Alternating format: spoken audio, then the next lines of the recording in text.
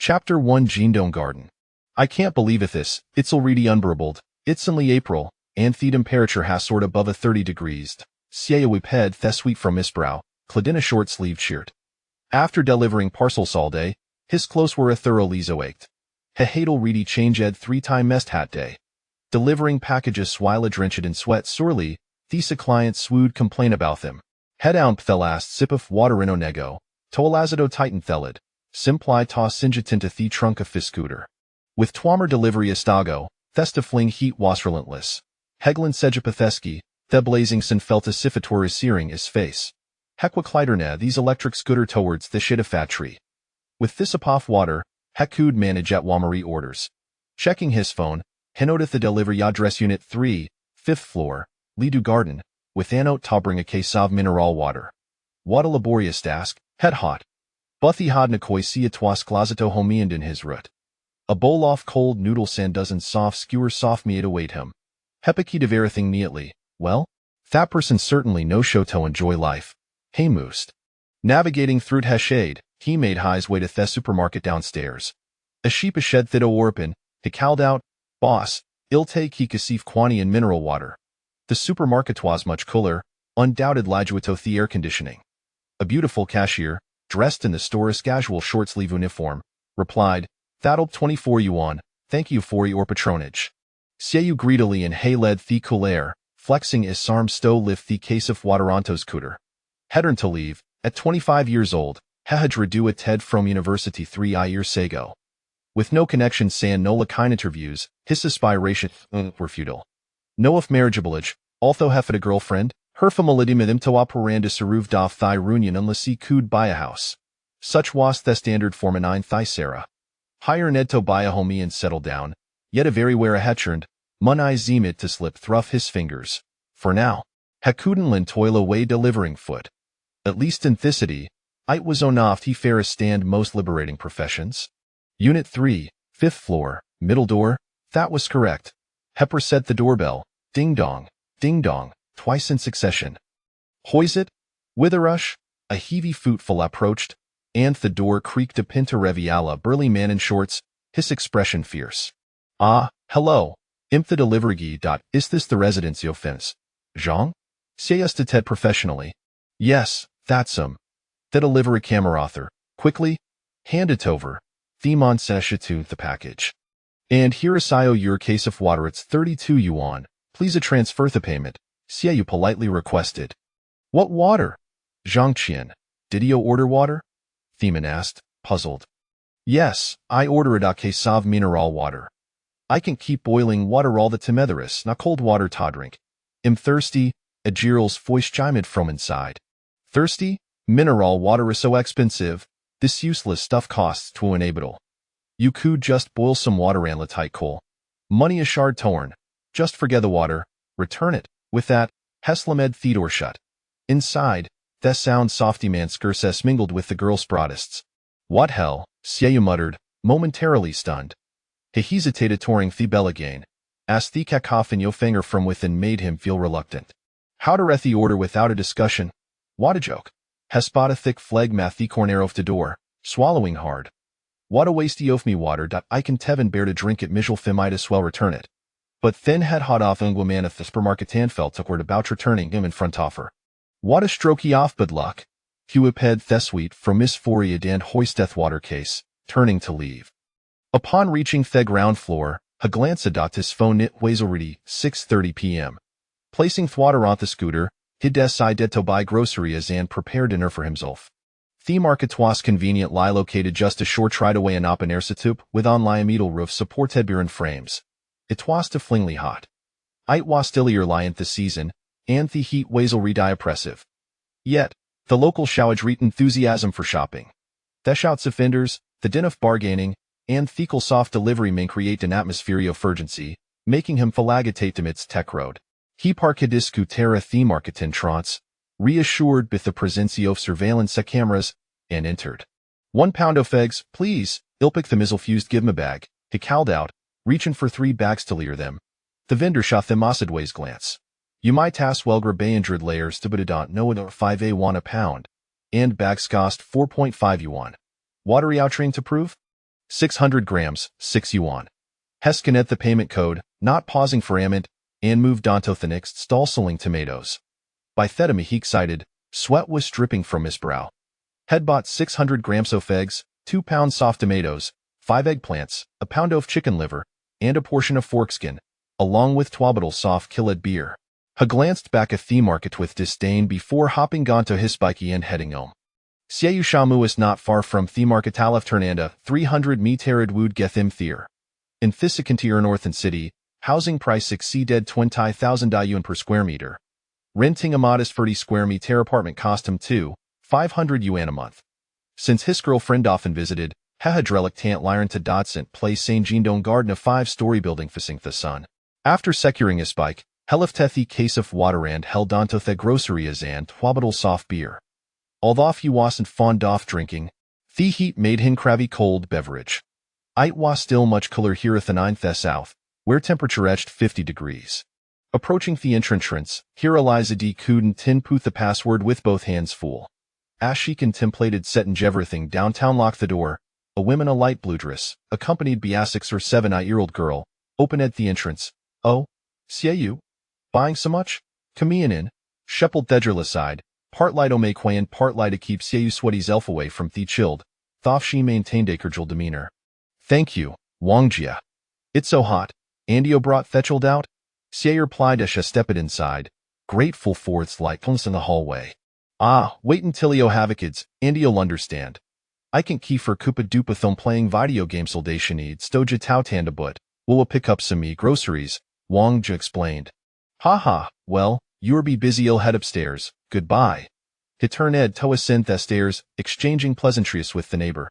Upon reaching the 5th floor, hesit down his groceries and unlocked the door. He carelessly kicked off his shoes. Inside, there was a large wardrobe, and a bathroom. The small living room connected with the balcony as the kitchen. He placid water in the shaded area, refraining from drinking. Ace event hocketwas just mineral water. Heffelt reluctant. Turning in the faucet, he gulped down a few freshings wigs, then submerged it under the cod water, letting it cascade over him. He tossed a disclose on a theflo ran grabbed an empty bucket beside him, positioning it next to his hower. With on foot inside the Bakitan theater outside, he turned on the shower. The heat was so intense that they wished himself thoroughly, lathering up his shadan body. The cold water gradually warmed as it flowed over him. He scrubbed his entire body vigorously, one foot resting on the bluey bucket. Half oft used water flowed into the bucket, while it heather half drained away. Before long, the bucket, capable of folding dozens soft liters, was nearly full, and Siu finished at a shower. Reluctantly, he turned off the tap. Water really fit was to wash off the heat. After dinner, he planned to make a few more deliveries. He set the bucket aside, intending to stew water for flushing the toilet. At that moment, he heard the sound of fakey and T-lock, accompanied by a woman's voice. Siu. Ario back? It's scorching. Water waving Fordner? It was his girlfriend, Su Feng Shuang, returning home. Peering around the corner, he spotted her alone. Without a scon thought, headish dover, scooping garoop in his arms. The heat off their body expressed Tagather. Oh, you're so annoying. It's the hot. Movie acidecantia see him carrying things? In need ta show her first. She lifted her arms, revealing the chicken bones and twabadal soft beer she had brought. Ha, you bought beer too? Great. We can chill it in the fridge for refreshing drink later. Chicken bones are my favorite. Thank you, darling. Ash spoke. Sheslai reacted under her skirt, lifting jitter movie it. I just showered, and no I'm sweating again. You're just being coy. Su Feng Shuang Sheik's flushed ass hair responded. Standing at 165 command weighing 106 pounds, she was stunning. She had been captivated BCAU, despite numerous suitors during Thirschul days. Most were poor boys, while few wealthy owned real rea did taken, leaving hair with no cois but a zettel for being gemistress sif sheppersud them. Although she wished to find a healthy partner, she didn't want to be woman. As a matured, both physically and mentally, she chose Siu among them and a less fortunate men. After all, Heku daffer to contribute to down payment on a 100 square meter apartment of the time cama for children, providing gastable foundation for their future Tagather. Ultimately, a Jiril must marry for security. Believe imnit koi. Imata liveryman, iklam stairs severide for exercised. It's just the he timnatweek. Dintius how wanjua so a keeden sweat willy going downstairs? Sieyud findetted himself, recalling how fithy had become over the past 2 years soft delivering foot. Weekus week. Su fengshuing brushed aside Sushin san headed toward Thebath room. Well fin doubt if him weak or not. With that, Purapidisrum surrounder on some more. Su feng shuang will to play fools quilasa turned on the shower. Soon, Thebath room was filled with sound soft laughter and love. Chapter 2 The Transformation. Satiated Dankint, Sieyu stepped du tof ti by thrumto fin Su feng shuangs, sprawled next to the bluey bucket, looking fatigued. You filled Theba kept with dirty water again, it's annoying, she remarked. Im savin jit for flushing the toilet water bilsery expensive. Comey over and have some and bones, Siey replied. My head feels dizzy, I felt unwell climbing the stairs today. Cough, cough, cough, Su feng shuang said.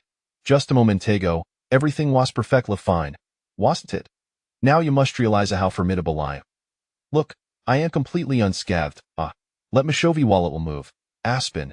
And Dabidoff breakdancing. Haha, Sieyu boasted with a flourish. I'm not joking with you. It really feel awful. Mithro at us in agony, and I can hardly catch me breath. I think shoulder down for a bit. Sigh. Istil have work tomorrow, Su feng shuing said weakly, hair energy drained. Area all right? You seem med fine just a moment ago. How can tia breathe now? Sieyu, taken aback by Su feng shuang's distress, quickly moved closer. Cough, cough, cough. Cover your eyes, Su feng shuang's sudden liar ched violently, tying her stomach into the floor. Heron's beautiful visage turned pale, her hair matted with remnant soft telling she had consumed dialao, white, green, and bit soft crush schedurlical mixed togather. A foul adore overwhelmed the small room.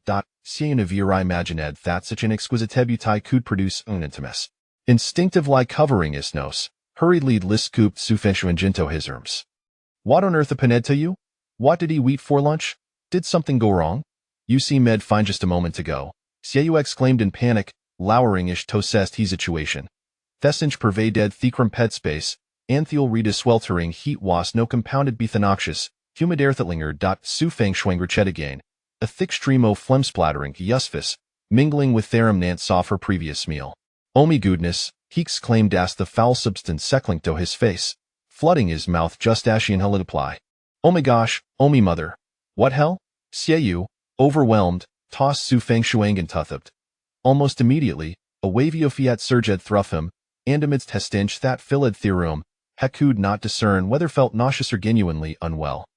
Hituja comed tathirja to vomit, and unfortunately, it landed right in Su feng shuang's abdomen. Dizziness struck him, accompanied by a sudden, intense headache. Mom, a third so much? Help me. Hekalap said beside Su feng shuang. Both of Tim lying theranagro their body is smooth filth. Both the chai and hot, thestic high sensation clung to them. After what felt like eternity, Sieyu sensidana chanyas left chi condemnus in his right. His entire body felt ablaze. Struggling to penhizes, he managed to crack them open slightly. His feeble hand lifted to touch his face, and he was horrified to find it felt like he velvet. Suddenly, a swarm of tiny flies erupted into the air. What on earth? Hello Kadathishant. Which was scover red and dead flies. The living Ganes scattered in panic at this Dutch. Looking down, he was met with a dark cloud awfully swarming chaotically throughout the room. Thestench was unbearable. His face was pressed against Su feng shuang's belly. He was momentarily immobilized. The viscous liquid had bonded them together. His face burned from the contact, and memories flooded back. He quickly began to shake Su feng shuang awake. Fong. His voice was hoarse and painful, allowing Gonlai a single syllable to escape. To Hisherer, a few flies full of from his mouth. Panic seized him headed not move his stungwi, forcing himself to rise. However, his face was so stuck to Su feng shuang's belita tinsome place thadreed. He couldn't lapeel himself away bit by bit. Thirst consumed him, and dizzes to match growled with hunger, devoid of fana strength.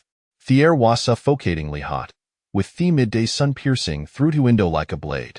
After several minutes, he managed to detach his face from Su feng shuang's abdomen, although some strand soft to substance selling aired, unwilling to let go. Nevertheless, Sieyu was resolute. Herozito findad distinct temperant office badayon the bed, a testament to how much sweat they'd accumulate over the past few days. Ignoring the filth, Hariri Edward Su feng shuang. Shido a wastring kedin sweat, the bada chaotic mess of foul substances. Grabbing the RB clothing, Hess wadded a Thefly shovering around her. Heron seen chantin form no weld no aller. A faint breathe indicated she was still alive. What had happened?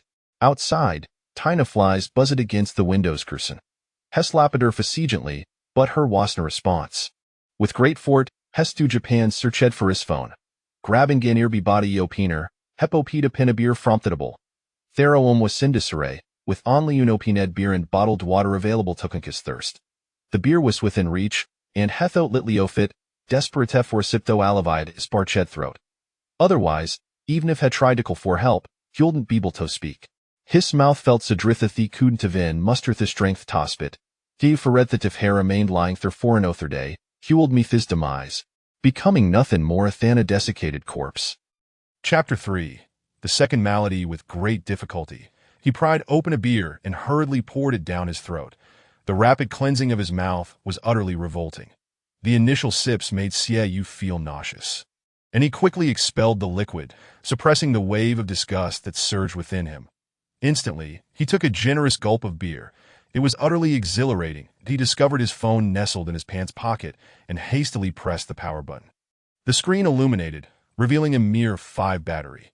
Sieyou recalled that before losing consciousness on his way home, the battery had been nearly full. After all, it was a delivery worker's instinct to keep their phone charged. He dialed 120, no answer. He tried again, still no answer. What on earth was happening? Never mind that. Saving lives took precedence that he turned on the faucet, but to his horror, the water spewed forth in thick, black, sludge-like jets. A foul odor assaulted his senses as the pressurized black water drenched him. He quickly shut off the tap, bewildered by the situation. It seemed futile to rely on 120, but he gulped down another mouthful of beer and staggered over to the foul-smelling beauty nearby. Spraying a mouthful of the stale brew across Su Fengshuang's face, flies scattered in panic from her visage, yet she remained utterly still. Weakly, she expelled a few flies from her lips, indicating that her unclean mouth had attracted quite the swarm. Grasping her jaw, he forced half a bottle of beer into her mouth. Sieyou remembered feeling parched when he first awoke, and Su Fengshuang had likely fared far worse than he had. After a few swallows, she coughed, expelling some liquid. "That I need water." Su Fengshuang gasped intermittently. "All right, just a moment," he replied, moving towards the balcony that I in the shade. He discovered a crate of mineral water and silently thanked the robust man who had left it there. Without him, they would have been without this precious resource. Clean water was scarce. He would need to purchase some soon. After struggling to open a bottle, he lifted Su Fengshuang's head.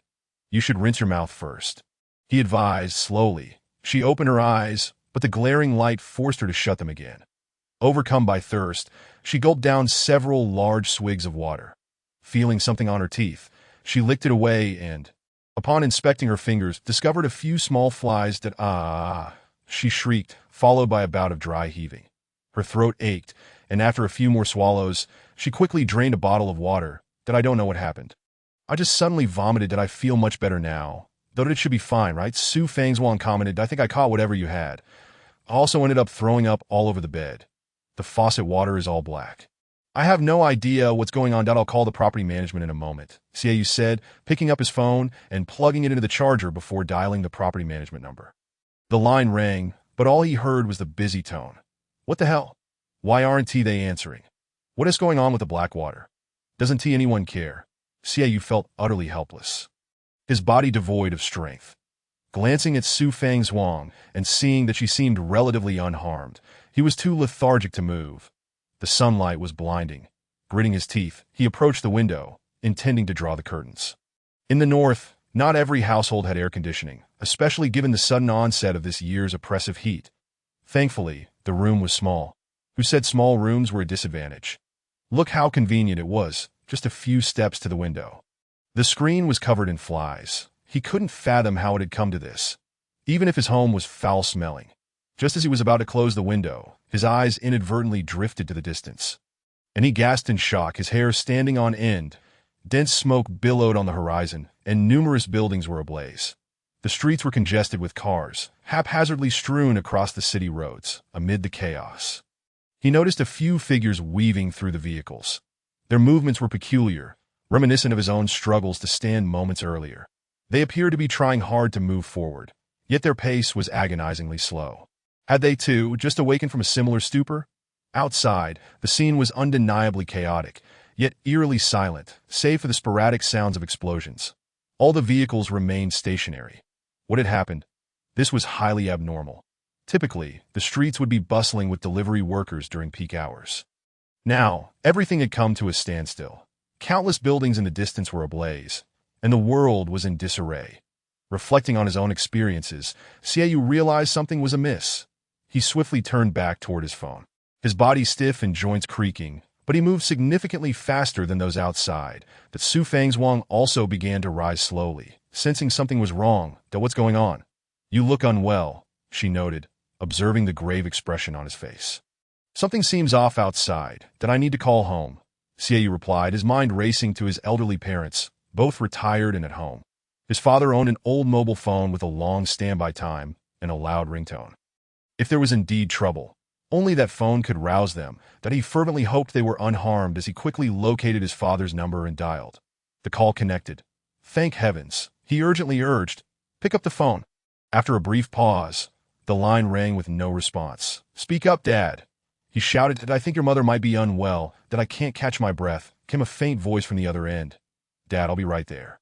I am calling 120 now. Just hold on. He grabbed another phone and anxiously dialed 120 again, but there was still no answer. Your mother seems to have come back to life. She is biting me. His father's frantic voice echoed through the line. The phone clattered to the ground, followed by the sounds of struggle and his father's weakening cries. Xiaoyu, protect yourself. Dad, what is happening? Xiaoyu shouted, the connection still active, but only muffled sounds of distress and the clatter of objects reaching his ears. Su Fang's gripped Xiaoyu's arm tightly, trembling in fear. What is wrong? What has happened to Uncle and Annie? She implored, her face a mask of despair. I don't know, but it feels like I just don't know. He replied, Dad. There was no response, but the sounds continued on the line. Someone was definitely inside the house. Xiaoyu felt a sense of impending doom in that moment. He remembered the omnipotent delivery group. The group chat for the delivery workers was filled with hundreds of messages. He quickly opened his phone, only to find every chat teeming with unread notifications. He opened the most active delivery group. And a flood of messages, videos, and images bombarded him. One video showed an overweight man suddenly lunging at an elderly person, biting into the old man's leg. Both the old man and the assailant moved sluggishly. But the elderly man was clearly conscious, while the fat man acted like a wild animal, tearing at his flesh. The old man grabbed a nearby stool and struck the assailant's head, but it had no effect. In an instant, a chunk of flesh was ripped from the old man's leg, blood gushing forth, splattering the camera. Other videos depicted similar scenes. Those who had awakened were dazed, thirsty, and disoriented, much like Xiaoyu had been, while others immediately resorted to biting one another. In the marketplace, newly awakened individuals grabbed any meat they could find, tearing into it ravenously, no matter if it was dead or alive. Xiaoyu and Su Fang's exchanged a glance. The realization dawning upon them. The world had descended into madness. Everyone was attacking one another, and only a small fraction of the population remained intact. Yet they too faced imminent danger. Xiaoyu felt a surge of relief that he had awakened indoors and was grateful that Su Fang's had not succumbed to the same fate. They were both unharmed. If they had been outside without any shelter, survival would have been nearly impossible. Now, the information they had gathered painted a grim picture. No wonder 120 was unreachable. The tap water was black, likely due to neglect and potential contamination during this tumultuous period. Xiaoyu glanced at the clock. April 13, 2024, 1:20 p.m. That he had been unconscious for 2 days and 11 hours. His stomach growled with hunger, and his thirst persisted. He snatched a bottle of mineral water and gulped it down, followed by Su Fang's doing the same. Our parents are probably not as fortunate as us. They must have succumbed to the illness. My father likely bit my mother, but I don't know if she can recover. We should wait a few days to see if there is any treatment available, but we have no idea what is happening with the hospitals. Xiaoyu lamented, cradling his head in despair, and he felt utterly powerless. The group had suggested numerous solutions, but the police and hospitals were in utter chaos, with delivery workers scattered across the city. This group held all the information for the city. It was evident that the hospitals were in disarray. The doctors themselves were succumbing to the chaos. There was no hope for a quick resolution, and the fate of the government remained uncertain. Is there still hope for someone to manage this city or this nation? According to the discussions in the group, this virus has erupted globally. The infection rate remains unknown, as does the possibility of recovery for those infected. However, it is evident that the infected will inevitably attack other living beings, and it seems that even those who are uninfected may fall victim to bites and injuries. What manner of virus is this? Alas, such thoughts are hardly conducive to peace of mind, that my parents may have perished, and I could be left an orphan. Xiaoyu sincerely regrets having left his parents, that if only he were by their side. With Su Fang's embracing him, they both might have lost their dearest kin. The stench of decay and the swarming flies quickly pulled their thoughts back to the present. Regardless, the house must be tidied up. It is simply too revolting that Su Fengshuang's cheeks flushed with embarrassment as she recalled her own nauseating mess, which had contaminated the entire room. Even she found it repugnant. Dragging her weary body, she remained oblivious to the nature of this illness. Her head throbbed painfully, and her joints felt rigid. Yet, the bed linens and covers must be cleaned. Together, they removed the sheets and wiped the floor. Upon entering the bathroom, they were met with a blue bucket, teeming with countless tiny flies that Su Fang's retched violently, her fear of clusters likely causing her distress. Leaning over the basin, she continued to gag, pondering the state of the world. The fact that she did not scream in terror demonstrated her remarkable composure. Chapter 4. The sound Su Fang's raised her head to gaze into the mirror, only to be confronted with a reflection that shattered her confidence. She had believed herself to be a beauty. Yet now she realized her visage was far more grotesque than the filth in a toilet. Dried vomit clung to her forehead, and strands of noodles were entangled in her bangs. Most horrifically, her face was speckled with countless tiny black dots, which upon closer inspection revealed themselves to be the remnants of deceased flies. Su Fang's shrieked in terror, hastily turning on the faucet to her dismay. The only sound that followed was the gurgling of murky, foul-smelling water. Just like Xiaoyu, she too was drenched in this dark liquid. Su Fengshuang's screams echoed through the air. Bang, bang, bang. The relentless pounding on the door interrupted her cries.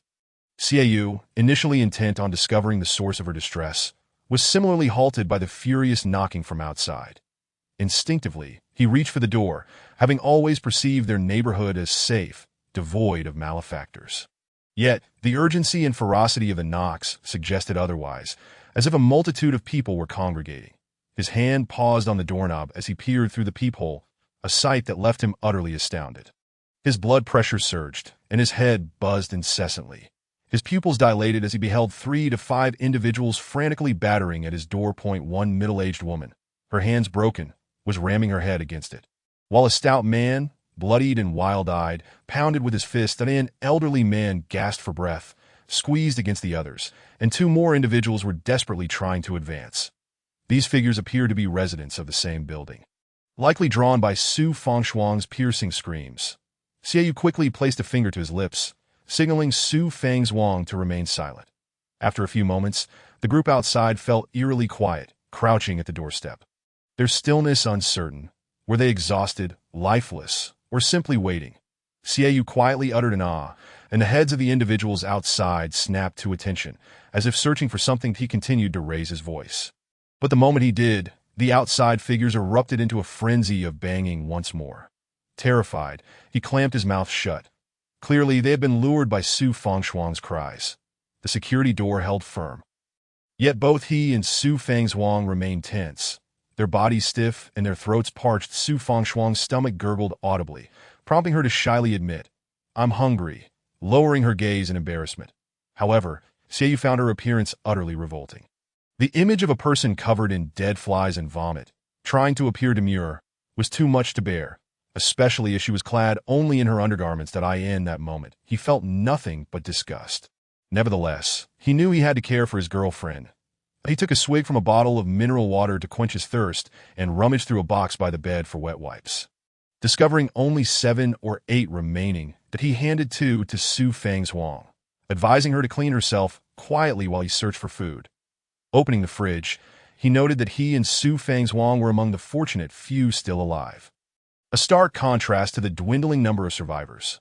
A mere handful remained from an initial group of over 200 that the virus's infection rate seemed to hover around 50%, but the mortality rate had escalated due to infected individuals attacking survivors. Many had perished at the hands of those they once called friends. Inside the fridge, a modest supply of pork skin, chicken liver, tomatoes, potatoes, eggplants, and chilled beer remained, all still fresh after a couple of days. Their home was neat and orderly, as they had always lived a modest lifestyle, eschewing excess that if only their parents were alive, their fridge would have been overflowing. Xiaoyu recalled a time when he had taken Su Fang's Huang to visit his family, and she had looked down upon the abundance of food in his parents' fridge that if they were alive, at least their material needs would have been met, sparing them this embarrassment. But here he was, with only a meager supply of chicken liver and pork skin. As Su Fang's Huang tidied herself up, the heat of the day made clothing unnecessary for the two of them. They both felt filthy and planned to clean up before eating. Su Fang's Huang was already contemplating a refreshing shower once the water was restored. They quickly tidied the table and closed the windows, as the heat outside was suffocating. However, the stench within was unbearable. Opening the windows invited in flies and heat, while closing them trapped the foul odor inside. They had no choice but to endure. The two of them opened a bottle of beer, the frosty condensation still clinging to it. The table was now clean, and they placed the pork skin and chicken liver in the center, leaving the chicken bones outside to spoil that Su Fang's Huang insisted on maintaining a semblance of ritual. Despite their grim circumstances, she raised her glass for a toast, but upon noticing Xiaoyu's sweaty and filthy appearance, her enthusiasm waned. Xiaoyu, being a delivery worker and adept at navigating the world, had little patience for pretentiousness that if not for accommodating Su Fang's Huang, he would have long since indulged himself without ceremony, diving straight into the food that Su Fang's Huang, ravenous, disregarded the stench of decay and took a swig of beer, followed by a hearty bite of chicken liver and pork skin. Surprisingly, her appetite was robust. Typically, they would have leftovers, but now they were left wanting that as Xiaoyu offered her the last piece of chicken liver. She gratefully accepted. After consuming 2 bottles of beer, they found themselves satisfied, yet both knew the house needed further attention. With 12 bottles of mineral water remaining, Su Fang's Huang poured some onto a towel and began scrubbing the floor. Though exhausting, she could not bear the overwhelming odor. Xiaoyu cast a sidelong glance, sensing a slight waste of water, but he did not voice his concern that Su Fang's Huang worked swiftly, and after using 2 bottles of mineral water, the situation improved significantly. The filth was diminished, and the air felt clearer. She contemplated washing the towel, but realized they lacked the means, as mineral water was precious, and she was reluctant to use it all. Instead, she stuffed the towel into a plastic bag to contain the stench.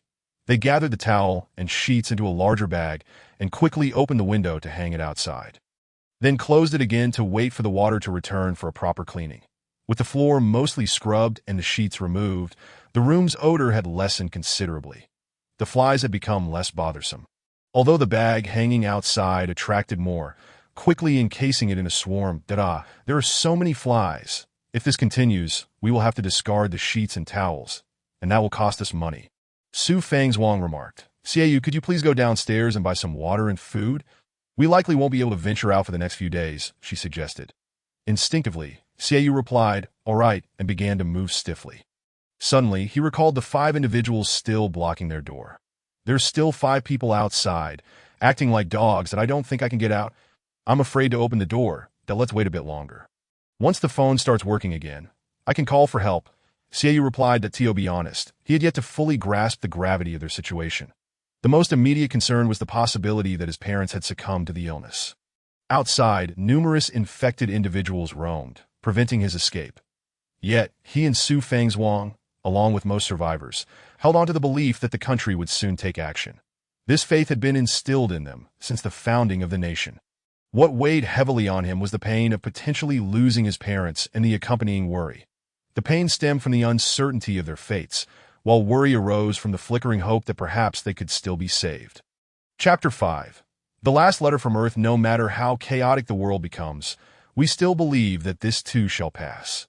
This sentiment resonates with the majority of our compatriots, though we have weathered countless storms, risen time and again, undergone reforms, and emerged stronger, creating a collective belief that this time will be no different. Soon, we will be able to drive away the infected, resume normal shopping, seek medical care, and return to our daily lives. Even if only a few remain alive in the group, The majority still await a brighter future. Xiaoyu and Su Fang's weary and disheartened, huddled together, their eyes glued to the phone screen, feeling increasingly dizzy as they absorbed every update and piece of information from their respective groups. As they continued to scroll, astonishment morphed into anxiety, for the situation showed no signs of amelioration. Indeed, rumors circulated that this was a calamity for all humankind. The videos and updates inundated them with images of carnage, violence, pleas for help, wails of despair, and the occasional gleeful taunt, an overwhelming barrage of negativity. Suddenly, all the groups transformed into a dull gray. Shortly thereafter, every chat interface faded into a similar hue. The pinned announcements in all groups displayed a singular message: greetings. Friends, the situation is dire, and I shall refrain from unnecessary elaboration that I am from the National Center for Disease Control, and I represent the state in delivering this final message. Regrettably, this virus emerged abruptly and is by no means a mere coincidence. The intensification of global warming has awakened ancient pathogens that in the brief span of these few days. We have endeavored to assemble authoritative scientific institutions to ascertain that the majority of the infected are in a state of cognitive collapse. Reduced to mere animalistic instincts, essentially living corpses which we refer to as zombies, that a portion of the populace, like us, has contracted the virus but remains unscathed in mind and body, qualifying as survivors. However, should we be scratched or bitten by a zombie or come into contact with their blood, we too face a high probability of reinfection, with a 50% chance of succumbing to zombification. Furthermore, global water contamination and massive glacier melt have unleashed ancient viruses worldwide, rendering our water supplies severely tainted and a murky brown. It is unequivocal that the global water supply has become undrinkable. Moreover, the communication networks are unmaintained and will soon collapse, leaving us unable to process a deluge of information that we are striving to utilize the last of our bandwidth to disseminate this message before our nation, and indeed, the entire world, loses connectivity and power outages follow swiftly, that we urge everyone to take immediate precautions and seek safe havens. The law enforcement and military systems have already crumbled, and we implore our citizens to unite and assist one another. One day, we may rise once more on the global stage. That I extend my gratitude for your companionship over the years. After this message, we cannot predict if there will be another opportunity for a restart. Time is of the essence. The system is collapsing. To those who read this message, take care. The top headline on Ting News is this very message. The final letter. The last act of defiance from our people. At this juncture, one can only imagine the arduousness of disseminating this information, the resources mobilized, and the lives sacrificed to ensure that a precise message was conveyed before the system's collapse. In the office at Longan Gate in Kyoto, Director Fei of the National Center for Disease Control trembled. Before him stood the nation's foremost leader, supported by 3 guards, their bodies marred with bruises. Yet the leader, now but a shadow of himself, clung to life through sheer willpower. A mobile phone rested nearby. "Chairman, the message has been sent." Fei's eyes were bloodshot, yet no tears fell. The dehydration inflicted by the virus rendered such an expression impossible. The nation's leader nodded faintly, a slight smile flickering at the corners of his lips. His hand falling weakly to his side, having expended the last vestiges of strength for his people. The guards wept loudly, acutely aware of the immense pressure borne by their leader. As the virus erupted, nearly everyone succumbed to nausea, the air quickly becoming putrid. The noxious gas, mingled with saliva, rapidly infected those nearby. One by one, they collapsed, and as they regained consciousness, they found themselves in a hellish landscape that a few guards hastily regrouped in search of their leader, only to discover him besieged by zombies. After a desperate rescue, the leader, gravely injured, urgently convened the disease control center. It became apparent that the center had succumbed, and the military had also fallen. That a national emergency order was issued, instructing the military to spare no effort in rescuing Director Fei and the remaining scientific personnel, thus culminating in this final message.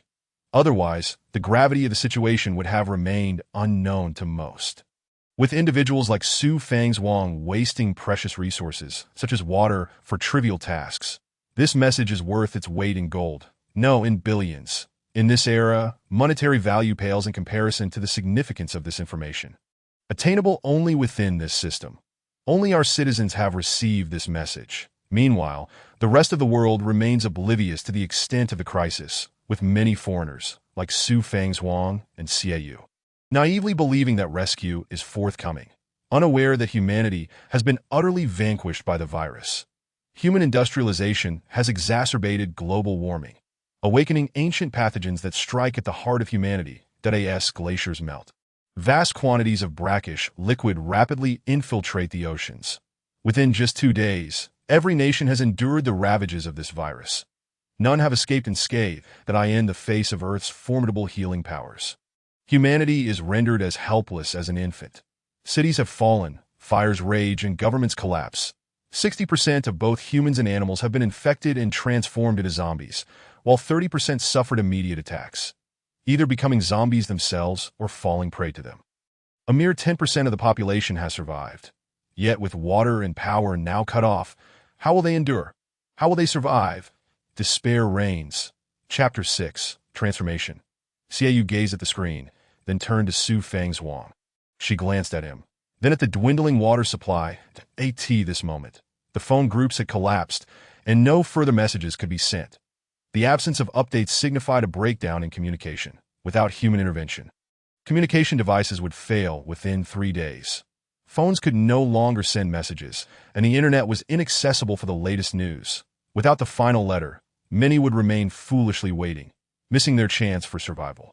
Had it not been for the unwavering resolve of the foremost leader, most survivors would likely find themselves trapped in their homes. Currently, while citizens of other nations remain in the dark regarding the government's catastrophic failures.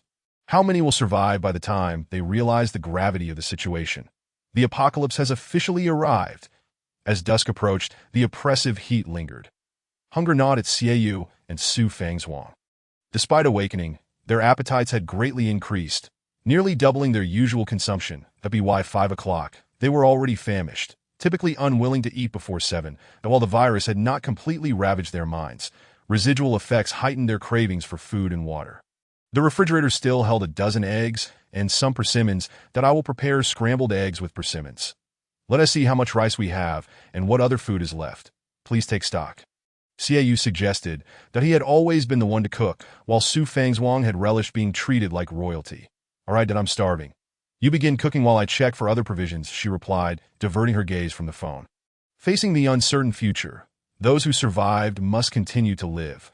With no response from her parents, she feared they too had perished. Humanity is curious. Had it only been her parents who faced misfortune while others remained safe? Su Fangzhuang would undoubtedly have collapsed in tears. Yet upon witnessing that 90% of the world had suffered, her sorrow diminished, rapidly becoming something she could accept. Xiaoyu felt similarly. Though heartache lingered, he had to suppress his grief. For the pangs of hunger were tangible, and thirst was insatiable. Each grabbed a bottle of mineral water and gulped it down. Xiaoyu rose to cook, while Su Fangzhuang scoured the house for food. Cooking required water, so Xiaoyu opened another bottle of mineral water to pour into the pot, but he felt immense gratitude towards the strong man. Without him, both he and Su Fangzhuang would have had to venture downstairs for water. Yet, the strong man's circumstances would likely be dire in the coming days.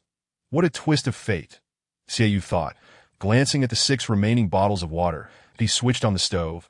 There was no need to rinse the rice. As wasting water was not an option, he could accept this reality. However, Su Fangzhuang, a woman of refined tastes, furrowed her brow at the sight of unwashed rice being tossed directly into the pot. Yet, with the nation's current edicts, who could blame her? The future was uncertain, and mineral water was their only potable resource. Su Fangzhuang wandered the small apartment, quickly organizing the food supplies. 6 bottles of mineral water, 4 tomatoes, 2 unspoiled eggplants, 8 potatoes, approximately 7 kilograms of rice, 3 kilograms of pork in the freezer, half a bag of dumplings, half a kilogram of beef, and 3 ice creams. The fridge was modest, and she had never been one to stockpile provisions.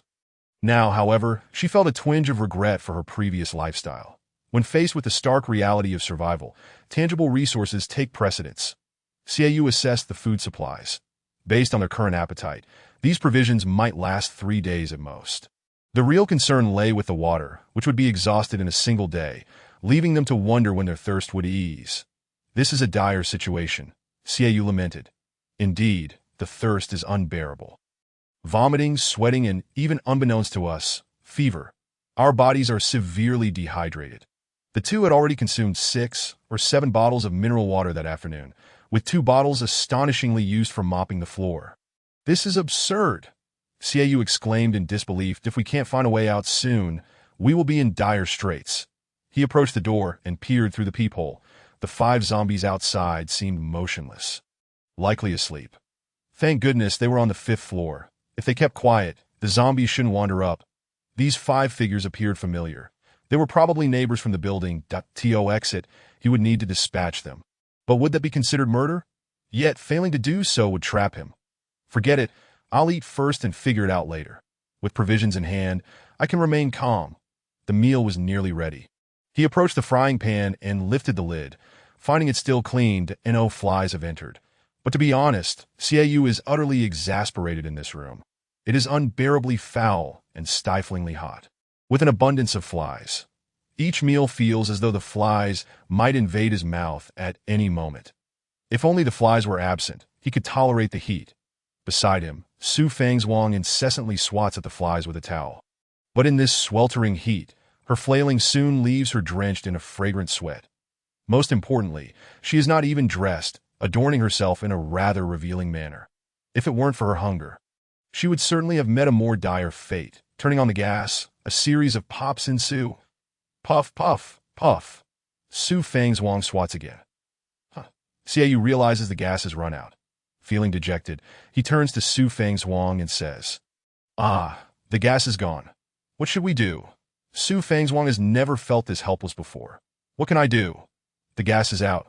You should take a break. If you make too much noise, those zombies outside will start banging on the door again. We mustn't attract more of them. Xiaoyu feels equally helpless. "Do you think I want this? It's so hot. But these flies are insufferable," he says, sitting down, the bed damp with sweat and uncomfortable. Xiaoyu, Su Fangzhuang suddenly exclaims with wide eyes. "What's wrong?" Xiaoyu asks, puzzled. "After swatting flies for so long, I feel much more agile. After drinking some water and moving around, I'm not as stiff anymore." She bounces a couple of times. Although she still feels a bit awkward, she has indeed become much more nimble. Xiaoyu quickly tries it himself, and indeed, he feels a bit more agile after the movement. "We haven't eaten much, and this room stinks. How about we check if any of our neighbors are home? Perhaps they have supplies," that Su Fangzhuang suggests with a spark of inspiration. "That's a feasible plan," he replies. "But what do we do about those zombies at the door? We can't get out. Besides, we don't have the keys to their apartments. For most people, trying to enter someone else's home without a key is quite challenging. Even police would find it difficult to open a door." The two fall into a contemplative silence. That Su Fangzhuang approaches the peephole to peek outside. 5 people, she observes. "Hey Xiaoyu, isn't that the old man? Li Yi from our building?" Su Fangzhuang quickly pulls Xiaoyu over. Xiaoyu leans against the door to look outside. Gray shirt, army green pants. It does resemble Li Yi's attire, but his face is covered in blood. It is hard to see clearly. However, his figure matches that it really is Li Yi. Xiaoyu confirms that if that is Li Yi, then there are 2 possibilities.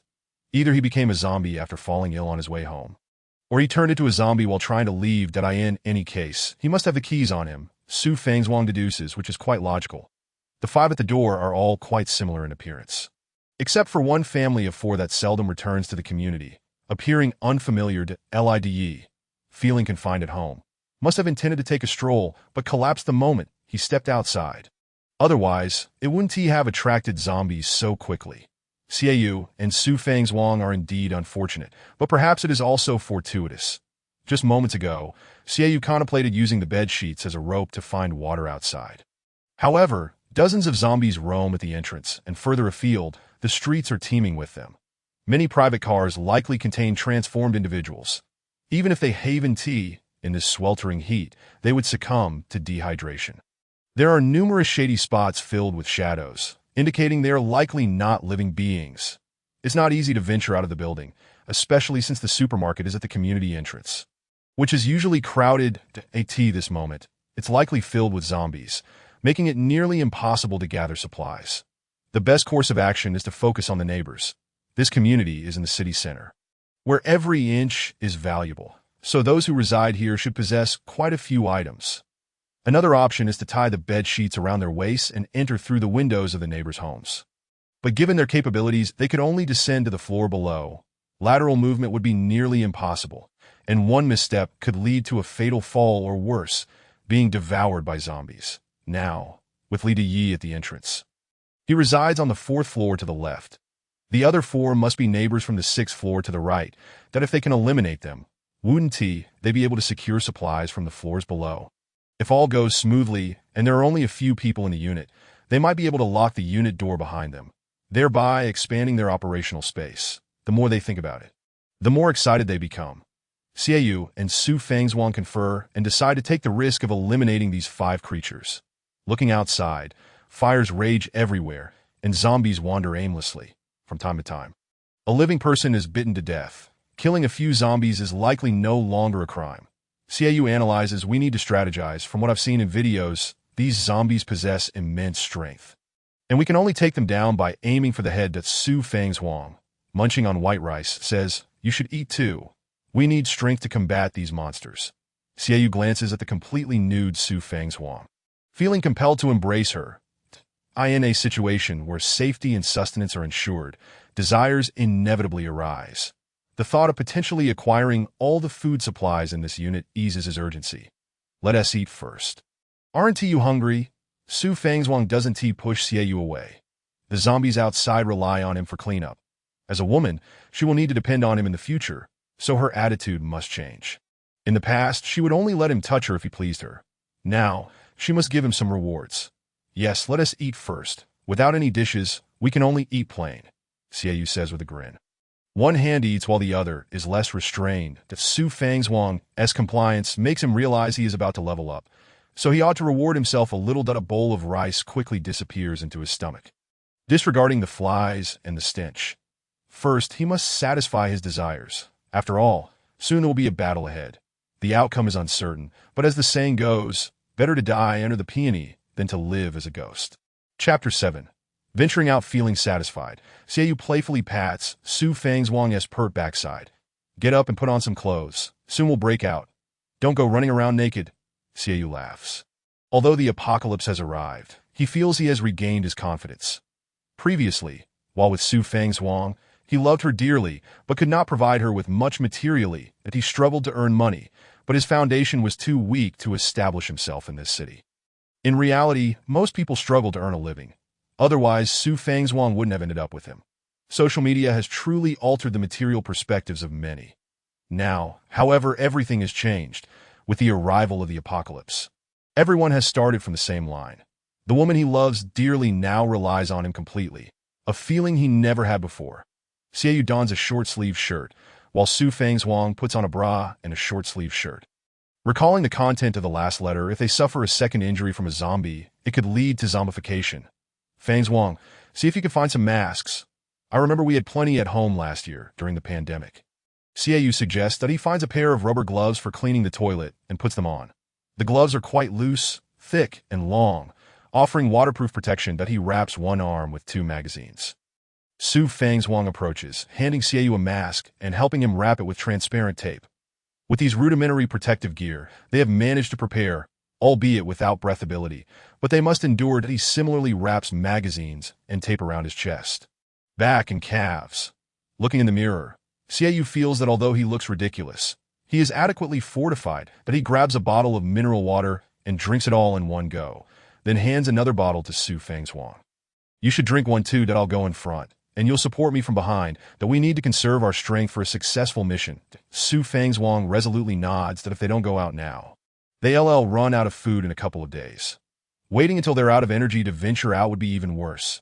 The main issue is the unbearable stench and the multitude of flies. They cannot remain here overnight. Let us not open the door all at once.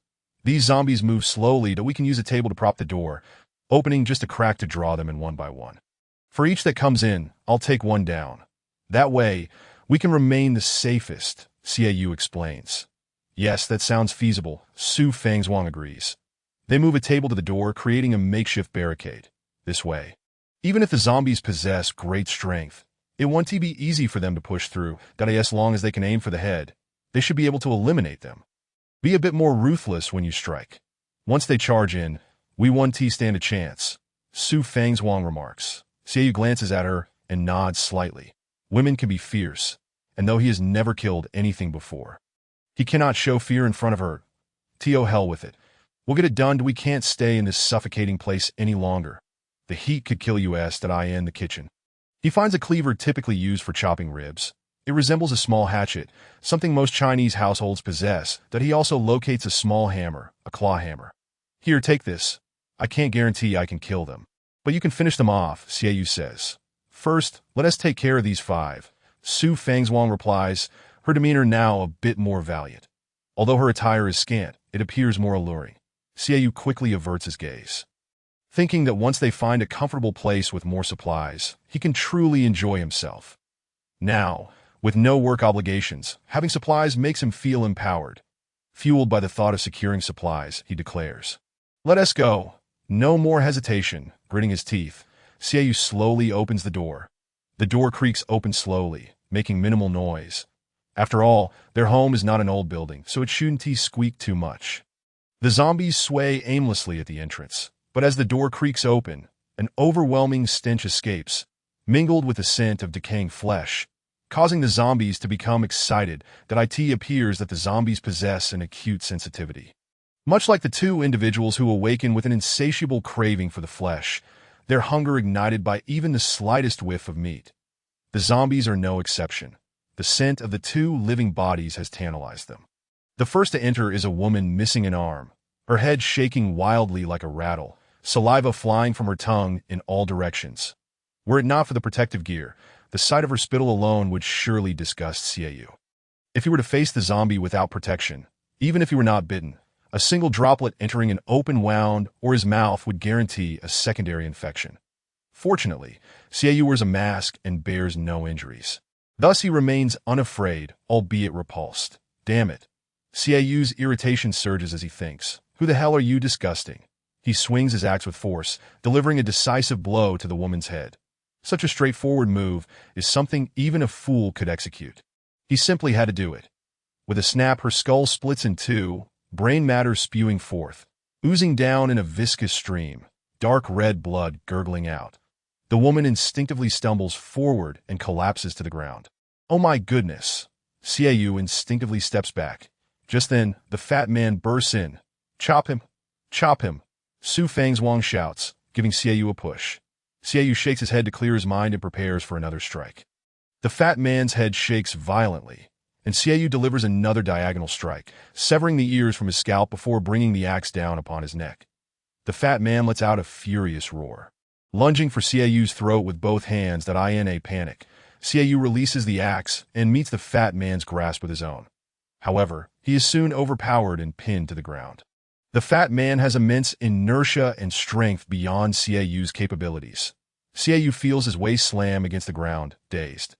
The fat man lunges for Xiaoyu's neck, and in a moment of desperation, Xiaoyu raises his arm to block the fat man's gaping maw. The teeth sink into his arm. Just then, another young zombie steps over the fat man and squeezes this moment of despair. Su Fangzhuang brings down her hammer with tremendous force, striking the back of the fat man's head. She then lifts the hammer again, aiming for the young zombie's forehead with another blow. This is astonishing. Xiaoyu's neck tightens. This really the gentle Su Fangzhuang. In an instant, she has dispatched 3 foes. The other 2 remain at the doorway, frantic and unable to enter, shrieking in desperation. Xiaoyu gasps for breath. Having killed a woman with no arms while Su Fangzhuang has eliminated 2 formidable zombies, this feels somewhat unsettling. Is this not the moment he should be showcasing his prowess and winning the heart of a beauty? He pushes the fat man aside and quickly gets up. There's no need to exit. He can simply reach out from the door and swing the axe. With a few strikes, the old man and another young man are brought down. Collecting heads, blood spills everywhere, brain matter splattered around. This room has become uninhabitable, that we should drag the bodies inside and toss them out the window. We may need to stay here for a while. Xiaoyu suggests that Su Fangzhuang nods. Is your arm all right? Only then does Xiaoyu remember his arm. Looking down, he sees no harm. Beneath the tape lies a magazine. The bite from the zombie hurt significantly, but he remains uninjured thanks to his precautions. Otherwise, a chunk of flesh would surely have been taken.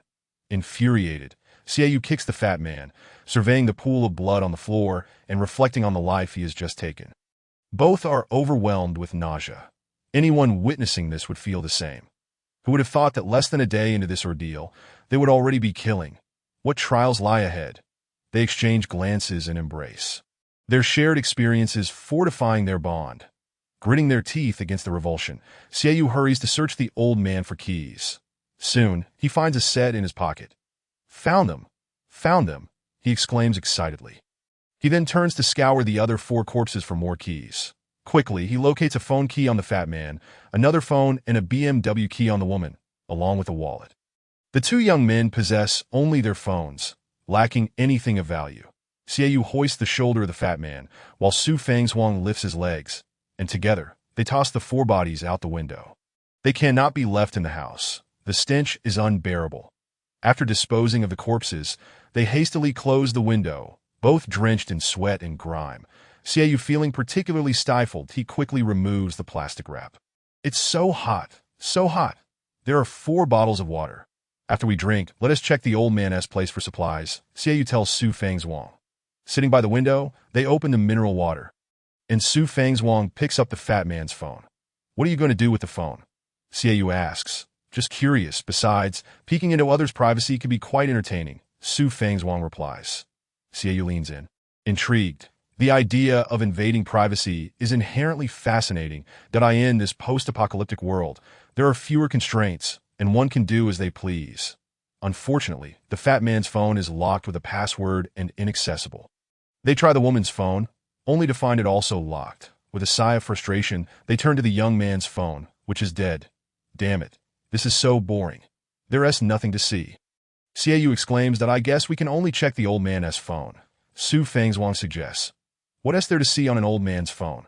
Let's go find supplies, Xiaoyu says. Standing up to head towards the door. Chapter 8. The culture of alcohol gently opening the door, the hallway smells far better than the room. And it is much cooler, if the hallway is safe. They could potentially stay there tonight, which would be infinitely preferable to the stifling room. The thought of being able to run freely in the hallway excites Xiaoyu. He glances around. No one is in sight.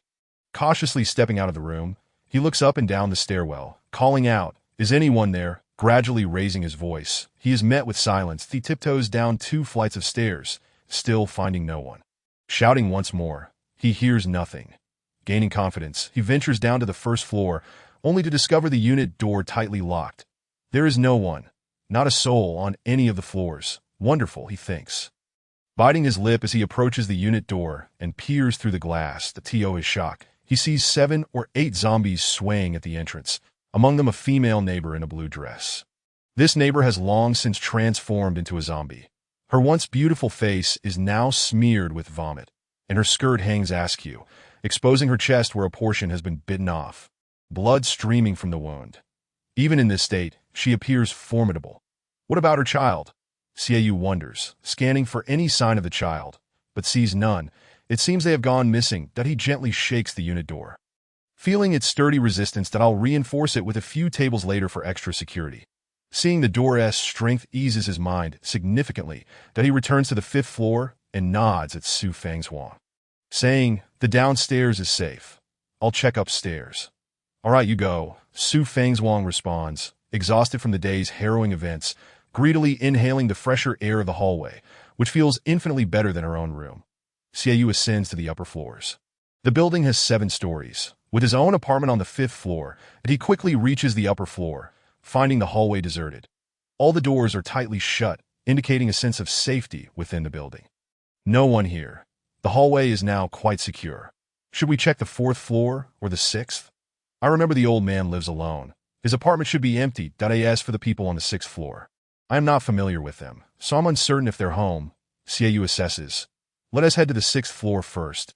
I believe the old man's apartment should be vacant. We need to find a place to stay, Su Fangzhuang suggests, her preference leaning toward a more modern abode. For now, we have enough food, she adds, her curiosity piqued about the 6th floor. Her eyes gleam with anticipation, as if they are about to embark on an adventure. Breaking into someone else's home feels like unboxing a surprise. Only this surprise is much grander. Each door leads to a room, she exclaims. brimming with excitement. Although Xiaoyu is more concerned with resources, he understands that they cannot rush. After all, a cooked duck will not fly away. He shares her enthusiasm for the thrill of discovery. The two are in perfect harmony.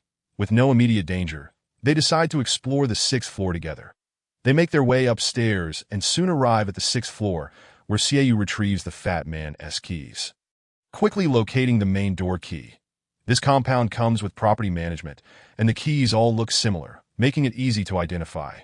These individuals must be the neighbors from the 6th floor. Otherwise, they wouldn't appear in the stairwell. They likely intended to step outside for a stroll, but succumbed to their affliction before they could. The woman, having lost her arms, must have been conscious when she awoke, but it was inevitable she would be bitten. As zombies rarely harm one another, Xiaoyu carefully inserts the key into the door, twisting it to the left. With a click, the door swings open. Both Xiaoyu and Su Fangzhuang feel a surge of anxiety as they prepare to enter the room. "Is anyone home?" Xiaoyu whispers. The silence is deafening. Is there anyone here? He queries again, yet receives no response. It seems no one is here, he exclaims, excitement bubbling within him as he strides into the apartment. Their eyes light up at the sight before them. The living room features wooden flooring, a 50-inch LCD television mounted on the wall, and a beige sofa that looks invitingly soft.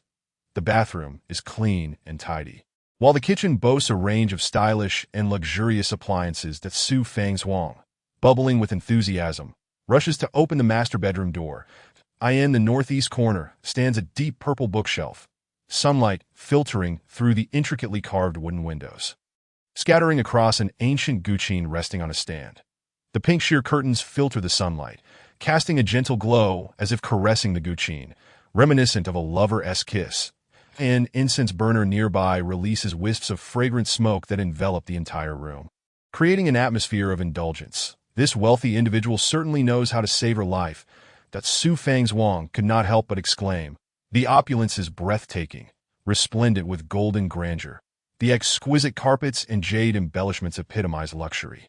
She pondered the peculiar circumstances of this rotund individual who possessed such a magnificent abode. What could he possibly do to afford such a splendid house? She mused. Xiaoyu felt an overwhelming urge to recline. But Su Fangzhuang quickly grasped his arm, insisting, "Not yet.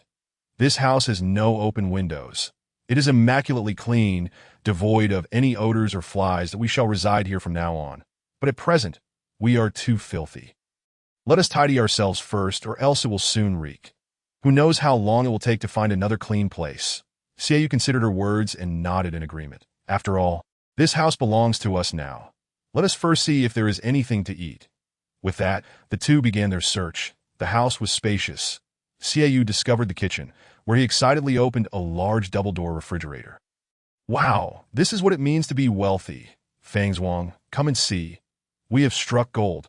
His excitement was palpable. Su Fangzhuang hurried over, and upon seeing the top shelf filled with an array of beverages, milk, mineral water, and strawberries, her heart swelled with joy. After a quick count, they found over 30 bottles. Opening the lower compartment, Xiaoyu gasped at the sight of an abundance of ice cream and steak filling the shelves. "This is incredible. We could eat for a week. Quickly, let us see what else we can find." With spirits high, they continued their exploration. In the study, Xiaoyu stumbled upon a liquor cabinet stocked with fine wines, including Wulian and Matai, along with a dozen or so bottles of lesser-known red wines. "These are all mine now," he thought, filled with unexpected happiness. In this post-apocalyptic world, he had developed a fondness for such treasures. These items, which he wouldn't have dared to glance at before the collapse, were now his simply for the taking. They soon discovered 3 packs of Zhonghua cigarettes and a wealth of pu'er tea. "What wonderful finds!" Su Fangzhuang exclaimed, opening various cabinets to reveal a plethora of designer clothes. Though they appeared somewhat dated, they were still of notable brands. Noticing her own disheveled state, she refrained from trying them on, but assessed that they would likely fit well due to the quality fabric. She also uncovered menstrual products but hesitated to turn on the faucet, fearing it might yield contaminated water. Instead of rice or flour, they found a box of instant noodles, indicating that the affluent likely did not cook much. As the kitchen showed no signs of use, "This box of noodles could extend our survival by another week," she declared joyfully. That a pack of wet wipes made her smile even wider. Cleanliness was a priority for women. Swiftly, she used the wipes to clean herself, tossing her dirty clothes into a bag. Every inch of her skin received careful attention. "Here, take a pack and clean up too," she said, tossing one to Xiaoyu. "We'll head to the fourth floor shortly." Xiaoyu accepted it, quickly wiping himself down. While men might not be as particular about cleanliness, he too couldn't tolerate foul odors that in no time. Both of them had tidied themselves up. Tossing their clothes out of the window, Su Fangzhuang opened the wardrobe of the female occupant, finding neatly organized garments. Although these were secondhand, they were from well-known brands she recognized, having only ever admired them from afar in stores. She was pleased to claim them, though the bras were slightly small for her. Before long, they were clad in comfortable attire, their spirits significantly lifted as night fell. They felt exhilarated. The cleanliness of their new surroundings was refreshing. Despite their exhaustion, sleep was elusive, and they quickly decided to explore the fourth floor. The hallway was illuminated by motion sensor lights, guiding them downstairs. With a gentle turn of the key, they opened the door and switched on their phone's flashlight. "Hello? Is anyone there?" Silence greeted them. Memories surfaced of an elderly person living alone in this space. After confirming no one was present, Su Fangzhuang located the light switch, flooding the room with illumination. The air was filled with an ancient charm, and the Chinese-style furniture gleamed with cleanliness. This apartment, typically around 105 square meters, was indeed a luxurious residence that in such a prime location. A 105 square meter unit would cost over 2 million yuan. That an elderly person living here was surely no ordinary individual. However, the decor of the elderly person's home lacked the modern flair of the sixth floor that Su Fangzhuang, not particularly interested in interior design, remained focused on gathering supplies. The elderly residence was equally pristine, with no odors or flies. The windows were tightly shut in the sweltering heat. It was reasonable to keep the windows closed as long as there was no foul smell. The place was immaculate. Entering the living room revealed a liquor cabinet. Though devoid of matai, it was filled with various baijiu. Xiaoyu, indifferent to such spirits, had seen enough matai to last a lifetime. Upon entering the kitchen, Xiaoyu's eyes widened with joy at the sight of a 50-kilogram bag of rice. There was also 20 kilograms of flour, despite being opened. This meant they had over 60 kilograms of food, enough to last 2 months. "This is a treasure," he exclaimed. The refrigerator was stocked with watermelons and fruits, along with 2 bottles of beer. However, there was no water, an essential item they desperately needed. As they approached the elderly bedroom, they were struck by the sight of numerous military medals adorning the walls. "He must be a retired soldier," Xiaoyu remarked. That Su Fangzhuang entered the room and surveyed it. "But there's still no water. That we only have 10 bottles of mineral water combined, though we have plenty of drinks, 30 bottles in total. Once those are gone, we will have to resort to alcohol. But does alcohol quench thirst? Thankfully, we have the rice and flour. Otherwise, this old man's home would be of little use without water. How can we survive without it? Let's take all the alcohol to the 6th floor and leave the rest for now," Xiaoyu suggested, feeling disheartened. "Without water, we are at a standstill. These supplies will only last us a week at best. If it weren't for the generous supply of mineral water from the Han, I shudder to think of our predicament. That it seems our immediate priority is to secure mineral water. Fortunately, we have control over this building. Tomorrow, we must make the rounds and gather more water." Chapter 9. Liu. 30 bottles of beverages, 10 bottles of mineral water, 50 bottles of red wine, and 30 bottles of white wine. Xiaoyu assessed their inventory. "It seems we must search downstairs for mineral water tomorrow. Thankfully, these supplies will sustain us for at least half a month. But if we start cooking, we will run short. At least we can enjoy this spacious and luxurious home without the annoyance of flies. I'm already quite content," Su Fangzhuang replied, her spirits high. "Most importantly, look at this place.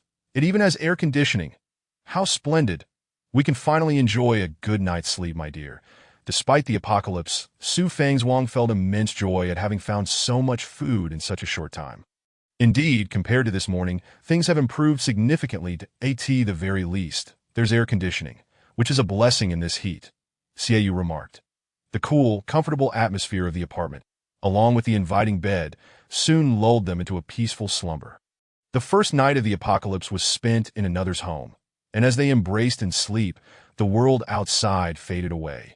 When they finally opened their eyes again, it was already afternoon the next day.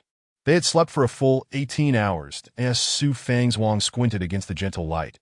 Everything felt so tranquil, as if nothing had transpired, surrounded by the opulent bedroom and warmed by the sunlight. She could hardly comprehend how just yesterday she had been a mere office worker facing the end of the world.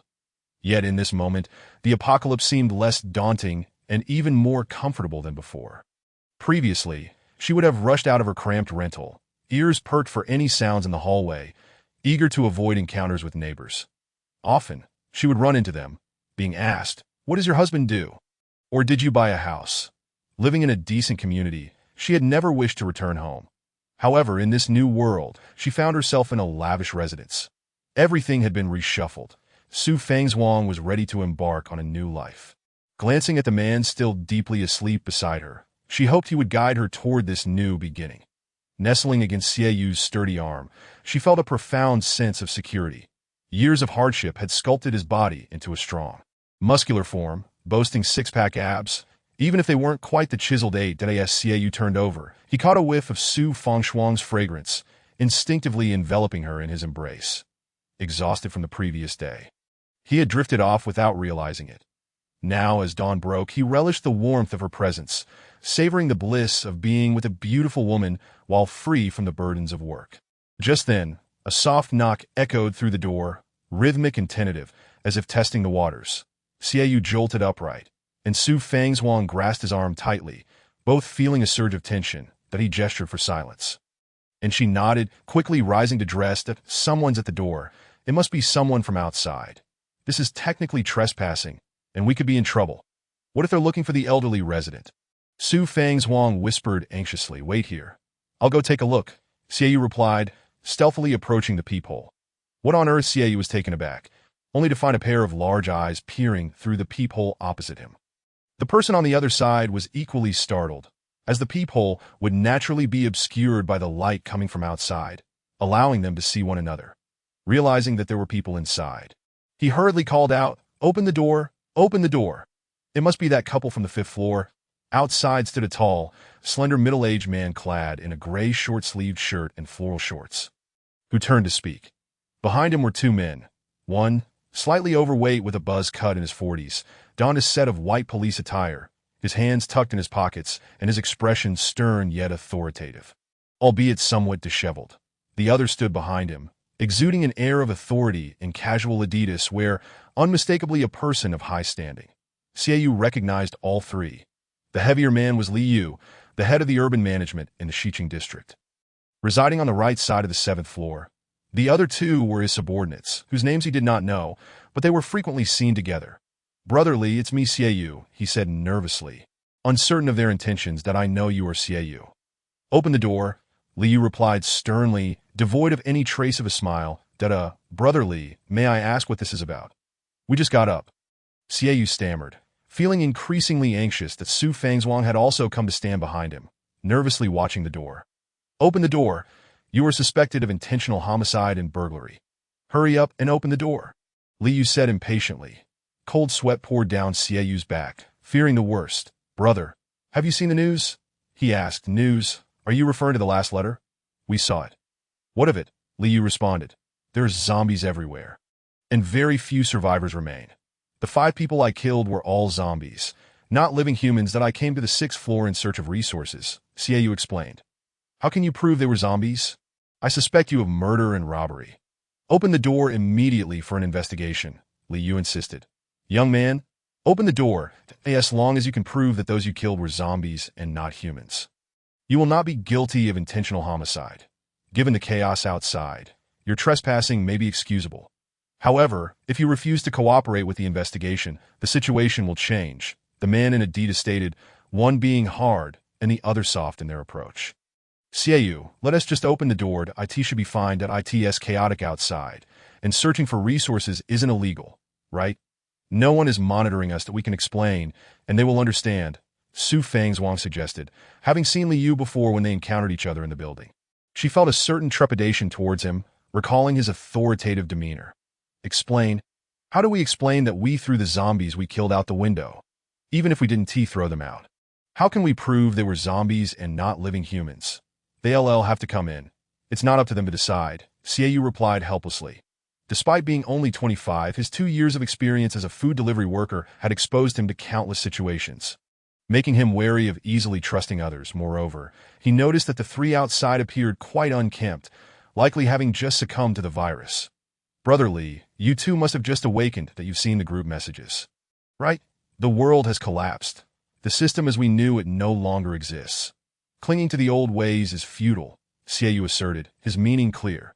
Whether we entered your home or committed murder, you no longer have jurisdiction over us. Li Yu exchanged glances with his companions. As for our system, we are aware of its condition. It's not as dire as you think. It's only been a day, and it's premature to make such judgments. Besides, you know me as the head of urban management. Please cooperate with the investigation. Li Yu insisted. If you say that, you must present a warrant for arrest. Otherwise, I have the right to refuse. After all, I'm in here. I can't escape, Xiaoyu replied cautiously, neither contradicting nor agreeing with Li Yu, merely informing them that he had no means of fleeing. Young man, this is an arrest. If it comes to that, we may need to take coercive measures. That if we resort to force, the charges against you will increase, the man in Adidas warned. Who are you? We are not refusing arrest. We simply require more authoritative proof that I hope Brotherly understands. Moreover, you are merely urban management, not the police. That I can only cooperate to the best of my ability, Xiaoyu made it clear. Without higher-level proof, he would not open the door. I am Wang Bo, the director of the Zikin District Public Security Bureau. I hope you will cooperate with the investigation, he declared, pulling out his police badge. With a badge and the head of urban management present, these were indeed prominent figures in the Xiqing district. Typically, they would nod at Xiaoyu and walk past him without acknowledgement. Now, standing before him, he felt undeniably guilty. Under normal circumstances, he would have opened the door without hesitation, but considering his recent actions of breaking into 2 homes for food, he pondered the value of the food he had taken. Ultimately, food was scarce, and the last letter had indicated that assistance would be unavailable in the short term. Was it wrong to seek sustenance for survival? The more he thought about it, the more justified he felt. Since he was justified, there was no way he would open the door. I'm sorry, Officer Wang, but I cannot open the door. I'm uncertain of what crimes you intend to charge me with. And I don't consider myself a criminal. The last letter stated that we are currently under no supervision, and I do not wish to relinquish my freedom. Besides, I'm right here. I cannot escape. I hope you understand. Xiaoyu argued passionately. Su Fang's Wang looked on, somewhat perplexed but firmly aligned with Xiaoyu. Young friend, if you continue this way, we will have no choice but to take coercive action. Opening this door is quite simple for us. The fact that we are speaking to you politely means we hope you will step outside voluntarily. We hope to avoid any unpleasantness, Wang Bo pressed. Inching closer, in reality, Wang Bo and his companions indeed had the means to enter. Their continued communication with Xiaoyu showed their restraint. Had they been in their former positions, they would have already handcuffed him. Xiaoyu felt speechless. He could not discern whether they were genuinely ignorant or feigning ignorance. Their intentions seemed noble, yet in a normal situation, he would have opened the door without hesitation at the knock of the police. If he refused, they would surely deal with him harshly. In a pre-apocalyptic context, their actions would undoubtedly be illegal, and if the police caught him, he would have to comply. Now, at the dawn of the apocalypse, Xiaoyu still harbored a fear and respect for the police. Yet he felt he could resist opening the door, that he was confident he could escape, especially given the chaos outside, filled with zombies. However, according to Wang Bo, if the police system was still operational, his actions could escalate into a severe offense. Open the door first. If the 5 people you killed were zombies, then you have committed no crime. Rest assured, we will not wrongfully accuse an innocent person. However, if you refuse to comply, and we are forced to enter, your situation will worsen. We could easily open this door in 3 to 5 minutes. So I advise you to cooperate fully, Li Yu insisted. Ultimately, Xiaoyu was merely a young man and felt overwhelmed by the seasoned individuals opposite him. After a few exchanges, he found himself wavering. And Su Fang's Wang, too, was eager to open the door. If we open the door, will you harm us? She asked. What do you take us for? We are investigators. We cannot ignore violence or theft occurring right under our noses. Wang Bo exclaimed, irate. Then let us get dressed. We will open the door shortly. But, officer, I assure you we have not harmed any living humans. Xiaoyu replied helplessly. In truth, the security door presented no challenge for the 3 outside. He and Su Fang's Wang were effectively trapped inside. Very well. Take your time, we're merely here to ask a few questions. There is no need to worry. Wang Bo's deep voice resonated. Xiaoyu glanced at Su Fang's Wang. The three men were from the 7th floor, and he had no idea how they had arrived. Being on the 6th floor, escape was unlikely. Xiaoyu approached the windowsill to look outside. Are you kidding? We're on the 6th floor. A fall could be fatal. Besides, there are at least dozens of zombies swaying below. Even if I manage to flee to the ground level, facing that many zombies is tantamount to death. I've barely enjoyed one night of freedom, only to be caught now that I thought no one would care in this apocalypse. Yet I've stumbled into a confrontation with the law. 3 armed individuals. No less. They are the police. We are powerless, Su Fang's Wang lamented. Let us just get dressed. It's better for us to step out voluntarily than to have them force their way in. Xiaoyu conceded. Feeling defeated. According to the law, he had indeed committed a crime. The prospect of escape was futile. Barricaded in the room, they were like fish on a chopping board. With resignation, Xiaoyu opened the door. The 3 men outside remained vigilant, raising their hands and placing them behind their heads. Please cooperate, Wang Bo gently urged as he pushed the door open. Xiaoyu and Su Fang's Wang exchanged glances before complying and turning their backs. Aware of the murder allegations against them, given the circumstances, we must temporarily restrain you, Wang Bo stated politely. Immediately, Li Yu and Wang Bo took hold of Xiaoyu's wrists, binding them together with transparent tape.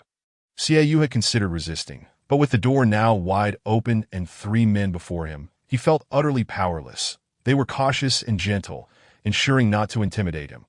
This lady will also need to cooperate. Once we finish our inquiries and confirm no suspicions, we will release you immediately, one of them said as they restrained Su Fang's Wang as well. The 2 complied, recognizing that resistance was futile. All right, boss. These 2 fools have been caught so easily. The tall, slender man laughed heartily. They believe whatever we say. If it weren't for the fear that they would leap out the window in their impatience, I would have already kicked the door open and stopped this charade with you fools. As he spoke, Wang Bo's expression shifted dramatically. He raised his hand and delivered a series of slaps to Xiaoyu's face, leaving it swollen. What the hell, big brother? What do you mean by this? Xiaoyu endured several slaps, but they were inconsequential compared to the fear that gripped him. What on earth is happening? Yes, we haven't killed anyone, that don't hit him. We're the good guys. That Su Fang's Wang also grew anxious. Having always believed the others were benevolent and would not harm them. When Xiaoyu began to express doubt, she thought he was being overly suspicious. However, their conversations now hinted that the situation was far from simple. Slap! What does it matter now who is good and who is bad? I say you are good. You are good. I say you are a scoundrel. And you are a scoundrel that I hit you because you opened the door too slowly and made us wait impatiently. ULL, get what's coming to you, Wang Bo declared. Enough, stop hitting them. At least they are cooperating that we need to find supplies. Without resources, we will all perish. If it weren't for those 2, we wouldn't even dare to venture outside. Thanks to them, we managed to eliminate those 5 zombies. I'm dying of thirst. Let us hurry and find something that Liu urged. You are after supplies? Xiaoyu spoke softly, cautious not to provoke them. What else would it be?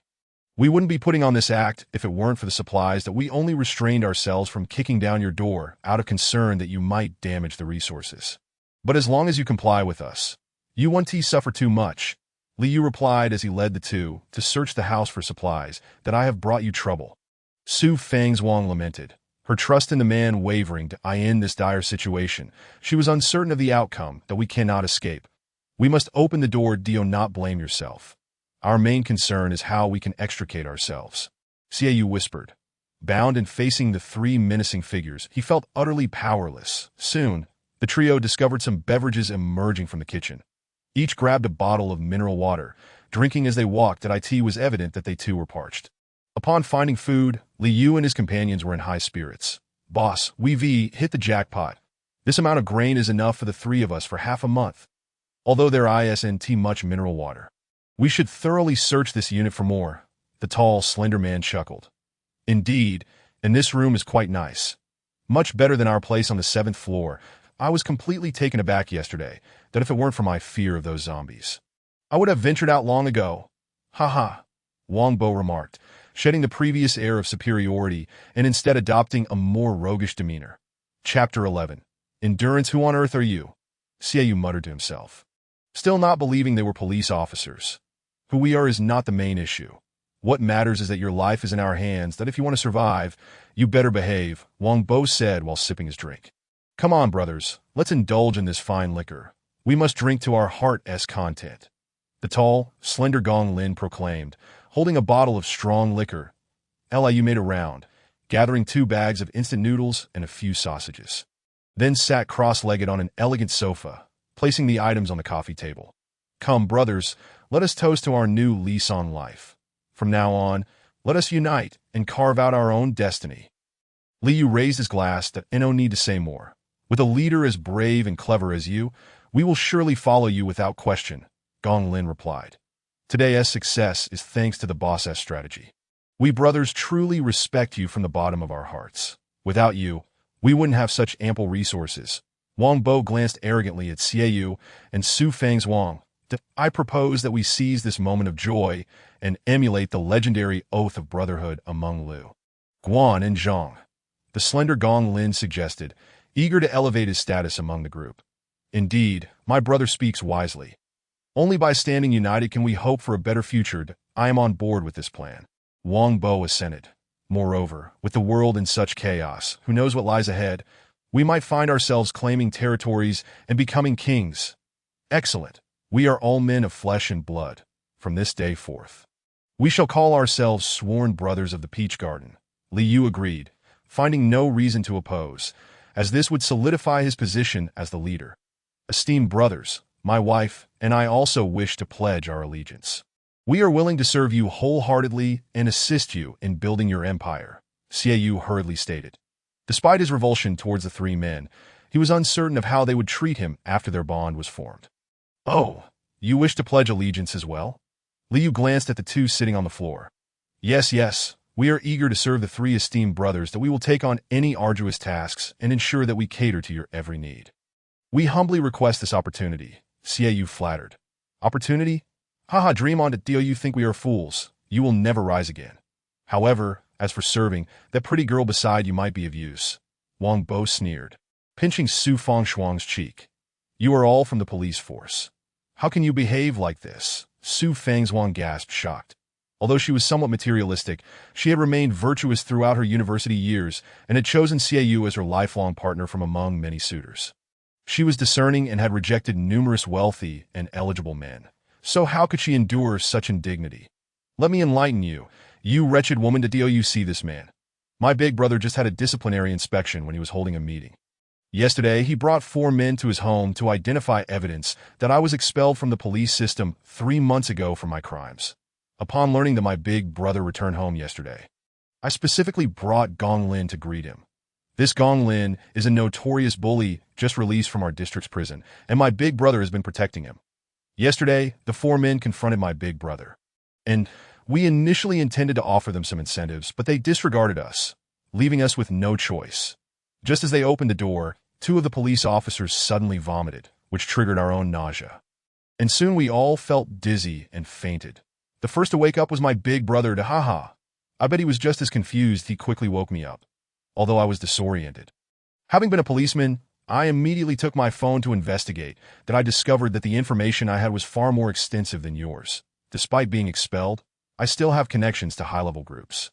They informed me that the world has descended into chaos, with order completely collapsing and no government or military in sight, that we are reveling in our newfound freedom while also harboring some concern about the accuracy of the news.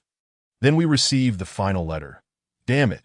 This served as a warning to all of you, while simultaneously confirming our information, that we quickly bound everyone to prevent them from turning into zombies and to avoid being targeted by them if they remained human. Even though chaos has erupted, many people are slow to adapt. If all 4 of them woke up without turning, we would still be in danger, just like you 2, who still opened the door to your demise despite knowing the contents of the final letter. Haha. Before long, we had tied up all 5 of them, and to our surprise, Gong Lin didn't turn while the other 4 officers did. One female officer remained human, but was unable to move when we bound her. And she is still upstairs. This resolute female officer received a beating from us 3 brothers and has been temporarily placed on the 7th floor. When we tried to leave, we found zombies at your door. So we didn't go out, Fortunately, we had some food in our place, so we weren't in a rush. After you burst out, we heard the commotion and realized there were survivors in the building, prompting us to plan to capture you too, Wang Bo boasted. Why did you capture us? We could have searched for supplies together. Su Fangzhuang cried that a day had passed, and the moisture had brought tears to her eyes. But she found it ironic that her glasses still worked. She had hoped for joy, but was instead met with captivity.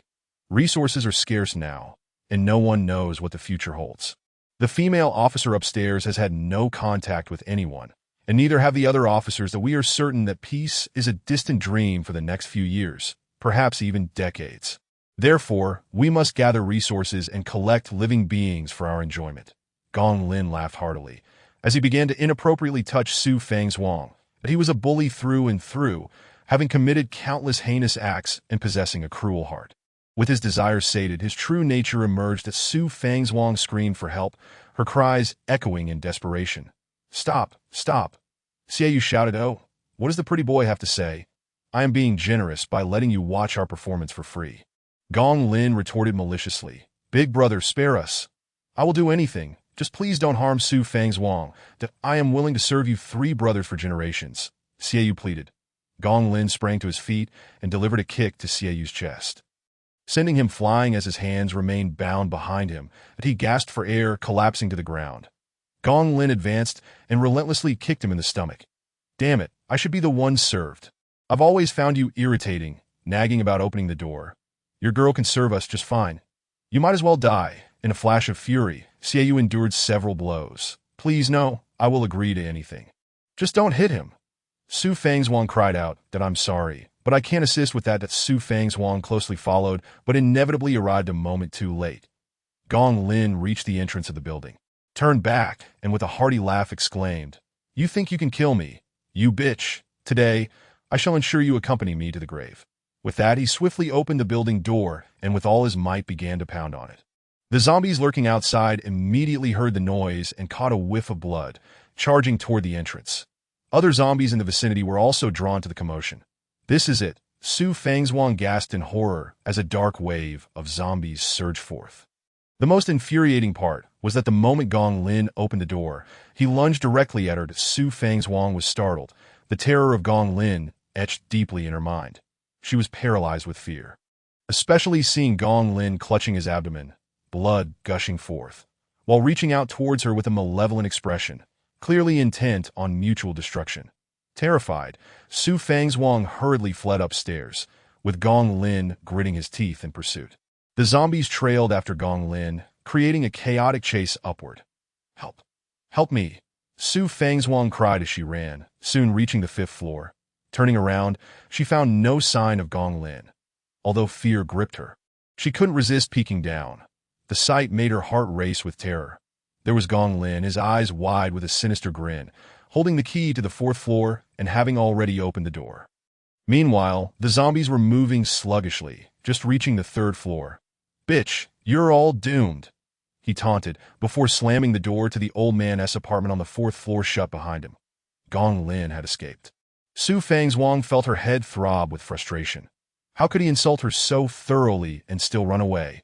There was no time to ponder as she dashed upstairs upon reaching the 6th floor. She quickly entered a room and firmly shut the door. This was bad. Gong Lin had opened the building door, and now the place was swarming with zombies that Su Fangzhuang gasped for breath, utterly enraged. Primarily, she was furious with herself for letting her desire for revenge put Xiaoyu in danger. That I won't accept this. I truly won't. I don't want him to die so easily, that Su Fangzhuang wept. Her hands tangled in her hair in despair. Xiaoyu held her tightly, reassuring her, this isn't your fault. Without you, I would have perished long ago.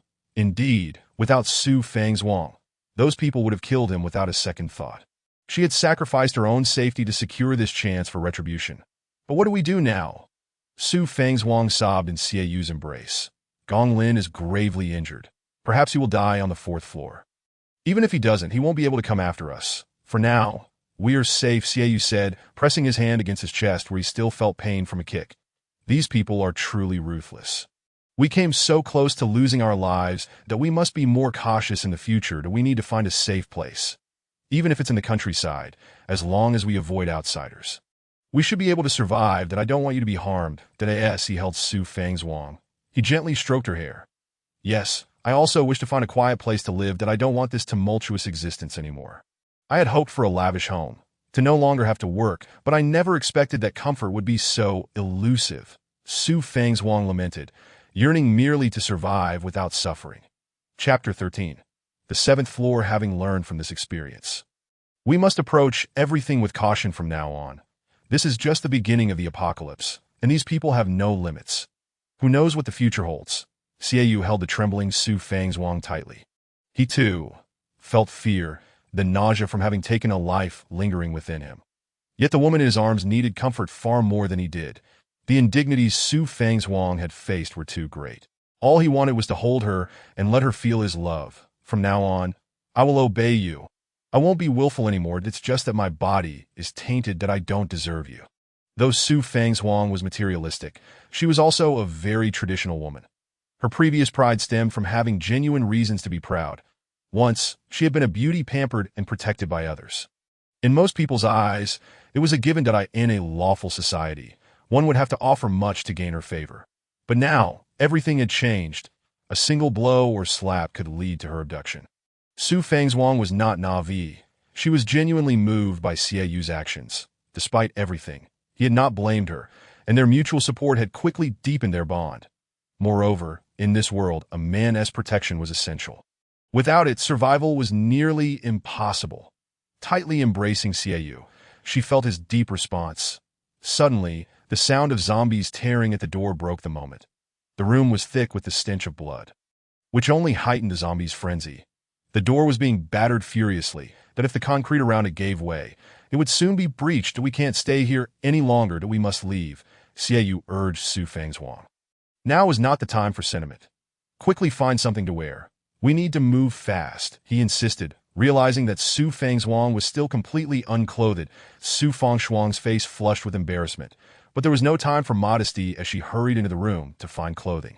The zombies were extraordinarily strong and numerous. Even if they barricaded the door with furniture, it would likely be futile. With so many pressing in, they could easily break through. Xiaoyu hastily shoved a sofa against the door. But it was a flimsy solution at best. Their only means of escape was through the window. However, they were on the 6th floor, and below them a horde of zombies had amassed, making it impossible to descend. Xiaoyu felt frantic, pacing anxiously. The urgent banging on the door only escalated his anxiety. He was just an ordinary person, that if he were a special forces soldier, he would have already found a way out. Damn it! He cursed Gong Lin once more, dashing to the window to survey their surroundings. That it was already dark outside. Wait, why was there a light on in the bathroom of the 7th floor? There was a light on the 7th floor. Suddenly, Xiaoyu recalled Wang Bo's words. There was supposedly a female police officer still alive on the 7th floor. Su Fang's Wang, we're going to the 7th floor, he shouted. The 7th floor? Yes, let's go. There is a female police officer up there who might be alive. But how do we get up there? Su Fang's Wang remembered the police officer, but was perplexed about how to ascend. Given it was the 7th floor, Xiaoyu leaned out to look around. To the right of the window was an air conditioning unit, and there was another one above. The two were quite close, and there were pipes connecting them that could be used for leverage. It was a long shot, but they had to try it. There's an air conditioning unit outside. That I'll climb up. Can you find a rope inside? It's safer if I can throw a rope up to you. That if we can't go up, we might try going down. There's no blood sent down there, so the zombies shouldn't be too agitated. Let's split up and search for a rope quickly. With that, they hurriedly rummaged through the room. The apartment was rarely occupied and contained very few items. They found little of use. Most homes lacked sturdy ropes. With no other options, they decided to use the curtains. The curtains were thick and substantial. They found scissors and cut them into strips. Braiding 3 strips together formed a sturdy rope. The curtain was long enough for their needs. Having worked in delivery, Xiaoyu was skilled at tying knots, and soon they had fashioned a safety rope. The knots made it easy to climb. In truth, descending would have been the best choice. However, knowing there was a female police officer on the 7th floor, as Wang Bo had mentioned, who was said to be quite principled and had given them a hard time, if they managed to rescue her, she could potentially assist both him and Su Fang's Wang significantly. In chaotic times, having another trustworthy person was invaluable. He wrapped the rope around his arm. It was too thick to tie around his waist. I'll go up first and then pull you up that if the zombies come while I'm climbing, just hold onto the rope and lower yourself down that I'll find you later. It'll be safer below. But be cautious. There might be zombies in the lower floors that don't go in easily. Best to wait for me to pull you up to the 7th floor, then we can head to the 5th together. The walls around the security door had already begun to weaken, and the tiles were cracking that it was clear they couldn't hold out much longer. The scent of blood was irresistibly appealing to the zombies. But Xiaoyu felt a sense of urgency. He could soon escape, that he wasn't too worried. Just then, a loud crash resounded as the window on the 4th floor shattered, flames bursting forth, damn it. We're done for, move. Xiaoyu realized instantly that this was Gong Lin's doing. Indeed, Gong Lin had made it to the 4th floor, clutching his abdomen, blood pooling around him, and after all that exertion, he was clearly unable to continue. The zombies outside had caught the scent and were now battering down the door to the old man's apartment. Gong Lin knew he was doomed, but he was also a ruthless character. Rather than wait for a slow death, he made a decisive choice. He grabbed scissors and cut the gas line. Fearing the fire would spread too slowly, he poured cooking oil all over the old man's house. Then, with a lighter in hand, he exclaimed, "No one is leaving alive. You bitches will join me in hell." With that, an explosion echoed, and Xiaoyu hastily grabbed his bag, stuffing in the remaining bottled water and some instant noodles. "We need to hurry to the rooftop." Now, he shouted, infuriated with Gong Lin. This man was truly inhumane. They quickly clambered over the pipes and onto the air conditioning unit, ascending as flames erupted below. The scorching heat and dry weather allowed the fire to spread rapidly, enveloping the area in black smoke. Initially, Xiaoyu had hoped to reach the 5th floor, but under the current circumstances, their only option was to ascend further. It was all so damn tragic. Xiaoyu was furious, but fortunately, the climb went smoothly. Upon reaching the 7th floor, he found the windows sealed shut. Grabbing a hammer, he smashed the glass with a couple of strikes. And it shattered into pieces, a foul odor wafting out that nearly overwhelmed him. He had to get inside. Failure to do so would mean certain death. He reached out to open the window and quickly climbed in. Once inside, he surveyed the surroundings and found no immediate danger. Wasting not a moment, he grasped the rope and shouted, "Hurry up, it's safe here. Hold on to the rope." Below, the rope tightened. Soon Su Fang's Wang also began to climb out. Suffering from acrophobia, she dared not look down, but felt reassured by the proximity of the 7th floor to the 6th, with the rope offering her a sense of security. To AT that moment. The door to the 6th floor apartment was violently flung open, and a cacophony of furious screams erupted, accompanied by thick smoke that billowed into the room. Dozens of zombies surged in, some drawn to the 2 corpses on the bed, while others lunged towards Su Fang's Wang, causing her to scramble towards the external machine. The zombies, devoid of intelligence, missed their target and tumbled out of the window, plummeting to the ground below. Su Fang's Wang felt dizzy and looked up. Clinging tightly to the rope, Su Fang's Wang. "Hurry up," Xiaoyu urged anxiously. Terrified, she tightened her grip on the rope and continued her ascent toward the 2nd external machine. Fortunately, the distance to the 2nd floor was short, and with Xiaoyu pulling the rope with all his strength, she soon found herself safely inside the room, gasping for breath. However, she was immediately overwhelmed by the stench and fainted from the shock and odor. Chapter 14. The pinnacle of humanity in Lu Yu's apartment on the 7th floor, the stench was thick enough to be tangible, yet there were no flies. Xiaoyu wasted no time in flinging open all the windows. The odor was unbearable. He rummaged through his backpack and found some water, taking a sip before spraying a mouthful towards Su Fang's Wang. As time was of the essence, she was jolted awake by the cold water. Her mind still foggy. "Thirsty, so thirsty," she murmured, having not had a drop to drink all night. After the tumult, she marveled at her own endurance. Under normal circumstances, any one of the events from that day would have incapacitated her. Yet here she was, still able to speak. Such is the resilience of humanity. Xiaoyu handed the bottle to Su Fang's Wang, who quickly drained it. "Can you hold on?" he asked. At this juncture, there was no need for pleasantries. Survival was paramount. The raging fire below would soon spread upward. Xiaoyu felt faint himself. If he was struggling, how could he expect a woman to endure? "I'll go find that female officer. You rest for a moment and bring the rope up, though we might need it soon. Women must act like men, and men must act like heroes. Go ahead. I'll be fine," Su Fang's Wang replied resolutely, sitting in the corner to catch her breath. Xiaoyu felt a pang of concern as he searched for survivors. The stench near the window was bearable, but stepping further into the room was akin to being blinded by the acrid smoke. In the 130-square-meter apartment, locating someone was not difficult. He soon found 3 male corpses, all clad in police uniforms, bound and with their heads grotesquely damaged. The next room was empty. Remembering the flickering light in the bathroom, he hurried there. The door was ajar, and upon pulling it open, he was taken aback by an astonishing sight that a stunningly beautiful woman was bound with tape, entirely unclothed, her body marred with scratches and bite marks. One side of her chest was barely intact, bleeding slightly, while the other was missing entirely. The right side bore a deep cut in the shape of the character for universe. The bathroom was drenched in blood.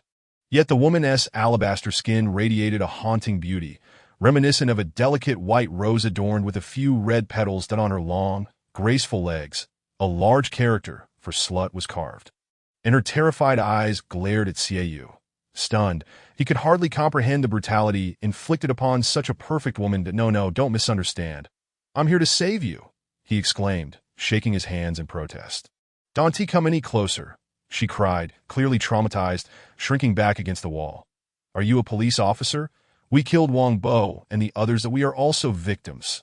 Xiaoyu noticed the character carved into her skin, but refrained from mentioning Li Yu, fearing it might further traumatize her. That's Su Fang's Wang. Su Fang's Wang. Come quickly, he called out, feeling inadequate in the presence of such horror. The Su Fang's Wang, exhausted, approached. What is happening? Take a look for yourself.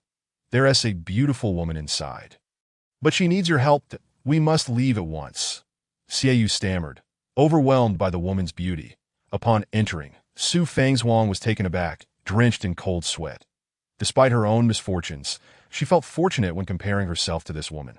Had they not drunk that night, she might have met a similar fate. Hello, I'm Su Fang's Wang. What is your name? We want to harm you. Can you move? We need to leave immediately. The building is on fire. She urged anxiously, seeing another woman calm the distressed victim somewhat. Who are you? What is your connection to those 3? We are merely neighbors. They harmed us, and we don't have time to explain. I'll free you now.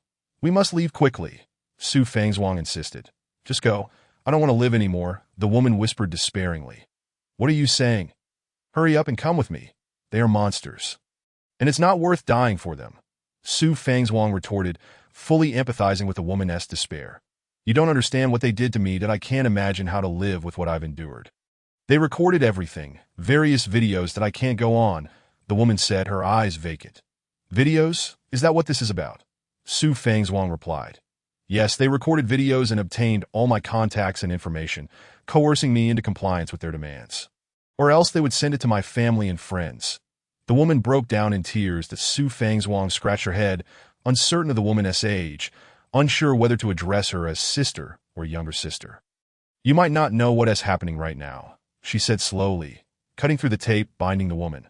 The woman lifted her head slightly, shaking it as Su Fang's Wang gazed at the stunning face before her. Feeling a flutter of admiration, even as a fellow woman, that I'm not sure how to explain, that I heard those 3 brutes say you were a police officer, she said. The woman regarded Su Fang's Wang with suspicion, but remained silent.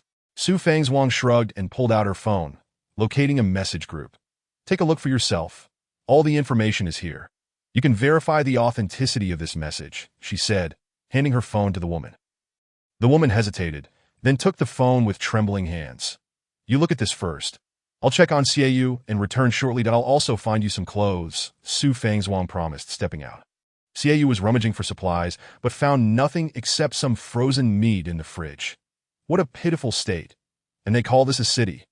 There is nothing here, he muttered as the fire spread to the 6th floor. Smoke began to fill the staircase. That Su Fang's Wang returned, looking shaken. The damage was severe. I showed her the last message. Maybe it will help her find peace, that I'm off to find her some clothes. She said before rushing away that we need to leave immediately. The fire is closing and I'll check one more time. We must go now, Xiaoyu declared, heading back toward the bathroom. The woman had freed her hands and was engrossed in her phone when Xiaoyu burst in. Get out, she gasped, covering herself with her hands. What are you doing? Hurry up, the fire is approaching. If you don't leave now, we will, Xiaoyu shouted, leaning against the door and gesturing for her to move. Just then, Su Fangzhuang appeared with a set of men's short-sleeved shirt and pants. "Hurry, we don't have time," she urged, draping the clothes over the woman. "Is there any water?" The woman asked weakly. Xiaoyu noticed her lips dry and cracked. "Oh yes, here," he said, quickly retrieving a bottle and handing it to her. "You check the exit while I take care of her," Su Fangzhuang insisted, gently pushing Xiaoyu aside. The woman was too beautiful for him to remain in the room, and he felt a sense of urgency to find an escape route. Peering through the peephole, he saw nothing but a thick cloud of smoke. Even if the smoke cleared, the zombies would certainly block the exit, that we'll have to use the window. Chapter 15. Tenghan recently. Tenghan found herself inexplicably entangled with the window, while Xiaoyu felt an overwhelming sense of frustration.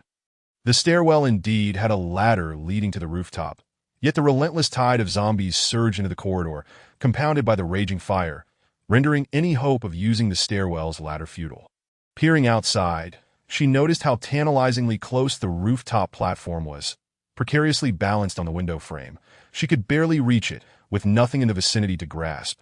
Below, thick smoke billowed upwards, and the flames grew increasingly ferocious. Escape was imperative.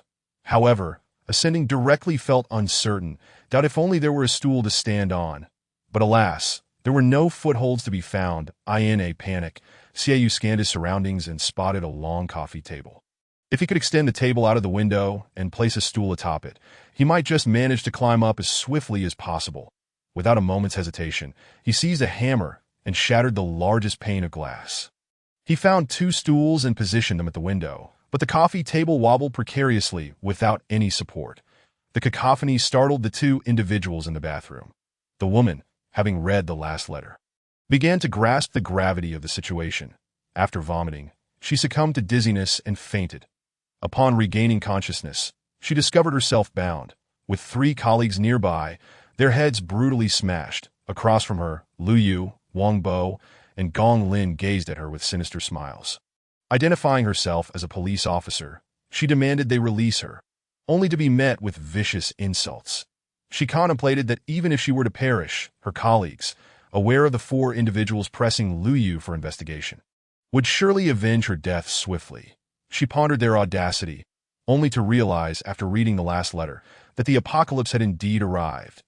These 3 had no fear of accountability, as the constraints of the law had crumbled, allowing them to act with impunity. Now, those 3 had met their demise at the hands of Xiaoyu and Su Fangzhuang, effectively avenging her. Moreover, with the network crippled and the videos rendered meaningless, the 2 had even saved her life. She felt compelled to regain her composure. After taking a drink of water, her spirits lifted slightly, and with Su Fangzhuang's encouragement, the woman felt a flicker of survival instinct ignite within her. No one wished to die. Even in this cruel end times, no one longed for death. The 2 heard a commotion and dashed outside, with the woman, still injured and her legs slightly numb from recently rising, lagging a bit. However, she was able to move. She observed Xiaoyu smashing the window and maneuvering the coffee table. Though she was unaware of his intentions, Su Fangzhuang immediately joined him. The woman approached as well. Xiaoyu glanced up at her, noting her attire. A pair of gray men's shorts and a loose white short-sleeved shirt, stained red at the left chest with blood, indicating a severe wound in need of attention. There was no time to ponder. The immediate priority was to reach the rooftop. Xiaoyu articulated his plan, and both women deemed it feasible. Quickly, they lifted the coffee table onto the stools, half inside the room and half protruding out the window. With a ceiling height of 265 centimeters, the stools approximately 60 centimeters high, plus the coffee table thickness of 5 centimeters, they managed to create a height of 130 centimeters. The 2 women firmly held one side, while Xiaoyu leaned out, standing on the stool. With a slight stretch, he could grasp the rooftop's edge, securing the makeshift rope, fashioned from curtains, around his hand. He exerted force with his arms and pushed off with his feet. The stool wobbled and slipped away. The 2 women gasped. Harnessing that momentum, Xiaoyu ascended to the rooftop. The rooftop was bordered by a railing. He positioned himself on the edge, clutching the railing, and swiftly tied the rope to it. The rope was sturdy, and had it not been for Xiaoyu's skill in binding, an ordinary person might have struggled. "I made it. Ladies, come up," he shouted. Outside, the thick smoke billowed, making it arduous for Xiaoyu to keep his eyes open. Seeing Sieyu's successful ascent, the two women rejoiced. You go first. I'll follow last, the woman insisted, feeling like an outsider and unsure if it was right to lead. You're injured if I go up first. You may not make it. Besides, I weigh a bit more. I can stabilize the coffee table while you, injured, use it to climb, Su Fangzhuang argued. Why are you hesitating? Hurry up, Sieyu's voice rang out. Now is not the time for delay. Su Fangzhuang retorted, quickly moving a plastic stool into place that I'll hold it steady. With the rope, I can get up easily, she asserted. There was no time to waste, and considering her injury, the woman glanced at Su Fangzhuang and nodded. Thank you both. My name is Tung Han, and I will surely repay your kindness. What repayment? Let us just get moving, Su Fangzhuang urged, pushing Tung Han toward the coffee table, for time was of the essence with flames raging outside. Tung Han stepped onto the stool, managing to lift only one hand. Thankfully, the rope wrapped securely beneath her arm. Sieyu grasped Tung Han's bloodied hand, pulling her upward with one hand while securing the rope with the other. Fortunately, Tung Han was not heavy, and with the aid of the stool, she was hoisted up in no time. Using the momentum, Tung Han lunged toward Sieyu, who instinctively wrapped his arms around her, preventing her from falling. Their faces were mere inches apart, and she quickly averted her gaze, while Sieyu too slightly turned away. Who wouldn't he be captivated by such a beautiful woman? Yet, there was no time for such thoughts. First, climb over the railing and help me hold the rope, Sieyu commanded, with no room for chivalry. Tung Han complied without further ado, feeling considerably safer once she grasped the rope with one hand. Sieyu leaned over the ledge, lowering the rope. Just step onto the windowsill and hold onto the rope in my hand, he instructed, extending his hand toward her. Su Fangzhuang, one hand gripping the window frame, leaned out, finding it easy to hold on since the window had been shattered. Grasping supplies, she knew well that without food, survival was impossible. These 2 bags of provisions were worth their weight in gold. Let us get the supplies up first, Su Fangzhuang declared, quickly hoisting them up with the help of the rope. The rooftop was expansive, connecting 7 units, and it was certainly not small. She and Sieyu lived in the first unit. Although the city was engulfed in flames, the darkness obscured the overall view. You two stay here for a moment, but we'll check the situation up top and return shortly, Sieyu instructed. Though the rooftop was uninhabited, many elderly residents cherished it for gardening and sunbathing, much to the property management's dismay, as they had repeatedly attempted to banish them without success. Having locked the doors multiple times, they were ultimately forced to relent. Dense black smoke had already begun to ascend, and the fire had reached the 7th floor. Sieyu surveyed the area with his hammer in hand, cautious not to move too quickly due to the limited visibility. The rooftop was indeed a favorite haunt of the elderly, and soon enough, he spotted 4 shadowy figures in the distance. This was no time for hiding. To roam freely on the rooftop, these hidden threats needed to be eliminated. Zombies moved slowly. As long as he avoided close combat, there was no cause for concern. With only 4 of them in such a spacious area, Sieyu felt unafraid. Gripping his hammer, he let out a fierce shout and charged forward. The zombies, though sluggish, had keen senses. Upon hearing him, they turned to face him. Sieyu had been simmering with rage these past few days, and confronting the snarling zombies ignited his fury. With a single blow, he shattered the skull of one, stepping back to maintain distance before targeting a large woman with another strike. She staggered and fell. Recognizing her as Wang Dama, a regular on the rooftop, he felt a pang of regret as her head exploded. Only 2 remained. Although it was grotesque, he had to take action. With 2 swift strikes, he felled the remaining zombies, relishing in his newfound courage. After all he had endured, he felt emboldened. Saving a police officer provided a sense of justification for his actions. With a firm stance rooted in righteousness, he struck with precision, moving like the wind. He began to feel almost superhuman. Having surveyed the area and confirmed there were only 4 zombies, Sieyu returned to the 2 women. Let us head over to the 7th unit. There is no fire that way. So we should be safe, he suggested, feeling a swell of pride at leading 2 beautiful women, an experience he had never known before. All right, let us go. Su Fangzhuang supported Tung Han gently, casting a sidelong glance at Sieyu. She recognized his vanity and thought to herself that she would have her chance for retribution later. Unbeknownst to her, she had begun to rely on Sieyu more than she realized. The trio hastened to the 7th unit, where the flames were still a distance away. Opening their backpacks, they discovered 6 bottles of water and several packets of instant noodles. Su Fangzhuang also produced 2 bottles of wine and a bottle of Maotai liquor. They hadn't had time to gather more supplies, but acquiring 3 additional bottles of alcohol was already a stroke of luck. Each person received a bottle of mineral water, which had become a precious commodity. After a sip, their spirits lifted. "Officer, may I inquire your surname?" Xiaoyu asked casually, noting that this woman seemed to have regained her will to survive. The woman took a moment to catch her breath. She was still bleeding and felt weak. "My name is Tung Han, a clerk from the courthouse, that I was accompanying several colleagues to investigate a corruption case involving Li Yu when we were caught in this calamity." Uve witnessed the aftermath, she replied, her cheeks flushing as she subtly covered her blood-stained left chest with her hand. The Uve likely endured similar experiences, Xiaoyu shared, briefly recounting their ordeal. Tung Han's face turned crimson, tightly gripping Su Fangzhuang's hand. Although Xiaoyu did not elaborate in detail, she could infer the gist of what had transpired. In comparison to Su Fangzhuang, Tung Han has endured far greater suffering. Yet the 2 women inevitably share a bond of mutual sympathy. Present, we must find a place. Firstly, we need to swiftly tend to your wounds, disinfect, and bandage them. And secondly, we shall continue our search for supplies. These provisions will last us no more than 3 days at best. I have just dispatched 4 zombies and located 2 keys to houses, one of which belongs to Aunt Wang in Unit 6. I am uncertain of the floor, but we can access the 7th floor of another unit through the windows. The keys are not of paramount importance, since we can also enter directly through the stairwell from the rooftop door. Provided there are no zombies traversing the corridor of Unit 6, we can try each door to ascertain which one belongs to Aunt Wang. Given Tung Han's current condition, it is preferable to use the stairwell. Xiaoyu concluded. Tung Han's physical state is dire, and while it may not be necessary to save her, he feels a sense of security with someone from the law enforcement system by his side. Moreover, this woman possesses an extraordinary beauty. Having seen her entirely, he finds it impossible to abandon the effort to save her. Her allure is breathtaking, especially in her weakened state, reminiscent of the delicate Lin Daiyu. "Thank you all. Without you, I might have faced humiliation." Tung Han asserted that in this apocalyptic world, survival is not a solitary endeavor.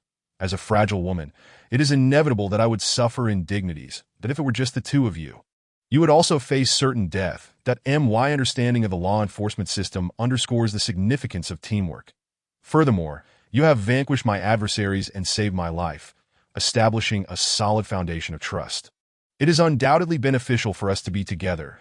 I believe that if we have resources and strength, we should head to the countryside, Xiaoyu contemplated. Tung Han and Su Fangzhuang's eyes brightened. They had experienced considerable trauma and humiliation at the onset of the apocalypse, leading them to a sense of disillusionment, that if they could find refuge in the countryside or in sparsely populated mountainous areas, it would be ideal. However, as Xiaoyu pointed out, strength is essential.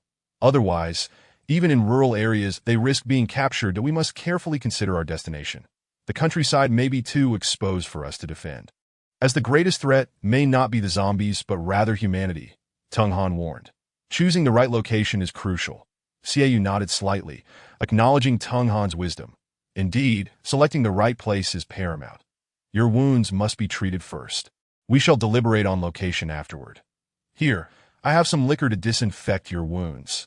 Tung Han's pallor indicated significant blood loss, and without prompt treatment, her condition could worsen. Initially, Xiaoyu had intended to find a place to rest before addressing her injuries.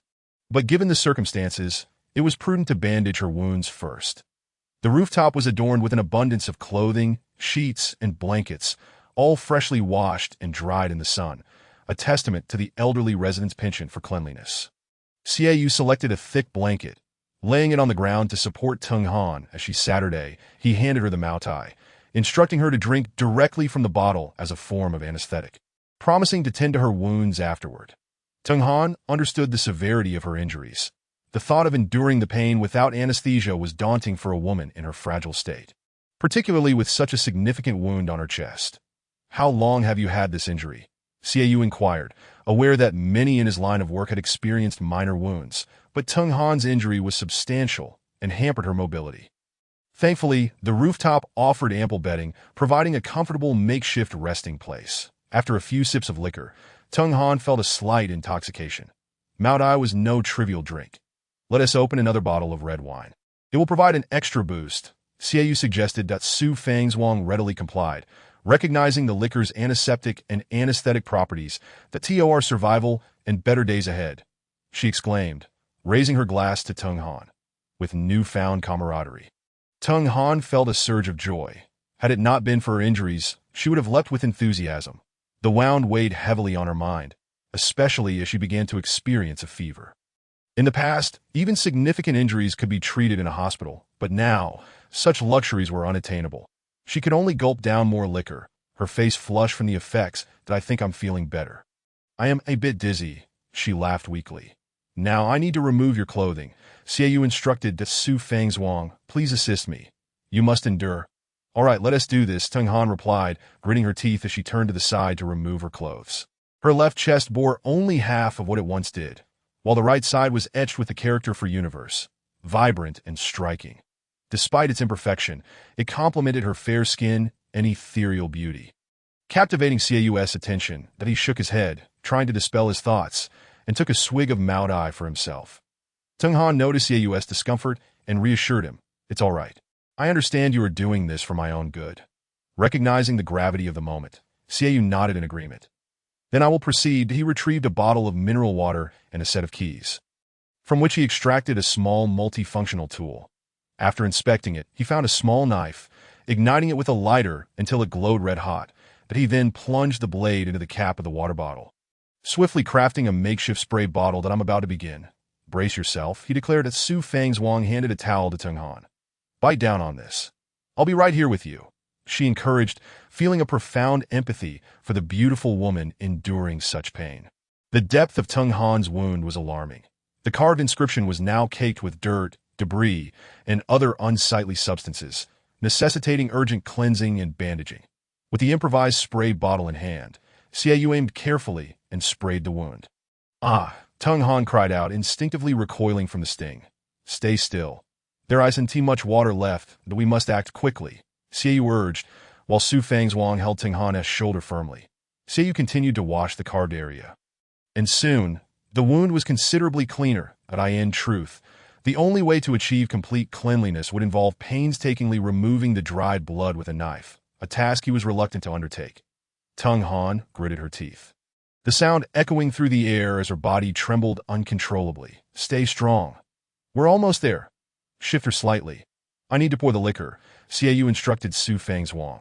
Sweat dripped from Xiaoyu's brow. This was his first time managing such a significant injury, and he felt uncertain that if only I had studied medicine, it would surely prove advantageous in this apocalypse, he mused, after a rudimentary cleaning of the wound. It was certainly an improvement. Resisting the blinding temptation of the liquor, Xiaoyu took the Mao Tai, knowing that desperate situations called for desperate measures. With no time for hesitation, he poured the fiery spirit over the wound. Tung Han screamed, her body convulsing from the pain. Xiaoyu then opened a bottle of mineral water and poured it over her injured leg, where the blood had pooled, starkly contrasting against her pale skin. The continuous onslaught of stimuli proved too much for Tung Han, and she succumbed to unconsciousness in her dreams. Tung Han found herself back in the early days of her career, filled with excitement and happiness. Her colleagues adored her and went to great lengths to protect her. They always thought of her when there were treats or fun activities. They trained together and collaborated on cases, each day brimming with fulfillment. One day, her superior summoned her and two colleagues to escort Liu to his home for evidence collection, requiring her to take notes. She felt elated. This was her first encounter with someone so high-ranking. If the evidence collection went smoothly, they could bring this corrupt individual to justice. Yes, she happily entered the police car, intending to head to Liu's house.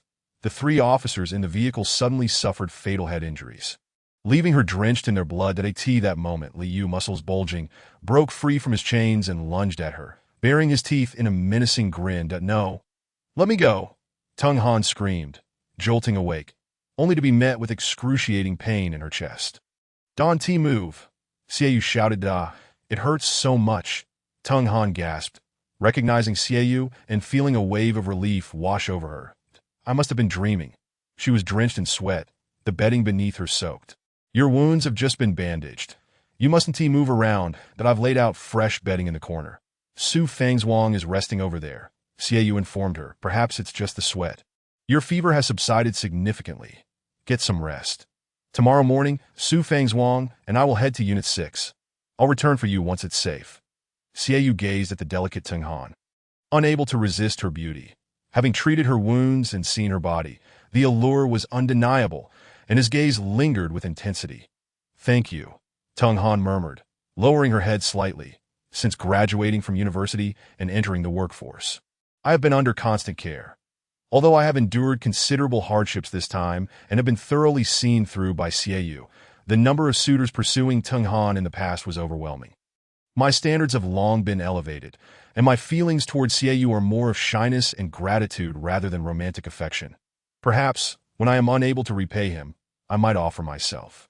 Yet deep within my soul, I still struggle to accept Xiaoyu as an ordinary man. Xiaoyu scratched his head and said, "It is only natural for us to help each other. I will rest over there. You two can be together." With that, he walked away. Xiaoyu and the others were also exhausted, having encountered so many events within this confined space. What lies ahead outside this building remains uncertain. The night swiftly passed and everyone slept soundly. Upon awakening, the sun hung high in the sky. Had it not been for the sweltering heat that made it difficult to breathe, they might have continued sleeping for quite some time. "It is unbearably hot," Xiaoyu remarked, glancing at the 2 remaining bottles of mineral water. And if they did not search for supplies soon, they would be in dire straits. Xiaoyu and Su Fangzhuang helped Teng Han find a shaded area. "Let's head to Unit 6. That you stay here to guard the door and take a moment to rest," Xiaoyu instructed. Teng Han nodded in agreement, as there was currently no combat to engage in, and keeping watch at the door would suffice. Xiaoyu held Su Fangzhuang's hand and slowly opened the door to the rooftop. The doorway was dim, with a sliver of sunlight streaming in, creating an eerie stillness. Xiaoyu tossed an empty water bottle inside, and the clattering noise reverberated harshly in the silence. Suddenly, a cacophony of moans erupted. "There are zombies," Xiaoyu cautioned, carefully shifting to the side. He sensed that there were 7 or 8 of them. Now, he had gained some insight into fighting these creatures. The zombies moved slowly. As long as he aimed well and struck decisively, it would be manageable. As the zombies approached the 6th floor, Xiaoyu confronted them, swinging his hammer down with force that it was not an exaggeration to say it was akin to chopping vegetables. The scattered zombies posed little threat. His combat prowess had significantly improved, and he struck with much more ferocity. In the stairwell, there were over a dozen zombies, and he fought his way down from the 7th floor to the 1st. To his astonishment, he found that the unit door was wide open, blocked only by a brick placed there by some elderly resident. So that's why there are so many zombies. The door has been left open. He mused. Hearing the commotion, the zombies outside began to shuffle in. Xiaoyu stood his ground against the scattered foes, rendering their attempts futile. A few solid strikes later, the entrance was cleared. However, upon hearing the noise, another 40 to 50 zombies approached from outside. Realizing the magnitude of the threat, Xiaoyu quickly decided to retreat, throwing the brick aside and hastily shutting the door. Within seconds, the zombies surged towards the entrance. The stench of the slain zombies attracted even more in their hunger.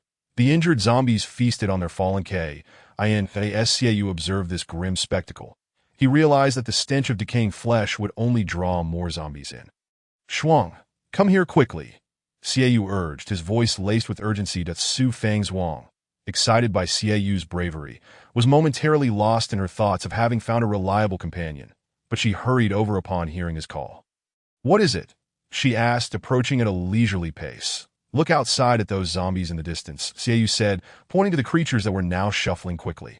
Although they still exhibited some signs of stiffness, they were undeniably faster than in previous days. They seemed to have become more agile. Su Fangzhuang gasped in astonishment. Indeed, what could be the cause of this change? Just a few days ago, they moved like puppets. Yet now, they are noticeably quicker. Xiaoyu pondered this perplexing phenomenon. Suddenly, a cold sweat broke out on Xiaoyu's brow, but he recalled that when he had recently recovered from an illness, his body had also felt stiff. But with movement, it gradually returned to normal. The zombies, lacking subjective awareness, had not engaged in purposeful activity, which might explain their sluggishness indoors. However, the outdoor zombies were different. They were drawn to sound and often engaged in conflict, allowing them to move more freely. If this trend continued, What would happen in a few days? Xiaoyu and Su Fangzhuang exchanged glances, both drenched in cold sweat. The ease of obtaining supplies was due to the zombies' current rigidity. If instead of zombies there were 10 wild dogs, Xiaoyu knew he would not stand a chance. Zombies felt no pain, and with increased agility, even 2 zombies would spell certain doom that if the situation persisted. Within 3 days, the zombies would become exceedingly agile, especially those outside the buildings. This was indeed a dire development. IT signified that once the supplies within the building were depleted, venturing outside to search for more would be utterly futile. They had to find a secure refuge within the next 2 to 3 days, along with sufficient supplies. Even if they managed to secure provisions, they would still have to contend with the other survivors.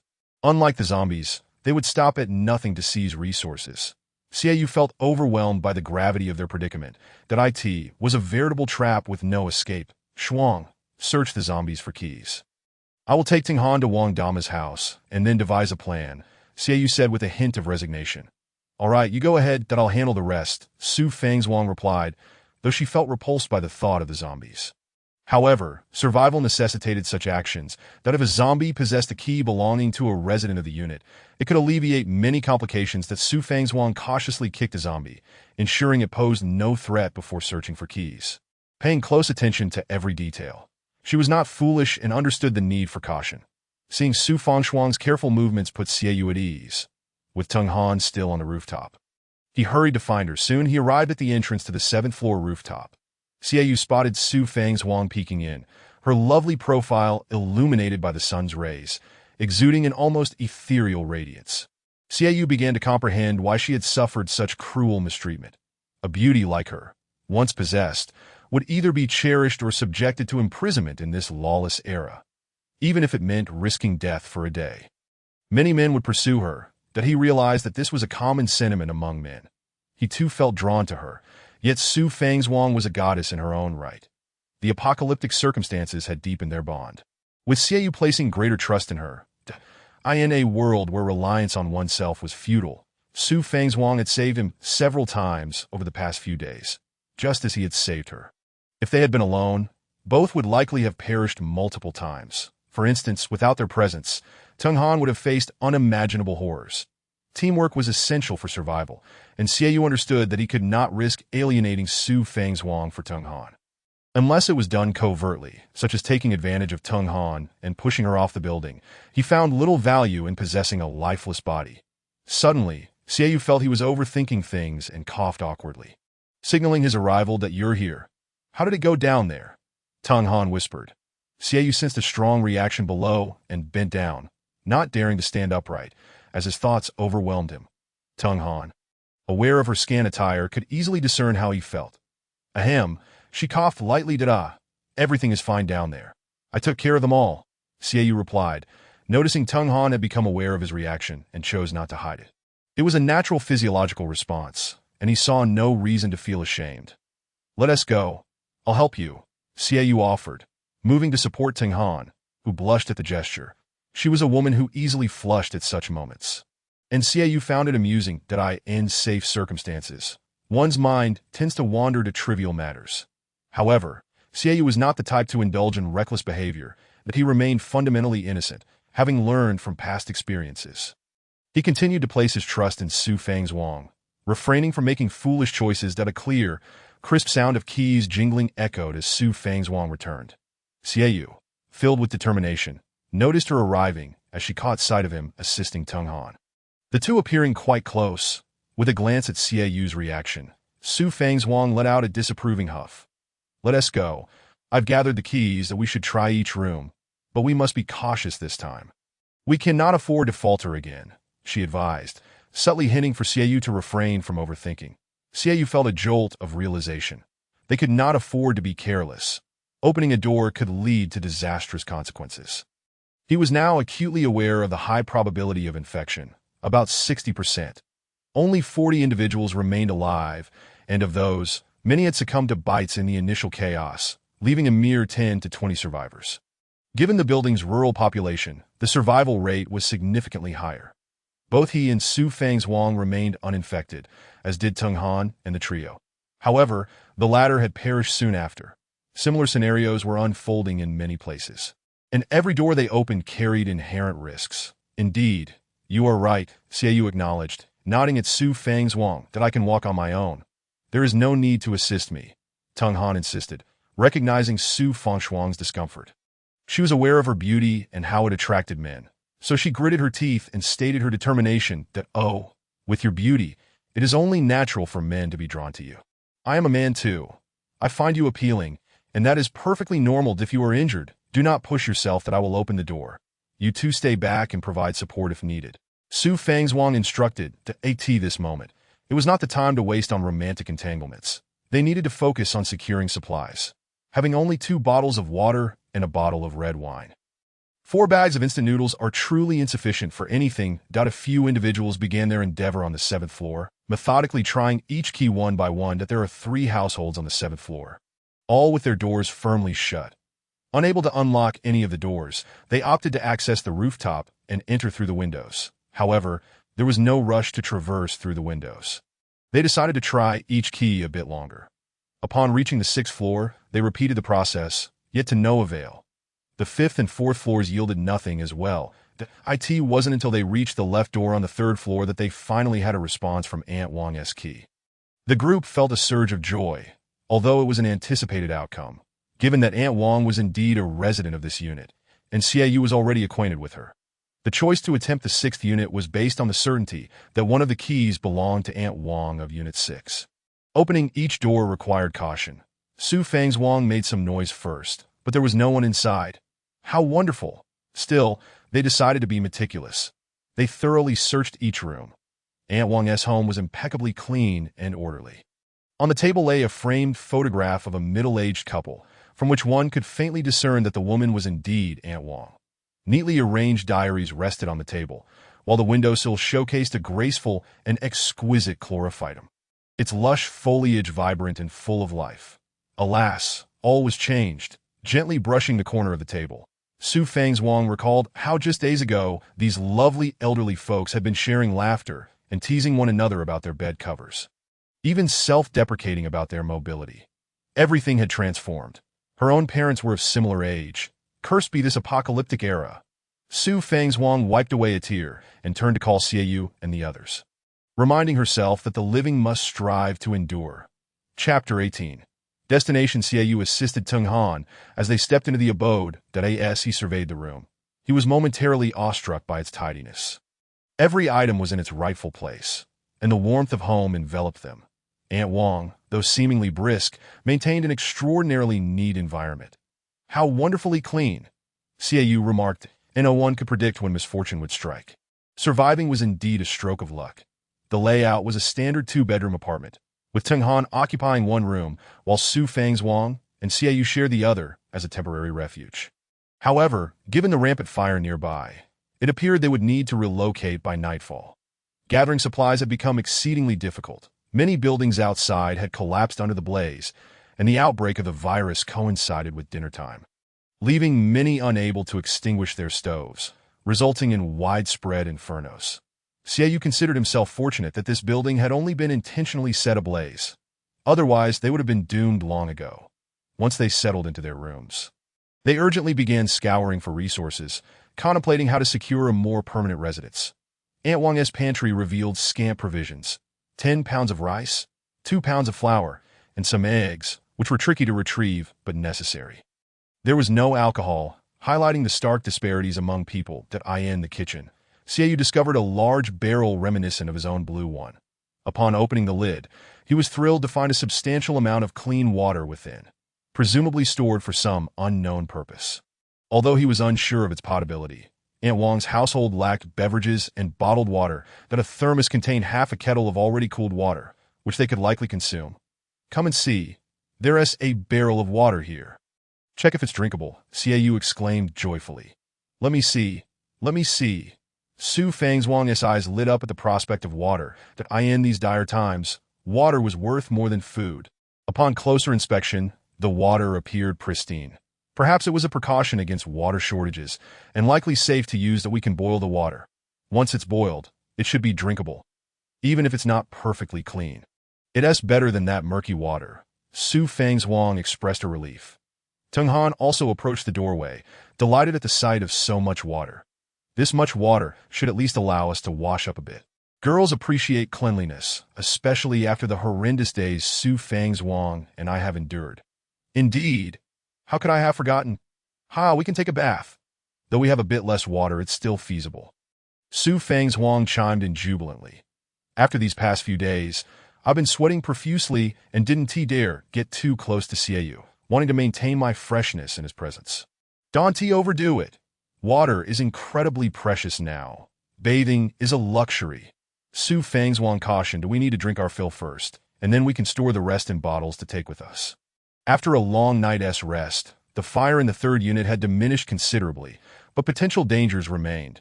They still needed to vacate the building. The pressing question was where to go next. Zombies were moving much faster now, and if they didn't find a location soon, it would be increasingly difficult to relocate later. Xiaoyu was not as buoyant as the two women. Survival was their utmost priority. Did I end this new world? Everything was starting anew, and he had no desire to meet his end prematurely, that if the trio remained cautious, they could live much more comfortably than before. Provided they didn't inadvertently harm themselves, that if they could find a safe haven and gather resources, perhaps they could even become local rulers, far superior to their previous lives of delivering takeout. Aunt Wang's house has many thermoses, and we still have 2 bottles of mineral water, but we should each take some of this large barrel of water. It's too heavy to carry more, Xiaoyu suggested. There are numerous thermoses in Aunt Wang's home, as well as some plastic containers. This water weighs at least 50 pounds. Carrying 20 pounds of water and 10 pounds of rice each is about our limit. Any more, and we want to be able to run, Xiaoyu calculated. Although this building could serve as a base, they would need to leave due to the fire. Tung Han took the lightweight instant noodles. Realizing that if they could not stay here, there was little point in visiting other residents' homes, as they couldn't carry much. More importantly, they just needed to find a place where resources were not too scarce. The group began pouring the water from the thermoses into cups, each taking a sip. Aunt Wang's refrigerator was stocked with plenty of sausages, and they all had a little something to eat. They sat together, deliberating their next move. Tung Han looked much better after changing into clean clothes from Aunt Wang's collection. Although loose-fitting, they still accentuated her beauty. That I think we should head to the police station. Tung Han proposed. The police station? That is not safe. Xiaoyu countered. I'm familiar with the police station. I've been there often, and it has numerous secure gates. That IT should be fine, Tung Han insisted. Why wouldn't it be safe? Su Fang's-Wang questioned, not understanding. Since Xiaoyu and Su Fang's-Wang had rescued Tung Han, she secretly hoped to rely on her police identity. Everyone knew the police station was a good choice, especially with firearms. It was likely the first choice for many survivors, and since they were not close to the police station, survivors nearby would likely have already set their sights on it. It's better to head to the suburbs, where there are supermarkets and fewer people. If we go to the suburbs, we can find an inconspicuous place to survive, Xiaoyu analyzed. Now there were 3, 2 of whom are beautiful women. If they fall into the wrong hands, it could spell trouble. Are we heading to the suburbs? Tung Han inquired. I think it's reasonable to go to the suburbs. Xiaoyu affirmed that if I have colleagues there, and we have on-duty officers, they might be around. That we could seize the police station. Many colleagues live nearby. After the outbreak, survivors would also likely head to the police station. Ensuring our safety. Tung Han maintained her stance on the police station, believing it would be more likely occupied by their own people. Does the police station have supplies and food? Xiaoyu asked. It has been 3 days since the outbreak. Many perishable goods have spoiled, and the consumable options are dwindling. That if we go to the suburbs, we could plant vegetables and grains, and being away from the crowds would lessen the hassles. Xiaoyu reiterated his preference for the suburbs. Furthermore, bringing 2 women to the suburbs would likely be a more comfortable existence, but safety remained the priority. From a long-term perspective, the suburbs are a great choice. But if we find a strong team at the police station, we can always head to the suburbs afterward. Right now, if we go to the suburbs, even if we can establish a foothold, we might not be able to fend off survivors, Su Fang's-Wang added. Then let us go to the police station, Su Fang's-Wang concluded, making a valid point that if no one protects us, going to the suburbs would be useless. Xiaoyu had a moment of clarity. Operating alone was unlikely to yield survival success. The primary concern was that the area outside was teeming with zombies, and they needed to figure out how to exit and reach the police station, which was quite a distance away. How do we get there without a vehicle? Tung Han wondered, excitement bubbling at the prospect of protective colleagues, though the means of transportation remained an issue at that moment. Xiaoyu stood tall, ha. As a proud delivery man, I have an electric scooter. You two can ride behind me while I take you there. I have skills, speed, and a vehicle. The more he thought about it, the more confident he became. The scooter was parked downstairs, and given the zombie's speed, he could easily navigate through the city. Indeed, riding the electric scooter should work. Su Fangzhuang exclaimed, recalling her numerous experiences with such vehicles. They were incomparable to any luxury car. In the city, electric scooters reign supreme. While cars are stuck in traffic, we'll be zipping by. Made a delivery? You're a delivery person? Tung Han's eyes widened in surprise. Yes, that I am a delivery person, Xiaoyu admitted, somewhat bashfully. That it was easy to imagine that with Tung Han's looks, suitors could line up all the way to the capital. Here he was, just a delivery guy. What is wrong with being a delivery person? If you can't ride a bike now, you're doomed. Just look at those trapped in their cars. Su Fangzhuang, sensing Xiaoyu's embarrassment, squeezed his arm. Being a delivery person wasn't glamorous, but it allowed for hard-earned, honest money. Lu Yu and the others were impressive. Ultimately, they ended up being caught by the police. That if it weren't for the virus, they would have ended up in jail. That is not what I meant. I just didn't realize delivery people were so capable. Not only did you save me, but you also know how to treat wounds. With those skills, you can certainly make it to the police station, Tung Han replied. She never anticipated that her savior would be an ordinary person. Jindong Garden is a neighborhood for the affluent.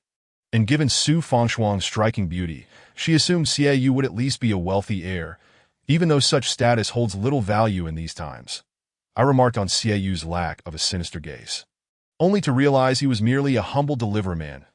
It seems that made a delivery indeed harbors hidden talents, surpassing the beggar's sect as the foremost faction in this chaotic world, a notion that appears to be true. Well, it is settled then.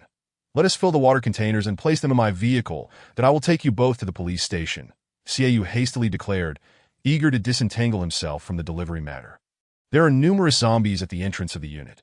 What should we do? Su Fangzhuang remarked, noting the significant number of zombies congregated at their unit's entrance. Xiaoyu remained silent, organizing supplies while contemplating their predicament.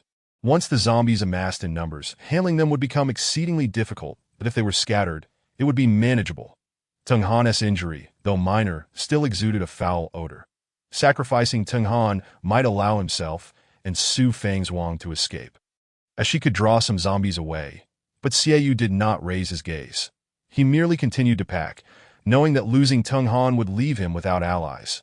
Gaining the trust of the police would also become a daunting task without her. Thus, he resolved to dress Tung Han's wound more securely and devise a plan to attract the zombies. Being a good person is indeed a challenging endeavor, yet one cannot forsake their humanity.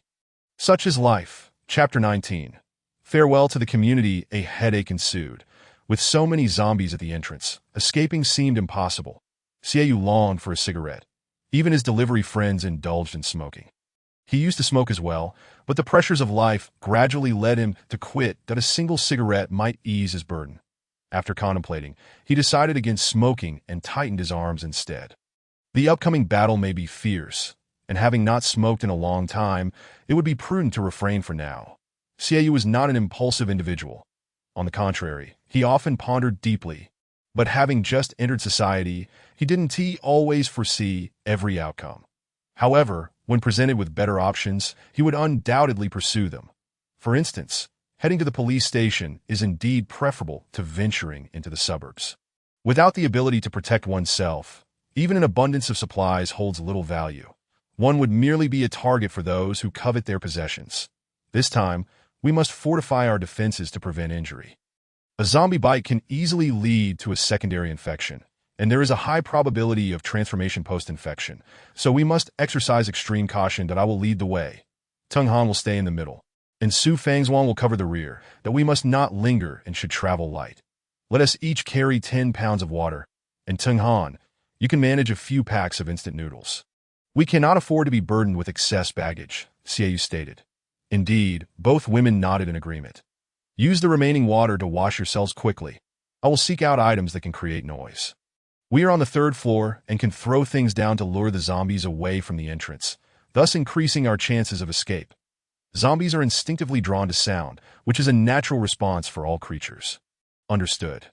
You focus on that while we clean ourselves, the women replied, as they maintained a high standard for cleanliness. Moreover, both were meticulous about their appearances. Tung Han, with her injuries, was cautious not to wet herself too much, opting only to wipe her back and head, as any sudden movements could aggravate her wound. Consequently, she finished quickly, while Su Fangzhuang took her time, ensuring every bit of dirt was eliminated, after enduring the stench and filth of recent days. Compounded by the humiliation inflicted by Gong Bo and his associates, she felt particularly unclean. Before long, they had exhausted half a bucket of water, after which they changed into fresh clothing, feeling considerably revitalized. While the two women cleaned, Xiaoyu rummaged through the kitchen for various bowls and plates, and fortuitously stumbled upon two old mobile phones. These devices could prove useful, he thought with excitement. Whether they could escape now hinged on these items. Once the women emerged from their cleansing routine, they saw Xiaoyu positioning the items by the window and quickly grasped his intentions. Xiaoyu turned to face them, and despite having already recognized Tung Han's beauty, the contrast after their cleansing made her allure all the more undeniable. Her clear, bright eyes captivated the soul, her elegantly arched brows resembling a crescent moon, long lashes fluttering delicately, and her fair skin exhibiting a subtle rosy hue. Her lips, thin and lush like rose petals, seemed to beckon. In this tense moment, Xiaoyu found himself momentarily entranced, forcing himself to avert his gaze and promptly share his plan with the two women. No matter how enchanting a goddess may be, survival must take precedence that if one's life is at stake, all else becomes inconsequential. What if Su Fangzhuang were not by his side? What if death loomed in the next moment? He resolved that, should the worst come to pass, he would seize Tung Han before his end, ensuring he possessed her before drawing his last breath. He now understood the sentiments of the three brothers in the tale of the Peach Garden. Such a remarkable woman, in this apocalyptic world, would not be spared by anyone. She herself is the very source of temptation. Suddenly, a chill ran down Xiaoyu's spine as he confronted a disturbing realization.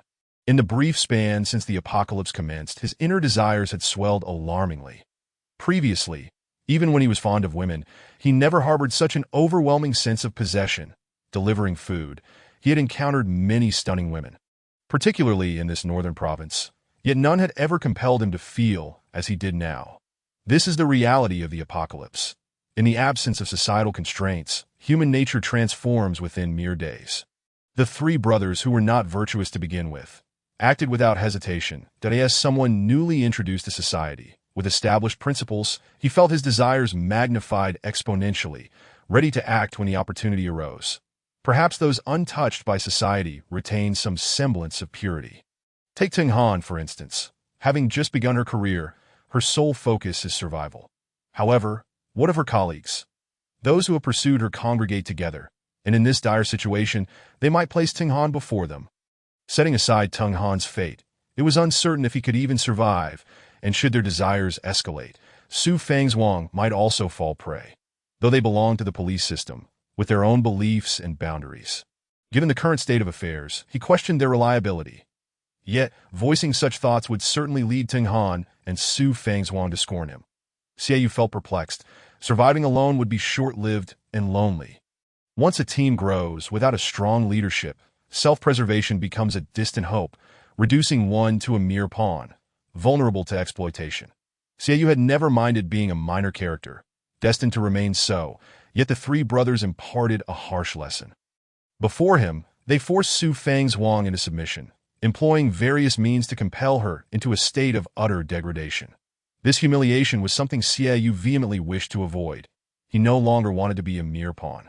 In this new world, everything is amplified, and all trends accelerate toward the darker side of humanity, that he must tread carefully to the police station, acquire firearms, if they have not yet been exposed to the world. Their moral restraints should still hold. With Liu and Tung Han's trust, he could obtain weapons and seek opportunities in the suburbs. Possessing firearms would establish a formidable foundation.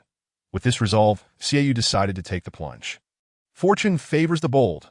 We will throw the plates far away to lure the zombies. Tung Han, you should replace the bloodied bandages with fresh ones and hand me the soiled cloth that I will have use for it shortly. Xiaoyu instructed Tung Han. Her face flushed. Tung Han likely understood Xieyu's intent to use the blood to attract zombies. She nodded and turned to fetch the bandages. That I will assist her, Su Fangzhuang declared, following her inside. Xieyou nodded, content that he could manage this side alone. Opening the window on the third floor, he could easily spot the zombies below. Counting carefully, he estimated around 30 of them. Looking towards the first unit, he noted that many zombies had dispersed due to a fire, leaving only a handful wandering about. Most must have perished in the flames at the entrance. His electric bike lay just ahead under the shade of a tree. The sky had begun to darken. During the day, the sun kept the zombies largely inactive, but at night, their activity intensified. After a night, they would become even more agile, complicating matters. They needed to set off now. Before long, Tung Han emerged with a bloodied sheet, and upon seeing it, Xieyou felt relieved. It had long been soaked through, and delaying its replacement could lead to infection. Tung Han's fair legs were wrapped in bandages, her chest concealed by clothing. "Have you found the gauze?" Xieyou inquired. "Yes, indeed.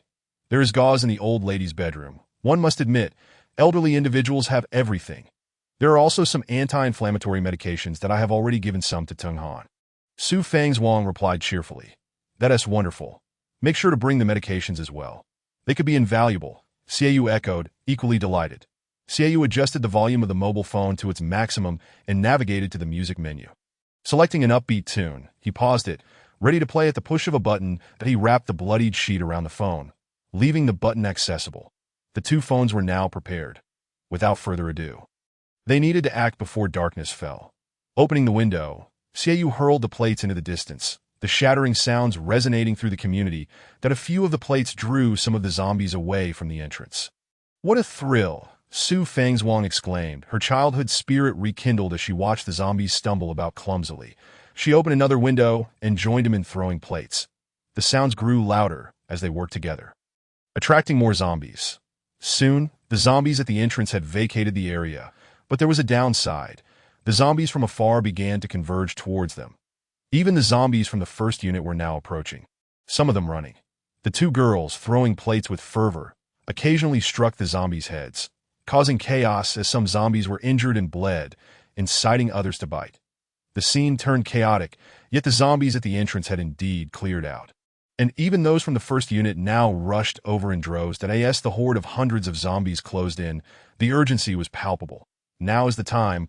We must leave immediately," Xieyou urged, his voice tinged with panic. The two women nodded in agreement, swiftly gathering their supplies. Xieyou hastily wrapped his phone in a plastic bag to shield it from the scent of blood. The trio opened the door, intending to descend the stairs, when a hefty figure came barreling down from the fourth floor, startling Xieyou. That he instinctively recoiled into the room, while the two women, caught in their momentum, collided with him, sending all three tumbling to the ground before they could escape. "Close the door," Xieyou shouted in terror, scrambling to rise and secure it, but a burly arm wedged itself in the doorway. "Don't be afraid. I'm human," came a voice from outside. "You are human, my foot," Xieyou screamed in fright. Grabbing a hammer, he swung it fiercely at the intruder's head, landing 3 decisive blows before the startled figure could react, resulting in a gruesome demise. "You've killed someone," Tung Han exclaimed in horror. Although she was accustomed to seeing Xieyou dispatch zombies, witnessing the killing of a human was a first. The stark contrast between the crimson of human blood and the dark red of zombie ichor was jarring, leaving her shaken. "We cannot afford to delay. Anything that poses a threat, be it human or zombie, must be eliminated," Xieyou insisted. His clothes now stained with blood, he dashed back inside, changing into fresh garments without a moment's thought. "We must hurry. If the zombies block the door, we are doomed." He growled. "There's no such thing as absolute safety. We must act decisively," he reflected, recalling how he had pondered the idea of attacking immediately upon encountering the Taoyuan trio. His thoughts had cycled through countless times, and now, in this moment of peril, the unfortunate fate of the hefty man was sealed. Tung Han glanced back at the twitching body of the man, blood spurting from the gaping wound in his head, a wave of nausea washing over her as the remnants of her meager meal threatened to resurface. Xieyou cautiously opened the building's door, scanning the surroundings. The distant zombies were engaged in a frenzied feast, their numbers swelling. That he edged along the wall towards the nearby unit, with Tung Han and Su Fangzhuang close behind. Before long, they arrived beneath a large tree, where Xiaoyu discreetly opened the electric scooter that he gestured for the two women to climb aboard. Just then, the door of the adjacent unit swung open, and four figures, a trio of men and a woman, burst forth. Their faces smeared with dirt and panic. The cacophony of their escape drew the attention of the nearby zombies, who began to converge upon them. "Help! Help! There are too many zombies!" they cried, their frantic movements slow yet desperate. As they fled, the noise attracted more zombies from every direction, encircling the area. Xiaoyu cursed under his breath, realizing these people had emerged from nowhere, jeopardizing his escape plan that he had hoped to drive away undetected. But now he had no choice but to act swiftly. "Let's move. You handle the hammer, I'll drive. Tung Han, hold on tight," he commanded as he revved the scooter's engine, pushing it to its limit. They sped away, the electric vehicle's speed outpacing the slow-moving zombies. In the distance, a resounding explosion erupted from Unit 4, flames engulfing the structure in a heartbeat, causing a chain reaction that consumed multiple buildings. The shockwave knocked several individuals from 7 Unit to the ground, immediately surrounding them with ravenous zombies. The anguished cries of the trapped echoed through the air, overpowering the roar of the flames, and even from afar, Xiaoyu and his companions could hear the heart-wrenching wails. As they sped towards the exit, the noise attracted even more zombies, forcing Xiaoyu to navigate through the chaotic scene. Cars were strewn about, their occupants either trapped within or fleeing in desperation. Xiaoyu felt a surge of determination. He was like a living map of the city, intimately familiar with its layout, but he knew precisely where the police station was located and steered the scooter towards the West District Precinct. The trio maneuvered through the mayhem, their speed a stark contrast to the shuffling zombies. "We need to get to the police station," Xiaoyu urged, adrenaline coursing through his veins. The streets were chaotic, but the slow-moving zombies provided a glimmer of hope. They were their only chance for survival. As they approached the precinct, the site of the South Guan police station loomed ahead, its doors locked tight. Xiaoyu wasted no time. He skidded to a halt just meters from the entrance. With deft precision, he executed a maneuver that sent the scooter gliding sideways, narrowly avoiding a collision. "Get out," he shouted, swiftly retrieving a phone wrapped in a blood-soaked cloth, pressing the button to unleash a cheerful tune that echoed across the chaos. The sound drew the attention of the approaching zombies, their grotesque mouths agape, as they turned toward the source. Seizing the moment, Xiaoyu hurled the phone into the distance, the noise ricocheting through the air and captivating the undead horde. With the path momentarily clear, Xiaoyu took Tung Han's hand, charging toward the police station's entrance. "We'll take our chances," he declared, the urgency of their situation propelling him forward as they faced a few lingering zombies. Xiaoyu and Su Fangzhuang swung their hammers with practiced efficiency, their experience guiding them. In a world where survival was paramount, they charged into the police precinct, the door creaking open behind them, a flicker of hope igniting amidst the chaos. Xiaoyu called out in a race against time, as the scattered zombies surged forth once more in response to his shout. Tung Han, quickly watch the camera. There is still power, and the cameras can be used since they don't rely on the network. Su Fangzhuang gripped her hammer tightly, as the zombies, previously distracted by their phones, began to regroup. From all directions, approximately 100 zombies approached. Aside from the police station's main entrance, the other 3 directions were entirely overrun with zombies, leaving no opportunity for escape. Inside the police station, a young officer in his 20s named Li Haiba observed the camera feeds that he had noticed unusual activity ever since Xiaoyu and the others arrived. There had been a sudden increase in zombies, with an electric scooter carrying 3 individuals racing towards the station, surrounded by the undead. The young officer remained unfazed. Over the past few days, at least 7 or 8 individuals had attempted to break in, many of whom were his colleagues. Yet what could be done? The police station was not a supermarket, and there was only a limited supply of food. Apart from himself, there were 5 other colleagues inside.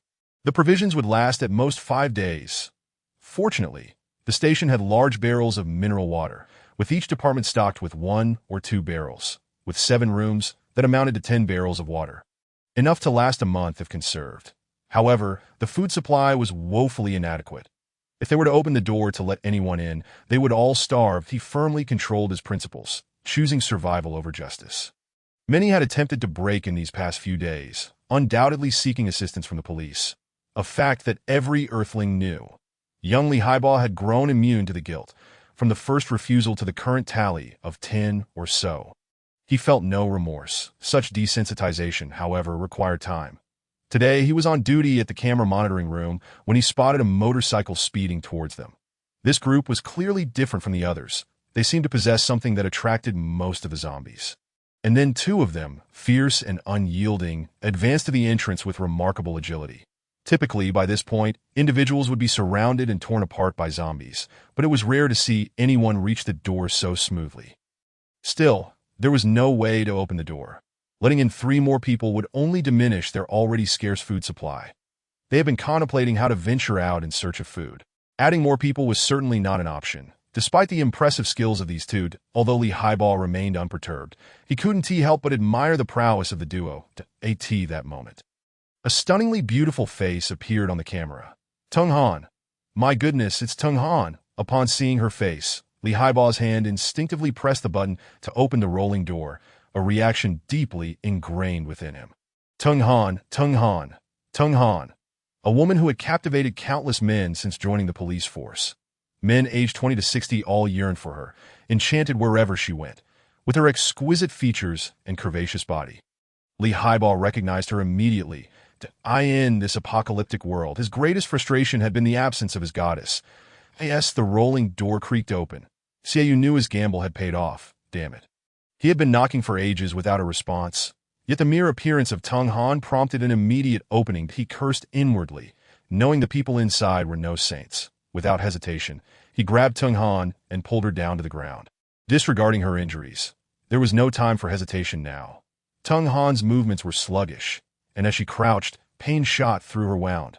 With zombies closing in, Su Fang's had already slipped inside, and Xiaoyu kicked Tung Han forcefully in the calf. Her leg buckled, and then another kick landed on her backside. At that moment, a zombie was almost upon them. Xiaoyu swung his hammer and knocked it down. He quickly dove inside, where Su Fang's was already half pulling Tung Han in by her ankle. Tung Han, weakened by her injury, had little strength to resist, and Su Fang's dragged her inside like a lifeless pig. Meanwhile, Xiaoyu managed to slip in as well. Noticing everyone had entered, Lee Highball hastily pressed the down button, causing the door to descend slowly. The nearby zombies collapsed to the ground, and Xiaoyu and Su Fang's armed with hammers, began to strike them down like whack-a-moles. The quality of the police station's rolling door was exceptional. After a few zombies were stunned, they kicked them away, and the door finally closed shut. Outside, the zombies clawed and scratched at the door. The police station had 2 layers of security, a rolling door on the first floor and a glass door about 2 meters behind it. At that moment, the glass door swung open swiftly, and Lee Highball charged out, rushing straight towards Tung Han. You're here. You're here. I've been thinking about you, he exclaimed, enveloping her in a tight embrace. Behind him, 5 men followed closely, pondering what had compelled Lee Highball to open the door. Upon seeing Tung Han, their expressions softened. It was her, Tung Han. Their eyes gleamed with desire, as if they could hardly contain their eagerness to embrace her. Tung Han, who had just been kicked by Xiaoyu, felt a sharp pain in her chest as Lee Highball clung to her. Dio, I know you well. Tung Han thought, her mind buzzing. What was wrong with everyone? Why were their actions so exaggerated? Gently pushing Lee Highball away, she replied, thank you, but I have an injury. You're hurt. Where? Let me see. Lee Highball exclaimed anxiously, with the 5 men behind him displaying similar concern. Their eyes fixated on Tung Han, as if they could see through her. If looks could manifest reality, Tung Han would surely be pregnant by now. What are you staring at? Tung Han felt herself flush with embarrassment. Had it not been for their assistance in opening the door, she would have said nothing at all. Her wound was in a private area, and the fact that half her chest had been cut was particularly distressing. With so many eyes upon her, she felt her entire body heat up. Ahem. Thank you, officers, that I'm Xiaoyu, he interjected, noticing Tung Han's discomfort. Having been inside for some time, he felt it was his turn to be acknowledged. Oh, Tung Han, come in quickly. There's air conditioning inside, Lee Highball said, suddenly more attentive, guiding Tung Han into the room. What is the meaning of this? At least show me some courtesy. What if Tung Han were my wife? Xiaoyu thought. Feeling overlooked, that it was evident that they had not regarded him as the host at all. They say police are arrogant. It appears to be true, he mused, scratching his nose. Thankfully, she was not his wife. Had she been, he would have had no chance of reclaiming her. Watching as 6 individuals pulled Tong Han into the room, Xiaoyu was at a loss for what to do. The 2 men are my friends. If there's an issue, please accommodate them, Tong Han urged. Previously, these men had treated her with utmost respect, especially the elder officer named Yin Jun, who was nearing retirement at 56, that he always addressed her as little sister and shared valuable police insights. Exuding an elder's grace. Now, however, his hands seemed to have lost their restraint. Tong Han felt as if she had stumbled from a wolf's den into a tiger's lair, that we can all stay in one room. She insisted, calling for Su Fangzhuang. That Su Fangzhuang, drenched in sweat, wondered what was wrong with these men. Hello, we've always lived together, I'll take care of her. She quickly squeezed in, though she believed herself to be quite attractive. Standing next to Tong Han, she felt like a mere maid. And you are? Yin Jun, now pushed to the side, asked with dissatisfaction, rubbing his hands as if recalling the sensation of touching a goddess. I am Su Fangzhuang, a lifelong friend, that I'll look after her. She is very weak and can't handle much stress. She fibbed, glaring at the men, aware that if she didn't speak up, they would ignore her. Yes, that we're all lifelong friends. This is my sister, and that is my brother-in-law, Tong Han chimed in, fabricating the words as she spoke that it wasn't entirely a lie. Her life had been saved by them. Lifelong friends? They were more like her reborn parents. Without them, she would have been lost. These men, despite their desires, were still police officers, and their quality remained intact. Although they expressed concern for Tong Han, they were not particularly familiar with her. Apart from Li Haiba, who was a fervent admirer of Tong Han, the others were simply driven by base instincts, which had become immediate in this apocalyptic age, though their desires had not yet fully manifested. Li Haiba and his colleagues, however, exhibited considerable restraint. Thank you all for taking care of Tong Han. You can all stay together. There is a room with a bunk bed that can accommodate 3 people, Li Haiba suggested. Thank you, officer, Xiaoyu replied promptly, that we have 2 meals a day. Not much, Tong Han acknowledged, but Yin Jun interjected, speaking directly, Oh, it's nothing. We have everything we need. We are truly grateful to the police for sheltering us. Xiaoyu quickly chimed in that we cannot leave now. The police station is the safest place. There is water inside, Yin Jun said, not elaborating further as he led his colleagues away, each one speaking quietly among themselves. Occasionally glancing back at Tong Han. Thank you, officer, Xiaoyu called out, waving to them as they distanced themselves, eager to make a good impression. Once 6 figures had retreated, Xiaoyu gently closed the door and exhaled deeply. Are they gone? Su Fangzhuang inquired. Keep your voice down. Xiaoyu raised an eyebrow and whispered, walking calmly to the bedside, that Su Fangzhuang followed his gaze upward, spotting a camera above. She immediately felt displeased. Hadn't they just placed themselves under surveillance? This was a smart camera equipped with a voice sensor. Keep it down. It won't matter, Xiaoyu murmured, that an adept individual. He was accustomed to cameras outside. People often boasted about how wealthy someone must be if they had a camera at their entrance. This camera was indeed top-notch, capable of rotation and excellent sound capture. Thank you, Xiaoyu, Tong Han said, her voice unconcealed, and no need to thank me. It's what friends do. We've known each other for years. I am happy to help. How is your wound? Xiaoyu responded normally, genuinely concerned for Tong Han's injury. The police station should have disinfectants and a first aid kit. I'll go check in a bit. Tong Han remarked, well, that's fine. Having specialized medication is indeed beneficial for you. Xiaoyu added that the medication he brought from Aunt Wang was not sufficiently professional for treating wounds, that he stood up and found 3 cups in the room, filling them with water. It must be said that being in the police station provided a sense of security. The thick walls and air conditioning, along with the railings and surrounding walls outside, created a truly safe haven. However, it was not his own territory, and he could not fathom the thoughts of the officers present. They are all good people. Rest assured that let's take a break before we seek them out to discuss our next steps, Tong Han suggested. She was not foolish. It was imperative to commend them at this moment to keep the situation stable. Tong Han felt genuine fear, recalling how these individuals had approached her with unwarranted familiarity. And the memory of the 3 brothers of the Peach Garden sent a chill down her spine. Just then, a light knock echoed at the door, a gentle knock-knock. Chapter 21. Power Outage. Here it comes, Su Fangzhuang remarked, not needing to ask, for it was undoubtedly the police. Li Haiba appeared, holding a medical kit, craning his neck to peer inside, as if his eyes could bend to see into Tong Han's very being. Unfortunately, she was in the inner room. How is Tong Han? he inquired, entering with the medical kit. This was their domain, and Su Fangzhuang felt it was inappropriate to obstruct him. Xiaoyu stood up and nodded politely. It was crucial to display obedience now, while simultaneously testing their limits to see if they could remain there, contingent upon Li Haibao's demeanor. Nevertheless, regardless of the circumstances, one must find a way to procure a firearm. As that was the primary objective of their presence as for the others, their actions would dictate their fates. He lacked the ability to protect anyone else. Merely avoiding harm to himself was already a daunting challenge. At this moment, few were aware of the zombies' transformations. Once the undead regained their mobility, any thoughts of venturing out for supplies would be nearly impossible. Sufficient firepower and ammunition were essential. Without hesitation, Li Haibao opened Tung Han's bedroom door. Tung Han lay on the bed, having heard the noise, still too weak to rise before the door swung open. The heat was stifling, and despite the air conditioning, she had not covered herself with any blankets. A bandage, slightly stained with blood, was wrapped around her chest, while her legs bore similar wrappings. Her body was mostly exposed, clad only in loose gray-blue underwear reminiscent of the 1960s that amidst a sea of vibrant colors.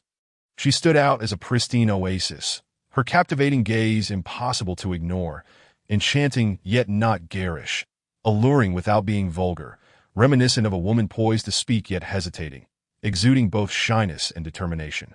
This image invaded Li Haibao's thoughts unabashedly, captivating all who had encountered Tung Han, for her allure was not deliberate but rather like a gentle snowfall, soft and gradual, yet utterly inescapable to Li Haibao, felt as though he had lost control over his own body. Sitting down involuntarily, his hand reaching out without conscious thought that I end the lawlessness of this apocalyptic world, human desires had expanded limitlessly. The viral outbreak had transformed some into mindless zombies, while others, though not fully converted, had experienced cellular changes. Those who were violent became even more so, and the introverted withdrew further into themselves.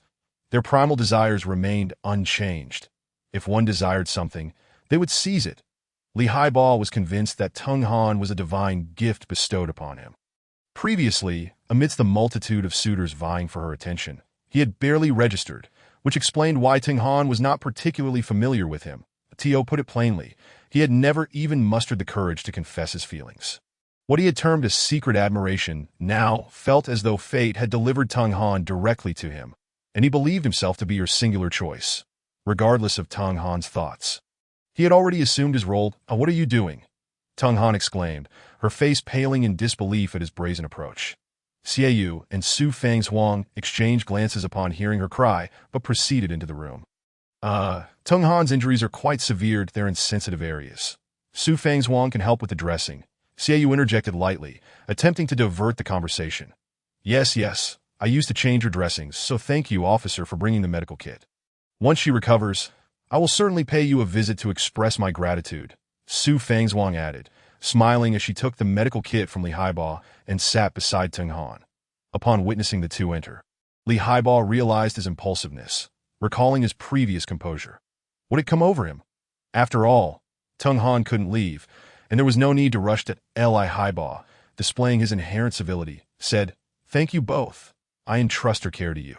We will certainly express our gratitude in the future." To an outsider, it might have seemed he and Tung Han were a married couple. Xiaoyu quickly responded, Yes. Once she recovers, we'll discuss everything that he guided Li Haibao out, infusing their politeness with an unmistakable undertone of dismissal.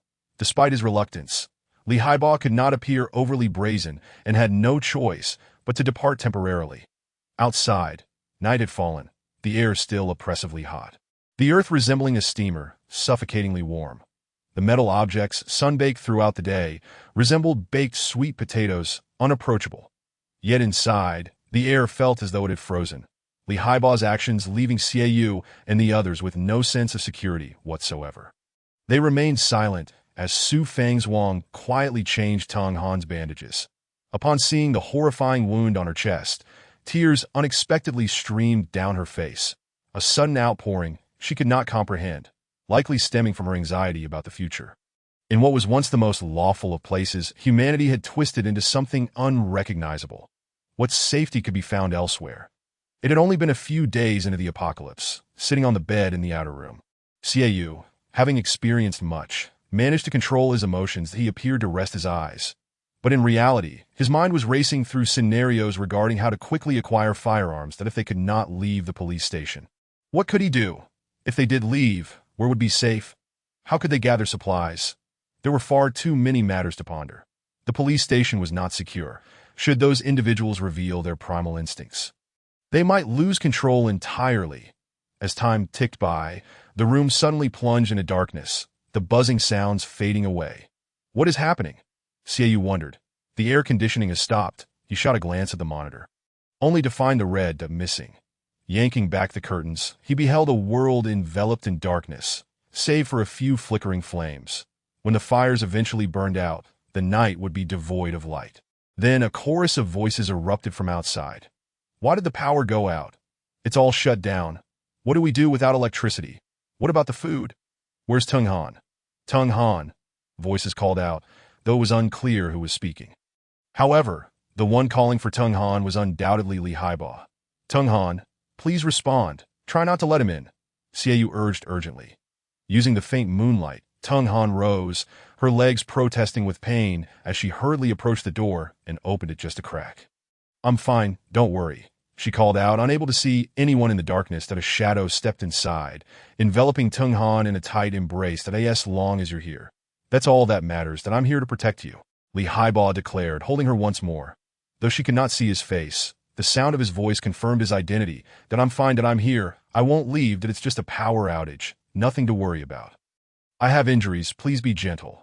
Tung Han neither rejected nor accepted his embrace, soothing Li Haiba with her gentle tone. Hearing Tung Han's soft voice calmed Li Haiba, and he gradually loosened his grip on her shoulders.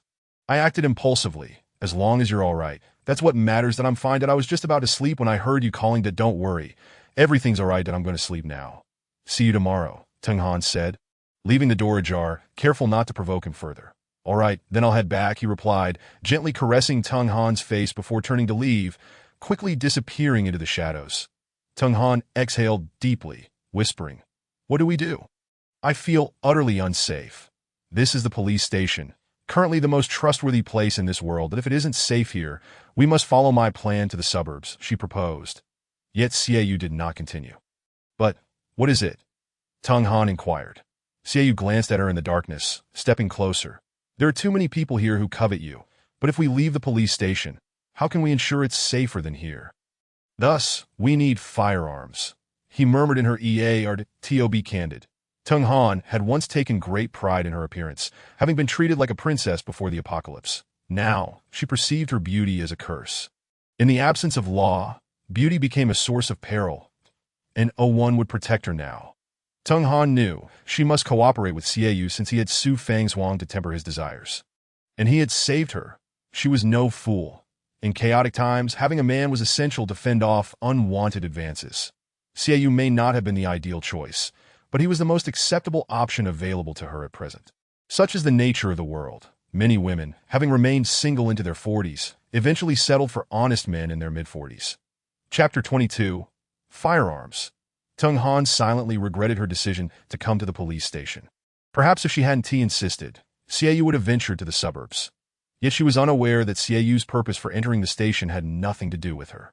It was all about acquiring firearms. You want firearms? Tung Han asked. Yes, you saw the condition of these people, that we don't know how long they can endure. If another tragedy occurs, will we be so fortunate again? Xiaoyu explained. There are firearms. Since 2019, the police station has been equipped with them, all stored in the shooting range. Each officer received a gun, and we practiced weekly. There should be 10 standard police, 92 handguns, and 10 stun guns in the range. Given the current circumstances, electric shock weapons are of little use, that we can acquire the 92 pistol. Although Tung Han has not frequented the police station often, she possesses considerable knowledge about it. What do we need guns for? Tung Han inquired. That I pondered for a moment, recognizing that it is common knowledge that the police station is armed, that in today's world, resources equate to life. To safeguard these resources, firearms are the most formidable deterrent.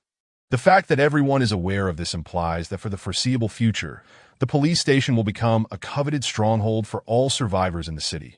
Furthermore, the police station serves as an excellent refuge, likely to attract numerous small groups and individuals that if we wish to claim this territory, or even if the officers are willing to protect us, it may invite unnecessary complications.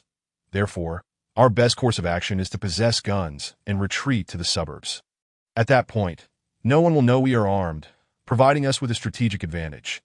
Most significantly, the number of those who would harass us would diminish considerably, allowing us to live quietly while waiting for the opportune moment.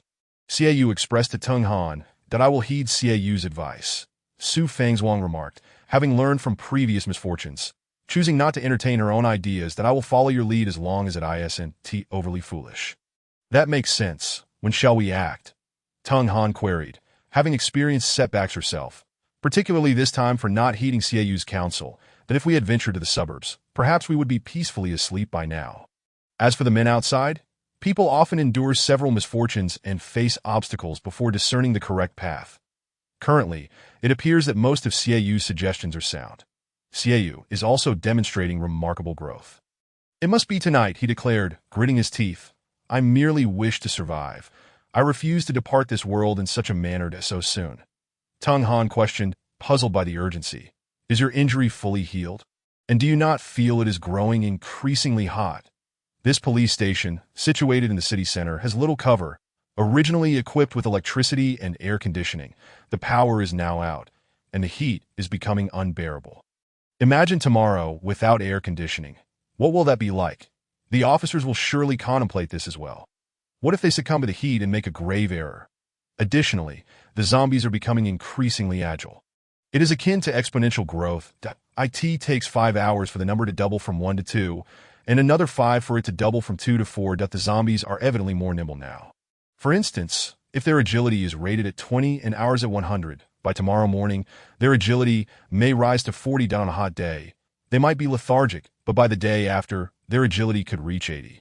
Perhaps even 100. Thus, we must act tonight, while their agility is still around 20, utilizing this time to gather supplies and locate a refuge in the suburbs. Xiaoyu articulated his thoughts in one breath, taking a large gulp from his cup.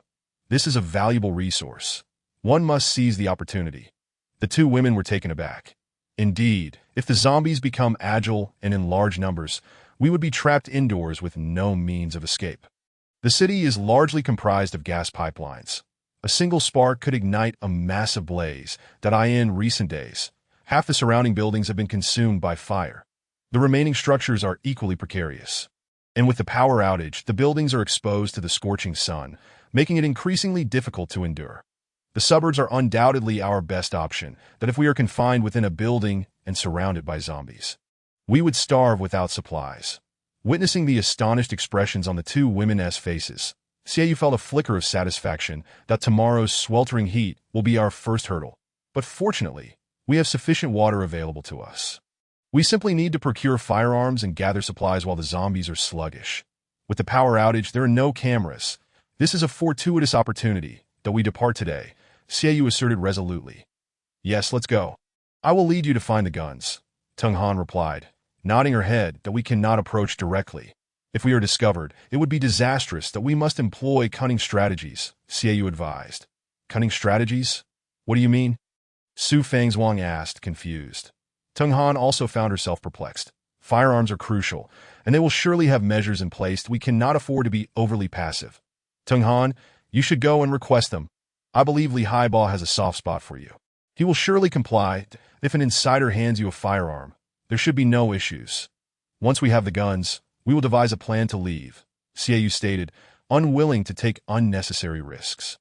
The danger of stealing is too great. If we are exposed, the consequences are unpredictable. You think you would give me one? Teng Han replied, feeling somewhat awkward about leveraging Li Haiba. Just express your fear. In this world, it is entirely reasonable for you to possess a gun. One is sufficient. With one firearm, we can ensure our safety against the majority of survivors. Xiaoyu reasoned. Not being greedy, did he wish no harm upon others, but simply sought to protect himself. Look at your modest aspirations, Su Fangzhuang teased, casting a sidelong glance at Xiaoyu. You are quite the chatterbox without friends. Taking just one gun is trivial for them. I'm being reasonable, that I'm not stealing or taking everything. One must have principles. Xiaoyu believed he stood on a moral high ground. All right, I will go ask the ITS just one gun. After all, you are correct. Acquiring one or two is not substantial. Why would they need so many when each person has 2 hands? Tung Han found her moral justification. With that, she abruptly rose, exclaiming, "Ouch! Ouch!" She winced, feeling discomfort from her abrupt movement to go on. "Young lady, the phone still has some charge. Turn on the flashlight and go request a gun. Watch out for any lewd characters. That if you cannot procure it, return, and we will devise another plan." Xiaoyu wished to relieve her of pressure. If it came to the worst, they must flee tonight. There was no way to remain here any longer. They needed to think carefully about how to escape at this hour. After taking the phone, Tung Han nodded and stepped outside. Su Fangzhuang watched her leave and turned to Xiaoyu. "Do you think she will be in danger? Prepare the water and food. Ensure the hammer is ready. When Tung Han returns, we will leave together," Xiaoyu instructed. "Tung Han is quite attractive. Do you have feelings for her?" Su Fangzhuang teased, pinching Xiaoyu's arm. Her nose twitched slightly. She had not had the opportunity to question Xiaoyu about Tung Han's allure, which she herself found captivating, let alone the men. The desire for beauty is universal. But fear not. I'm here with you. I won't seek anyone else, though. Stop pinching me. Hurry up and pack. We must leave once we are done, Xiaoyu urged. Wary of saying too much, women can be overly sensitive. With her phone illuminating the way, Tung Han contemplated how to procure the gun. The light quickly caught the attention of the officers in the hall. They were all gathered, seemingly engaged in some discussion. "Who is it?" Yan Jun's voice rang out. Tung Han was surprised to find them all together.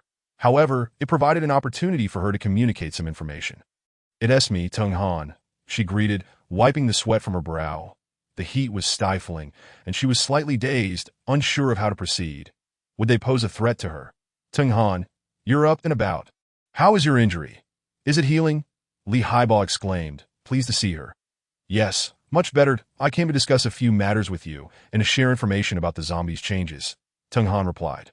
She had initially refrained from mentioning the zombies, but since they were all colleagues within the same system, it was best they were informed. Delaying could lead to missed opportunities discussing matters. "Come in. We were just planning to find you. With the power out, none of us can sleep comfortably. We were thinking of holding a meeting to strategize our next steps." Yan Jun, a senior officer, welcomed her in the early days of the apocalypse. He and Li Haibo had been on duty at the police station. Fortunately, both had remained uninfected. After a day, 4 other colleagues arrived from outside. Li Haibo, upon seeing them on the monitor, opened the door without hesitation. At that time, the zombies were still sluggish, allowing him to close the door safely afterward. The leadership had vanished, and everyone followed Yan Jun's lead. Later, when they encountered a shortage of supplies, they decided to stop opening the door until the food situation was resolved. They only opened it again when they learned that Tung Han and the others had arrived. Thus, Yan Jun held the authority here, but he paid little attention to Tung Han's mention of the zombies' changes, focusing instead on the pressing issue of how to cope without air conditioning. Tung Han sat beside Li Haibo, eager to hear their plans. Li Haibo, thrilled to have Tung Han next to him, quietly asked, "Are you feeling all right? I will not let anyone harm you." His words were sincere, emanating from the depths of his heart. Although Tung Han did not respond, Li Haibo harbored feelings for her. This sentiment mirrored Xiaoyu's feelings. Had any other police officer been in Tung Han's place, he might not have intervened. Tung Han was undeniably captivating, possessing a charm that attracted all, regardless of gender. "Let us keep quiet and commence the meeting," Yan Jun insisted, adhering to the pre-apocalyptic mindset. Li Haibo smiled but remained silent, adhering strictly to protocol. Yan Jun and the others began discussing food supplies and potential strategies for coping with the weather. To be honest, some of their suggestions were quite astute. These officers were not without merit. Tung Han mentally noted their insights. As the minutes ticked by, the room grew increasingly stifling. A few of the officers had resorted to fanning themselves with makeshift cardboard fans, which appeared rather comical. Time was of the essence. Tung Han felt a sense of urgency. Ahem, she cleared her throat. The room fell silent. Tung Han's voice held sway, unlike Xiaoyu's, which would have been drowned out by the noise. "Do you have something to share, Tung Han?" Yan Jun inquired, having noted her arrival with a purpose. "Yes, it's about that. Surely, everyone has sensed the rising temperature within the confines of this abode, having just returned from the outside. I am acutely aware of what life devoid of air conditioning entails, and it is only April. Just imagine what May and June will bring." Tung Han posed the first question, and silence enveloped the room. Yin Jun and Li Haiba, having not ventured outside since the onset of the apocalypse, had gleaned all their information from the internet. After the network went down, they were left in the dark. The other 4 officers had barely managed to rush into the precinct at the onset of the apocalypse, having scarcely faced any adversity. Yet, the oppressive heat they felt was palpably real, without air conditioning. The interior of this house feels akin to placing a steak in a sizzling pan. What shall we do? I recall you mentioning the transformation of the zombies, another officer in his 40s interjected. Tung Han's remarks had not gone unnoticed. However, the prevailing sentiment was that the heat was the primary concern, and the zombies, having been witnessed by all 4, moved sluggishly and were deemed insignificant. Indeed, in comparison to the heat. The transformation of the zombies is of paramount importance. Tung Han proceeded to elucidate the agility of the zombies to the officers, despite it being merely Su Yu's hypothesis. The likelihood of this hypothesis materializing was exceedingly high. Furthermore, Su Yu and his companions had been engaged in combat with the zombies for several days, rendering the changes in the zombies quite evident. The officers exchanged glances. They were no fools. Perhaps they were arrogant. But they possessed analytical abilities that we truly did not pay attention. This is no trivial matter. Our food supplies are dwindling, that if the zombies become more agile, our quest for sustenance will become exceedingly challenging. Yin Jun remarked that we possess firearms. Li Haiba countered. Firearms? If the zombies become agile, what use are our meager guns and ammunition? How many could we possibly eliminate? A 30-something officer chimed in. Indeed, the few guns and bullets we have would be like a drop in the ocean against a horde of zombies. Yin Jun added. This information is of utmost importance, akin to a final message that we must devise a plan swiftly. Tung Han, if you have anything to discuss with us, we shall do our utmost, Li Haiba stated. Setting aside any personal feelings for Tung Han, this news alone could save everyone. All eyes turned to Tung Han. Such a beautiful girl delivering such crucial information must be aided that we plan to venture out tonight to seek provisions. This matter cannot remain concealed, that a few individuals must depart with a reasonable justification. Otherwise, they surely cannot leave. Tonight? Yin Jun inquired. Indeed, tonight. After tonight, the zombies' agility will undoubtedly increase, complicating our search for supplies that it would be wise for you to seek out others for assistance. We should divide into groups to increase our chances of gathering resources, Tung Han asserted confidently. The notion of grouping was a last-minute strategy conceived by Tung Han. Moreover, she, Su Yu, and Su Fangzhuang must leave. If the officers do not search for supplies tonight, it will be exceedingly difficult for them to do so later. Tung Han, being kind-hearted, felt it necessary to act in this manner. However, she could not explain her departure alone. Tung Han, you are injured. Remain at the precinct while I procure provisions for you. Li Haiba proposed that no, my injury has improved significantly, and there is an abundance of supplies outside. If everyone goes now, they will surely find plenty. When times become dire, I will call upon you for assistance. For now, I wish to rely on our own efforts. Tung Han swiftly declined. This cannot be. How can I run if I accompany you? My instinct is to leave as soon as possible. The seasoned officers remained silent. In moments of choice, no one would speak frivolously, for they feared future repercussions. Chapter 23. The key, what do you need? Li Haiba inquired. He longed to be with Tung Han, but with so many others present, mutual restraint and professional boundaries rendered his desires unfeasible. That a gradual approach was the only viable option. That I propose that we all venture out tonight to gather supplies. For this evening marks a pivotal juncture in the agility of both humans and zombies. The more resources we amass today, the higher our chances of survival will be in the future. At the very least, we can search for materials in a relatively secure environment rather than being compelled to scavenge. Therefore, I request that each of us be equipped with a firearm. This is our singular opportunity. Our only chance. The more Tung Han spoke, the more convinced she became that the hardships endured over the past days were not in vain, and the more she felt a sense of responsibility toward her colleagues. Guns? You desire firearms? Yin Jun asked, seemingly reluctant to dispense them. Yes, the zombies have significantly increased in agility. Having firearms could potentially resolve dangerous situations, Tung Han subtly hinted. Without us, how could you possibly know to seek supplies today? It is not that we distrust you, but you are 3 individuals, and 2 of them are not part of our system. Human nature is unpredictable, that if we were a cohesive team, there would be no issue in granting firearms to all 6 of us, including you. However, since you brought 2 outsiders, we cannot be certain of future choices that I believe that if you wish to acquire a firearm, you must demonstrate greater sincerity, Yin Jun remarked, casting a sidelong glance at Tung Han. The implication was that the increased agility of the zombies was insufficient. Tung Han was at a loss for words. What sincerity did they desire? She pressed. The firearms must be secured, since there is an opportunity. It must be seized. The men exchanged glances. Let us deliberate further, Yin Jun suggested, beckoning the others as he stood up to whisper among them. Li Haibao appeared quite incensed, but as the conversation unfolded, he gradually calmed, occasionally glancing back at Tung Han. Tung Han observed them, uncertain of their intentions, and could only wait. Shortly thereafter, the group returned. They took their seats. Ahem, let me speak, Yin Jun began, feeling somewhat awkward. Tung Han sensed an ominous foreboding. To be direct, we have not an abundance of supplies left.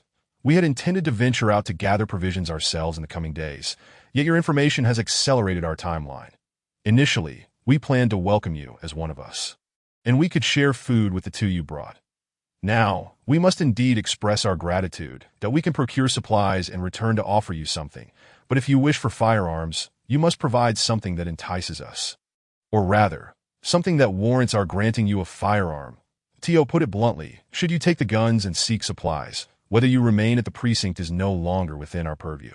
We are all part of the same system. We do not wish to make any absolute decisions, that we merely desire that you maintain a connection with us, a relationship of sorts. Thus we would be willing to provide you with something. Yin Jun awkwardly concluded, his face flushing. What does this mean? Tung Han sensed that this was far from a favorable proposition.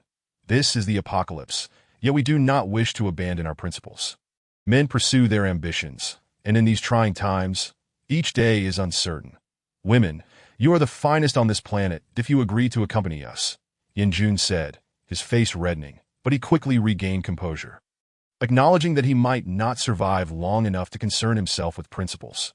Tung Han, please do not say any more. She exclaimed that Li Haibao also wished to speak, but Tung Han silenced him. The others gazed at Tung Han with a mix of avarice and restraint, their rationality barely keeping them from making demands. Tung Han looked at them, bewildered. How could you all behave in such a manner? The firearms are not our primary concern. Rather, the opportunity to seize life itself is paramount. Yin Jun boldly declared, previously, there was no chance. Now that an opportunity has arisen, it must be seized. Tung Han found herself at a loss for words. In this chaotic world, what significance does a woman hold? She was unsure of what to say. Her experiences over the past few days made it clear that women have no voice unless, as Suyu suggested, they possess firearms. Firearms? I agree. I am willing. You must provide me with firearms, Tung Han asserted through gritted teeth. Securing the firearms was her inner cry, a means of repaying Suyu's kindness, and a resolute determination to never again endure such circumstances. Tung Han silently closed her eyes. This world is not worth living in. One cannot discern what remains to be remembered. Perhaps centuries, perhaps millennia, perhaps eons will pass, and all that we are shall be erased. All civilization perhaps beginning anew, or perhaps reduced to mere cosmic dust. Everything is ephemeral, and every choice must be pursued. Not everyone can navigate this existence with ease. My bottom line is to refuse subjugation. Yet, death is merely a fleeting moment. When faced with choices, no one willingly chooses death. At the very least, I shall not choose it. Upon seeing the large characters emblazoned on Tung Han's thigh, Li Haibao was devastated. Upon witnessing the remnants of her form, the men finally comprehended the cost of the information they sought and the trials endured by women. Silence enveloped them. Enough. Yin Jun waved his hand that we are not beasts. It is a privilege to have seen you, that we shall take our leave. The firearms are in the shooting range. You may retrieve them yourself. The 3 of you shall receive 3 firearms and 300 rounds of ammunition, while the remainder will be retained for us. You may depart. Yin Jun reiterated with that. He gestured for the others to follow him out. Li Haibao clenched his fists tightly. Who did this? It has already been dealt with by Suyu. Tung Han remained expressionless, silently gazing at the keys on the table. Li Haibao said nothing. Suyu was Tung Han's benefactor, but he turned to leave. Dressing herself, she cast a glance at the keys on the table. A single tear slipping from her eye, she made no move to wipe it away. Nor did she speak, quietly taking the keys and turning to depart. Chapter 24. The motorcycle you're back.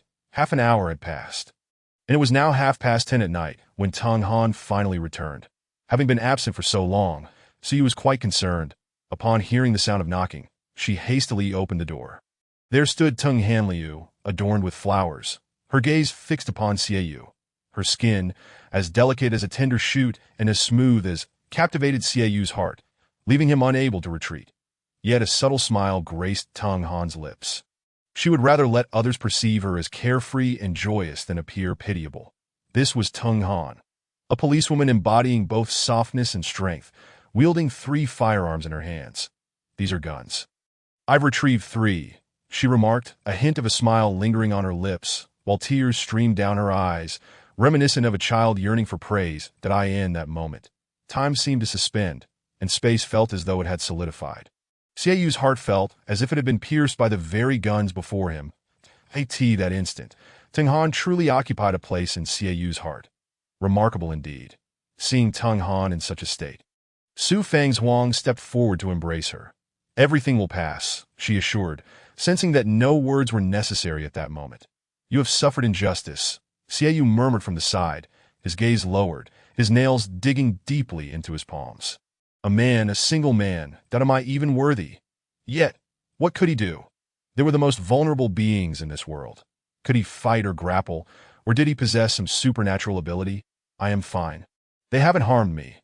Besides, we are friends, Tung Han replied, her eyes glistening with tears. Are you feeling wronged? Indeed, she confessed, but in comparison, her situation was not the worst. These are 3 guns.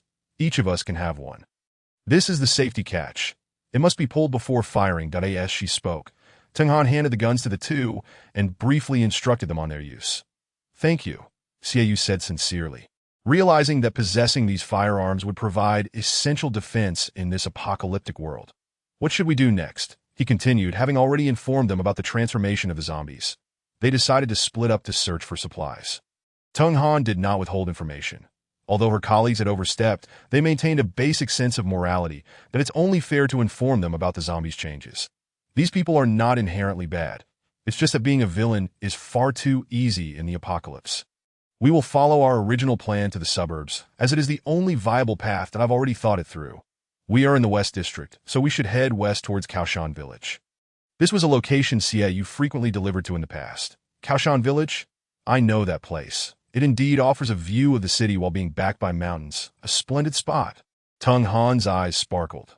The mountains, sparsely populated and cool, provided ample land. With proper defense, they could certainly live well there. I haven't heard of Kaoshan Village, but since you all wish to go, I shall accompany you. Let us depart, Su Fangzhuang said, shouldering her backpack and picking up a hammer. Siyu observed Su Fangzhuang gathering supplies and suggested, let us take some water just in case, and a bit of food will suffice. Traveling light will allow us to move swiftly. Once we reach Kaoshan Village, we can find everything we need. True, haha. Considering the zombies' slow movements now, we have a chance, Su Fangzhuang replied. Let us go find those police officers. I still need to borrow something, Siyu declared. Borrow what? At the mention of borrowing, Tung Han felt uneasy. It was too embarrassing. She had once held a revered status, and now, in just a few days, being nearly nude had become commonplace. Almost every man she encountered had seen her body. Tung Han mused that in this heat, she might as well run naked. Damn it, I'll have to strip sooner or later. Oh well, joking aside, if I can avoid it, I'd rather not. It's too uncomfortable. I'm not a monkey after all. I need to borrow a motorcycle. A police motorcycle. Siyu had often thought while delivering that if the police could ride motorcycles, why couldn't delivery people? It's ridiculous. Why do they get to ride while we don't? As a marginalized group, aren't we becoming weaker? Now, with this opportunity, he aimed to acquire a motorcycle. That should be easy.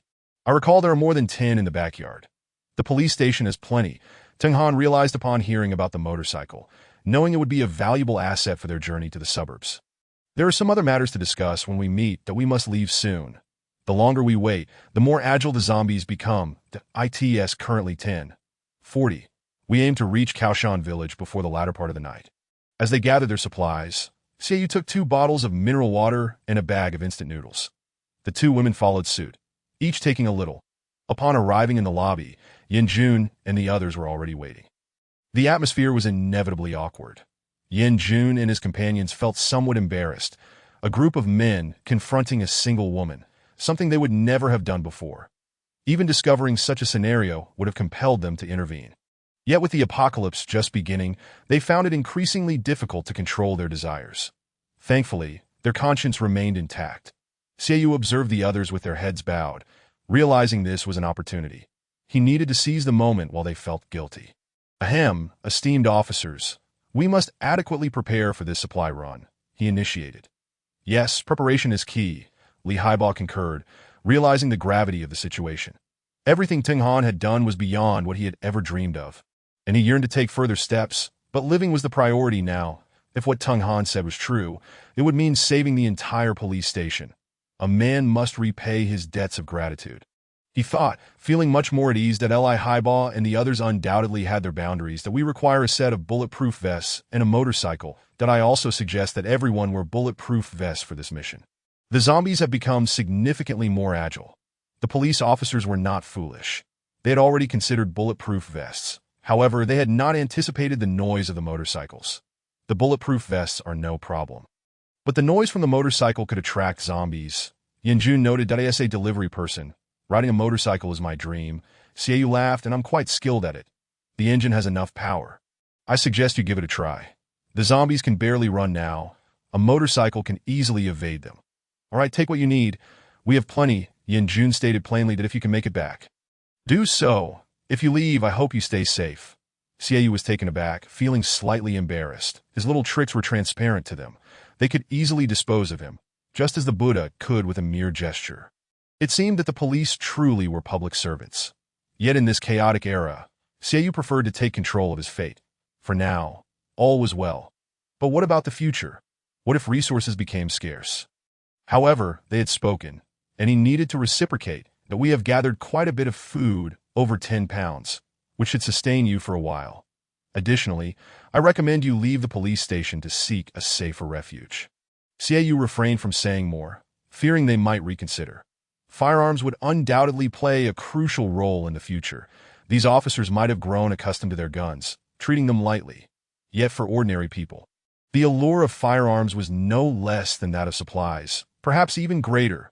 All right, there are motorcycles in the backyard, and here are the keys, with numbers corresponding to each motorcycle. The backyard has an exit. We can rush out from there. The yard will provide a buffer, allowing us to retreat back into the building if zombies surround us. Yanjun wasted no time in preparing a response. Thank you, boss. We shall take our leave. Time was of the essence. It was crucial to depart swiftly while they still felt guilty, before they had a chance to react and restrain Teng Han. Better safe than sorry. Trust is a scarce commodity now. Chapter 25. The motorcycle rider let us go. Xiaoyu took the hands of the two women, walking towards the light amidst the darkness, while 6 others stood behind them. The stubbornness of the small figures yearned for freedom and life to at that moment. The 3 of them seemed to radiate an indescribable aura. Teng Han, Teng Han, Teng Han. Take care, Li Haiba shouted. In that instant, he wished her happiness, freedom, and survival that I end the police station. He could protect her. Yet he did not want her to witness his darker side. Even as a police officer in the apocalypse, he could not guarantee he would remain virtuous. The beautiful memories he had of the woman he loved were already enough that I end that moment. Li Haiba wished he could be selfish, that he were not a police officer. The spirit of the nation. Perhaps not everyone could uphold their principles, but Li Haiba hoped to maintain his. How difficult it was. This cry echoed as a call to his soul. The 5 behind him also watched the 3 depart. In that moment, the air seemed to press heavily upon each heart. Teng Han did not look back, merely waving gently, softly departing like a whisper in the wind, that a fragment of her soul seemed to drift away. The flames flickered like stars in the distance, sometimes surging, sometimes dimming. Inside the police station, Xiaoyu led the way, with Teng Han in the center and Su Fangzhuang bringing up the rear, all clad in bulletproof vests. The 2 women held hammers at the ready. Yanjun and Li Haiba positioned themselves on either side of the vehicle door, exchanging a glance before forcefully pulling the door open. The roar of the engine echoed ominously in the silence, sending shivers down their spines. The sound seemed to resonate within their chests, Seiyu gripped the handlebars tightly, and the motorcycle shot forth like a bolt of lightning. In the surrounding darkness, red lights suddenly flashed. These were the blood-red eyes of the zombies. Countless zombies turned at the sound, their crimson gazes fixated on the motorcycle, rushing towards it in a frenzy. Seiyu aimed for Kaoshan village, accelerating with all his might. The roar of the engine attracted zombies from all directions. 50, 60, 70, 90, 110, 130. The speed soared in an instant. Before the zombies could close in, Seiyu had already dashed past the roadside. Tung Han and Su Fangzhuang had intended to swing their hammers as the zombies approached. But at such speed, they refrained from moving, fearing they would disrupt Seiyu's maneuvering. Seiyu pushed his skills to the limit, his eyes fixed ahead, tears streaming from the wind that whipped against his face. Daring not to blink even once, the speed was exhilarating, drawing the zombies along in pursuit, while many in the distance fell behind. Like a horizontal tornado trailing behind a horde of zombies, Seiyu was taken aback by the immense noise it emitted, causing his heart to leap into his throat. Yanjun, why the hell didn't you warn me? With such a cacophony, I'm bound to become a meat bun. Reluctantly, he pressed on. Was it easy for me? The thunderous roar shattered the silence of the city like a ferocious beast. The few officers from the police station watched in astonishment as the three retreating figures drew countless zombies in their wake, drenched in cold sweat. This vehicle is quite something, I.S.T. it. Li Haiba never anticipated Seiyu would be so formidable. The noise is unbearable. Logically speaking, it shouldn't be this loud, right? Damn, I.S.T. riding that newly acquired V for motorcycle meant for highways? Yan Jun's expression was blank. I didn't do it on purpose. If I wanted to sabotage you, would I let you go? Can you even escape? Leader, you're quite the schemer, aren't you? A middle-aged officer remarked. You intentionally drew the zombies, didn't you? Draw them?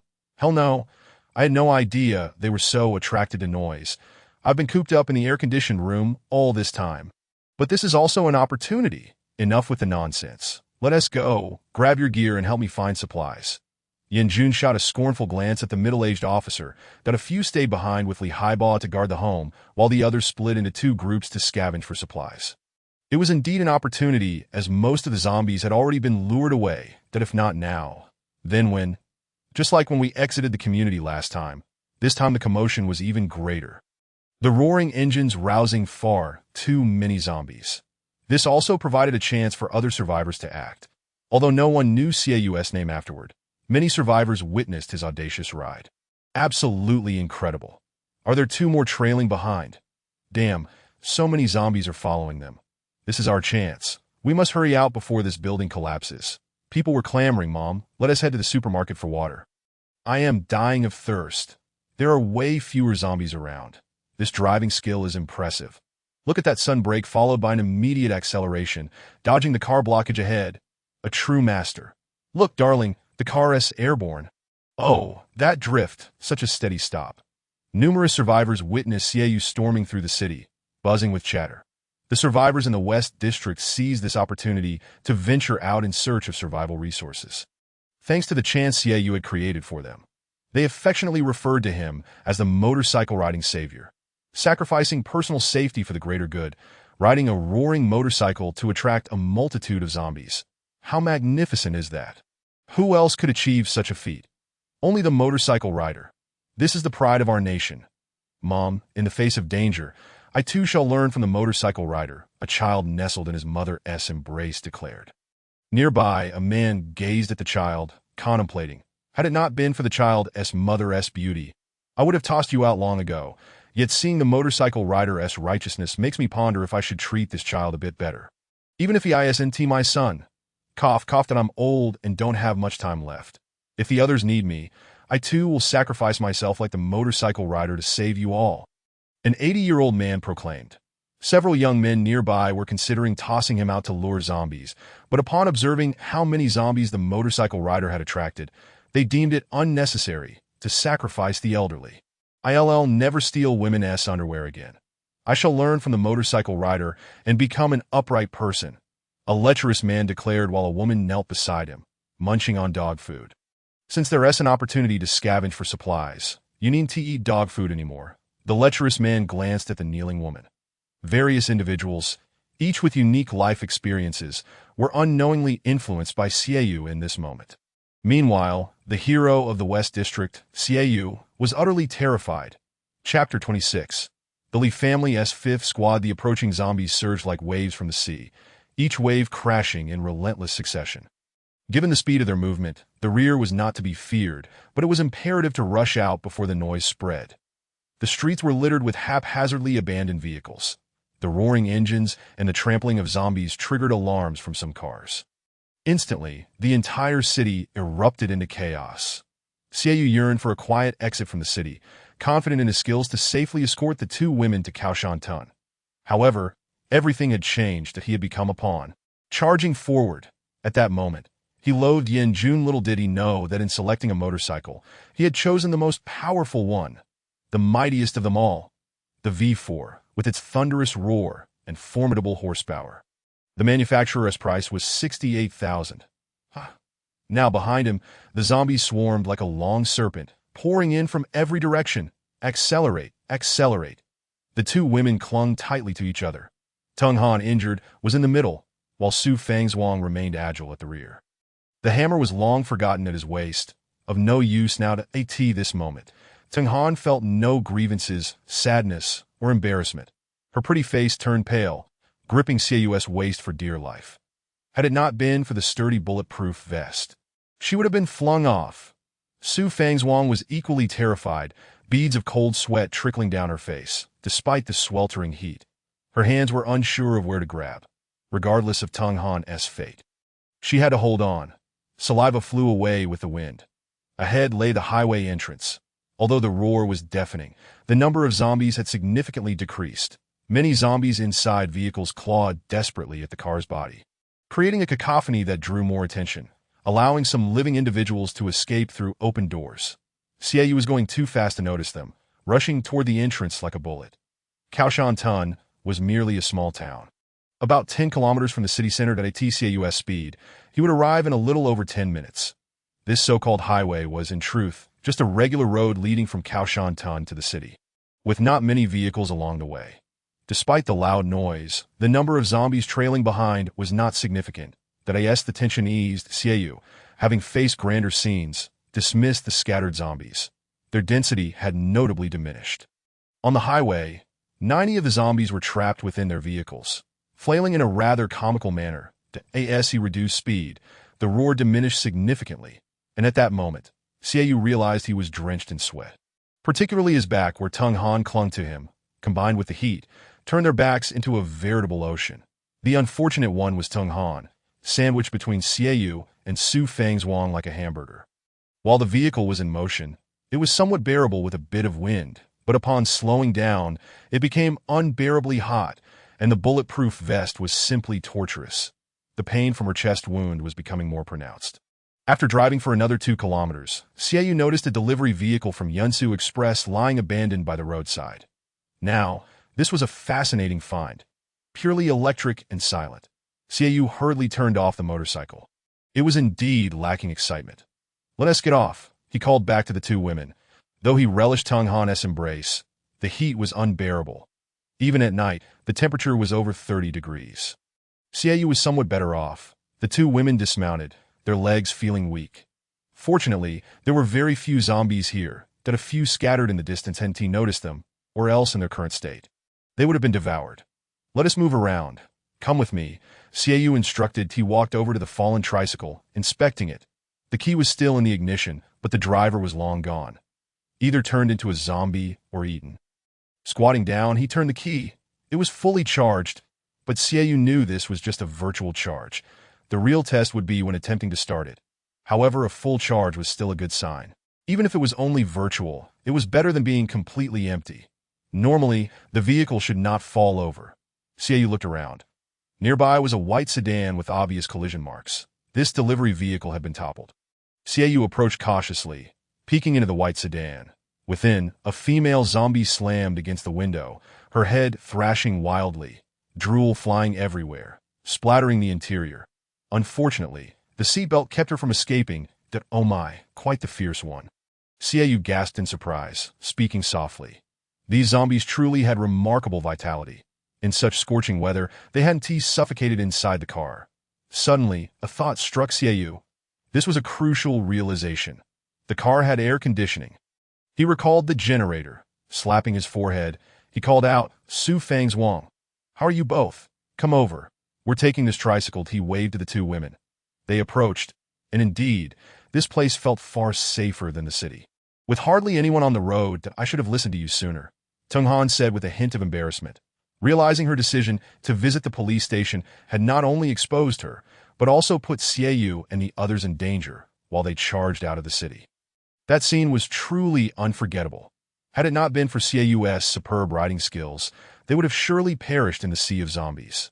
Xiaoyu glanced at Tung Han, drenched in sweat, the glistening droplets cascading down her body, soaking her clothes, which in turn also soaked his. "You should take off your shirt. It's not good for your wound like this," Xiaoyu said, quickly rummaging through the delivery items. Finding a women's shirt. Having had experience, he knew that 80 of the packages were for women, thus plenty of clothing would be available. Indeed, there were no men's clothes, but several women's garments were found. Su Fang's Wang and Tung Han swiftly changed into the clothing, their graceful figures on full display before Xiaoyu that Su Fang's Wang was all right. Xiaoyu had seen her dressed normally before, but Tung Han was different. This was the first time he had seen her without clothes, and she had always worn oversized garments. Now, though hurriedly, she had managed to find fitting attire in simple terms. It was beautiful. Xiaoyu swallowed hard. Let us go, let us get in the car. We're only 5 kilometers away from our destination." As she spoke, she mounted the electric scooter, while the two women placed their provisions and water into the storage compartment at the back. Subsequently, one sat on each side of Xiaoyu, each wielding a hammer. Within the encampment, there were several villages, one of which was a rather inconspicuous place known as Li Jiawu Dui. Although remote, it boasted newly constructed homes, many of which were 2 stories tall with basements that we decided to head there. Xiaoyu was quite familiar with the area, which can be considered the outskirts of the city. Not far from the urban center, Dai was a place of strategic advantage, as he often delivered food in this vicinity. Despite being in the suburbs, the residents were affluent, having built their houses in recent years. He had envied them during his delivery days, never imagining he would have the opportunity to reside here in the apocalypse. As the words Cao Shan Tun gradually came into view, the electric scooter was remarkably silent. Yet there were still wandering zombies lurking about. Although it was nighttime, moving objects still captured the attention of the zombies, who would jog over in pursuit. The electric scooter, which reached a maximum speed of 30, was only cruising at 25 with the 2 women aboard.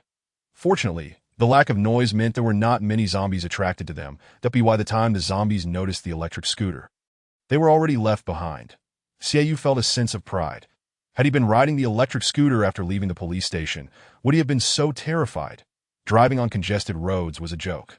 He could easily surpass luxury cars on his bicycle in the city, and now, with the electric scooter, he was even more formidable. The electric scooter was truly the brightest star of the urban landscape. The 2 women gradually relaxed, their initial tension dissipating to this moment. It felt paradoxically reassuring amidst the apocalypse. Chapter 27. Supermarket 1. Supermarket. Supermarket, Tung Han exclaimed upon seeing the supermarket's doors wide open. This was indeed a valuable find. She quickly alerted Xiaoyu that there's nothing extraordinary about this. There are at least 10 supermarkets in this area, he replied. However, this one is relatively far, that we should first find a safe place and gather supplies. We passed a gas station on the main road, but I didn't stop, haha. Upon arriving at Cao Shan Tun, Xiaoyu was in high spirits. This area, which housed around 20 to 30,000 people, was relatively safe, but deeper into Li Jiawu Dui, nestled against the mountains, there were only about 2,000 residents, making it an ideal landing spot. The central area was still quite dangerous. Therefore, reaching Li Jiawu Dui was paramount. Despite the presence of several thousand people, the number of zombies was also substantial. However, the vast space made encounters with zombies less likely, and given their slow speed, Xiaoyu and his companions were not particularly concerned. They passed 3 supermarkets without stopping, much to Su Fang's Wang and Tung Han's distress. Seeing their anxious expressions, Xiaoyu remarked, "Our vehicle can't carry much, and there are supermarkets in Li Jiawu Dui as well. If we gather supplies now and zombies surround us, we would be in trouble. Then let's find a safe spot first. Wouldn't it be better to occupy the supermarket directly? We have guns, after all," Tung Han questioned. Puzzled.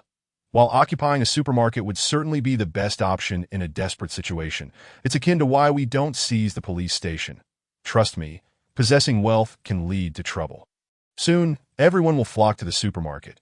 Once people go mad, our guns won't be much use, and we wouldn't be able to fend them off. They can set fires, and I've witnessed that happen several times. Even if they refrain from burning our supplies, they will harass us day and night. Xiaoyu explained with a shrug that he had contemplated a great deal over these past few days. Right now, the supermarket still has supplies, but what about later? Indeed, Su Fangzhuang acknowledged, startled. Once we become a target, we want to even be able to sleep peacefully.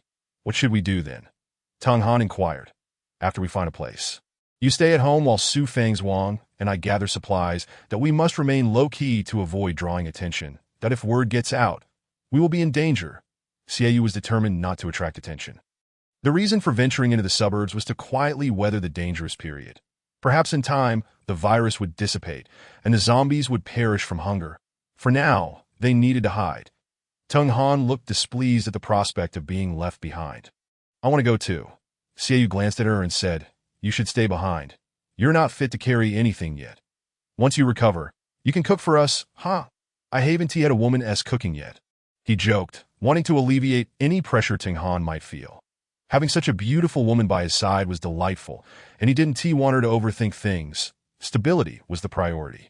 Suddenly, a sharp pain shot through his waist. Looking down, he saw Su Fangzhuang, the fierce woman, had begun to pinch him again. The Jiaodai was merely 2 kilometers from Kaoshantan, and they arrived swiftly on the electric scooter.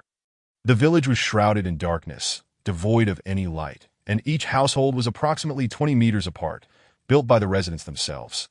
The gas was supplied via gas canisters, so even in the event of a fire, other homes would remain unaffected.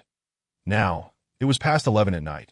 The dark village lacked the illumination found in cities, leaving only the moonlight to guide them. Be cautious. There are 2 supermarkets not far away, and several large buildings further in. We should find a discreet small house. Larger houses are harder to defend, Xiaoyu advised as he brought the vehicle to a halt. Having frequented this place many times, his knowledge of the area was invaluable. In the darkness, they parked the vehicle aside, realizing they could not proceed further down the narrow village road. Ensure your weapons are ready. Hand me a hammer. Xiaoyu requested, turning to grab one. Each person took a hammer and a backpack, carefully stealthing alongside the roadside.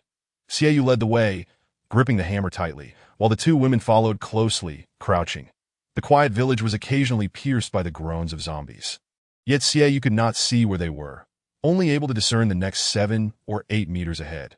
After walking a short distance, he noticed shadows flickering and quickly gestured for the women to halt. Slowly advancing, the figures became clearer. Oh no! Xiaoyu gasped, startled to find dozens of zombies huddled together, the sounds of tearing flesh echoing in the air. He quickly retreated, realizing that facing so many zombies at once was not an option. He eased back to a safe distance. At least 20 to 30 zombies blocked their path. They had no choice but to find a nearby location. There was a supermarket to the east, so they decided to head that way. Initially, they had intended to go to the larger supermarket to the north, but the gathering of zombies forced them to settle for the smaller one to the east. The village was not large, and they soon arrived at the eastern supermarket, its doors ajar. Seeing the entrance open, Xiaoyu felt more at ease, indicating that no one had claimed it. They cautiously entered. But before crossing the threshold, a foul stench assaulted their senses, one they were all too familiar with. Be careful, Su Fangzhuang warned as a swarm of flies erupted into the air, startled by their presence. The darkened interior was suddenly filled with a cloud of flies, noticeably larger than usual. Just as Xiaoyu uttered 2 words, several flies flew into his mouth, and a few more invaded his nostrils, rendering him breathless. But he quickly expelled the flies from his mouth and pinched his nostrils to dislodge the others. But their grip was strong, and several left behind a gruesome trail of decaying flesh. Tang Han and Su Fangzhuang were not faring much better. While they hadn't swallowed any, their noses had been invaded. They quickly recoiled, but a half-fly was rolling around in Tang Han's nostril. The stench permeating her senses, mixed with the putrid contents of the flies' bellies, causing her to retch uncontrollably. Disgusted, she spewed forth, but in doing so, dozens of flies found their way in her mouth through the gaps between her fingers. Terrified, Tang Han clamped her hand over her mouth, expelling a mixture of bile and flies that Su Fang's hastily grabbed Tung Han and pulled her back, uncertain of how many more flies lurked within the building.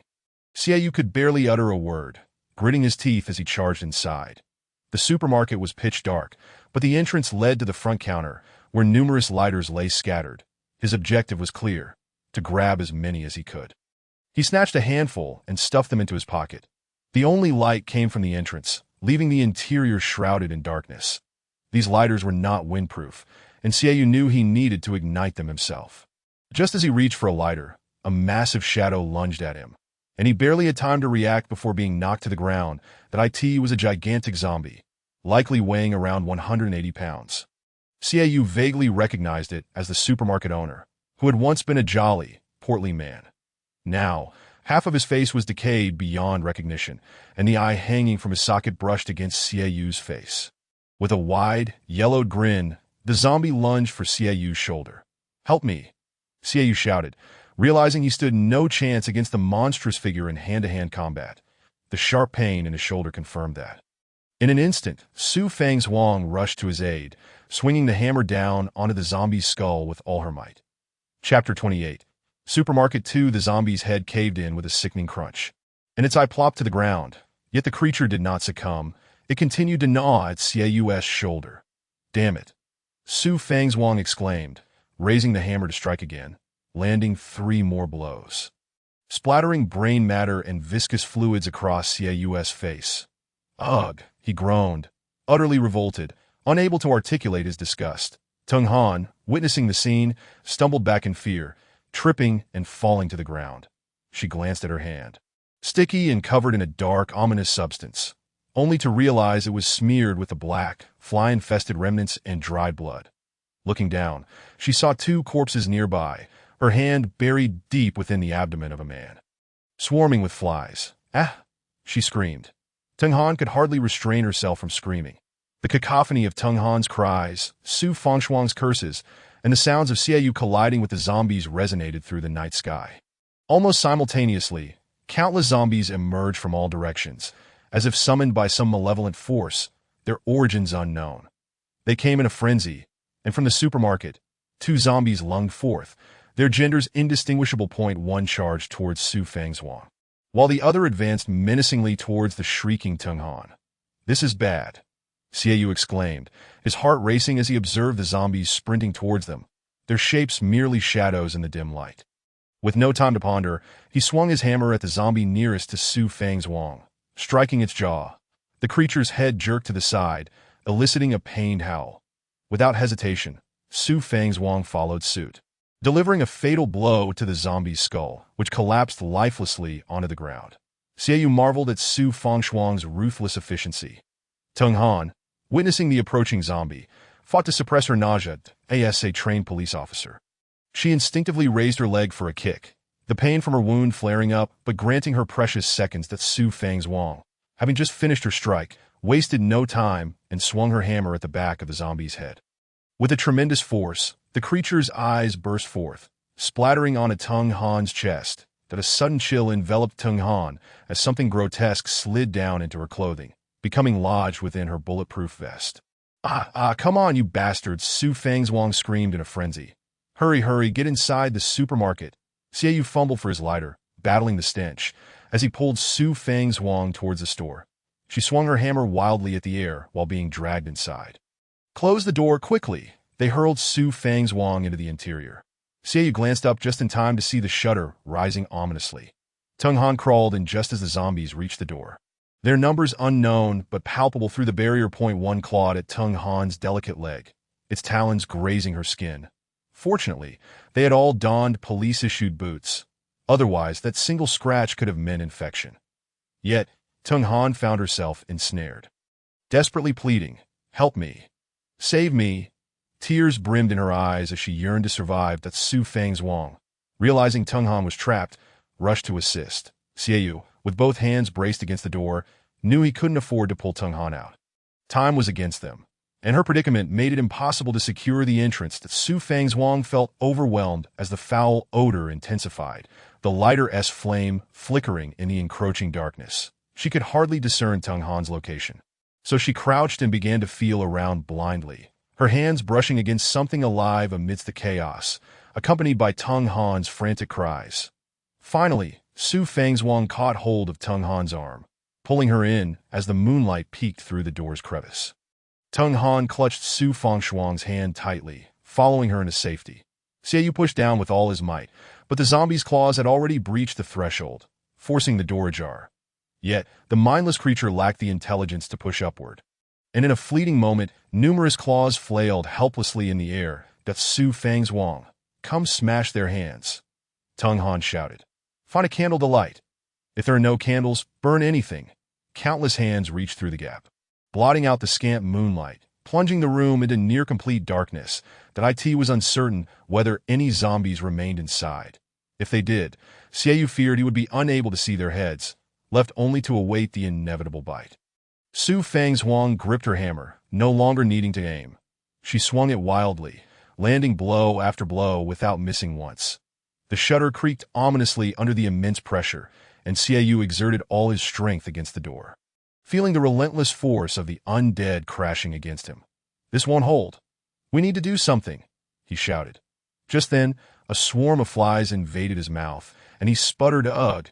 At that moment, a faint flicker of flame ignited as Tung Han managed to open her lighter. Instantly, the room appeared shrouded in a haze. Simultaneously, a multitude of flies surged towards the flame, but they enveloped Tung Han's delicate hand, extinguishing the fire in an instant. Tung Han screamed, her right hand thrashing wildly as she swatted at the insects. "Forget the flies, just keep lighting it. We need to prop the door," she gasped, her voice faltering. The momentary haze filled with flies had obscured her vision, and she couldn't discern what was happening around her. Chapter 29. Supermarket 3. Tung Han felt the insects crawling all over her, especially drawn to the scent of her wounds. The sticky mass of flies clung to her as they invaded her collar, buzzing chaotically against her chest. Overwhelmed, she wished she could pull out her gun and end it all. "Da-da!" Tung Han shouted, trying to muster her courage, but the flies entered her mouth and throat, making her feel as though they were churning in her stomach. She quickly shut her mouth, cursing her fate. Determined, Tung Han shielded the lighter with her hand, repeatedly attempting to ignite it, each time witnessing the flames extinguished by the overwhelming swarm. The acrid odor of charred flesh filled the air, intensifying the already unbearable stench. After several attempts, she finally located a bottle of liquor, scattered across the floor, and some overturned on a shelf. Grabbing one, she smashed it against the ground without a second thought. Crouching to ignite the spilled liquor, the potent brew ignited, casting a flickering glow that illuminated the supermarket at last. Xiaoyu finally beheld the horrific scene before him, the floor littered with disfigured corpses, remnants of the gruesome feast that had taken place. The oppressive heat and confinement had attracted a swarming mass of flies, and supplies lay strewn everywhere, shelves stained with blood. Many toppled over. Flies buzzed incessantly, and Xiaoyu spotted a rat the size of a cat, feasting on the entrails of the dead. This was no longer a supermarket. It was a veritable hell on earth. Tung Han, upon witnessing this scene, was struck with terror, and she stumbled towards Xiaoyu. To Su Fangzhuang, oblivious to the danger behind her, continued to swing her hammer, relentlessly striking at the zombie's arms, muttering incoherently to herself. Xiaoyu pushed Tung Han aside. Panicking, "Get behind the counter. We'll all be doomed otherwise." Tung Han, drenched in sweat, her face smeared with flies, could only see Xiaoyu's eyes through the swarm, but he was taken aback. Was this truly Tung Han? She showed no signs of vulnerability, and in this state, she clung to him desperately. As she stumbled, she caught sight of Su Fangzhuang, who was hammering down with ferocity, oblivious to the dismembered hands and fingers littering the ground. In that moment, Tung Han realized fear was futile. If she didn't act quickly, she would become just another meal. With determination, she thrust against the glass counter, feeling the weight of it as she strained to push it toward the shutter door. Xiaoyu, aware of the urgency, seized a corner of the counter as they worked in unison to barricade the entrance. This was a small supermarket, and the shutter was not overly large, allowing them to manage the pressure more effectively. Xiaoyu silently thanked his luck. Had they been in a larger store, they would have faced certain doom, as the doors would have been impossible to secure. With their efforts, they finally succeeded in closing the door. The sounds of the zombies outside muffled now, even as their scent lingered in the air. The group remained tense, aware that several rats scurried about the bodies on the floor. Xiaoyu approached the liquor shelf. No longer cautious, that he grabbed a bottle and poured its contents over the 7 corpses, the rats squeaking in discontent. His intention was not to ignite them, but to drive the rodents away and mask the foul stench that pervaded the air. The enormous rats, plump and bloated, barely stirred as the liquor drenched them. They simply opened their mouths, emitting chilling cries that roused the zombies outside. Xiaoyu raised his hammer, swinging it a few times. But the rats, unfazed, continued to gnaw on the flesh of the dead. He longed to crush them, but found himself paralyzed by the fear of the undead that in his past. He could confront a tiger without hesitation. But these rats filled him with dread. Suddenly, someone pushed him aside. Startled, Xiaoyu turned to see Su Fang's swinging her hammer down with force. The rats, seemingly sluggish yet agile, leaped onto another corpse at the sound of danger.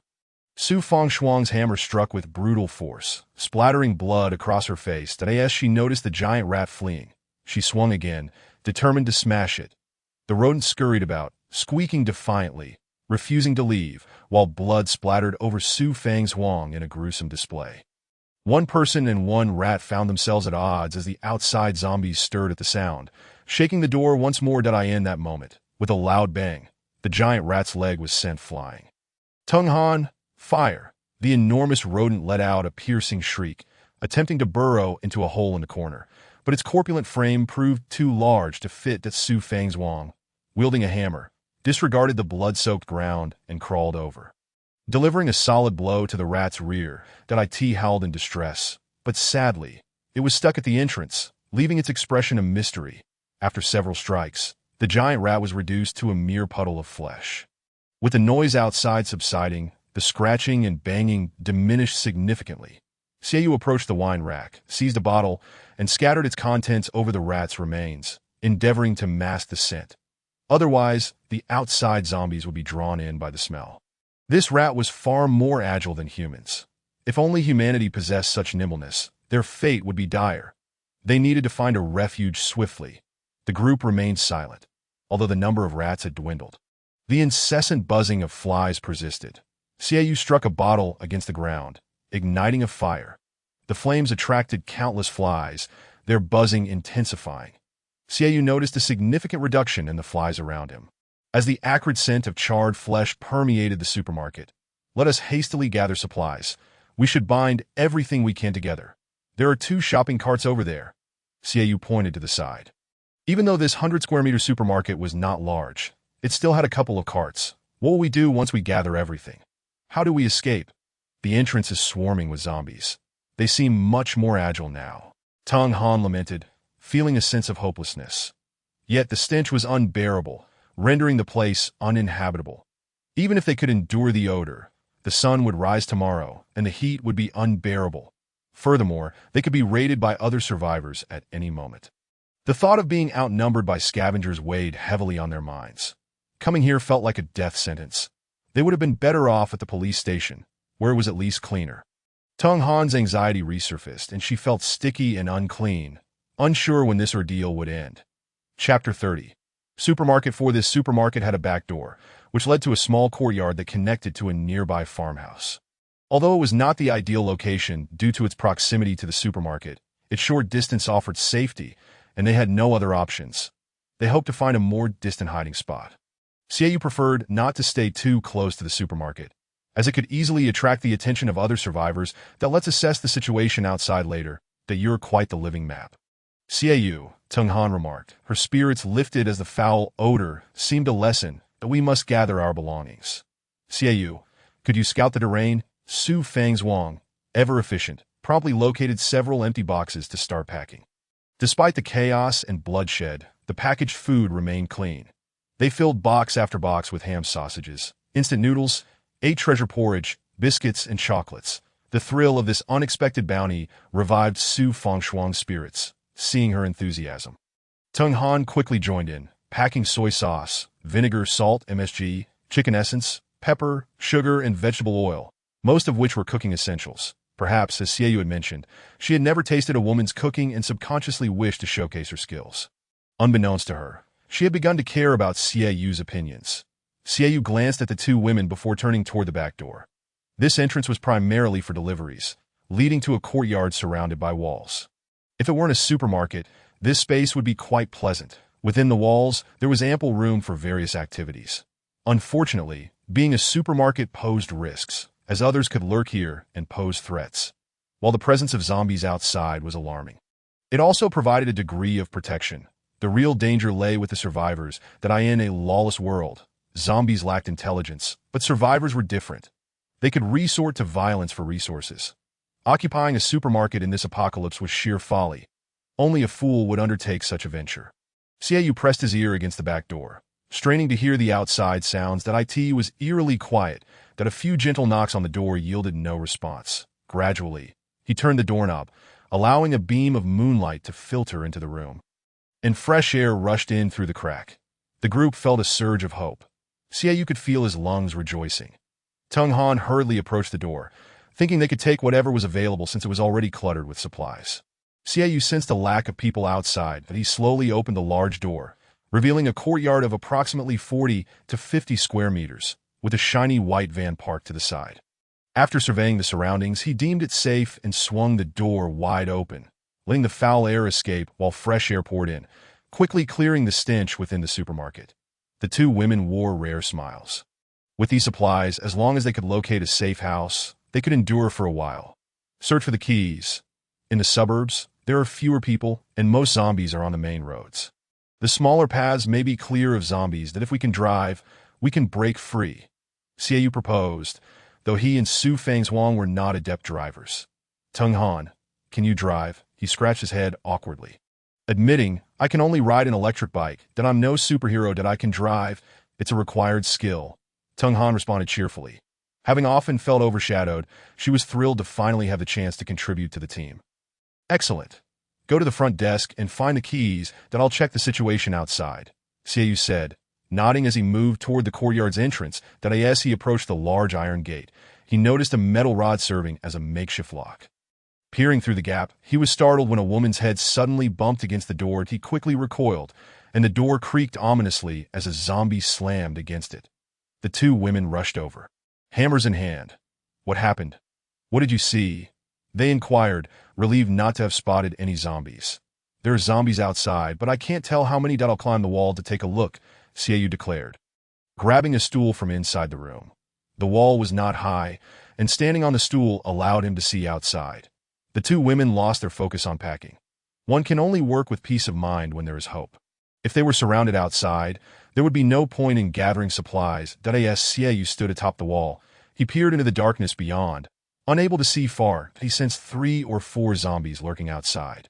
But visibility was limited. When the zombies spotted him, they stumbled towards him, clawing at the air. Startled, he grabbed the hammer and swung it down, but he could only hit their hands, unable to connect with their heads. However, the zombies were surprisingly agile, making them difficult to strike. Xiaoyu felt a distinct increase in their agility compared to the previous day. That he hopped down, reassured the group, it's just 3 or 4 zombies. But they're definitely more agile than yesterday. At this rate, we may struggle to fend them off in a day or 2.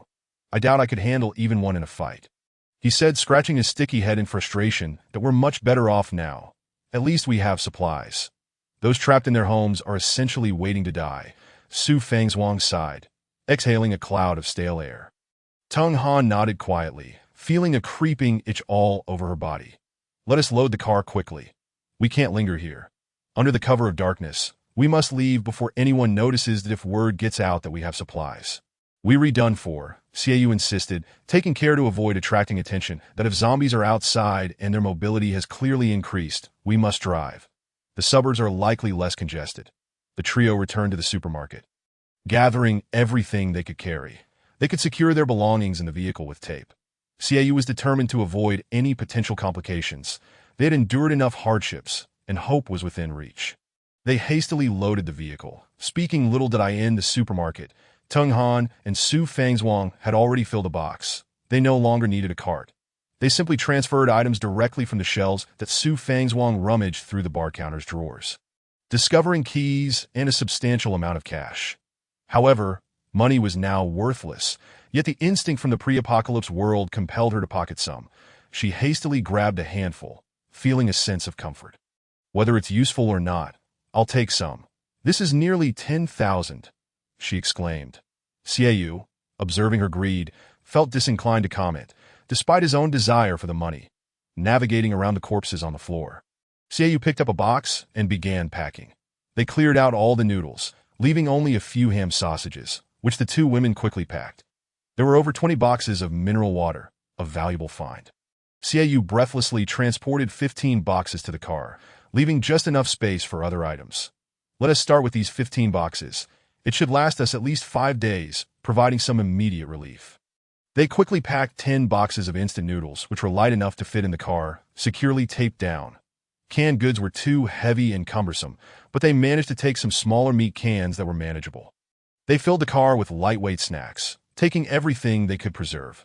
Tung Han was pleasantly surprised to find numerous vegetable and fruit seeds in the supermarket, an indication of the fundamental difference between rural and urban supermarkets. She collected some seeds, thinking they could make porridge. Even if they didn't plant them, a box of lighters was added to their haul, and Xiaoyu was delighted to find a box of candles in a corner. They would be invaluable for visibility at night. Finally, they gathered a significant amount of sanitary supplies, leaving Xiaoyu to ponder the necessity of such items in their current predicament. The vehicle was quickly filled. Having only moved a mere 20 boxes, yet the majority consisted of food-related items, leaving 80 boxes of items largely unrelated to sustenance. In total, the van contained a mere 42 boxes. The upper part of the vehicle was crammed with toilet paper and instant noodles, totaling over 20 boxes. Clearly, the van was significantly overloaded. Xiaoyu glanced at the vehicle, noting that there was little room left for anything else, and after surveying the surroundings, he concluded that this was it. There were still 5 boxes of water remaining. We should wash up, as there might be no opportunity to waste water once we arrive at our destination. Additionally, there were bottles of shampoo and body wash. Let us clean ourselves thoroughly before we depart. Observing the remaining 5 boxes of water, Xiaoyu made a decision. Even before the apocalypse, no one would bathe with bottled water. Little did he expect that in this new world, he would be reduced to bathing with mineral water. Looking at the fully packed Wuling van, the two women could only nod in resignation. Indeed, a wash was necessary. 2 boxes for the women, 1 for me. Let us clean up well, as we may not have another chance to bathe, he stated, gazing at the women's faces, which were swarmed with flies. Xiaoyu spoke earnestly, then turned and walked toward the van to begin shedding his clothes. As there was no shelter in the courtyard, they could only wash around the vehicle. The two women had no choice but to follow suit. Xiaoyu stood on the right side of the van, while Su Fangzhuang, his romantic partner, stood at the rear. Tung Han positioned herself at the side as they began to undress.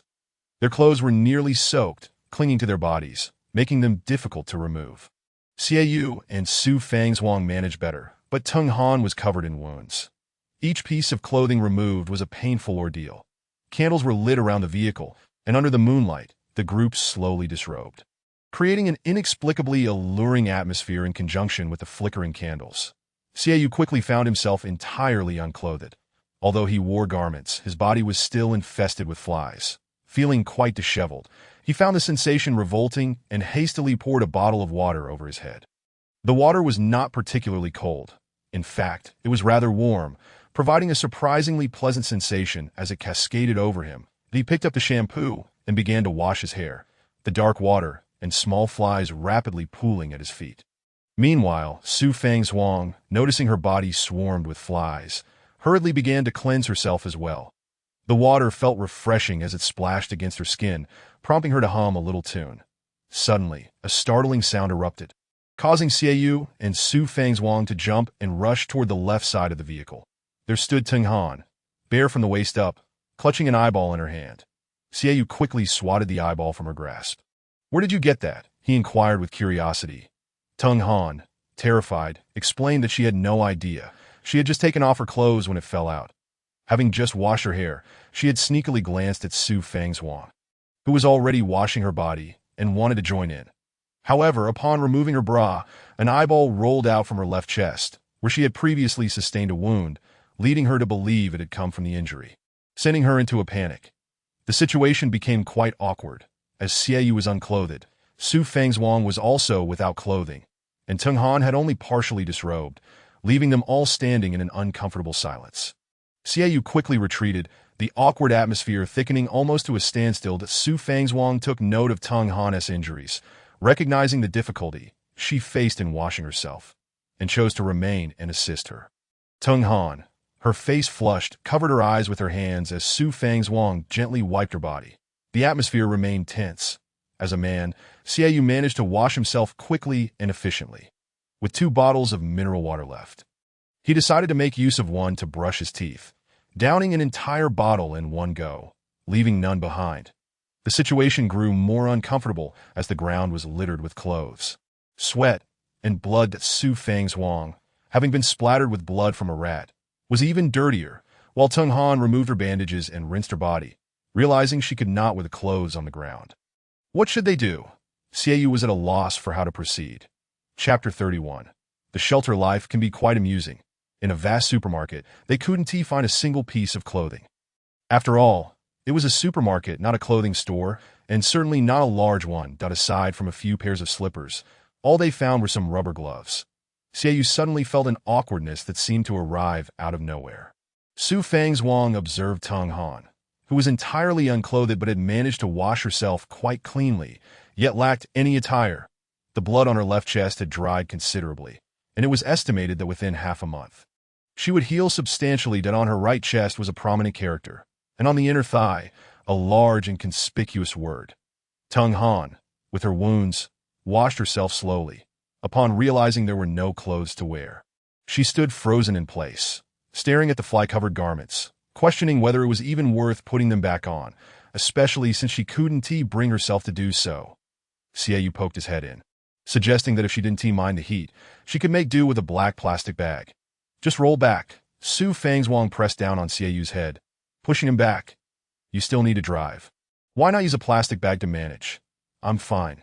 After all, Xiaoyu has seen everything. Su Fangzhuang remarked nonchalantly that in this sweltering heat, she had no desire to wear a plastic bag. Teng Han, feeling exasperated, thought, damn it, I've let him see me several times, but still, can't we drive without clothing? Before long, Teng Han managed to fashion a makeshift bra and underwear from a black plastic bag by cutting a few holes into it, while Xiaoyu urged Su Fangzhuang to do the same. The 3 of them squeezed into the vehicle. Their attire would certainly lead anyone who spotted them to think they were wildlings. Xiaoyu chuckled awkwardly. Let us set off. Upon exiting, turn left and drive straight ahead with the low beams on. The 3 of them squeezed into the front seat, the back filled to the brim with supplies. The high beams were out of the question. Low beams were far safer, minimizing the chances of attracting attention. Teng Han nodded, turned the key, and with the press of the accelerator, they sped away. The heavy iron gate could not withstand the force of the wheeling and collapsed, crushing several zombies beneath it. The van continued onward, the trapped zombies groaning helplessly beneath the weight. Teng Han focused on the road ahead, pressing the gas pedal firmly, navigating a path clear of traffic. A few wandering zombies were sent flying as she collided with them. Xiaoyu was elated. It appeared they could venture farther from the supermarket. There's an intersection ahead. Make a right turn. To his surprise, the journey was proceeding smoothly, and they continued onward. After the turn, they approached a true refuge, where 7 or 8 households lay at the foot of the mountain. This was the very location Xiaoyu had initially intended to visit, and he was overjoyed to find himself here. After all, you see that house at the foot of the mountain? We're headed there. This belonged to a professor from the city, who only inhabited it during the winter and summer vacations. It was usually unoccupied. The single-story house spanned over 80 square meters, and though Xiaoyu had never entered, he had delivered takeout there 5 or 6 times, with his most vivid memory being the towering old beech trees beside the house. Additionally, the front yard was filled with apricot and peach trees. Though small, the house was quite secluded. During his delivery rounds, he had struggled to locate it on his first 2 visits. Interestingly, from inside, one could see the road clearly outside. The old professor had pointed out the way back to him, and Xiaoyu had envied that. It would have been wonderful to live here in seclusion with Su Fangzhuang. Little did he expect that this dream would materialize, albeit with Teng Han in tow. Turning a corner, they arrived at a dimly lit grove where a small house awaited them beneath the trees. This house isn't very large, Teng Han inquired, puzzled. They had passed numerous larger homes, and this one could hardly be considered substantial. True, it's not large, but look at those majestic beech trees. They provide excellent shade. Most importantly, see the mountain behind? There are almost no zombies there, Xiaoyu explained. Tenghan didn't share the same sentiment, but given Xiaoyu's previous correct choices, she felt it prudent to follow his lead. The vehicle came to a halt in front of the small house. Let us drive around to the back to avoid being seen, Xiaoyu suggested, pointing toward a small courtyard behind the house. The group exited the vehicle. The air carried a refreshing coolness that was entirely absent in the city. While it couldn't compare to air conditioning, the backdrop of the mountain and the trees made it quite pleasant. Tenghan stretched her back, relishing the invigorating coolness she hadn't experienced in a long time. The crisp mountain air alleviated her fatigue. "That I must say, this is indeed a nice place," she remarked. Though the sound of the plastic rustling against her body somewhat dampened her spirits. With a blush, she asked, "So how do we get inside?" Xiaoyu swallowed hard. The black plastic bag he wore had begun to feel somewhat restrictive. And Tenghan was undeniably alluring that he quickly turned and said, "We'll have to enter through the window. There's no other way, as the door is locked." The house is currently unoccupied. That Su Fangzhuang shot Xiaoyu a sidelong glance. Rolling her eyes at the typical male behavior, she turned her attention to the house, which was quaintly adorned with green bricks and red tiles, exuding an antique charm. The red pillars around the house supported large tiles, providing ample space beneath the eaves for a game of chess. "Isn't it beautiful? Let us go in and take a look," she remarked, pulling at the door handle, but finding it secured. "I feel uneasy about breaking a window." It seems rather reckless for such a lovely house, that Su Fangzhuang hesitated. Xiaoyu reassured her, "There's no key, and the old man isn't here. Even if someone were inside, we'd still have to break in." He patted Su Fangzhuang on the shoulder and took a hammer, striking the window decisively. The glass shattered with a resounding crash. After clearing away the shards, he sniffed the air. If there were zombies inside, a foul odor would surely linger. Yet the house was odorless. He gestured for the others to unload the vehicle while he entered to unlock the door. Inside, Xiaoyu surveyed the surroundings. The room was lined with bookshelves reaching to the ceiling, filled with an array of literature, martial arts novels, tales, medical texts, and more, an estimated 20,000 books on at least 3 walls. The house was tidy, with a square table encircled by stacks of books. Moving deeper into the house, he entered the living room, which featured a television, a sofa, and a coffee table, all impeccably clean and organized. Beyond that was a bedroom with a large double bed, and aside from the bed, there was only a wardrobe. It was evident that this was a vacation retreat, and it was pristine. I stepped into the kitchen. I found a refrigerator stocked with utensils but devoid of any sustenance. This hamlet, situated in the outskirts, is sparsely populated, primarily comprising holiday homes, with only a handful of long-standing residents who are farmers. Most inhabitants possess one abode in the city and another here. Xiaoyu opened the fridge, revealing its emptiness except for a few bottles of drinks. At least there was something to consume. "Come in, it's safe with no one around." The house was tidy, which helped deter flies and rodents, leaving Xiaoyu quite satisfied. The 2 women, not in a hurry to unload the vehicle, also entered the house. The experience felt amusing, akin to opening a mystery box, with each household presenting a unique charm. Though in this case, the boxes were homes. "Wow, so many books. We can read and not feel lonely," Su Fangzhuang and Tenghan exclaimed, both delighted by the sight of a 3-sided bookshelf reaching the ceiling. Tenghan rushed to the bedroom and flung open the wardrobe. Wearing a plastic bag felt rather embarrassing. The wardrobe contained very few garments, mostly elderly attire. Tenghan mused to herself about how she seemed to be surrounded by the elderly lately. The past few days of anxiety had left the trio exhausted. They had been on the run merely to survive. Now that they had found refuge, their fatigue surged within them, that a slight chill in the air rendered them comfortably languid. Yet the specter of death loomed over their thoughts. Nevertheless, this fleeting tranquility was perhaps a rare comfort in the apocalypse. That it was a mystery how Su Fangzhuang and Tenghan fell asleep. The 2 women lay horizontally on the bed as birds chirped outside. The apricot and peach trees had begun to bud, their delicate shoots striving to pierce through the bark. That a beam of light slanted through the window onto the table, illuminating a bottle of mineral water and reflecting the image of a man alongside a copy of Romance of the 3 Kingdoms. In the blink of an eye, a month had passed. The man lifted the water bottle to his lips. It was now mid-May, and the heat was becoming oppressive. Even at the foot of the mountain, the sweltering conditions were palpable. No amount of bottled water could quell the restlessness within. This month had been leisurely. Tung Han's wounds were beginning to heal, and she busied herself in the kitchen wearing an elderly woman's long dress, preparing the afternoon meal. Xiaoyu and the others relied on her for their 2 meals a day. Su Feng's Wang and Xiaoyu wandered about, gathering supplies from nearby residences. Over the course of a month, they had only managed to raid 7 homes. The zombies had become exceedingly agile, and Xiaoyu could not match them in one-on-one encounters, only daring to transport supplies to their small abode when absolute safety was assured. The kitchen was now brimming with provisions. They still had 15 cases of mineral water, and in recent days had found some more. While the water brought back from the supermarket remained untouched, they mainly drank the water sourced from outside. With 15 cases of water, they could endure for at least 3 months, in addition to 7 cases of beverages. There were 7 cases of instant noodles, 2 cases of biscuits, 3 cases of canned food, and 8 cases of assorted snacks. The seeds, primarily those brought back by Tung Han, were planted beneath a tree in the backyard and not far from the mountainside. However, the oppressive heat and lack of rain cast doubt on the seed survival. The 3 were not particularly skilled in agriculture, yet they were fortunate to possess several books on planting left by the elderly gentleman. Tung Han studied and practiced, hoping for a fruitful yield. That it was now the 45th day of the apocalypse. The windows of the small house were barricaded with branches, allowing only faint rays of sunlight to filter through.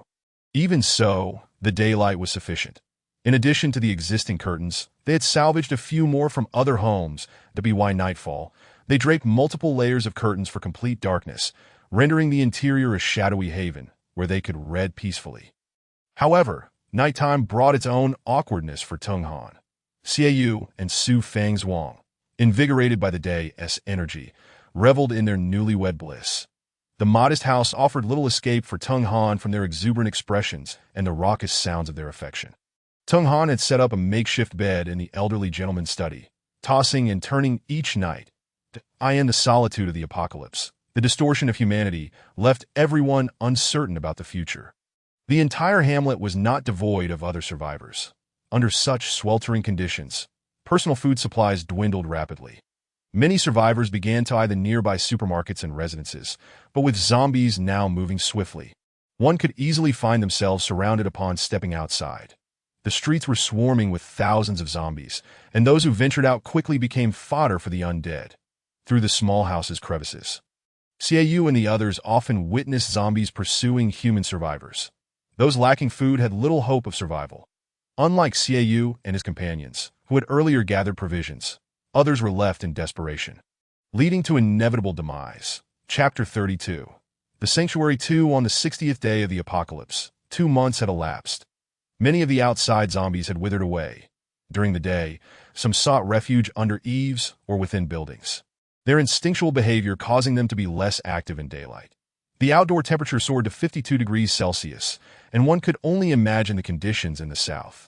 Under the blazing noon sun, the roads outside appeared to shimmer as if they were ablaze, and Xiaoyu, Tung Han, and Su Feng's Wang sat together in the study, each absorbed in their own book, occasionally sipping water.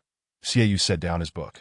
We still have 6 cases of water left, and the nearby residences are all stripped bare. It's time we ventured out. Otherwise, these supplies may not last us 2 months. The food was sufficient, but water remained a pressing concern. Yet the zombies outside moved too swiftly for them to contend with. Despite possessing firearms, discharging them would surely alert other survivors. The past few days have been peaceful, and Tung Han's injuries had healed considerably, though we need not rush. We have food for another 2 months, but as temperatures rise, we cannot afford to be without water. He proposed that we could cautiously venture out. But we should prioritize safety. Xiaoyu pondered, reflecting on how these 2 months of shared nights with Su Feng's Wang had brought a comfort previously unknown in the apocalypse, that he felt it was all worthwhile. Yet to maintain their current existence, they needed resources. There was no need for entrepreneurial ventures anymore. Mere sustenance sufficed. It appeared simple, but was, in truth, quite challenging. Though the suburbs were relatively safe, Xiaoyu could hardly bear to consider the plight of the officers at the police station. Being surrounded would be dire. In recent days, they had observed other survivors outside.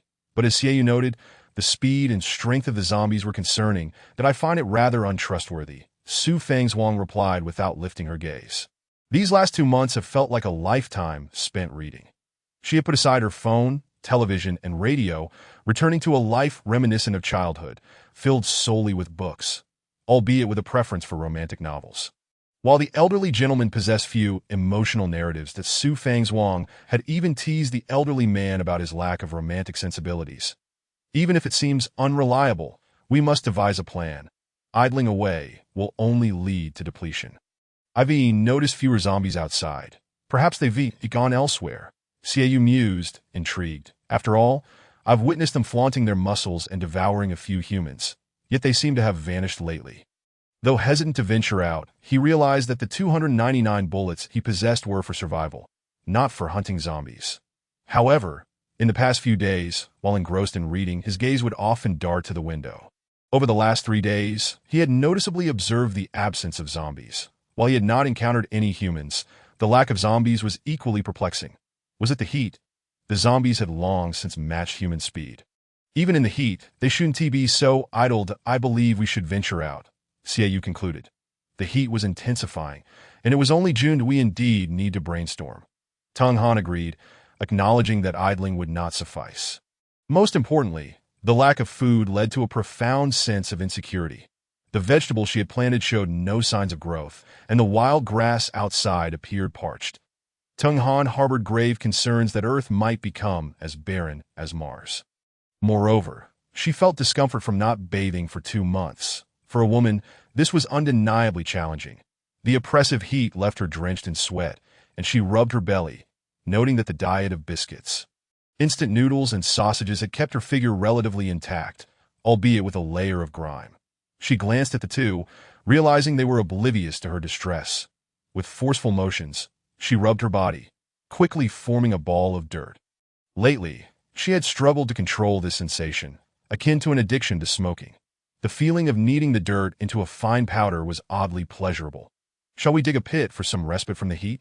Perhaps we could even strike underground water. IT could serve for food storage as well, Su Fangzhuang proposed. Indeed, that's a viable option, though working in this sweltering heat would be a laborious ordeal. And there's no water for bathing, Xiaoyu replied. Let us do this. You two stay here and keep busy with whatever you can, while I venture outside to assess the situation. If I can gather more supplies, that would be ideal. Xiaoyu could not suppress his desire to explore. Where should we dig? He inquired that it would be best to stay close to the house. I think the area beneath the trees looks promising. You two could take a look as well. I'll fetch some tools. The 7 nearby houses had already been stripped of food, providing a safe environment with plenty of tools available to retrieve. Xiaoyu planned to collect tools and, while at it, check the furthest house to see what the zombies were up to. For the past 2 months, he had found little to occupy his time, often visiting nearby residences to escape the monotony of staying indoors, and he had grown quite accustomed to the area. The 2 women nodded, feeling as though they were rusting away. Any task would suffice. They were not in a rush, reassured by the presence of water. They made their way to the backyard. The sun bore down upon them, prompting them to retract their necks and seek refuge beneath the shade of a tree. Inhaling deeply, just 500 meters ahead lay the mountains, offering a clear view in case zombies approached. Shall we dig beneath these trees? That way, we can quickly retreat to the house if necessary, Teng Han suggested. Alternatively, we could take a stroll up the mountain. It's not far, and we should be safe. Su Fangzhuang added that Su Fangzhuang possessed a far greater audacity than Teng Han in the initial days. When Teng Han was nursing an injury, she observed that the ailment was nearly healed, and Su Fangzhuang became restless. Shall we ascend the mountain? Teng Han's eyes sparkled at the sight of the towering peaks before her. Young individuals, after all, could hardly remain idle. This mountain range stretched for several hundred kilometers, majestic and imposing. Who knows, perhaps there are wild fruits and vegetables to be found atop those heights. Indeed. Shall we go? Teng Han inquired. Let's leave a note. We should have no trouble foraging for some wild greens, Su Fangzhuang suggested. There is plenty of soybean paste at home. We can enjoy some dipping sauce with our vegetables tonight. Teng Han was equally thrilled, remarking that the mountain would surely offer a refreshing respite from the sweltering heat. Let us take a gun, a hammer, and a basket with us. Upon hearing Teng Han's agreement, Su Fangzhuang felt a surge of joy. Going alone was indeed daunting. Having someone to rely on was a comforting thought that if only we had a crossbow, Tung Han mused. The gun is too loud. And we lack a suppressor that a crossbow would be reusable and silent. Your idea is too sophisticated. Such items are hard to come by in this area. It will take the van. If anything arises, we can retreat into it. If all goes well, we can gather plenty of vegetables that Su Fangzhuang proposed, knowing she couldn't drive, but Tung Han could manage ITS settled then, Tung Han exclaimed, cheerfully dashing into the house to fetch the keys. Leaving a note on the table, we've gone to the mountains to forage for wild vegetables. After finishing, the two women hopped into the vehicle, heading straight for the mountains. Xiaoyu swiftly arrived at a house adjacent to the street. Climbing in through a window, that he had visited this place several times before. The view was quite splendid, with a road just outside. The backyard contained a hoe and a shovel, which would be convenient to take upon leaving. This time, his target was the house 10 meters away. However, Xiaoyu was uncertain whether it harbored zombies or humans. After 2 months, it was likely devoid of humans, but the presence of zombies was uncertain. Prompting him to investigate today, 10 meters was not far. Xiaoyu circled the area, scrutinizing each window for a while. The street was eerily quiet. Where have the zombies gone? He pondered as he retrieved several plates from the house. A tactic he had employed numerous times before to gauge the situation. He tossed a plate toward the house 10 meters away. The sound of shattering glass echoed. The house showed no reaction, and the surroundings remained still. Xiaoyu grew increasingly bewildered. Where had the zombies disappeared to? Logically, there should be at least a handful of them around, especially since he had seen some earlier. He picked up another plate and hurled it toward the house across the street. He hesitated to approach that side, having witnessed someone escape there only to be swiftly overtaken by zombies. Since then, he had refrained from venturing close. Even from a distance, he could see scattered bones and torn clothing remnants. The noise drew 3 or 4 figures to the vicinity of the debris, their speed causing Xiaoyu's heart to leap into his throat as he quickly ducked behind the curtains. Fearing detection by the zombies, peering through a small gap in the curtains, he observed 3 zombies scanning their surroundings. Tattered rags hung from them, likely remnants of their own kinds gnawing, and their sinewy muscles conveyed an unsettling strength. Though they lacked the physique of bodybuilders, each zombie exhibited taut muscles, crawling on all 4s with remarkable speed. Upon noticing the debris below, the zombies let out a low groan, glancing around before swiftly vanishing into the shadows, restoring the street to its previous calm. Have the zombies grown faster? Is this an evolution? Xiaoyu mused, uncertain. Nonetheless, the adjacent building remained undisturbed, that he found some tape to fashion himself protective gear that in such sweltering heat. He was reluctant to encumber himself with such equipment, yet caution was paramount. This was no trivial matter. Going in bare-skinned. That would be foolish. Had I not worn my bulletproof vest last time, I could have easily fallen prey to a zombie. After donning his gear, Xiaoyu grasped a hammer, securing a knife to his left hip and a gun to his right. With this equipment, as long as he avoided being surrounded by zombies, he felt confident in his ability to escape. Grabbing a few slippers, Xiaoyu decided against tossing plates again due to the noise, opting instead to throw slippers to avoid startling the zombies across the street. Originally, he had intended to erect a fence between the houses they had occupied for easier movement and a larger area to operate in. However, the heat was unbearable and lacking materials for such barriers. He abandoned the idea. Yet upon witnessing the zombies' newfound speed, he resolved that some form of barrier was essential, at least to provide temporary shelter while scavenging for supplies, as running back to the house would be too far otherwise. A cautious approach was imperative. Chapter 33. Refuge 3. He retrieved 2 small plastic stools from the house and threw several pairs of slippers over the 10-meter distance, noting that all appeared quiet. Crouching low, Xiaoyu jogged over, covering the ground in mere seconds, though he took a cautious minute to survey the surroundings, ensuring that he could escape if zombies approached. Soon, he arrived at the door of the house. Each house featured a small yard. Xiaoyu stood on one of the stools to peer into the yard, finding it eerily quiet. Nothing seemed amiss. Another empty house, he thought, feeling a rush of excitement. An empty house might hold supplies. The thrill of unearthing hidden treasures surged within him. Swiftly, he grabbed a stool, climbed onto the wall, and placed another stool down for support, intending to create an escape route should anything emerge from the house. Scaling a nearly 2-meter wall was no simple feat for everyone, but with a stool, it became significantly easier. Having secured the stool, he felt confident that even if zombies were present, he could flee, as they would not scale walls. Even if they possessed some instinctual ability to do so, it would not match his agility with the stool. Caution in the apocalypse was undoubtedly wise, seeing that the area was deserted. Xiaoyu felt reassured and approached the house. Peering through the glass, he discerned no signs of life and gently tapped the hammer against the window. After a few attempts, he observed no response from within. With a bit more force, the glass shattered, releasing a foul odor into the air. Xiaoyu hastily shut his eyes and donned a mask to fend off any flies, yet to his surprise, the house harbored none, that he quickly covered his nose. This scenario was unfamiliar to him. Typically, foul odors indicated the presence of zombies. However, it was evident that the house was devoid of them, increasing the force with which he struck the window. He cleared the shards to facilitate his entry. The house was vast, spanning over 100 square meters, and the stench permeated the entire space. Xiaoyu promptly opened a window, indifferent to attracting flies. As he planned to leave shortly, that he merely needed to avoid suffocation. The interior was disheveled. Gripping his hammer tightly, Xiaoyu surveyed the surroundings. The daylight illuminated the area, revealing everything clearly that he had entered through the bedroom. Finding the living room empty as well, with numerous dark stains on the floor, suggesting that water had once pooled there. But in the heat of the day, it had long since dried, that he soon approached another bedroom facing the street, startled to discover the source of the foul odor.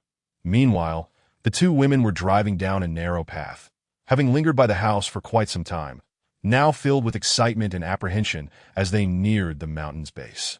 The vehicle soon halted at the foot of the mountain. The trees were lush and wild grasses flourished, showing no signs of withering. The vibrancy of life instilled hope in both women. This place feels so pleasant. The air is fresh, and it's quite cool, Tung Han exclaimed, stretching her arms wide and spinning in delight. Over the past 2 months, the bond between Tung Han and Su Fangzhuang had deepened significantly, with Tung Han exuding the charm of a neighborly younger sister in Su Fangzhuang's presence. See? I told you it would be fun. This trip is worth it, isn't it? Su Fangzhuang replied, equally delighted, turning to call for Xiaoyu to join them. Let us not venture too deep. We should stick close and see what wild vegetables we can find. Safety first. I've witnessed mutated rats before, and I want to avoid any more bizarre creatures in this apocalypse. Yes, let us stay near the vehicle as we search, Tung Han suggested. Having spent the past 2 months poring over books about cultivation, she recognized many wild vegetables and believed that the thriving mountain would surely yield some. Spring and winter were ideal seasons for foraging wild greens. Although the summer heat was oppressive, many wild plants had already begun to sprout. The two women scoured the grass and leaves beneath the trees. I only know shepherdess purse, Su Fangzhuang laughed, pointing out the abundance of it. Tung Han approached, confirming, indeed. This is splendid. She nodded approvingly. The two began to harvest the shepherdess purse, bitter greens, and fern shoots. Tung Han excitedly pointed out, displaying her knowledge compared to Su Fangzhuang's, that I know many more types. Su Fangzhuang hurried over to learn. Fern shoots and dragon head greens are quite common among wild vegetables. When the fern leaves are curled, it indicates freshness. As they age, they unfurl. The stems of bitter greens are yellowish-white, with lanceolate leaves that are green on the surface and grayish-green underneath. Their flowers are bright yellow and tongue-shaped. Tung Han explained to Su Fangzhuang, "This is fantastic. There is so much here that I've grown sick of eating instant noodles these past few days. This is a welcome change," Su Fangzhuang exclaimed, pulling Tung Han in for a quick kiss. "Such an adorable beauty who knows so much deserves plenty of affection. Oh dear, let us gather quickly. If we dry some, we can preserve it," Tung Han shyly replied. Recently, she had been hearing the sounds of Su Fangzhuang and Xiaoyu at night, stirring feelings within her. Before the apocalypse, she had little understanding of romantic relationships. However, after the unconventional bond formed between the three of them, she had begun to grasp the dynamics of intimacy, initially finding it repulsive. But with time, she had developed some feelings. After Su Fangzhuang's kiss, her thoughts inevitably drifted to her own encounters with Xiaoyu, causing her cheeks to flush. Are you blushing? Why don't you just get together with Xiaoyu? We can share a big bed tonight, Su Fangzhuang teased, playfully patting Tung Han's shoulder. Stop joking. You two are doing well. What would I be doing in the middle of that? Tung Han felt her cheeks heat up. Since you've been injured these past 2 months, I didn't bring it up that I end this apocalypse. Sharing ice and tea such a big deal. Besides, you two have seen each other's bodies already. You might as well go for it. I wouldn't mind. I can see how Xiaoyu looks at you. It's quite obvious. Su Fangzhuang laughed, enjoying Tung Han's embarrassed reaction, but she genuinely didn't mind. Recognizing that in the apocalypse, survival was the priority, and everything else was secondary. Enough with the jokes. Let us get to work. I'm sorry, but I can't assist with that. Until the flies outside alighted upon Xiaoyu's face did he finally rise. You wait here for me. I shall return with food, he declared. Xiaoyu would not dare to bring a woman back alive. The provisions were already scarce, and introducing another woman into the mix might not guarantee her compliance. Moreover, he harbored thoughts of keeping a beautiful woman hidden away. The woman remained silent, lying still, a single tear trickling from the corner of her eye. Xiaoyu gazed at her and gently brushed his fingers against her eyelid. Why are you not moving? He hastily shook the woman, yet she remained unresponsive. Xiaoyu instinctively checked for her breath. There was none. Dead. When did she die? Have I been toying with a corpse for so long? My harem, my beauties. Xiaoyu felt his strength wane, contemplating artificial respiration. Wasn't that rather revolting? Cardiac pulmonary resuscitation. He pressed fervently against the woman's body, sweat streaming down his back like a fountain. Please don't die. Don't die. The woman showed no signs of life and had departed this world. Xiaoyu slumped onto the bed. Was this how it ended? Flies swarmed around him, jolting him back to reality that no, this won't do. I must leave quickly. This place is no longer suitable for lingering. This stroke of romantic fortune has turned rather grotesque. Stumbling, Xiaoyu made his way outside. At that moment, he spotted a machine nestled in the corner. Squarely positioned, what could it be? A flicker of hope surged within him as he approached it. Chapter 35. Refuge 5. To his astonishment, nestled in the corner was a compact household generator, a new model 220-volt gasoline-powered generator. Good heavens, what a marvelous find! Xiaoyu immediately pushed thoughts of the woman's demise aside. This generator was a treasure worth over 6,000 yuan in the marketplace, especially since it was gasoline-powered, but he hurriedly opened the cover. And a whiff of gasoline greeted him, though it was evident that the fuel had long been depleted. However, that made sense. This was indeed a valuable item. If he could transport it back, it could at least power the air conditioning. In his small house, there was an air conditioner, and as long as there was gasoline, it could be operational. Xiaoyu felt this machine was more precious than water, that on such scorching days, he could barely manage with just 2 bottles of water. With this, whether for storing provisions or simply enduring the sweltering summer, life would be much more bearable. Regrettably, only the bedroom had air conditioning. Nevertheless, having this machine meant there was hope for the summer. He quickly lifted it. Being a new model, it weighed only around 30 kilograms, making it easy for him to carry away. Before departing, he cast a glance at the woman. Let this man-eating demon rest in peace. A demon is not human. The more he pondered, the more he felt something was amiss. She was indeed human.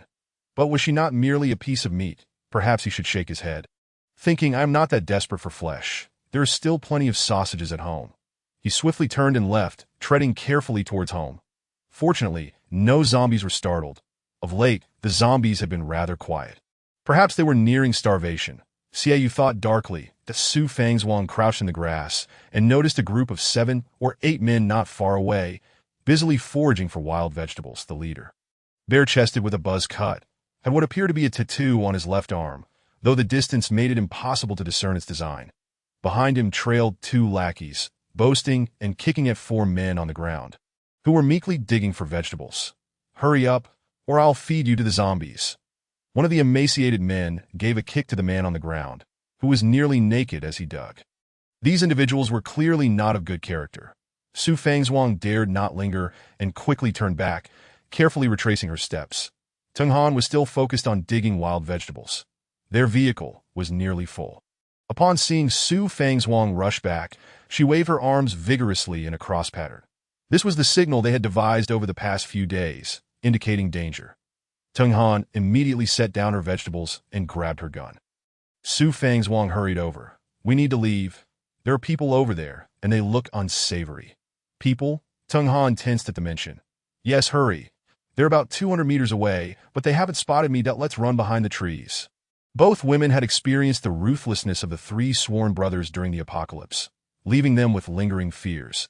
They quickly tidied up their traces and returned to the vehicle, driving off without drawing attention. Su Fang's frequently glanced back, relieved to see no one following. The small house Xiaoyu had found was indeed quite good. From a distance, it appeared to be merely a patch of woodland, making it hard to spot the house unless one looked closely.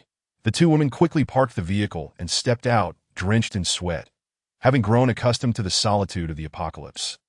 Their encounter with another living person did not bring joy. Only fear. To Su Fang's and Tung Han were sufficiently startled when suddenly the door swung open, prompting them to raise their guns, aiming at the entrance. Xiaoyu stepped inside, only to find himself staring down the barrels of their guns. "What are you doing?" he exclaimed, startled. "Are you attempting murder? Has my business been exposed?" Xiaoyu's conscience was not entirely clear. The two women, realizing it was Xiaoyu, breathed a sigh of relief. "We just spotted some survivors," Su Fang's said. "Survivors? What survivors? I know nothing of it." Xiaoyu's heart raced. Was this directed at him? "We went up the mountain to gather wild vegetables and encountered a group of men. The three leaders were accompanied by four others, and they didn't seem like good people. That we fled at once," Su Fang's explained, glancing at Xiaoyu as he carried the machine. "What is that you've got? Don't let anyone see it. This is a treasure, and you two should reward me handsomely." Xiaoyu grinned. He was unafraid of the survivors, but rather concerned about the trouble they might bring. With 3 guns and 299 rounds of ammunition, he was undoubtedly a strong presence in this apocalypse. "You two ran faster than I did. What is that you found?" Tung Han asked curiously. "Have you never seen this?" "It's a gasoline generator, a compact, new model." Xiaoyu was truly elated. He had been contemplating the impending July. Wasn't that a dire situation? Now, with this device, a refuge could finally be established, while others fought for survival. They could simply wait for the apocalypse to end. What a delightful prospect. A generator. What a marvelous item. "But we don't have much gasoline," Su Fang's remarked. "Gasoline is easily obtainable. There are vehicles everywhere filled with it. Moreover, there's a gas station not far from the entrance to the mountain village. Remember? There's plenty of fuel there, though it's too far for us to venture without drawing attention. This machine is fuel efficient. We can gather enough fuel from 7 or 8 vehicles that we should collect gasoline quickly before July arrives." Xiaoyu proposed. "That I really want to go right now. With this, we can finally use the air conditioning and even the refrigerator." Tung Han exclaimed, her spirits lifted. "All right, I'll go look for gasoline shortly. That be by the way, what did you two manage to gather from the mountain?" Xiaoyu inquired. The two women exchanged glances and chuckled. "Come, we'll show you." Su Fang's and Tung Han led Xiaoyu towards the van. Tung Han cheerfully opened the van door, her charming face lighting up with a smile that a fresh, earthy scent enveloped them, revealing a van brimming with wild vegetables. Xiaoyu was astonished. This was a remarkable haul. The moisture contained within could sustain several people for at least a week. This was a life-saving bounty. Wonderful. With these, we can buy ourselves more time to gather supplies. Xiaoyu exclaimed, shaking off the dark thoughts of the woman's death. "Tonight, we shall feast on wild vegetables. We'll save some fresh ones and dry the surplus for preservation. This food is rich in nutrients. We can't survive on junk food forever." Not far away, the house Xiaoyu had just vacated was being raided by a group of men. "Damn it, it reeks. Someone check inside, Li Dong," one man ordered. Kicking Li Dong into the house, that Li Dong stumbled inside, his body clearly weakened from days without food. Earlier that day, he had gathered wild vegetables but had barely eaten before being summoned by Fan Liwei to scout the area. Fan Liwei was a local restaurant owner known for his tyrannical behavior. The two brothers, Fan Libo and Fan Liwei, along with several restaurant employees, had been working there when the apocalypse struck in the house. Over 30 people had become infected by the virus. Fortunately, both Fan Liwei and Fan Libo had avoided infection. With their formidable combat skills, they quickly eliminated over a dozen zombies and rescued a group of diners. Initially, their group had 15 survivors, 10 men and 5 women. Fan Liwei wielded power over the food supply, turning the diners into prisoners. Those who pleased him received rations, while those who displeased him faced hunger. The 4 male diners lived in dire conditions, crammed into a small room, while the 5 women were divided among Fan Liwei and his companions. During the day, they foraged for food, and at night, they were forced to entertain the men. Any disobedience resulted in brutal beatings, with cigarette butts being used for punishment. As their search for food continued, their group slowly expanded to 25 members. They raided the largest supermarket in town, setting traps for any survivors seeking food, who were captured and coerced into submission. After 2 months, the group had grown to 50 members, with a strict hierarchy. Fan Liwei and Fan Libo controlled food distribution, while their 4 iron fists, essentially 4 cooks, had become even more ruthless than the leaders themselves. Underneath them were 35 men and 9 women. Initially, there had been 14 women, but 5 of the less attractive ones, along with an elderly woman, were executed for meat. This group had lost all semblance of humanity. Now, only 9 attractive women remained to serve 6M End at Li Dong, having been kicked into the house, wielded a knife, and surveyed the barren interior. He quickly spotted the dead woman within. "Boss, there's a corpse here," Li Dong announced. The leader, one of the Iron Fists named Yu Jun, entered to inspect, commanding, "You two guard the door. You two follow me inside." A group of 6 individuals led by Yu Jun comprises 5 men who exhibit a well-defined division of labor that in this apocalyptic world. This team has developed a remarkable synergy. The physically weaker members are tasked with scouting ahead, knowing that life and death hang in the balance. If zombies attack, the remaining 5 will attempt a rescue. If unsuccessful, they face their demise. Should the path prove safe, 3 will gather supplies while 2 maintain a rear guard. Such coordination has consistently yielded success, particularly in this small town where the zombie presence seems limited. In the urban sprawl, however, such tactics may falter. In the past 2 months, Yu Jun has thrived, transitioning from a mere waiter to a commanding figure within the group.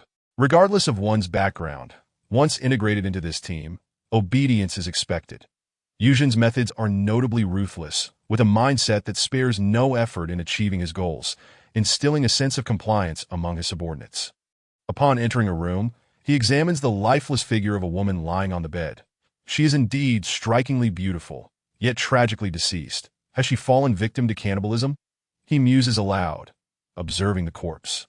He ponders the implications. As he paces, he notices shattered glass from the window, indicating that someone had intruded. Crouching down, he inspects the dust on the floor and discerns fresh footprints, evidence of a man's recent passage. Devoid of new dust, there are survivors. Yu Jun harbors a distinct obsession with capturing them. First, let's remove this woman. You all are fortunate tonight. Such a delectable and attractive lady awaits you that I shall provide 2 bottles of wine. So work diligently. His subordinates, not lacking in intelligence, understand the duality of his approach, reward and intimidation. Acquiring a woman is akin to securing a prime cut of meat. "Thank you, elder brother," they exclaim, exhilarated by the prospect of enjoying the deceased beauty. Even in death, the apocalypse has warped human nature. One wonders how a woman might feel knowing she was violated in life and then desecrated posthumously. Unbeknownst to Ciu, a small team exists in this town. And indeed, across the globe, numerous such teams have formed. Ciu and his 2 companions constitute one such trio. Present. Ciu stands beside an abandoned vehicle on the roadside, holding a tube, which he inserts into the fuel tank, taking a vigorous sip before hastily transferring the fuel into a prepared container. Soon, he accumulates 40 kilograms of gasoline. Nearby, several vehicles are either full or empty, and he manages to gather over 100 kilograms from them. However, this is insufficient for their needs. As darkness falls, Ciu, now familiar with the surroundings from frequent excursions over the past 2 months, successfully collects 200 kilograms of gasoline. By the time he returns home, it is already 8 in the evening.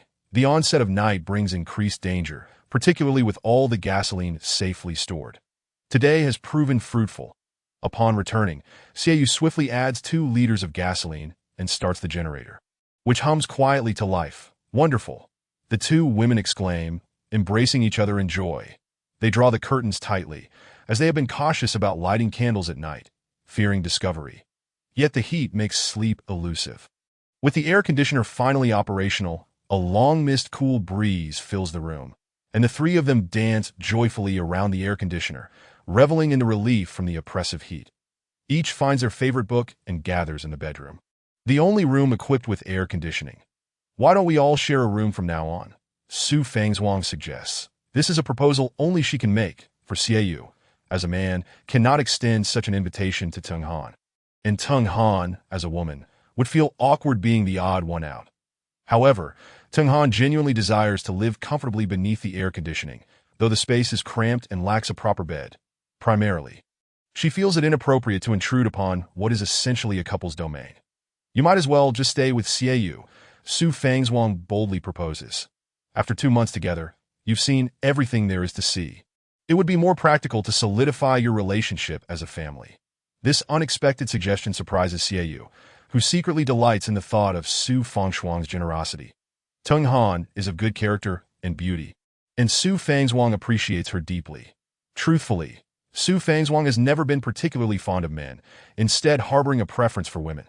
Her feelings for Xiaoyu are more about reliance than romantic love, especially in this dire world, where she finds herself more attracted to the petite and exquisite Tung Han, that if Xiaoyu were aware of Su Fangzhuang's thoughts, he would likely be exasperated. Is she seeking a wife for herself or for him? Yet, blissfully unaware, he basks in the warmth of the moment. Tung Han's face flushes as she turns and hastily departs, feeling the heat of the situation. How adorable. She's shy. Su Fangzhuang laughs, reclining comfortably on the bed, wishing for a chance to take a bath. Xiaoyu scratches his head and decides to step outside. He can't allow Tung Han to suffer alone. That he enters the study, where he finds Tung Han leaning by the window, gazing at her book, though her mind is clearly elsewhere. Clearing his throat, Xiaoyu gently coughs to catch her attention. Tung Han looks up, her gaze meeting his, and she shyly lowers her head. How about you sleep with Su Fangzhuang?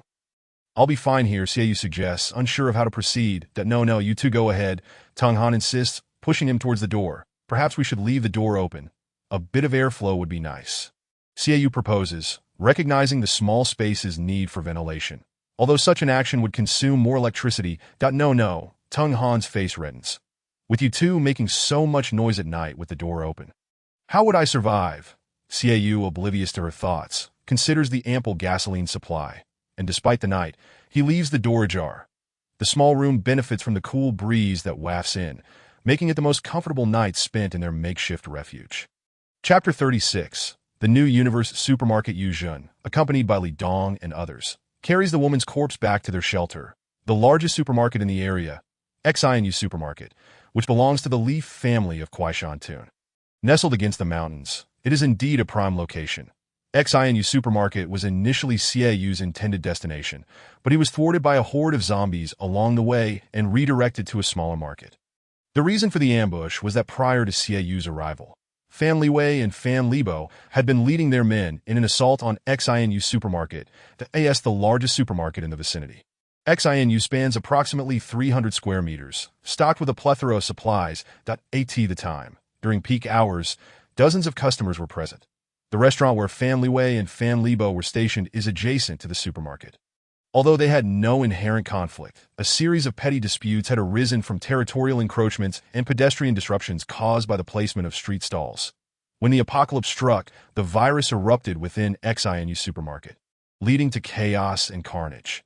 The owner and 2 of her staff ultimately survived, but in a densely populated environment, survival rates plummeted. In this moment of crisis, the owner made a decisive move to lock down the supermarket, recognizing it as a treasure trove. With the supermarket secured, she would effectively become a millionaire in this new world. The value of supplies skyrocketed a billionfold. A single bottle of water could command $1 million in exchange. Just as the owner was pulling down the shutters and securing the doors, Fan Liwei and his men stormed in.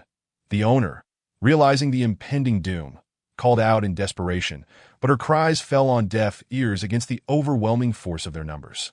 Their intrusion drew the attention of nearby zombies. Yet this only compounded the chaos. Fan Libo and his crew abandoned their restaurant and rushed inside the supermarket.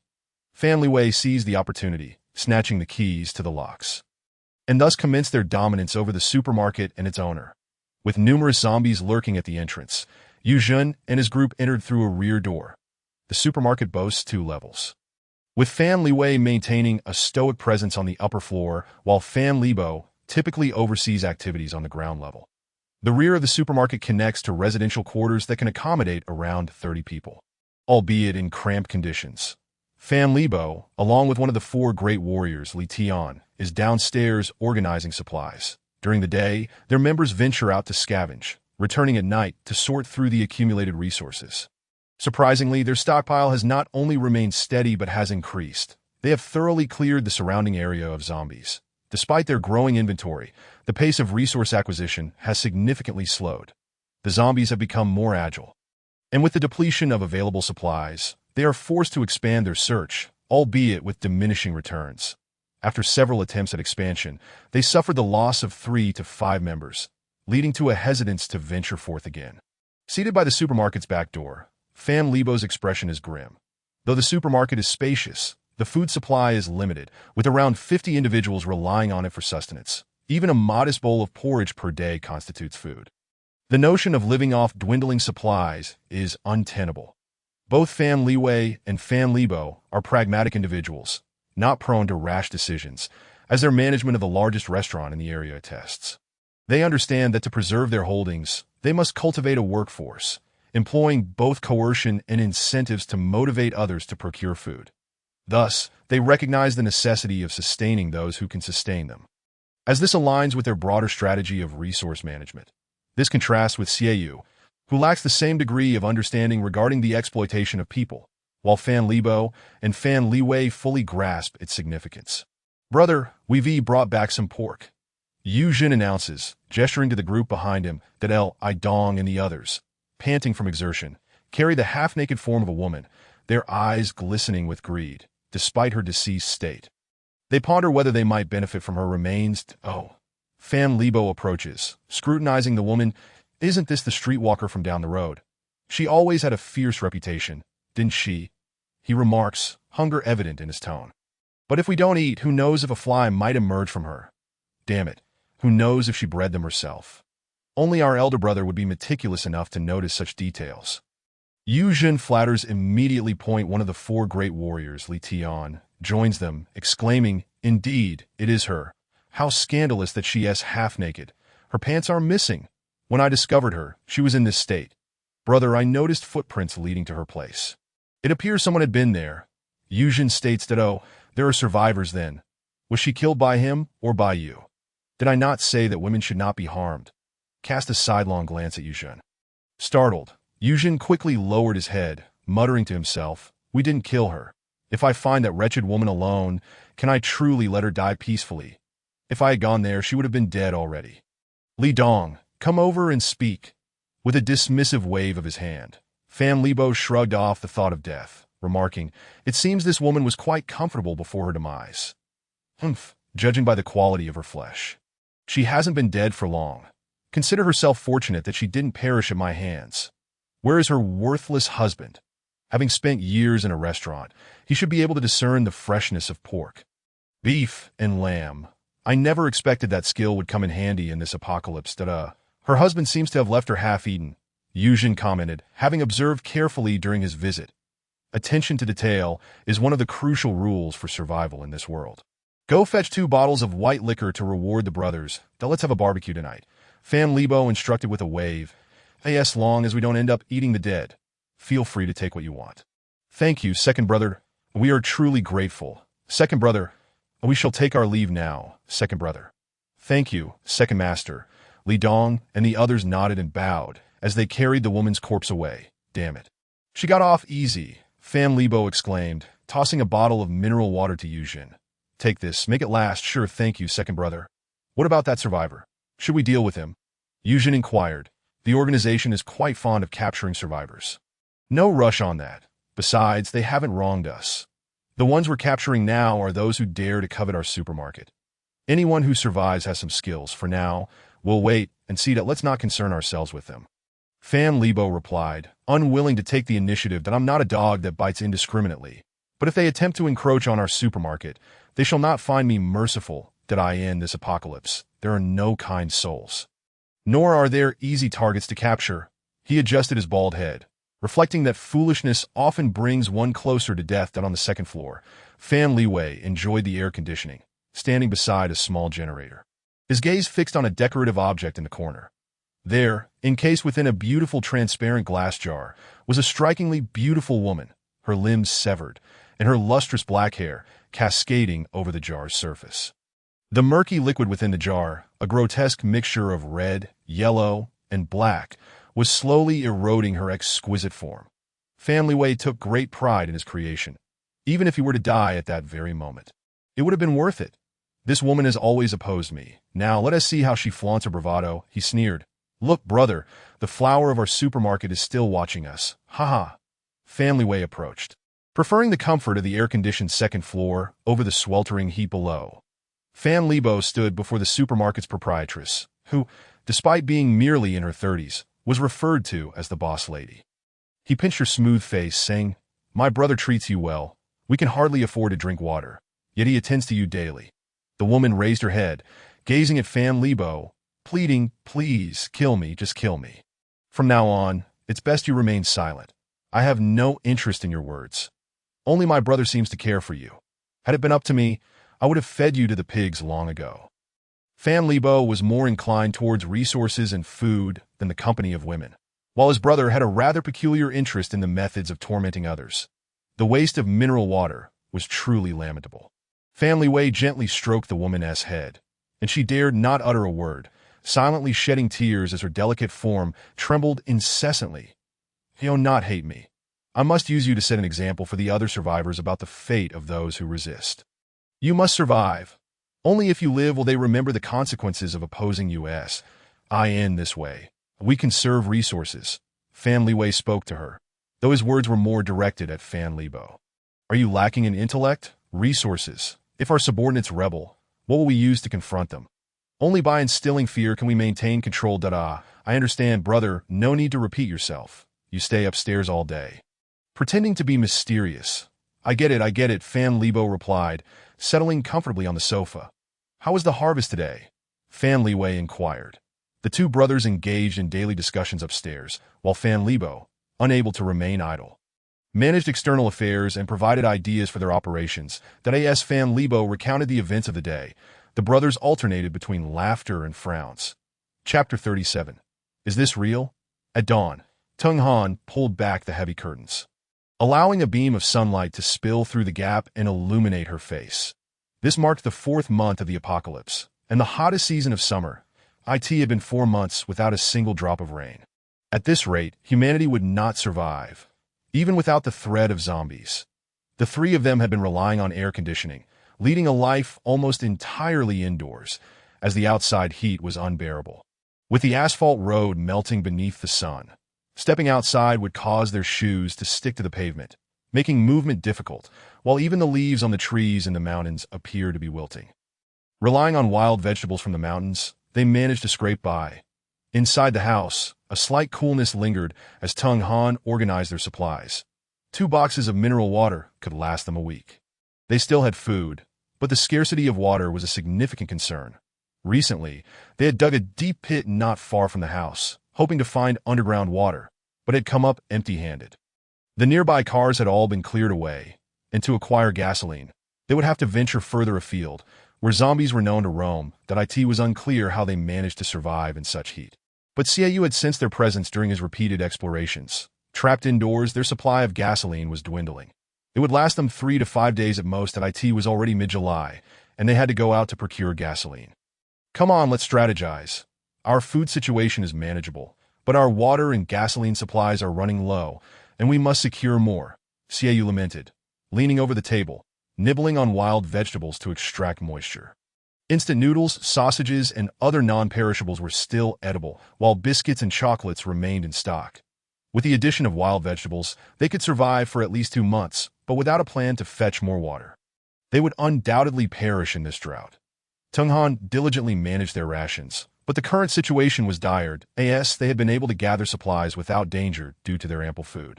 The urgency to find resources when food was scarce could prove perilous. Fortunately, wild vegetables were still available. Tung Han had gained a bit of weight recently, with a double chin starting to form. Sensing the oppressive atmosphere, Su Fangzhuang attempted to lighten the mood. Honestly, we still have time to devise a plan. With 2 boxes of mineral water, we don't need to worry for a week, and combined with wild vegetables, we can make it for 2 to 3 weeks. In this vast world, there is still a good chance of finding mineral water. Have I gained weight? I have indeed been eating quite a lot lately, Tung Han admitted shyly. Food was exceedingly precious in the apocalypse, yet she had indeed consumed more than Xiaoyu. Xiaoyu scratched his head helplessly, feeling sticky and uncomfortable. It's too hot. We should get up early tomorrow and try before the sun comes out. In this heat, we can't venture out now. The outdoor temperature must be at least 60 degrees. Just a short outing would drain 2 bottles of water, but if we go in the morning, it might be cooler. He conceded, resigned to the presence of zombies. Food is manageable, but water is critical. Even if I had 2 boxes of water just for myself, it wouldn't suffice. That we must find a solution. How about we drive the van to that big supermarket you mentioned? Su Fangzhuang proposed, recalling that Xiaoyu had initially intended to go there, that if all else fails, we can at least check it out. But I suspect that place has already been occupied, that I went to the small generator's location recently to see if there were any usable items left. But I found the corpse on the bed was gone, he said, glancing towards the supermarket. Tung Han and Su Fangzhuang remained silent, sensing that the outside world was far from peaceful, as the town had been unusually quiet. The last time they had seen a group of people, they had not reappeared. This was one of the reasons they had refrained from searching for food. The threat from fellow survivors was considerable. Instances of cannibalism had already occurred. Tung Han felt fortunate to have met Xiaoyu and the others. Otherwise, she too might have ended up as someone else's meal. Thinking about food made Tung Han hungry again, and she absent-mindedly grabbed a sausage, quickly devouring 2 of them. Xiaoyu did not pay much attention to her actions, as there were plenty of sausages, but Su Fangzhuang noticed something was amiss. Tung Han was eating far too much. Moreover, she had gained weight. Suddenly, a cold sweat broke out on Su Fangzhuang's brow, sending chills down her spine, that Su Fangzhuang abruptly stood up, taking a few steps back. Her pupils dilating in terror as she stared at Tung Han. Then, she glanced at herself. This is bad. Su Fangzhuang felt as though the world was spinning, and she could barely stand. Tung Han, feeling the intensity of Su Fangzhuang's gaze, became frightened. What is happening? She wondered, inspecting herself for any signs of abnormality.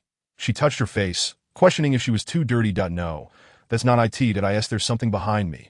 Tung Han suddenly turned around, but nothing was there. Was the issue still with her? Xiaoyu was equally bewildered, wondering what was wrong with Su Fangzhuang. He watched her retreat in fear, only to see her suddenly turn, covering her face as she dashed toward the bedroom, slamming the door shut, leaving the room in an eerie silence. Chapter 38. An unexpected turn. Open the door. Open the door. What is wrong with you? Xiaoyu knocked a few times, perplexed by Su Fangzhuang's strange behavior. Is she going crazy? Tung Han stood by, feeling at a loss. As an outsider, she wondered if her excessive eating had caused concern. Sister, I can eat less in the future if it helps. You're not the problem. She asked the one who has lost it. What could be so serious? Just open the door, and we can talk it out. What issue can't be resolved? Xiaoyu knocked on the door, exclaiming, Are we not more anxious this way? Let's address the matter directly, without any unnecessary fuss. After a moment, Su Fangzhuang opened the door, her eyes slightly reddened, clearly having shed tears. That is it really such a big deal over a mere sausage? Xiaoyu sighed in exasperation. Su Fangzhuang pointed at Tung Han, who gasped in surprise, realizing the issue had somehow fallen upon her. She is pregnant. Su Fangzhuang's words were startling. What? Before Tung Han could respond, Xiaoyu was already in a state of disbelief, feeling completely innocent and virtuous that she's pregnant. This must be a joke. Tung Han blinked rapidly, her dark, bright eyes filled with confusion. That am I pregnant? Suddenly, a realization struck her. She hadn't had her period in 4 months. She had thought it was due to malnutrition and stress, but now it seemed perhaps otherwise. Tung Han abruptly sank onto a stool, her face reflecting undeniable astonishment. Observing Tung Han's reaction, Xiaoyu sensed something was amiss. This situation appeared to be genuine. However, he remained blameless. No, wait. It must be those 3 who are responsible, Tung Han murmured to herself, stunned by the possibility that she might be carrying the child of an enemy. What? The child of the Peach Garden Trio? You must be mistaken. It isn't Xiaoyu's. Su Fangzhuang's eyes widened in shock. She had assumed Xiaoyu had betrayed her with Tung Han, and while it wasn't necessarily a grave matter in this post-apocalyptic world, she hadn't anticipated that Tung Han would be pregnant. Yet, seeing the reactions of both Xiaoyu and Tung Han, it was clear they had never crossed that line. Xiaoyu was bewildered. She was pregnant. And it wasn't even his child? This was absurd. Tung Han gritted her teeth. Lowering her head, if she truly was pregnant, that child could not be kept. Xiaoyu felt as if a thunderbolt had struck him. Being pregnant at this juncture was utterly ludicrous, especially with the child of an adversary. Tung Han, perhaps you aren't pregnant. Xiaoyu could only hope for the best. Tung Han, however, was at a loss for words. The signs pointed to a pregnancy: her excessive appetite, the absence of menstruation for the past 3 months, and her recent weight gain. Fragmented memories flashed through her mind. The laughter of men, her own pleas for mercy, filling the room. Tung Han clutched her head, trembling in pain, tears streaming down her face. Xiaoyu was at a loss for what to do. If Tung Han was indeed pregnant, then perhaps they would have to care for the child. He thought about asking Su Fangzhuang to comfort Tung Han. Turning back, he found Su Fangzhuang in a similarly distressed state, trembling with vacant eyes, tears rolling down her cheeks uncontrollably. "What is wrong with you? Why are you so agitated by her pregnancy?" Xiaoyu exclaimed, feeling a surge of hysteria. "What is happening? Am I also pregnant?" Su Fangzhuang suddenly slumped to the ground, aware of her own situation. She hadn't thought about it until now. But it had been 4 months since her last period, and her recent indulgence in food was troubling. This can't be happening. Is today some kind of April Fool's joke? Xiaoyu felt like a wild eagle on the prairie. The woman he secretly adored was pregnant, and now his own partner might be too. Most importantly, he had always been cautious about unintended pregnancies, so Su Fangzhuang's child was definitely not his. This is absurd, he thought. First, let us not cry.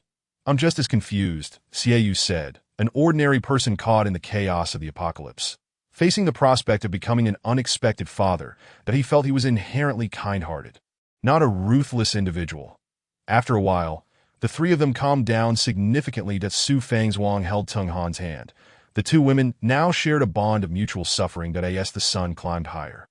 They sat at the table, unsure of what to say. Outside, the sun blazed, but their hearts felt cold. "How about I go find a pharmacy to check if either of you is pregnant?" Xiaoyu suggested, pondering that 4 months might render abortion impossible. Even if it were possible, they lack the means that I end this dire time of scarcity. We cannot afford to add more mouths to feed. Xiaoyu felt overwhelmed. "There aren't any pharmacies nearby. If either of you is in danger, we're finished," Su Fangzhuang replied, her tone much calmer. Not wanting Xiaoyu to face any peril that I end this apocalypse, two women felt like lambs frolicking in a wolf's den. "Indeed, even if one of us is pregnant, there is nothing we can do about it. Taking medication seems futile now," Tung Han added. Xiaoyu rested his head on the table, unsure of how to proceed. He was neither a savior nor a miracle worker. Su Fangzhuang glanced at Xiaoyu, realizing he was equally at a loss. "Perhaps we should just let nature take its course, that it is what it is. However, I do suggest Tung Han should stick with you." Xiaoyu. Su Fangzhuang understood Xiaoyu's character. She was fine on her own, but Tung Han had never aligned with Xiaoyu in a critical moment. Xiaoyu might not protect her. If Tung Han were to perish, it would be difficult for both Su Fangzhuang and Xiaoyu to survive in this harsh world. Over the past 4 months, Su Fangzhuang had come to appreciate the importance of teamwork. The group needed to grow, not shrink. This was a chance to bind Tung Han to Xiaoyu. Tung Han flushed, recalling how Xiaoyu had saved her life multiple times. Moreover, Xiaoyu had been a perfect gentleman, never crossing boundaries. Now, with food scarce and both she and Su Fangzhuang possibly pregnant, they would need to rely on Xiaoyu at this moment. She felt like an outsider. Would Xiaoyu even trust her? Over the past few months, Su Fangzhuang had subtly encouraged Tung Han to consider Xiaoyu, but Tung Han, already in poor health, had continually declined, ultimately not viewing Xiaoyu as a potential partner. Despite her numerous suitors in the past, Tung Han remained hesitant. Deep down, she was unwilling to agree, yet the reality forced her to acquiesce. Xiaoyu said nothing. He indeed liked Tung Han, but such affection was only natural. Who wouldn't he be attracted to a woman like her? Yet, Tung Han seemed uninterested in him, a fact Xiaoyu understood well, that he wasn't without dignity, despite being kind to Tung Han over the past few days. He was in no rush, that if you don't approach me, I won't chase after you, love who you want. I won't interfere. Besides, if I take the initiative, it might seem like I'm pressuring you. And I'm not that kind of person. Xiaoyu sat quietly, neither agreeing nor disagreeing, simply waiting for Tung Han to speak. Tung Han was also waiting for Xiaoyu to say something. Even a small encouragement, she would undoubtedly agree. However, as time passed with no response from Xiaoyu, Su Fangzhuang grew frustrated. "What is the deal? I'm trying to find you a partner, and you're acting all high and mighty. Come on, Xiaoyu, say something," Su Fangzhuang urged, feeling the tension in the air. "The moment is upon you. Can't you see? The god of marriage is watching over you." Xiaoyu gazed at Tung Han. who seemed lost in thought, her beautiful eyes fixed on him without a blink. That I respect Teng Han's choice. Xiaoyu spoke softly. That I asked that really how it works. Su Fangzhuang was bewildered. What choice was there? She was just a woman. Su Fangzhuang turned to Teng Han. When Teng Han caught Su Fangzhuang's gaze, her face flushed crimson. Why are you looking at me? Go look at Xiaoyu, she exclaimed, feeling flustered. Oh my goodness. What is this? Are you all made of tough meat? Teng Han's thoughts were in turmoil as she wrestled with herself, uncertain of what Xiaoyu truly meant. Did he expect her to please him? Su Fangzhuang continuously gestured to Teng Han, encouraging her to take the lead. Go for it. Why are you so shy? With a determined bite of her lip, Teng Han stood up. Xiaoyu, please accept me, she declared, her face a deep shade of red, feeling as though she were pleading for a man's acceptance. She wished for a hole to hide in. Xiaoyu didn't want to rush them. He believed everything should be voluntary at that moment. It would be unethical to take advantage of their vulnerability. That I have Su Fangzhuang. Having you as well would only complicate matters. Xiaoyu didn't want to be blamed afterward. He wanted everyone to be happy together, not as if he were coercing them. Teng Han felt like a discounted product being hastily sold, but with the situation as it was, there was no turning back. It's fine. I'll listen to you and sister from now on. I'll be happy to serve you both. Teng Han had never imagined seeking a partner would unfold in this manner. Su Fangzhuang could no longer watch. She quickly embraced Teng Han. We're sisters. There's no need for servitude. Let us help each other. Though we face bad news, there's also good news ahead. We will face it together, and from now on, we are family. Xiaoyu, you will take care of us. Xiaoyu thought, this isn't me pressuring you. You all seem to be doing this willingly. He stood up, holding both women's hands. I promise not to let you down.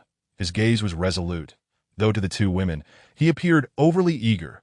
The thought of spending the night with Xiaoyu made Teng Han shyly lower her head. Chapter 39. Underground water. The two women looked at Xiaoyu, who awkwardly scratched his head. It was still early, and they couldn't sleep just yet. Let us continue digging. I refuse to believe we come up empty after 2 months.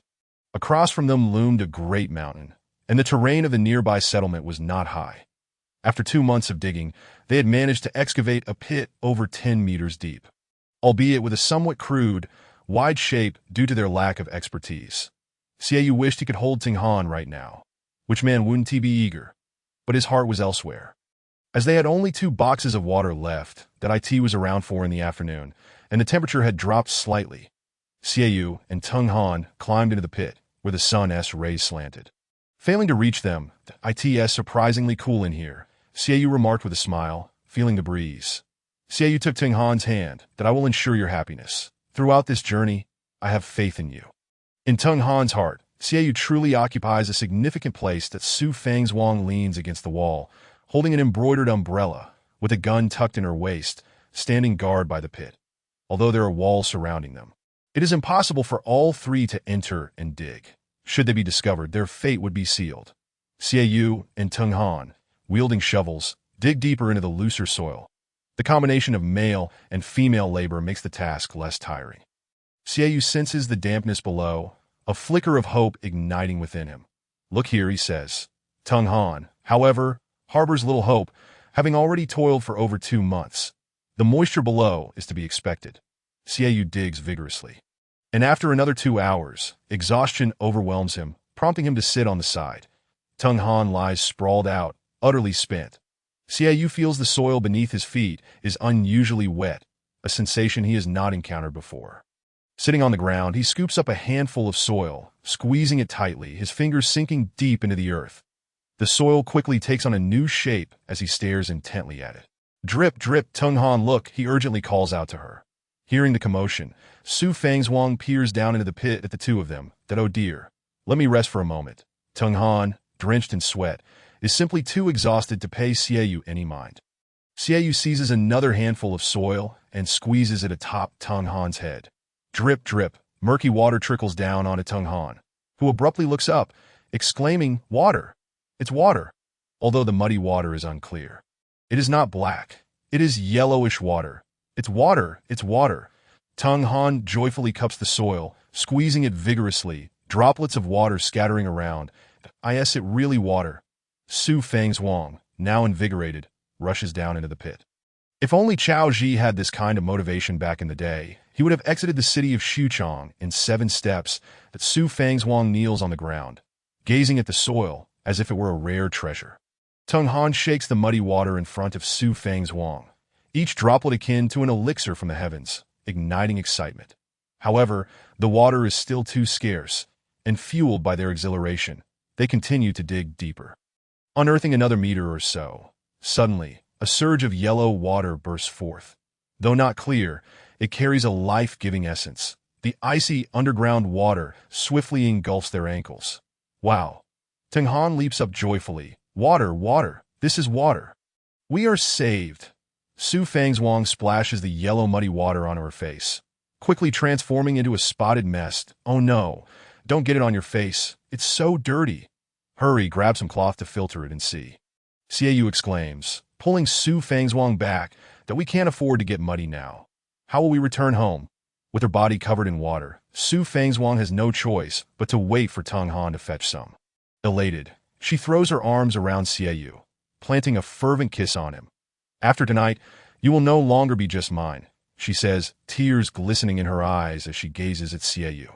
Xiaoyu, holding Su Fangzhuang, reflects on her beauty, which he has long admired. Yet, her bourgeois nature and disdain for ordinary life have delayed their union. That it is not that Xiaoyu is unwilling to marry. Rather, Su Fangzhuang desires a better life. Now, amidst the apocalypse, not only is Su Fangzhuang by his side, but even the charming Tung Han seeks to be close to him. Everything feels surreal that I will always love you. Through thick and thin. Xiaoyu has never contemplated leaving anyone. It is merely the misfortunes of life that have kept them apart. The two embrace, and soon Tung Han returns, observing the two of them entwined without surprise. She has been the third wheel for 4 months now. They retrieve cloth and prop it up with wooden sticks, placing a basin beneath. This basin has not been used for 4 months. The trio carefully pours water onto the cloth with spoons. The 4 layers of gauze quickly filter out a layer of yellowish mud, while clear water gradually seeps through its white water. White water. Their 2 months of effort finally bears fruit today. Hurry, bring empty bottles. They cannot afford to be overly excited. They must quickly fill the bottles. The weariness and discomfort of the past days dissolve as they work. It feels akin to finding money on the street before the apocalypse. Fill them up first. Water begins to seep out, and even without the cloth, the upper layer of water quickly becomes clear. Xiaoyu trembles as he holds the water in his hands, realizing that heaven has not forsaken them. Who would have thought that a mere jest would lead to the discovery of water? He takes a deep breath. The water sweet, yet slightly bitter, a taste of the mountains, mountain water. This water is drinkable. We must store as much as we can, without needing Xiaoyu to say more. The 2 women eagerly begin to fill the bottles, recognizing the value of this resource. With food supplies lasting another 3 to 4 months, this water will allow them to cook with the 300 pounds of rice they salvaged from the supermarket. For days, they have had no water, leaving the rice and flour in the kitchen. Now, with water in hand, they can sustain themselves for months. The trio finds a glimmer of hope amidst the apocalypse. 20 full boxes of water are stacked in the kitchen, embodying a sense of security. They feel rejuvenated. The heat outside is stifling, so the 2 women wash themselves outdoors. Xiaoyu had intended to join. But Tung Han feels shy, leaving him to bathe alone. This is their first bath since the onset of the apocalypse. Xiaoyu feels an immense sense of relief, particularly refreshed. Even the sheets and blankets are clean now. This water may not preserve as well as bottled water. Some will be for drinking, while the rest will be used for irrigation and laundry. Let us store the water just in case. If the underground supply continues, we'll be fine. If not, this water will sustain us for a while. Upon returning to the house, each person feels significantly more comfortable. The 3 of them finally share a bed. And the weight of their previous worries lifts that we have guns and now water. I believe we can expand our reach, attracting more survivors to form a power base. That way, we can endure that Su Fangzhuang has cut her hair short. Looking particularly spirited now. Sister Shuang is right. With guns and water, we can trade for food and bottled water, which can be stored for a long time. Tung Han, playfully sitting beside Su Fangzhuang with her bare feet, is adored by Su Fangzhuang, who wishes she could devour her whole. If one woman can be so enamored, how much more so Xiaoyu? Su Fangzhuang notices Xiaoyu's distracted demeanor. Tonight, the 3 of us sleep in one bed. No one eats alone. Let us rest now and tackle other matters tomorrow. We're all exhausted. She pulls Tung Han into the covers, and Tung Han finds herself tightly embraced by Su Fangzhuang. She feels Su Fangzhuang's hand resting on her thigh, incessantly caressing. Are you helping Xiaoyu or yourself? Tung Han muses helplessly. Xiaoyu watches the scene unfold, feeling powerless. He too is exhausted, so he decides to sleep. Fortunately, the bed is spacious enough. This night marks the most peaceful sleep they have experienced since the apocalypse began. Chapter 40. Survival in the Apocalypse 1 in the 6th month of the apocalypse. September. The slight protrusion of their bellies makes movement less convenient for the two women. The three of them have become a family, and Xiaoyu dutifully cares for both women. However, a major issue arises today. The gasoline has inexplicably gone bad. This stuff can actually expire. Xiaoyu is taken aback. He never anticipated that gasoline could spoil. He had risked his life to procure it, only to find it useless. That I remember reading about people driving with 3-year-old gasoline without an issue. Is that all a lie? In less than half a year, it's unusable, and now the generator is nothing but a decoration. Though they have endured the hottest days, September remains sweltering. Supplies are dwindling. Without the mountains, they would have starved long ago. I plan to head out today and check out the Sinew supermarket. With no other options, Xiaoyu resolves to visit the supermarket. But there must be survivors there.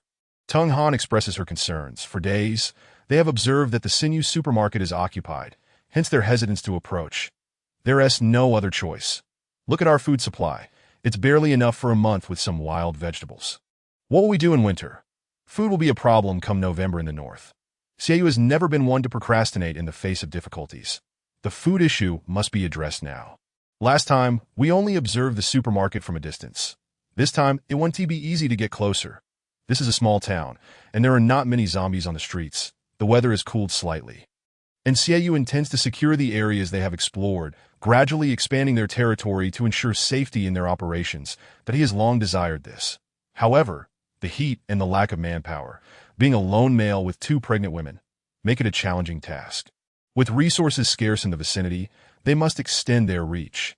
If they encounter survivors and offer help, perhaps they will join their ranks. With more hands to work, they could form a small tribe. Otherwise, every outing would be fraught with the danger of wandering zombies. You both are pregnant, so you must stay behind. Keep the guns handy and wait for me that I'll venture further this time.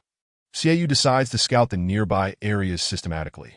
Just be cautious and don't stray too far, and I'll keep the gun here, waiting for you, Su Fangzhuang says, glancing at Xiaoyu while cradling her belly. Tung Han nods from behind. Indeed, their food supply is dwindling, and with children on the way, space becomes a concern. Xiaoyu acknowledges this, having washed his bulletproof vest, which is still wearable. It is a lifesaver. If not for it, he might have been disabled after being bitten by a zombie, but he carefully dons the bulletproof vest, slipping on long boots and securing books around his thighs, wearing a safety helmet he found in a victim's home, leaving no part of him unprotected. With a gun strapped to his waist and a hammer in hand, Xiaoyu feels confident he can handle a couple of zombies. He grabs a backpack containing a bottle of water and several plates, with paper separating them to muffle noise. Waving goodbye, he steps out the door point. 2 women stood at the doorway, their hands tightly clasped. This marked the first instance in the apocalypse where they faced agile zombies directly. Yet both were pregnant and unable to flee. Xiaoyu stepped outside cautiously, making his way to the road, daring only to walk along the edge. His target was the villa area across the street. The supermarket lay further off, but it was swarming with more zombies. So exploring the villa seemed a wiser choice, that he had already scouted his own side of the street, but feared lingering zombies. Thus he dared not move too swiftly. He thought to intercept them later. Xiaoyu quickly approached the roadside, but he pulled out a plate from his bag and tossed it outside, the shattering sound echoing through the street. Shadows flickered, and soon 2 zombies rushed towards the plate's location, their heads swaying as they scanned the area. Observing the zombies closely, Xiaoyu noted their swift movements. They were at least as agile as normal humans. Clad in tattered security uniforms, their eyes glinted with a newfound sharpness. Despite their dehydrated skin appearing wrinkled, they exuded a palpable strength. How to confront them? Would it be foolish to charge headlong? Across the street lay the villa area, presumably with fewer zombies, given that these 2 were in security attire, suggesting the villas house a lesser number of the undead, that if this approach failed, he could always retreat. Xiaoyu picked up another plate and Seizing the opportunity while the zombies were distracted, hurled it again. This time, several more zombies emerged from the shadows. Now numbering 4, Xiaoyu instinctively withdrew, for zombies were too many, and there were still more lurking in the darkness. Thankfully, he had refrained from charging out earlier. There was no way he could overpower them. Despite his misfortunes in this apocalypse, Xiaoyu was also fortunate. Survival odds were significantly higher in rural areas compared to the city, where death was almost certain. These were not the clumsy zombies of lore. They were agile and lethal. What would he do with 4 zombies? Should he use a gun? The sound of gunfire would surely attract a horde. He could easily find himself surrounded, but he needed to find a house for cover, lure the zombies inside, and then dispatch them. Xiaoyu turned and vaulted over a wall. This house was the closest to the one inhabited by the cannibalistic woman. He gently opened the courtyard gate, then the front door. Inside, the air was thick with flies and a rancid odor, a level of disgust he hadn't experienced in quite some time.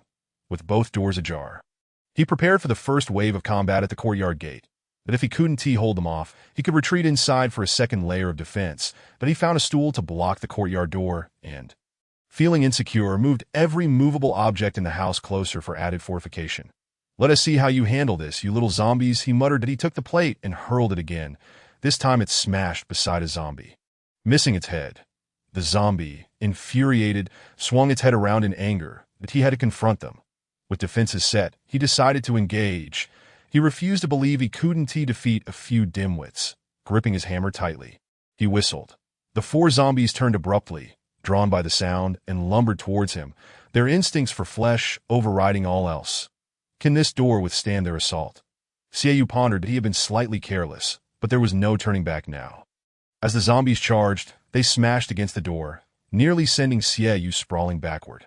Despite the force, the door only opened a crack. The table and stool prevented the zombies from fully entering, forcing them to squeeze sideways. Seizing the moment, Xiaoyu swung his hammer down onto the first zombie's head, which instinctively raised its arms in defense. The creature let out a ghastly wail as its arm fractured. Enraged, it pressed harder against the door, with the other 3 zombies pushing in as well. Xiaoyu swiftly continued his assault, hammering down on the creature's head repeatedly. The zombies struggled to maneuver, their flailing limbs ineffectual against his prepared strikes. After several blows, the first zombie collapsed lifelessly to the ground. This tactic could work. If he maintained his composure and set traps, he could eradicate the zombies entirely. That it seemed wise to expand his territory gradually, though he wondered how many survivors remained. Little did Xiaoyu know that while he was ambushing the zombies, he had not escaped the notice of Fan Liwei's subordinates. That it must be said that the organization led by Fan Liwei and Fan Libo, though ruthless, was highly structured, with clear divisions of labor. "Boss, the area you told me to watch has shown signs of activity," Li Dong reported, rushing to join his comrades, Yu Jun and the others. The 4 great kings led 20 men each, scouting for supplies and monitoring survivor movements. Unbeknownst to Xiaoyu, the 5 teams of survivors from the Li family had already fallen under the control of Fan Liwei and Fan Libo. This group was cautious. They had sensed something amiss with Xiaoyu, but had not yet gauged his combat capabilities. That in this apocalypse, there were no fools. One could not assume themselves the protagonist of a story. Finally, the little brat has revealed himself. "You 5, come over here, let us take a look," Yu Jin commanded, gesturing for 5 men to follow. Li Dong led the way, realizing that Xiaoyu's tactic of luring zombies to clear an area was something that Fan Libo's organization had already implemented. The vicinity around Xingyu Supermarket had long been established as a safe zone. As the group crossed into the safe zone, they approached a location not far from Xiaoyu. This area had not been designated as a safe zone for a reason. Xiaoyu presumed himself clever, but they were not naive, maintaining a buffer zone to deter rash incursions that moment. Xiaoyu was still engaged in combat, having slain 3 of the 4 zombies blocking the door, while the 4th clawed ineffectually from a distance. "I suspect this kid is running low on supplies. Otherwise, he would have emerged days ago," Yu Jin sneered. "What shall we do, boss?" Li Dong inquired, assuming a significant role within the group. "Let us observe his intentions, and we need to see what tricks he has up his sleeve. One cannot survive in this world without some skill," Fan Liwei replied, emphasizing patience. The group maintained their vigilance, keenly observing Xiaoyu's actions. This was their first close encounter with him. After eliminating the 4th zombie, Xiaoyu dragged all the bodies into the courtyard, remaining within the confines of the house. Yu Jun and the others had yet to catch a glimpse of him. Xiaoyu then resumed tossing plates, and Yu Jun exchanged knowing glances with his companions. This was a tactic they employed frequently. Indeed, more zombies began to emerge from the shadows. Numbering 7 or 8, Xiaoyu swung his hammer with growing confidence, his arms protected by guards and a book clutched to his torso, ensuring high safety. As he grew more adept, the zombies managed only to scratch at the book, causing no real harm. Xiaoyu's confidence soared as he dispatched 7 or 8 zombies over the course of half an hour. These zombies are nothing to fear, he thought to himself. With renewed determination, he picked up another plate and quietly observed for a moment, finding no immediate threat. Cautiously, he pushed the door open a crack, creating a narrow passage to slip through. "The boss is out," Li Dong remarked. "Shut up. I'm not blind." "Call me captain, not boss," Yu Jin admonished, remaining perfectly still. Whether Xiaoyu lived or died was of no consequence to him. As long as he did not interfere with his team's objectives, he was simply observing. The captain's intent was clear. If they were weak, they would be crushed. If strong, they would retreat, hence the need for observation. As Xiaoyu stepped out, Yu Jun and his group finally caught sight of him. Their eyes widened in shock. He was clad in a full police bulletproof vest, sturdy tactical boots, and most notably, a gun strapped to his waist. "Am I seeing things? Does he really have a gun?" Yu Jin whispered incredulously. Xiaoyu moved slowly, taking a few steps before tossing another plate, allowing Yu Jun and the others to scrutinize him closely. "You just said you weren't blind, and now you're asking us?" One of them scoffed. However, they dared not dismiss the importance of their observations. Acquiring that gun could significantly enhance their standing and resources, even granting freedom to their families that in the structured hierarchy of Xingyu Supermarket. With Fan Liwei and Fan Libo at the helm, the 4 great kings commanded their own groups, while leaders like Li Dong managed teams of 20 capable men. Women and children awaited the return of their male counterparts, relying on them for sustenance and protection. Without men, the fate of children and women was grim. They were often relegated to servitude or worse. Should the men fall, one woman or child could be elevated to warrior status, gaining relative equality. Thus, every member of the team exerted themselves, striving for resources and recognition. The systems established by Fan Liwei and Fan Libo proved effective in this unforgiving world. And their ranks quickly swelled to around 100, with another 200 in support roles. During this time, nearly the entire group of survivors from the Li family had been subsumed under Fan Liwei's command. Recently, he had dispatched the 4 great kings to clear the remnants of the Li family survivors before moving on to attack the nearby settlements. Only Xiaoyu's territory remained unclaimed. And for some time, scouts have been monitoring his movements. "The captain, he does indeed possess a gun, but we have struck gold. Let us take him down," Li Dong exclaimed, his demeanor shifting from timid to eager for glory. Since rising to leadership, he had tasted the thrill of power and resources, and the prospect of success ignited his blood. "You fool, if you want to live, keep your eyes open and remain silent." Yu Jun cast a sidelong glance at Li Dong. Think about it. If someone is armed, they can't possibly be a good person. Can they? Moreover, are there others lurking behind him? Perhaps even soldiers. Yu Jun had no intention of inviting trouble upon himself. It was always wise to tread cautiously. The captain's words rang true. After all, why else would you be the captain? The little people would naturally look up to you, that Li Dong was eager to flatter. And indeed, Yu Jun felt justified in ensuring that whenever they captured something valuable, everyone benefited. He couldn't help but think of the dozen or so beautiful women in their team, all eager to complete their mission and return home. Xiaoyu took a few steps toward the entrance of the villa area and peered inside. The place seemed desolate, yet the low growls of zombies echoed ominously. Xiaoyu remained vigilant, scanning for any irregularities. Nothing appeared out of the ordinary. It seemed a zombie or 2 might be holed up in one of the rooms. After having dispatched a few earlier, the rest were likely confined indoors. Although it was referred to as Kaoshan Tun, being on the outskirts, it was essentially a town with a population of around 100,000. That the 5th Squad was one of the 6 major teams in Kaoshan Tun, comprising roughly 5,000 individuals. However, most worked in the city and only returned on weekends or holidays, leaving a mere 1,800 or so residents during the week. This villa area, while labeled as such, consisted of privately constructed luxury homes by a few wealthy individuals, seldom visited by anyone. Xiaoyu was an exception, making deliveries here about once a month. The villa area housed 8 homes, each with 2 stories, and the last one leaned against the mountain, making it quite suitable for habitation, albeit with security present. Unaware of which house contained zombies, Xiaoyu opted for a small house in the woods across the way. As Xiaoyu entered the villa area, Yuzhen waved for a few others to follow. They had cleared this area several times. Otherwise, Xiaoyu wouldn't have dared to enter so easily. However, their efforts to exterminate zombies were twofold: to gather supplies and to set a trap for Xiaoyu. Once inside the villa area, escape would not be so simple. Xiaoyu proceeded further in, the growling growing louder. He halted abruptly, sensing something was amiss. Why are there so many sounds? Normally, with security, there shouldn't be this many. He looked around but saw nothing alarming. Yuzhen and his group circumvented to the second house, while Xiaoyu lingered near the 7th.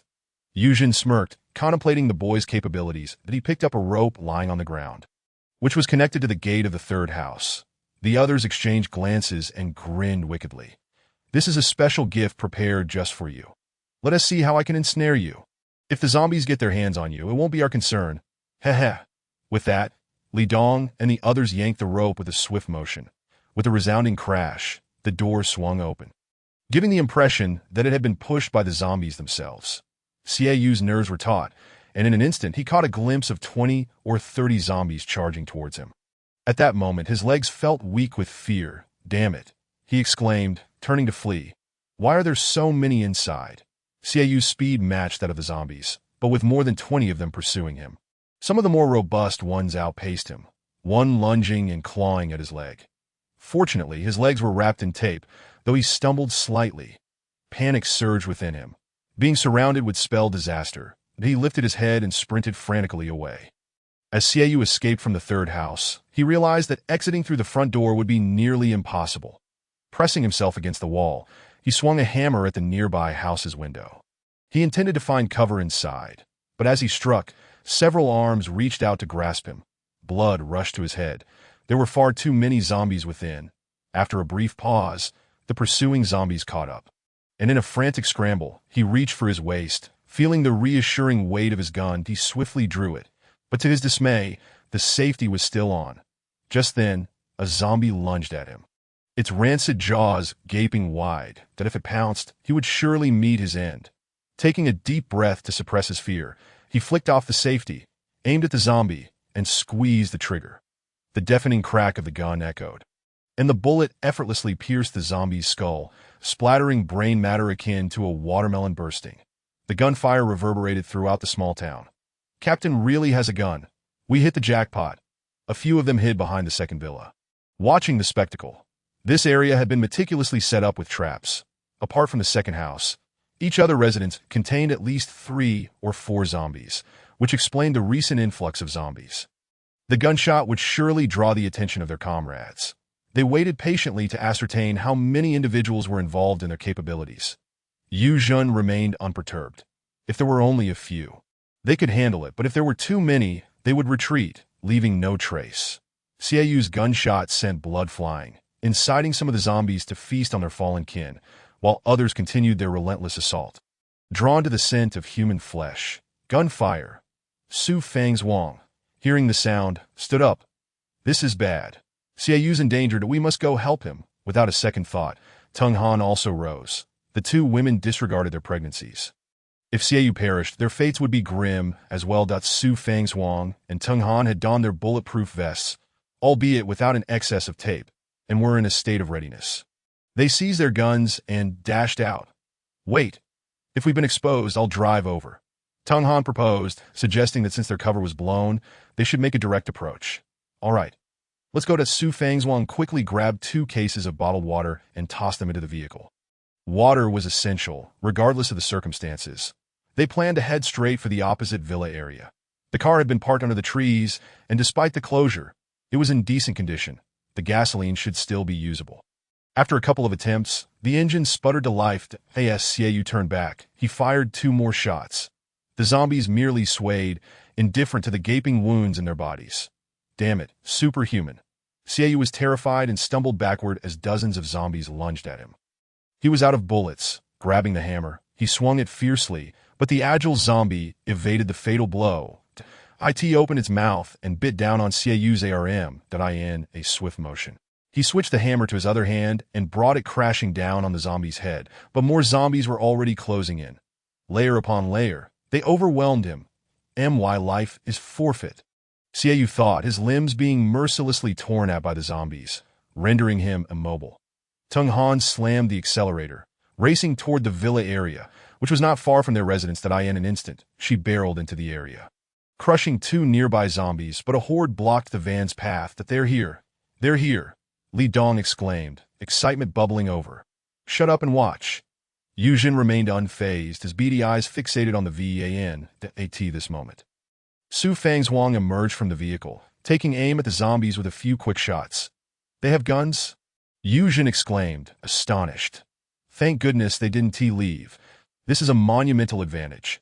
Moreover, a stunning beauty like her was a tremendous boon. His heart raced with desire. He had no interest in women of average beauty, often gifting them to his subordinates. But Su Fangzhuang's appearance had captivated him. She was a prize he was determined to claim. Xiaoyu, pinned beneath the weight of the zombies, struggled to breathe, his heart racing with terror as death loomed near. He curled into a ball, desperately holding on to hope, but despair clawed at him. How much longer could he endure? His body trembled, his limbs ravaged by the relentless biting of the zombies, nearing the point of total collapse. Suddenly, he felt a jolt, followed by the sound of gunfire ringing in his ears. Xiaoyu, is that you? Su Fangzhuang's voice pierced through the chaos, calling out his name. Amidst the cacophony of zombie groans, her voice remained crystal clear. It's me. Xiaoyu shouted in response. Su Fangzhuang fired several shots at the zombies, alleviating the pressure on him. Thankfully, his defenses held. Otherwise, he would have lost significant flesh by now. Tung Han also drew her weapon, unleashing a hail of bullets that sent nearby zombies tumbling. Some were shot through the shoulder. Others had their abdomens torn open, and some had their heads lolling at grotesque angles. The scene was both gruesome and violent. Another gem, and she has a gun. Yu Zhen's eyes narrowed, seizing the moment. Xiaoyu kicked away the zombies, pinning him down. Get in the car, Su Fangzhuang urged, as Xiaoyu forcefully smashed open a gap, the ravenous zombies unconcerned with their fallen brethren, only craving fresh blood to satiate their hunger. Xiaoyu, hurry, Su Fangzhuang shouted. Like a feral beast, he surged forward, unleashing his primal potential. Ignoring the zombies nipping at his heels, Xiaoyu sprinted ahead with all his might.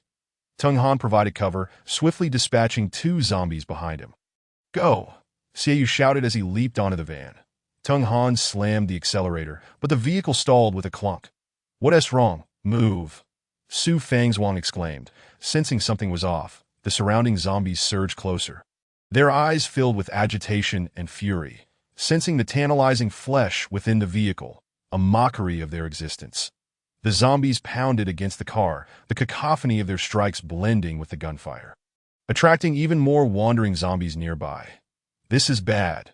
At this moment, Li Dong no longer held the title of captain, as the situation had become increasingly difficult to manage that a multitude of zombies surged around the villa. Yu Zhen hastily glanced around, and upon doing so, his legs turned to jelly. Unbeknownst to him, the walls were teeming with hundreds of zombies rushing towards them. Chapter 43. Survival in the Apocalypse, for it was over. The vehicle was broken. Tung Han anxiously pressed the accelerator. Zombies surrounded the car, incessantly banging on the doors and windows. The screeching sounds echoed all around, with the vehicle shrouded in darkness as the zombies pressed in, blocking out nearly all light. Captain, we are surrounded, Li Dong exclaimed, surveying the area. The noise had attracted a nearby cluster of 100 to 200 zombies, and that was after they had already cleared many. Otherwise, they would have faced thousands. Enough of this chatter. Hurry inside. Yuzhen had not anticipated the sheer number of zombies. He had thought they had cleaned the area adequately, yet the sight before him was overwhelming. However, with the house providing cover, they felt somewhat secure. As he spoke, he led the group into the house. In contrast, Xiaoyu and the others were visibly tense, glancing around nervously at the zombies pounding on the windows. Xiaoyu longed for a good night's sleep. His limbs felt swollen, and his energy was severely depleted.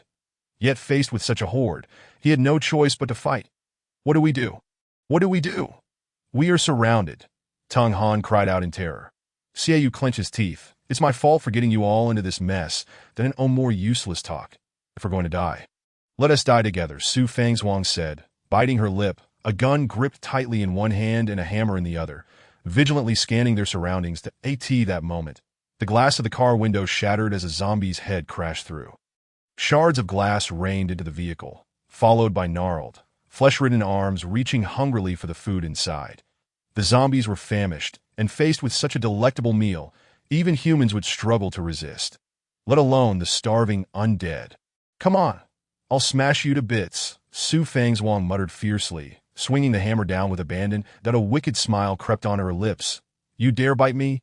Watch me crush you. In the apocalypse, she exhibited a dual persona, revealing her most bloodthirsty nature during such moments. Gory, sticky remnants splattered throughout the vehicle. Seeing this, Xiaoyu realized he could not lag behind. Fine, if we're going to die, let us do it together. With ammunition depleted, he had no time to reload.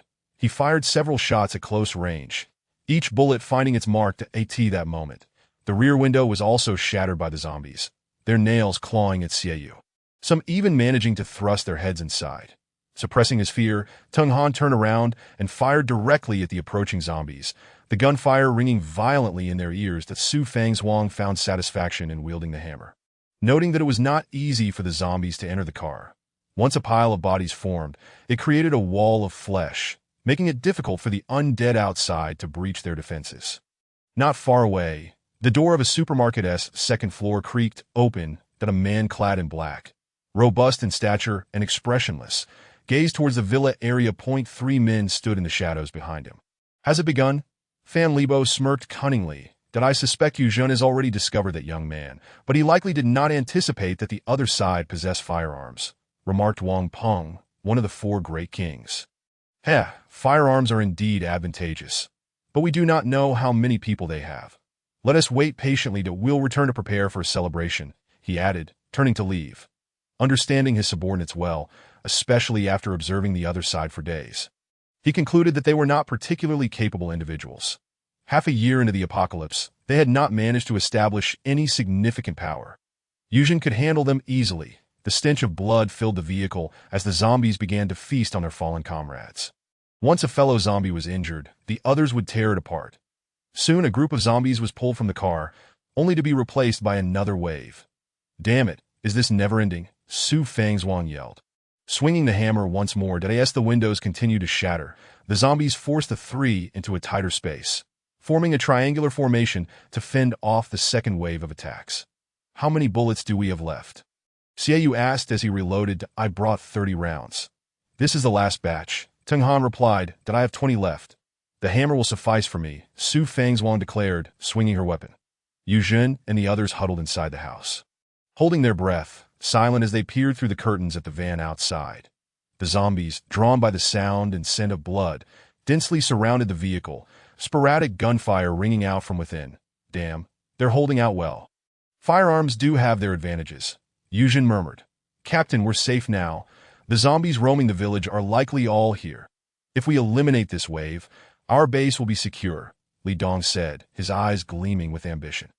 Right, even if we didn't kill these zombies ourselves, we can consider it an indirect victory. Rest assured, this achievement will undoubtedly be ours. That we primarily need to assess their numbers. Li Dong, go outside and inquire with the brothers monitoring the situation where their vehicle came from. Now that the zombies have congregated outside, it's safe. Find out how many of them there are. That we need accurate information. Don't let them bamboozle you, Yuzhen ordered, his eyes calculating as he assigned tasks. Understood, Captain. Wang Jianping, come with me. The rest stay back and follow the captain's orders, Li Dong commanded, gesturing for a clever, shorter man to accompany him. The man beamed at being summoned by Li Dong, seeing it as a promising opportunity to gather information that could lead to a significant achievement. One could not ignore how deeply entrenched Fan Liwei and Fan Libo's hierarchy and meritocracy were in everyone's minds. After the zombies dragged their companions from the vehicle, a third wave of attacks commenced. With over 100 zombies remaining, though Xiaoyu and the others had lost count, unable to see outside, despair engulfed them. Occasionally, a hand would reach in, prompting Tung Han to hammer it down swiftly. Severed limbs and zombie blood splattering onto him. The heat was unbearable, and the stench of decay filled the cramped space. Sweat poured down their bodies, and the oppressive sunlight made the situation intolerable. The fear was palpable. Without the vehicle and body armor, they would have been torn to shreds long ago. Tung Han, naturally timid, felt utterly overwhelmed, having inadvertently soiled himself from fright. The vehicle was now stuffed with grotesque remains, making movement nearly impossible. 3 minutes felt like 3 years, each nerve taut with anxiety. Their legs were buried beneath the zombie remains, yet countless more clawed desperately at the vehicle, hungry for flesh. Su Fang's though resolute, was not immune to fear. Everyone has a primal instinct for survival. Fatigue set in. Her arms ached, and her throat was parched. Water lay within reach, but there was no time to access it. "I'll kill you for bullying me," she muttered to herself. "Hush, keep your voices down. It seems the zombies have stopped attacking us," Xiaoyu suddenly observed, noting a significant reduction in the zombies' movements. Only the sounds of tearing flesh and the occasional hand reaching through the gaps persisted. Tung Han, trembling in fear, gripped his gun and hammered tightly, while Su Fang's remained composed, surveying the remnants of zombies and blood that filled the vehicle. Suddenly, enlightenment struck her.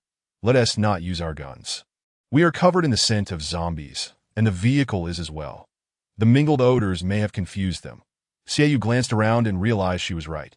The zombies were only sporadically attacking the vehicle.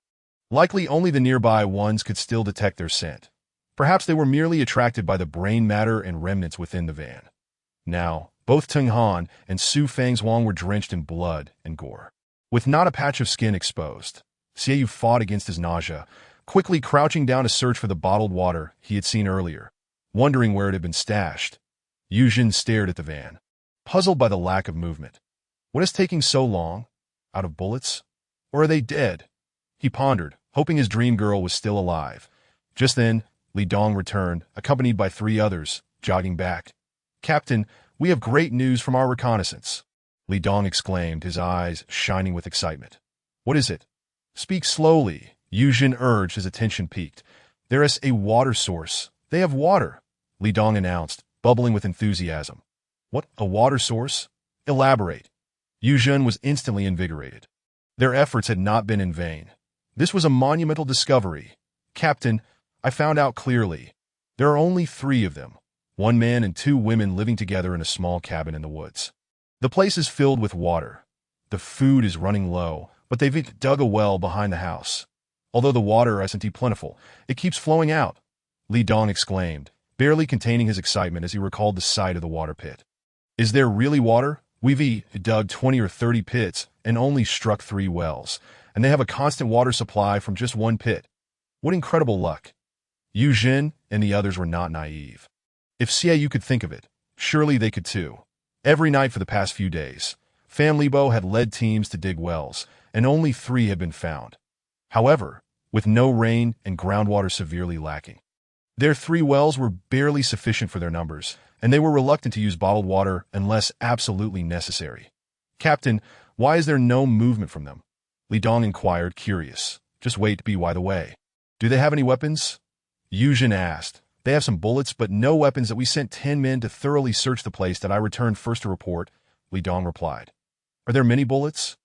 Yuzhen pressed. "Not too many, just 1 or 200, Li Dong recalled. 1 or 200. "It seems they lack a substantial arsenal, meaning they only have 3 guns and a handful of bullets. Let us remain patient. There is no need to rush. They possess ammunition, and we cannot withstand their firepower." Yuzhen felt a sense of certainty within. What are 3 guns, after all? "I shall emerge when you have exhausted your resources." Inside the vehicle, Xiaoyu peeked out, glancing through the crevice. The sweltering heat enveloped the outside world in a vivid crimson, evoking a sensation as though all that surrounded him was ablaze. The thick, iron-like scent of blood seemed to coalesce and drift through the air, while outside, zombies roamed in groups, gnawing upon their injured kin. Their blood-red eyes resembled those of harbingers from the abyss, and Xiaoyu found himself questioning whether he was in the realm of the living or an inferno filled with death. Many people, in moments of idleness, might fantasize about a world in chaos, where they could act without restraint, robbing banks, amassing wealth, and captivating beautiful women, free from any repercussions, where all crimes seemed justified. Yet when confronted with the apocalypse, one might experience a fleeting thrill, but the overwhelming reality is that one becomes merely prey.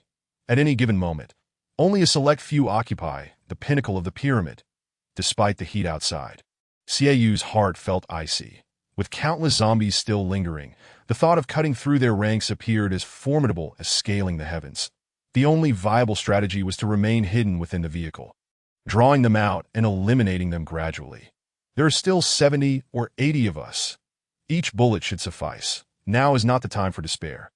Xiaoyu encouraged the two women, who, being pregnant, were utterly exhausted.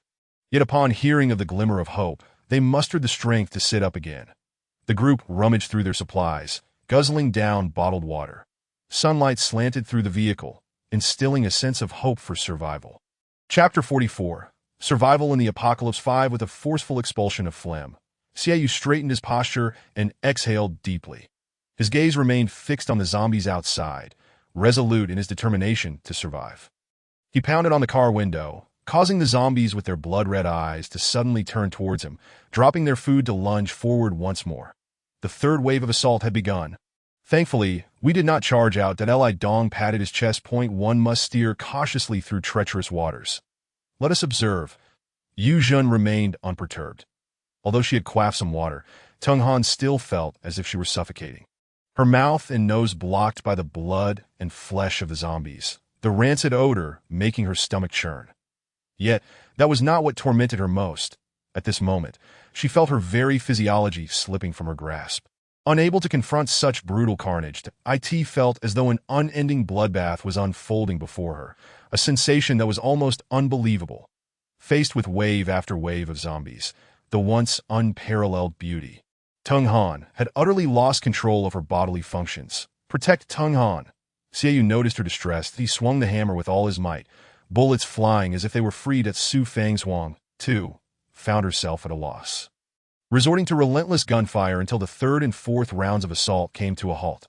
Outside, the ground was littered with zombies, and those on the periphery could not penetrate further. Tung Han, Xiaoyu called, gently tapping her face. That I am fine. I just feel a bit dizzy, Tung Han replied, curling up, feeling that her performance had been abysmal. Yet, what could she do? She was merely a regular woman. Not a superhuman. We are out of bullets. Su Fang's Wang sighed in resignation, her gaze drifting outside. There were still a dozen zombies left. During this time, they had dispatched over 50. Xiaoyu glanced out the window. Engage in close combat with the zombies? Who in reality would take on 5 at once? That is absurd. The guns are now empty. That Su Fang's Wang regretted not bringing enough ammunition. Had she brought all she had, this crisis could have been averted. Captain, do you think they still have bullets? Li Dong asked anxiously, his desire for the two beautiful women evident. What are you so anxious about? Those beauties are not meant for you. Such exquisite women can only be enjoyed by the boss first, and then the rest of us. Once this is over, you can choose freely at the refugee camp. You cannot touch these two. Yu Zhen shot a sidelong glance at Li Dong. You used to be quite the obedient lad. What has happened to you now? It seems we need to hold a meeting. We cannot act like bandits. I was waiting for the boss to say that. The younger ones understand. Tonight, we shall have our fun, Li Dong replied, turning to his companions that, oh yeah. The others clenched their fists and whispered their agreement. In this dire environment, their subdued cheer sounded absurd. Oh, what a bunch of fools you are. Yu Zhen continued to monitor the outside. This was the matter at hand. Inside the vehicle, Su Fang's Wang embraced Tung Han. Look, there are hardly any zombies left outside. Do we have a chance? Although we are out of bullets, there are only about 10 zombies remaining. Surprisingly, there might indeed be an opportunity. After enduring countless hardships, dawn had finally appeared on the horizon. As long as we maintain our positions within the vehicle, we will be fine. Let us hold our ground. With another round or two, we can eliminate them all. Do not worry. They cannot breach our defenses. Xiaoyu reassured them. The initial gunfire had been crucial, but now they relied solely on their hammers to face the remaining zombies. Heavy breaths escaped the 3 of them, their sweat beading and soaking through their clothes. The continuous battle having drained their strength to the brink of collapse. Each corpse had once been a vibrant life. Who could have anticipated their current state? The ground was awash with blood, stimulating the zombies' senses, their hollow stomachs yearning for sustenance. Taking a deep breath, Xiaoyu declared, once more, let us fight. He struck the vehicle, producing a resonating hum. The zombies, provoked, rose again. The vehicle's structure hindered the zombies, forcing them to attack from outside. Strike! Each one we kill diminishes their numbers. Xiaoyu observed that the distance no longer contained any more zombies, affirming that those before them were all that remained. His words resonated with the others, spurring them to muster their spirits and swing their hammers in a counteroffensive. Their gloves were stained crimson, sleeves shredded, and even their bulletproof vests bore remnants of zombie brains, swaying as Tung Han swung her hammer. The once beautiful visage of Tung Han was now smeared with gore, her nerves stretched beyond their limits. The horror and shock had rendered her numb, mechanically swinging the hammer. The woman once pursued by thousands now wielded her weapon like a market vendor. All semblance of civilization evaporated with each swing, and the glories of the world before the apocalypse would be buried. Survival was far more precious than any glory. With the final blow, no zombies remained outside. The vehicle lay strewn with various corpses, each window packed with zombies seeking to feed. Tung Han's shoulders sagged, her right hand still gripping the hammer tightly, while her left rested upon her abdomen. Her gaze vacant as she stared into the distance, lost in thought that Su Fangzhuang wrapped her arms around Tung Han's waist, gently nuzzling her cheek against Tung Han's face, her affection for this woman evident. No one knew the depth of their bond forged over countless months of intimacy, that we succeeded. Xiaoyu spat out a mouthful of flesh-laden saliva.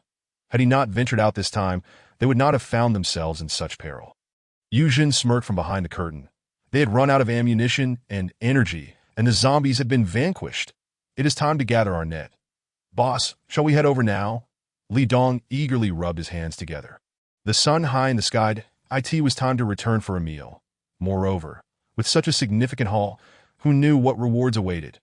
Now that I am a squad leader, with my own room, if there are food rewards, I will stash them away and savor them slowly. The agony of hunger is unbearable. They are in the vehicle. It would be a waste of time for us to go in. Wait until they emerge. Yuzhen instructed quietly. Captain, they are in such a state, and you still want to proceed like this? Li Dong looked incredulously at Yuzhen, questioning the caution shown towards a few vulnerable individuals. Get lost. Hurry up. Yuzhen shoved Li Dong. Fine, we will do as you say. Li Dong waved his hand, leading Wang Jianping and two subordinates as they stealthily exited the building. This is utterly ridiculous. I can hardly bear to watch. Xiaoyu and the others released the weight from their hearts, their nerves having reached their peak. The fatigue that had been stretched to the limit now transformed into an indescribable weariness. At this moment, regardless of the bloodshed within the vehicle, none of them wished to move. Tung Han, trembling, twisted open a bottle caked in flesh and blood, and took a deep swig, her cracked lips desperately seeking moisture.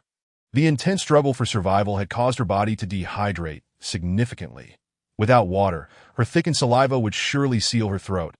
Hundreds of corpses lay scattered outside, some with shattered skulls, others with severed limbs. And a few barely alive, left with only half a head, twitching in a pitiful display of life. The relief washed over them. Xiaoyu expressed his gratitude. Thank you both. That Su Fangzhuang wiped the blood from her lips and embraced Tung Han. We need you, and we love you. Tung Han nestled within Su Fangzhuang's embrace, nodding gently. Xiaoyu watched the two exquisite beauties entwined in a pool of blood, feeling like a mere third wheel, a peculiar sensation indeed. After all, I am your man. Yet here I am. You still have strength left. Let us return and enjoy a hot shower and a good night's sleep. Yes, I long to return. I am utterly exhausted. Tung Han nodded, her captivating eyes, capable of ensnaring anyone's heart, now turned towards Su Fangzhuang. I will protect you, Su Fangzhuang tenderly assured, stroking Tung Han's muddy hair. Oh dear. Hurry up. You two are simply too mushy. Xiaoyu exclaimed, forcefully kicking open the mangled car door. He peered outside, scanning the surroundings. The sound of his kicks was loud, yet apart from the zombies trapped inside, no others were present. It appeared safe. Let us go, Xiaoyu called softly, jumping from the vehicle. Chapter 45. A desire to survive. Yuzhen is a person of remarkable endurance. Persistently observing the van from behind the window, he sees Xiaoyu and the others disembark. A cruel smile creeps onto his lips. The trio is drenched in blood, their skins entirely coated, rendering their faces unrecognizable. Yet Yuzhen is acutely aware of the exquisite beauty concealed beneath the crimson veil. Su Fangzhuang, with her short hair and devilishly alluring figure, is particularly captivating to him. Tung Han, petite and delicate, appears as if she could be cradled in a single hand, even with blood smeared across her face. She exudes a potent allure. The three support each other as they exit the gates of the villa complex. For now, they are safe. All the zombies have been lured and dispatched, leaving the village eerily tranquil. Su Fang's gazes up at the azure sky, feeling a sense of rebirth and joy. Suddenly, the bright blue sky dims, and as Su Fang's looks around frantically, it is too late that a massive net descends from above, ensnaring the three within its grasp. Xiaoyu gasps, but before he can utter another word, he feels a sharp pain in his head, a searing agony radiating throughout his body, and collapses beside the road. Su Fang's heart races with fear. This is bad. She instinctively grips Tung Han tightly. Li Dong, laughing maniacally, gazes at the three ensnared individuals as though they are nothing more than feeble livestock. The surrounding men quickly encircle them, their laughter echoing in the in that moment. Tung Han feels a chilling dread envelop her. The warmth of battle has dissipated, leaving her in a frozen stupor, reminiscent of the predatory gazes she once encountered from the Tao Yuan three brothers. The men's eyes seem to pierce through her very clothing, revealing a savagery that surpasses even that of the three. No. This is profound despair, the call of the gates of hell. Tung Han clings desperately to Su Fang's. Suddenly, she is kicked from behind, toppling over. Not you, damn it. Yuzhen emerges from the shadows, but he certainly did not come from the villa area. Who are you? We will give you anything. Just let us go. Su Fang's pleads, holding on to Tung Han tightly. She recognizes Yuzhen as the leader. What can you offer us? Yuzhen replies with a playful smile. Despite her bloodied visage, Su Fang's voice is melodious. Yuzhen has seen her beauty before, and hearing her voice now sends shivers of excitement down his spine. You were drawn here by the gunfire, right? We are all human. We should help each other. Let us go, and we will hand over our weapons. Otherwise, Su Fang's swiftly draws her handgun and fires at Li Dong standing nearby. Damn it. Li Dong, anticipating her move, dodges just in time, the bullet grazing past his ear. With a loud thud, he feels a chill at the back of his head. Reaching up, he finds his hand stained with blood, and with a cry, he collapses to the ground, his face now facing the slowly collapsing figure of his subordinate. Wang Jianping. The bullet has blown away a third of Wang Jianping's skull. Brain matter splattered across the ground. If he had hesitated even a moment longer, it would have been him lying there. Yuzhen breaks into a cold sweat and swiftly grabs a subordinate to shield himself. The other men, frightened, scatter in panic. Li Dong was the one who injured Xiaoyu, so Su Fang's did not hesitate to target him. Unfortunately, the only casualty was Wang Jianping behind him. Anyone who dares to move will die. Su Fang's grips her gun tightly. Yuzhen truly did not expect them to still have ammunition. Moreover, she fired without hesitation. Yuzhen inwardly praises his leader. The leader had always said never to underestimate any survivor group, or it would be one's own demise. Dealing with survivors requires a sharp blade, after expending so much time on them. He never anticipated they would still possess bullets. We can offer you a gun. Regardless, you are worth it that we have bullets and a water source at our shelter. These resources are invaluable, that if you do not let us go, then we shall see who perishes first. Su Fang's declares vehemently. There is no returning to the refuge, nor can they take the bullets with them. Survival is their only option. If captured, the consequences would be dire. She throws out a tempting bait, providing them with sufficient allure. You dare to harm our people? Don't even think about escaping. Li Dong, having narrowly escaped death, is filled with rage. Yet, as he speaks, he finds himself hiding behind Yuzhen.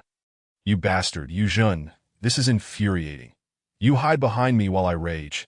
If that woman shoots me again, Yuzhen awkwardly shifts to the side. Li Dong follows suit. The young man shielding Li Dong from the bullets is in disarray. And as he watches Su Fang's his gun shifts unsteadily. Xiaoyu. One hand strikes at Xiaoyu's face while the other aims at Yuzhen. Xiaoyu's fingers twitch slightly. He slowly opens his eyes. The pain in his head spreading throughout his body, making him feel nauseous. Where are we? Are we home? At that moment, Xiaoyu finds himself cradled in Tung Han's delicate legs, soft and comforting, almost believing he has returned to their residence.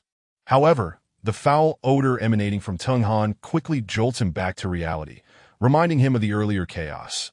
Get up. Tung Han's face reddens. She also finds her scent repulsive, with flies buzzing around her. But this is not the time to dwell on such matters. Survival is paramount. The net constricts around the three, leaving them gasping for breath. Xiaoyu struggles. Who are you? Let us go. Seeing Su Fang's Wang with the gun gives him some assurance.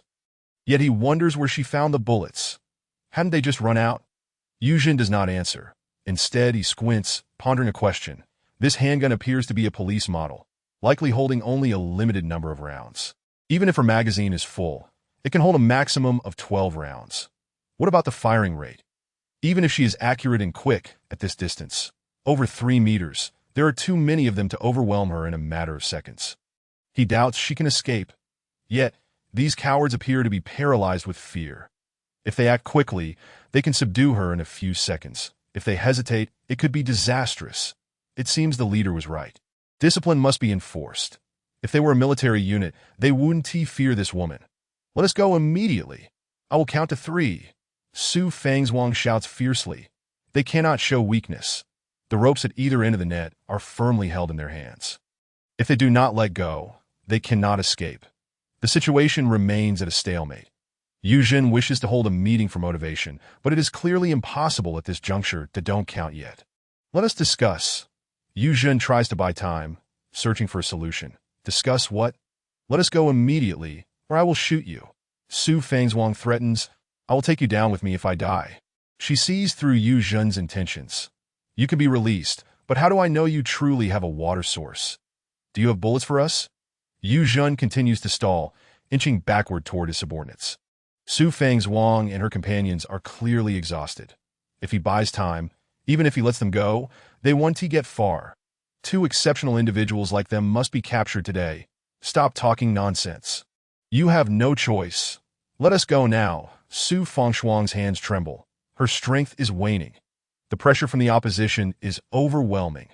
Su Fang's Wang is on the verge of hysteria. Everything teeters on the brink of collapse. Are you threatening me? If you refuse to cooperate, should we capture you, I will instruct my men to deal with you severely. Yuzhen is effectively warning his subordinates. Retreating means punishment. Capturing means great rewards.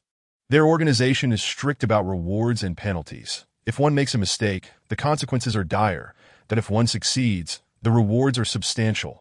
This is the brilliance of the leader. Yuzhen finds himself genuinely impressed. His subordinates understand the underlying meaning of his words. They have captured survivors and plundered resources many times over these past days. They have encountered fierce foes before. Whenever Yuzhen speaks like this, it signifies that success is paramount, or else they will face severe consequences. Just the thought of the organization's punishment sends shivers down their spines. Dying by gunfire feels much more merciful. Even Li Dong, who despises Su Fang's Wang the most, cannot help but pity the 3 of them. Their deaths seem inevitable. Before them lies only darkness. Endless darkness. Stop with the nonsense. If you say one more word, I will kill you. Release us immediately.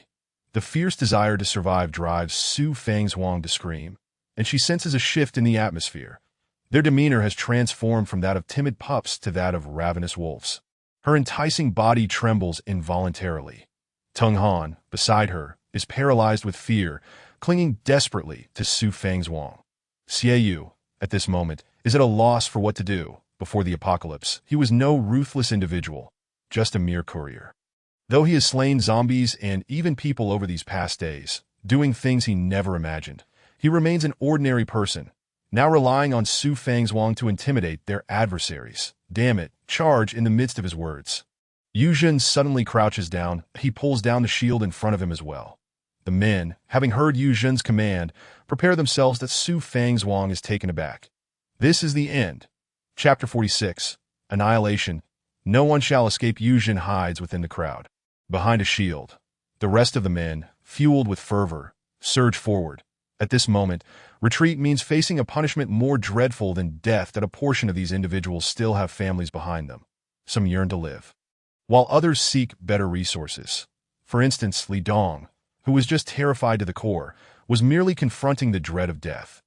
Among those clinging to life, who in the past 6 months has not had their hands stained with blood, Death has become a commonplace occurrence. 14 or 15 men charged forward like famished tigers pouncing on their prey. That's Su Fang's Wang, observing the scene before her, shut her eyes and let her hands droop helplessly. The gun fell to the ground with a resounding clang. Tung Han, feeling a sudden tension in her body, saw Su Fang's Wang surrender and swiftly seized the handgun, although she was not a marksman. Her proficiency with firearms surpassed that of the others present, that in a flash. Tung Han raised the gun and fired at Yu Jun. Yu Jun, hiding among the crowd, fixated his gaze on the three of them. When he saw Su Fang's Wang give up, he felt a surge of joy, only for the dark muzzle of the gun to be aimed directly at him. That it was as if death had locked onto him in an instant. There was no time to flinch. Yu Jun realized that today was his destined end. Tung Han felt her body's functions fully mobilize in the face of death, as if experiencing a moment of clarity. She was confident beyond a shadow of a doubt that she could land a fatal shot on Yu Jun. Click, click, click. There were no bullets. Tung Han and Xiaoyu were both taken aback to discover there was only a single bullet. At that moment, Li Dong launched a powerful kick towards Tung Han's wrist. The gun was forcefully knocked from her grasp, crashing heavily to the ground. Shadows converged from all directions, pressing down on the three of them. How could this happen? Let me go. The tumult caused Tung Han's nerves to shatter completely as she was pinned down by the crowd. Let us go. Let them go. Xiaoyu attempted to voice his concerns. But it was all in vain. Soon, several dark figures landed heavy blows upon him. The kicks left him utterly unrecognizable. That I'll kill you. Why didn't I finish you off earlier? 7 or 8 men surrounded Xiaoyu, ferociously kicking him. Heavy boots rained down upon his abdomen, back, and face. Don't hit him. Su Fang's Wang cried out in despair. No, I don't want this. Tung Han clutched Su Fang's hand tightly, as if it were her last lifeline. Su Fang's Wang reciprocated the grip, but under the immense force exerted by the men, the last fingers of their hands reluctantly slipped apart. That as Xiaoyu lay gasping for breath, the two women screamed desperately. Witnessing the relentless pummeling that showed no signs of letting up, Su Fang's Wang fell to her knees. Stop hitting us. Stop hitting us. We'll give you anything. You think you can take anything from me? Yu Jun retorted, his anger ignited by Su Fang's slightly rounded belly. How dare you make my woman pregnant? I'll make sure you pay for this. Keep hitting him. Take these 2 women back with me. With that, Yu Jun turned to leave. That a few men hurried to return for their reward, and Li Dong picked up a hammer, pressing it down on Xiaoyu's neck, ready to crush him. That I'll smash his brains out.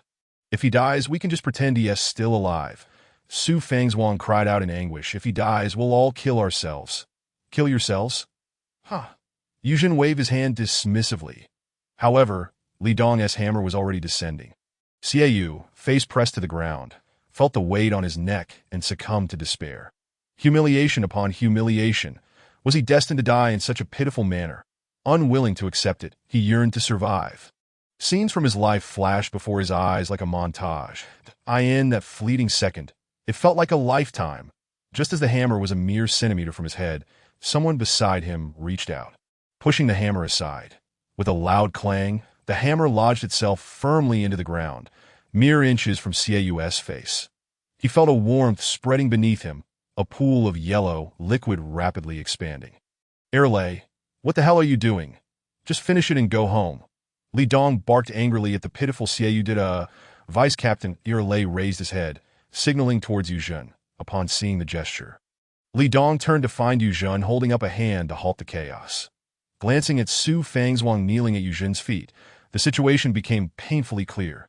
Take them all back to the camp. Yu Jun gestured. Damn it, if you threaten me, I'll deal with you when I return. Yu Jun cast a cold glance at Su Fang's Wang, causing her to shiver. Cold sweat rapidly gathered on her skin, a sensation akin to hell itself. 4 men approached and bound Su Fang's hands behind her back. Sister Shuang, save me. Tung Han's tears streamed down her face, tracing perfect arcs that washed away the bloodstains. Beneath the pale imprints left by the bindings, her once fair skin was devoid of color. Save you? I wish we could save ourselves. That I had intended to leave a bullet for you. Su Fang's Wang lowered her head, unable to bear Tung Han's sorrow, turning away as she was shoved forward. The last bullet is reserved for me. Tung Han gazed up at the sky, the favored daughter of heaven once more captured. Chapter 47. Did you understand, Xiaoyu? Second brother, we're back. Yu Zhen's voice echoed outside the supermarket, already reaching the interior. Inside, two men who bore striking resemblances to each other sat across from one another. To an unfamiliar observer, it would seem as though one was gazing into a mirror. Fan Libo lounged casually, discussing future expansions with the upright Fan Liwei, when he heard the voice and smiled at his brother. Elder brother, they have returned. It seems their haul is quite promising. Fan Liwei merely stroked the lovely hair of the supermarket owner, Wang Yu, in silence. The pristine glass allowed for a clear view of Wang Yu's alluring figure. Her elegant neck, smooth shoulders, and her proud bosom above a slender waist. Below her, a pole supported her form, as her limbs had long since disappeared. Once renowned as the most beautiful proprietress of Kaoshan, she now existed in the most humiliating of states, reduced to a mere plaything. Those who follow me shall prosper. Those who oppose me shall perish. The grudges formed before the apocalypse and the subsequent plundering had found resolution between the two men. Anyone who defied their will would face dire consequences. The apocalypse served as the ultimate stage for the strong to unleash their desires without restraint. All right, I understand. Fan Libo turned to leave. His elder brother was not one for conversation and often kept his thoughts to himself. Yet, by observing his actions, one could glean his intentions.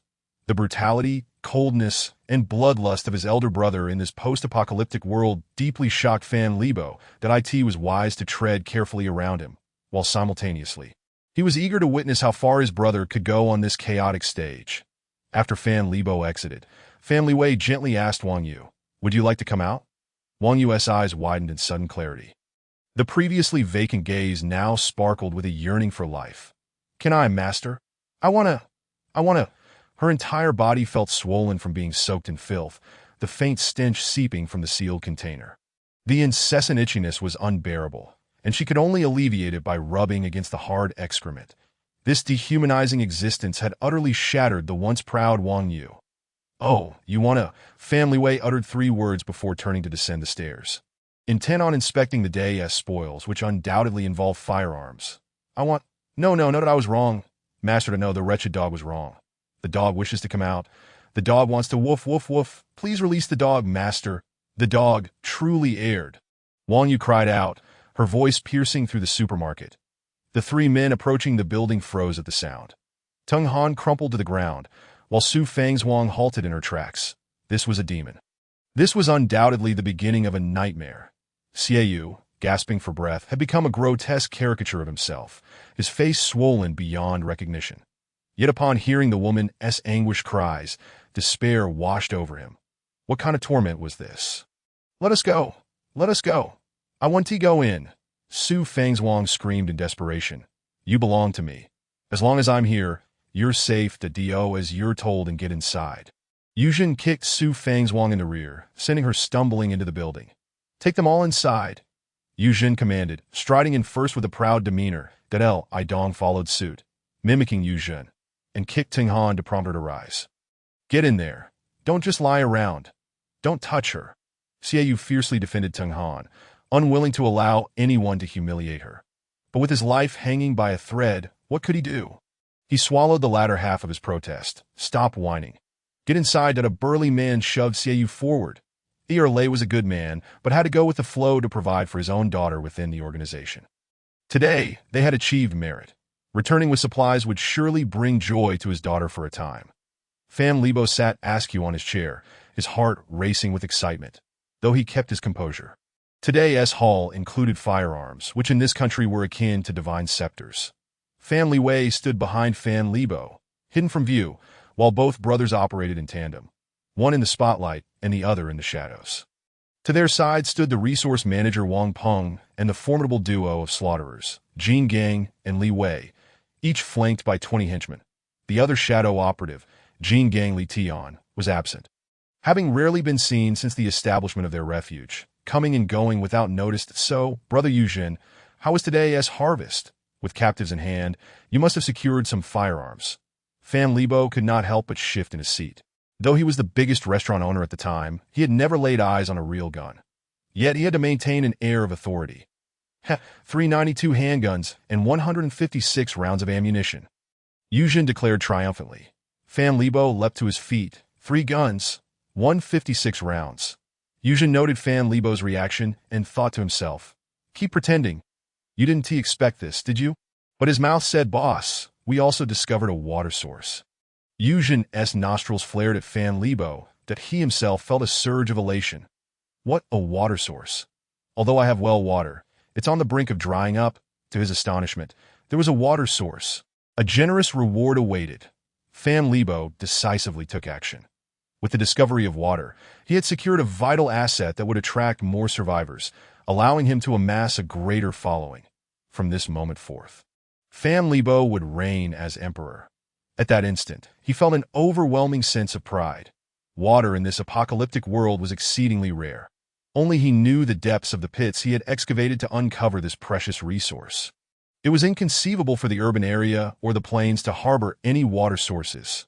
Second brother, during this operation, my brothers Li Dong and Er Lei bravely captured the 3 vile rogues, who were tasked with scouting for the bullets and the water source discovered by our brothers that I end the final netting. All our brothers charged forward, undeterred by the hail of bullets. Wang Jianpain heroically perished in this battle, his head split in 2 by that wretched scoundrel. I shall avenge my brother. I hope second brother will entrust this scoundrel to me for retribution, Yuzhen said, his voice breaking with emotion. Li Dong and the others standing behind him were profoundly grateful to Yuzhen.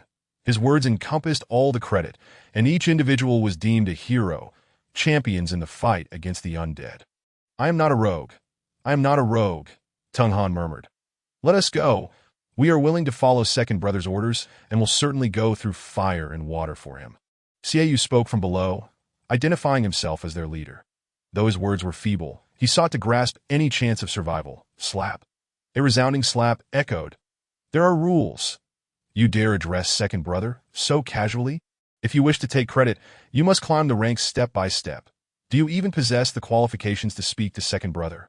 Moreover, having slain our brothers, you must make amends 100-fold. Li Dong retaliated with a slap.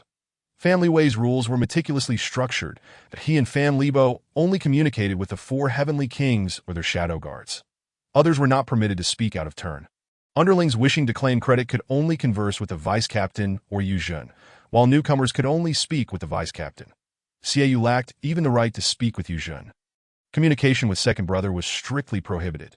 This woman is a reward for you, Yuzhen, Fan Libo said, pointing at Su Fang's Wang, thus sealing her fate. Thank you, second brother. My subordinates will certainly devote themselves wholeheartedly.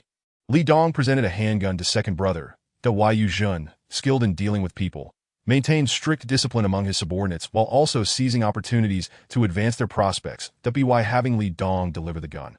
He indirectly reminded Fan Libo that his subordinates also had merits. Li Dong cast a grateful glance at Yuzhen and then exchanged a knowing look with Er Lei, understanding immediately. Produced bullets from his person, which Li Dong received and passed to Yuzhen. Let the captain handle this. Those who can survive in this apocalypse must possess keen insight. He chuckled that a challenge that would be tantamount to courting death. Yuzhen was quite satisfied that he took the gun and approached Fan Libo. Just then, a shadow flickered by. Captain, leave this to me. Yuzhen's gaze sharpened. Shadow guards. These were directly under Fan Liwei's command. Yes, Yuzhen. Bring them forth. It is not for supervision. You may select 2 shadow guards for yourselves or choose 2 from the team as your personal bodyguards that I do not wish for us to suffer any losses. Fan Libo implied that he was not seeking to monitor them. They could choose their own shadow guards, but his guards were to protect him, and they should not misconstrue this. Second brother speaks wisely. This is indeed appropriate. Thus, we shall be exempt from liability. Splendid.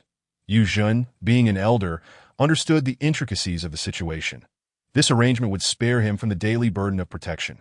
Nevertheless, it must be said that a leader is a leader. Their organizational prowess is unrivaled. Fan Libo accepted the handgun and bullets. In that moment, an immense sense of security surged within him, as if the walls of his heart had fortified even further. Excellent. The first reward. Yuzhen's team has secured 5 boxes of mineral water. Additionally, 50 boxes of potable water, 2 boxes of biscuits, 5 bags of milk powder. Families may apply for independent rooms, while singles may select a woman for companionship. However, no stealing. Rewards will be distributed based on merit. Fan Libo proclaimed, distributing the rewards in one breath. Long live second brother. Second brother is mighty. We shall pledge our lives in loyalty. The underlings erupted in excitement, especially those with families. This was tantamount to securing freedom for their loved ones. Otherwise, they would languish in the courtyard, living a fate worse than death, subsisting on a bowl of porridge daily, devoid of dignity. While the elderly and weak men could be seized at any moment to become cannon fodder. Or worse, food when provisions ran low. Thank you, second brother. After the rewards are distributed, I shall apportion them. Chuckled one at that tall woman. I shall claim her. Second brother, but Yu Jin still had his sights set on Su Fang's-Wang. The two women, bloodied and bewildered, gazed at those around them, realizing that the remnants of human civilization had become a distant memory. They were now mere meat on a chopping block, subject to slaughter. This woman belongs to you. Let us go. I find these two rather attractive despite their bloodied appearances. Bring them to the courtyard and wash them down with buckets of water. If they are pleasing to the eye, we shall use water. If they are not, we will stew them for meat. Fan Libo ordered. Second brother, these two are exquisite. I choose this one. She's not as pretty as the taller one. But I trust my brother's judgment. Just wash them down, and it will suffice. Did I guarantee my brother's satisfaction? That Yu Jin hurriedly approached Fan Libo. Ditto. Then let us wash them and see, he replied, leading the brothers towards the courtyard. The back area was not merely a courtyard. It comprised several connected houses forming a makeshift sanctuary. The surroundings were enclosed with bricks and barbed wire, appearing chaotic yet serving to provide minimal defense against the undead. In the center lay a small square, roughly 30 square meters, stained with blood, where Teng Han was slumped on the ground, unable to rise. The immense pressure drove her to the brink of collapse. Li Dong wasted no words as he approached Teng Han, seizing her blood-soaked hair and dragging her outward, akin to hauling a dead dog. No, I refuse to wash, spare me. Her pitiful cries reverberated throughout the courtyard. The men grew increasingly exhilarated. They had experienced this sense of control countless times. Some women shed sympathetic tears, sharing in the plight, while others reveled in the misfortune, for at no time do people wish for others to fare well. When one is thriving, others may wear smiles, yet in truth, they yearn to stab you in the back, unless there are mutual interests at stake. Family Wei and Fan Libo excelled at intertwining interests with their subordinates. Xiaoyu observed the scene before him, filled with regret. With firearms and provisions at his disposal, why had he not expanded his own power sooner? He watched the events unfold, contemplating the fence and netting he had once envisioned but failed to implement. Attracting survivors had crossed his mind, yet he had never acted on it. The gap between thought and action is a chasm. Many can contemplate, yet how few truly execute. How many succeed before the apocalypse? He had merely been a courier. Yet his classmates who had graduated alongside him were daring and ambitious. Those with connections pursued their goals. In a recent gathering, they had already achieved modest success. Meanwhile, he remained a mere courier, perpetually dreaming of starting a business, learning to become a first-level constructor, studying to be an environmental assessor, a certified public accountant. Even dedicating evenings to delve into university-related subjects would have sufficed. Yet, all he did was deliver packages, flirt with Su Fang's-Wang, and play video games.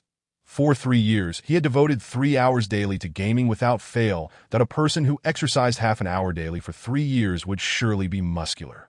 In the apocalypse, he merely existed, unmotivated even in the face of danger. Glancing at Fan Libo and his crew, who were striving to thrive in the apocalypse, he realized he was but a piece of meat on their cutting board.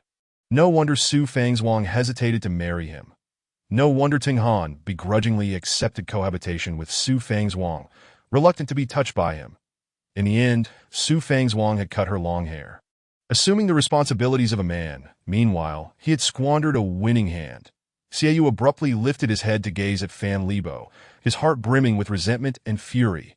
If he survived, he would undoubtedly form his own team. A sharp slap landed on Xiaoyu's face. Do you even have the right to look up?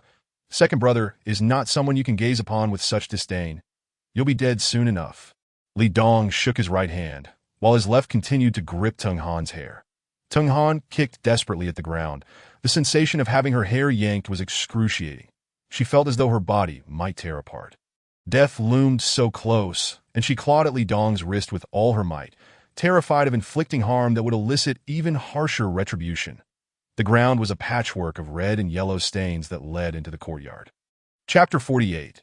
Saintly countenance, Tang Han the three were dragged to the center of the square, surrounded by hundreds of men, women, the elderly, and children huddled together, encircling the area. This ritual had always been public. Anyone who defied the organization would face punishment here. Only those who were wholly obedient would escape retribution, akin to Genghis Khan's campaigns in Europe. Those who complied could be peacefully integrated, while those who resisted would inevitably face consequences. It served as a deterrent, hence every such event required full attendance. Perhaps if Su Fangzhuang had not fired that shot, the outcome would have been far more favorable, while the fate of women was seldom bright. They need not endure humiliating punishment in front of numerous survivors. Nonetheless, Su Fangzhuang fought for freedom. Esteemed survivors, greetings. I am the director of our sanctuary, or perhaps I should say, the leader. My name is Fan Libo. Fan Libo waved his hand. Below, a chorus of applause erupted from the 100 or so combat personnel and the 300 to 400 survivors. Fan Libo relished the acclaim, nodding appreciatively, and with a wave of his hand. Silence fell over the gathering. Today we have two matters to address. Among these matters, the second is of considerable importance. Fan Libo cast a serious glance over the audience, observing their somber demeanor, which pleased him greatly. First and foremost, we must impose severe punishment upon the 3 criminals who have violated our team, Fan Libo declared with a fierce tone. Xiaoyu and the others knelt on the ground, trembling, yet dared not utter a word, fearful of incurring even harsher reprisals. Secondly, I shall announce the name of our refuge.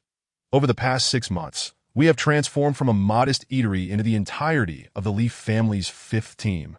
We have eradicated the zombies plaguing the Leaf family's 5th team, providing everyone with a sufficient environment for survival, regardless of whether you are satisfied or not, whether you curse or despise me. Without our efforts in battling and clearing out the zombies, would you frail and vulnerable souls be able to survive? Without these valiant warriors, would you have food to eat? Fan Libo pointed towards the combatants flanking him. They are the ones who have granted you a new lease on life. Is it wrong for you to serve them? The combatants stood tall, filled with pride, while the survivors displayed a range of expressions. Though they dared not speak, forcing smiles onto their faces. Now that we have achieved a certain scale and established a system, we shall strive to save even more lives in the future. Therefore, we must have a resounding name. Wolf walks the world. From now on, we shall be known as Wolf Walk. May we find sustenance wherever we tread, Fan Libo exclaimed with enthusiasm. Wolf Walk, Wolf Walk, Wolf Walk. The combatants shouted in unison, their voices echoing with fervor. At that moment, the atmosphere reached a fever pitch. Now that we have a name, let the main event commence. Fan Libo gestured towards Xiaoyu. Su Fangzhuang and Tang Han. That man should be tied to a post. Who the hell kicked him, turning him into a spectacle? In the future, let us avoid striking the face. Otherwise, when it comes time to execute, who would want to partake? Fan Libo scolded. Yes, boss, my apologies, my fault. Yujin quickly bowed his head in contrition, having initially intended to execute him, but was swayed midway by Su Fangzhuang's pleas.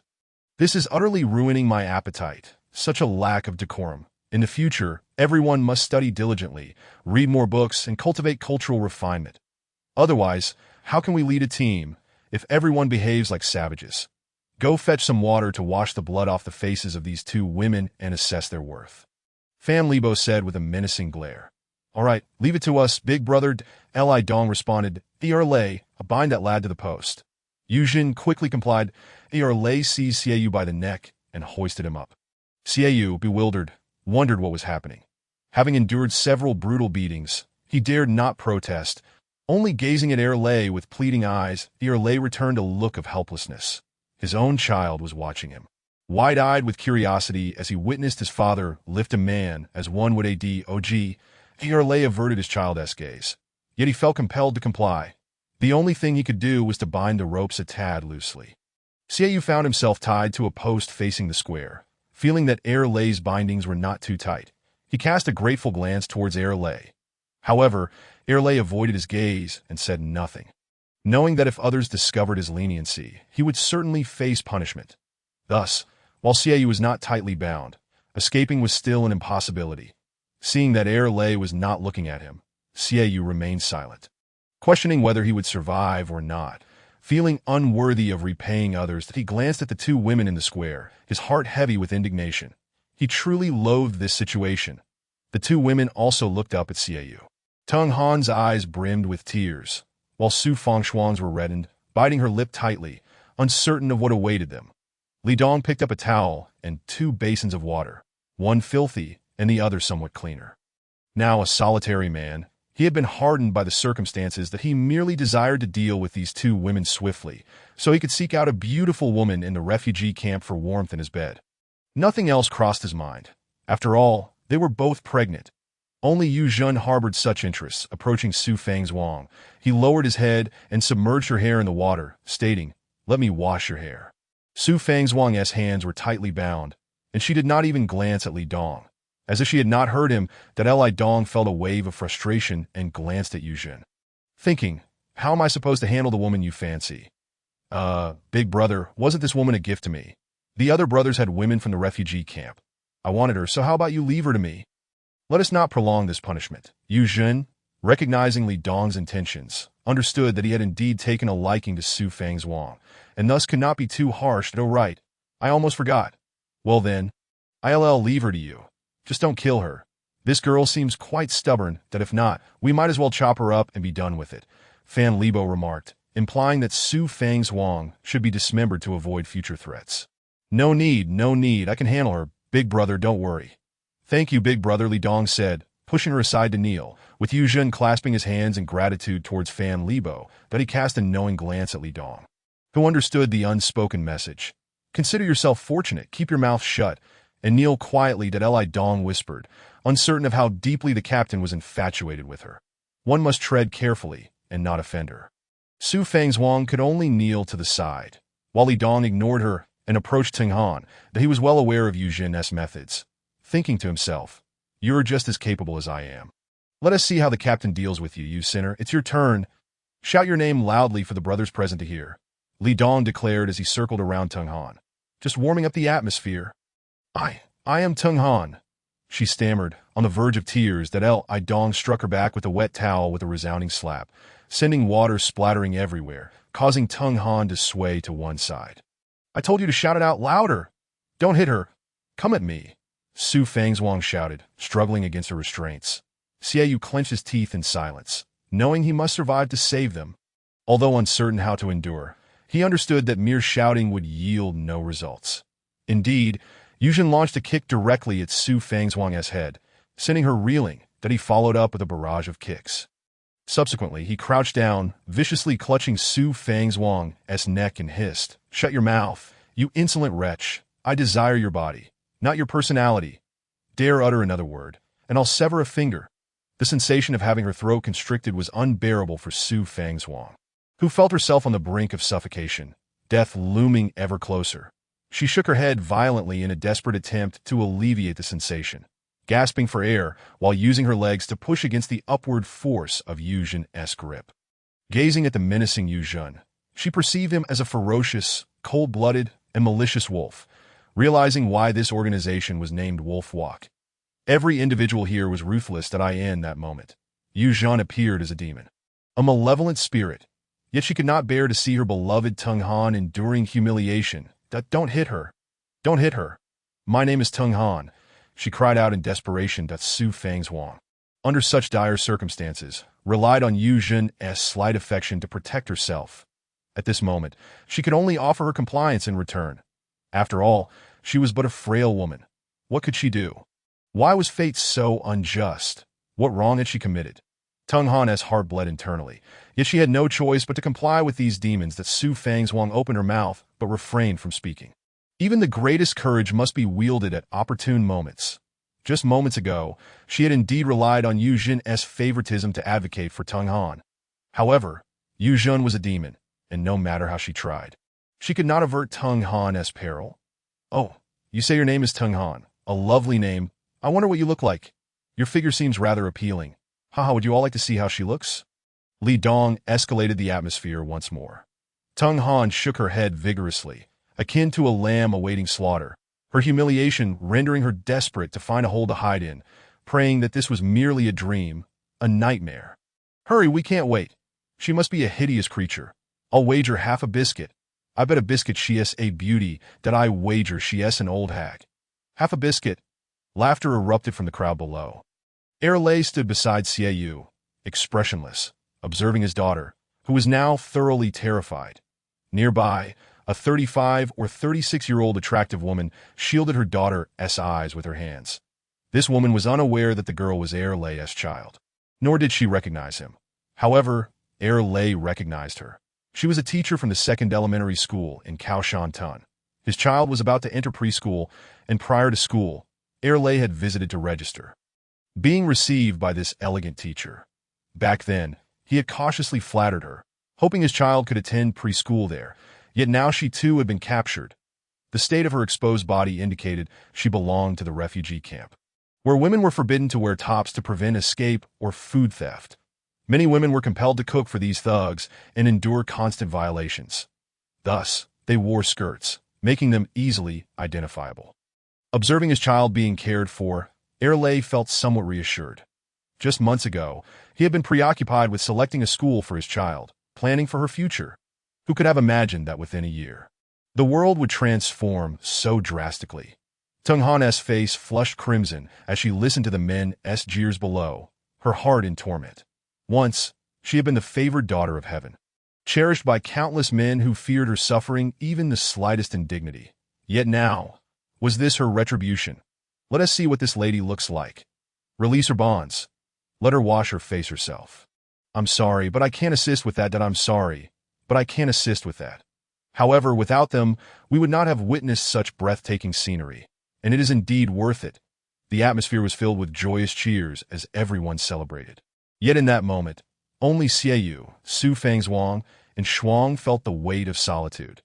The refugee camp housed over 200 individuals, with more than 100 women, while the rest comprised the elderly and children. The robust men had been assigned to various squads, leaving the women to diligently wipe the dust from their faces. Awaiting selection by Yu Zhen's team, to be chosen meant at least a semblance of dignity in survival, as they would only need to serve a single man. The romantic notions of dignity and pride that once flourished before the apocalypse were now scorned by their own hands. Many pondered why they had once been so particular when life was so comfortable. A few harsh slaps would swiftly teach them the true essence of living. Now, these women held only one thought in their hearts: to marry off tonight, irrespective of who the man was. Serving one was far better than serving 100. This night, they yearned for nothing more than to be trampled by a man, even if confined within four walls, as long as they were not killed in the process. This was the collective sentiment of all living women. The women stood in a line, bare-chested, each proudly presenting themselves for selection. Despite 1,000 reluctances, this was their sole opportunity. Just moments ago, many had looked down upon Tung Han, and now it was their turn to face the same fate. The supply management team swiftly brought forth the rewards. Wang Peng carried over 5 boxes of mineral water, each containing 16 bottles. 50 boxes of practical water sourced from wells, 2 boxes of biscuits with 10 small packets each, and 5 large bags of milk powder, each containing 20 small packets. These were all rewards bestowed upon the brothers by Ge, now in the hands of Yu Zhen for distribution. Furthermore, the brothers were treated to an unexpected bonus, as the leader had allocated another box of ham sausage. Wang Peng gestured towards the supplies in the square and handed them over to Yu Zhen. All right, thank you, brother. This water is quite ample, haha. I'm grateful to all the brothers. I'll start distributing the supplies now.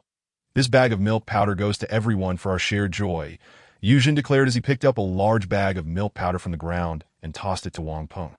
Wang Peng chuckled. All right, brother. By the way, about that guy on the pillar, Ge said to toss him into the mountains to fend for himself. He promised Tung Han not to kill him, so let him go once you're done. Yu Zhen glanced sideways at Xiaoyu, pondering the decision to let him go. It seemed Ge was being rather casual about it. Wang Peng leaned closer to Yu Zhen, whispering a few words before turning to leave. Yu Zhen cast a cold glance at Xiaoyu, nodded, and then proceeded to distribute the supplies as the brothers eagerly awaited.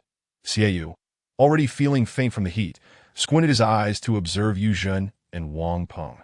Though he could not hear their conversation, he sensed that it could only spell trouble. His head throbbed from the stress of urging them on, and witnessing Tung Han's humiliation ignited his anger, driving him to the brink of despair. Come on, brothers. Let's begin distributing supplies. Everyone will get their share. I won't complain if I get the most, haha. Yujin bellowed, turning to his subordinates with a smile. No objections here. The captain's arrangements are always justified. The captain would never shortchange us, they replied enthusiastically. Let us hurry up. We still want to claim our women, ha! The women at the back, each blushing with embarrassment, knelt in a row with their hands behind their backs, awaiting their selection by the man. However, the distribution of supplies had to precede this. As for me, I eat a lot, so I'm not in need. I'll pass on the biscuits and milk powder, but I'll take 1 box of mineral water for myself and 10 boxes of drinking water. As for the ham sausage, I'm rather tempted. So I'll take half a box, and you can each have 1 sausage, Yujin declared, tilting his head. No objections, no objections. The squad replied in unison. This was the way of the wolf pack.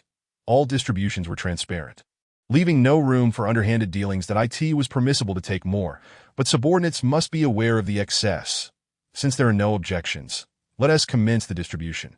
Each person will receive 4 bottles of mineral water, 2 boxes of drinking water, 2 small packets of biscuits, 5 small bags of milk powder, and 1 sausage each. Additionally, we lost 1 member in battle, and since he had no family, this portion of supplies will go to Deputy Captain Li Dong. Is that agreeable? Yujin evenly distributed the supplies, ensuring each person received their share. Agreed. It's only right for the deputy captain. Everyone chimed in. Now, outside the northern courtyard, there are 20 houses. Choose one for yourselves. But don't fight over them. And as for the women, Deputy Captain Li Dong will choose first. Then Lei as our future deputy captain, and the rest will select based on physical condition. Is that understood? Thank you, Captain, the fighters exclaimed excitedly, and Li Dong, beaming, directed everyone to organize their supplies. Well then, my room is in the northern courtyard.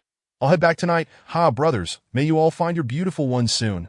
With that, Yujin seized Su Fangzhuang by the collar and dragged her into the house. Don't touch me. You bastard. Let go of me. Let go. Su Fangzhuang realized the impending danger, but felt powerless. Tung Han had already followed Fan Libo, and she too was on the verge of humiliation. Desperately, she clawed at Yujin, attempting a final struggle. Enjoy your bravado while you can. Once inside, you'll soon realize how foolish your actions are. Yujin merely chuckled, and his subordinates, seeing his smile, felt cold sweat trickle down their backs, while Su Fangzhuang remained oblivious to her impending fate. Each member of the squad had received their supplies, and now it was time to select women. They stood in line, arranged by physical attributes. Brothers, Lei, and I will choose first. There are plenty of women for you all, so don't get fixated on one. Choose based on capability, and afterward, none of you should bring trouble to me. Understood? Li Dong addressed the crowd. Understood, Deputy Captain. Rest assured. The squad members replied in unison. After tonight, each person would have their own dwelling, which for them meant having a home and a place to store supplies that as long as they were willing to work hard, a brighter future awaited them. Each stood tall, filled with determination in the center of the square. 150 women knelt, while 50 women faced a squad of 19 men. Each woman, hands behind her back, hoped for the men's favor.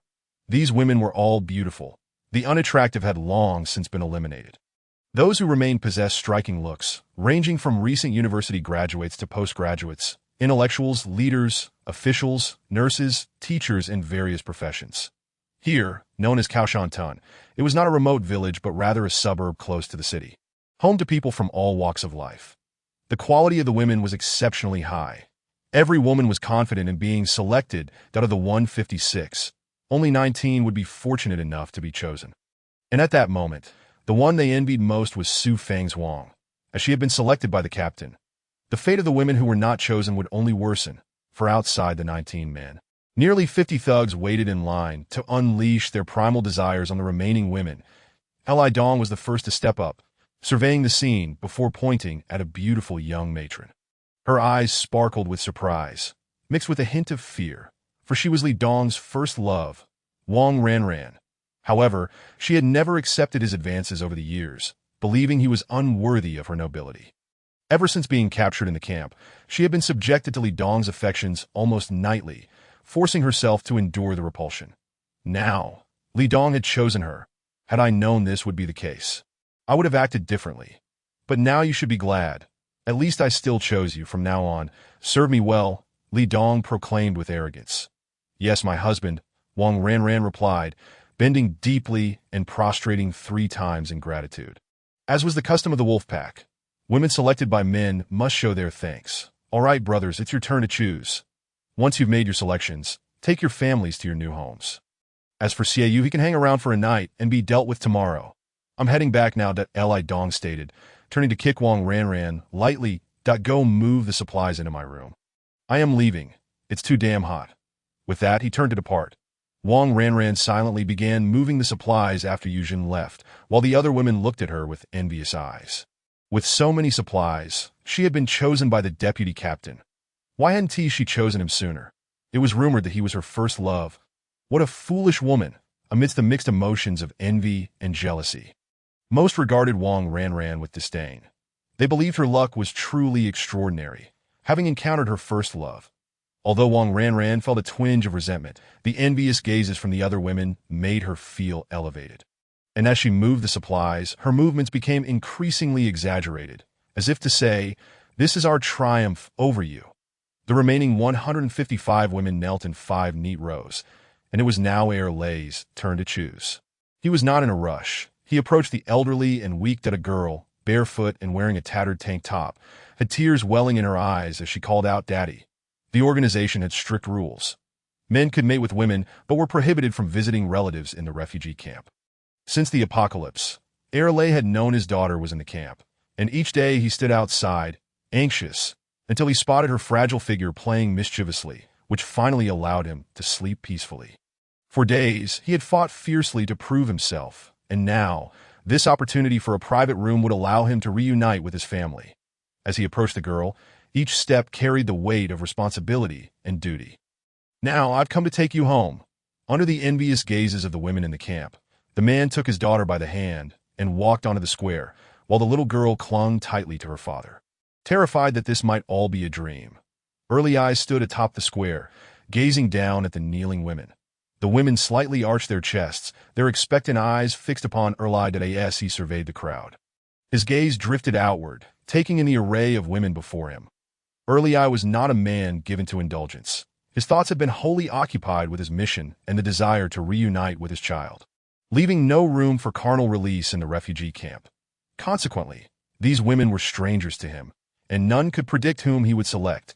Each one had an equal chance. Every woman held confidence in her own beauty, and those with striking features stood tall, their knees firmly closed, awaiting Eye's decision. They recognized his sense of responsibility and the weight of his choices. None were foolish. He was undoubtedly the finest man present this evening.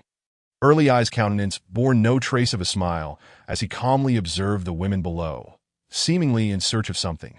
Gradually, he made his way toward the left side of the gathering, where the women on the right appeared noticeably shorter. Their hopes deflating with each step he took, he had not chosen them. As he continued along the left side, passing row after row, he extinguished the aspirations of many, until he reached the second woman in the 4th row. She lifted her gaze, her eyes meeting Eye's approach, unable to fathom that she was the chosen one amidst the blossoms. Eye extended his right hand. The woman gently placed her hand atop his, while the other women regarded her with envious, fervent stares. Why her? Why not me? The woman, bare from the waist up, lowered her head in modesty as they approached the child, disregarding the throng of women. Eye turned to the woman beside him and said, "From now on, you shall accompany me and help care for my daughter." The little girl, her large, watery eyes fixed on the woman before her, exclaimed, Pungranani, Daddy, I like her.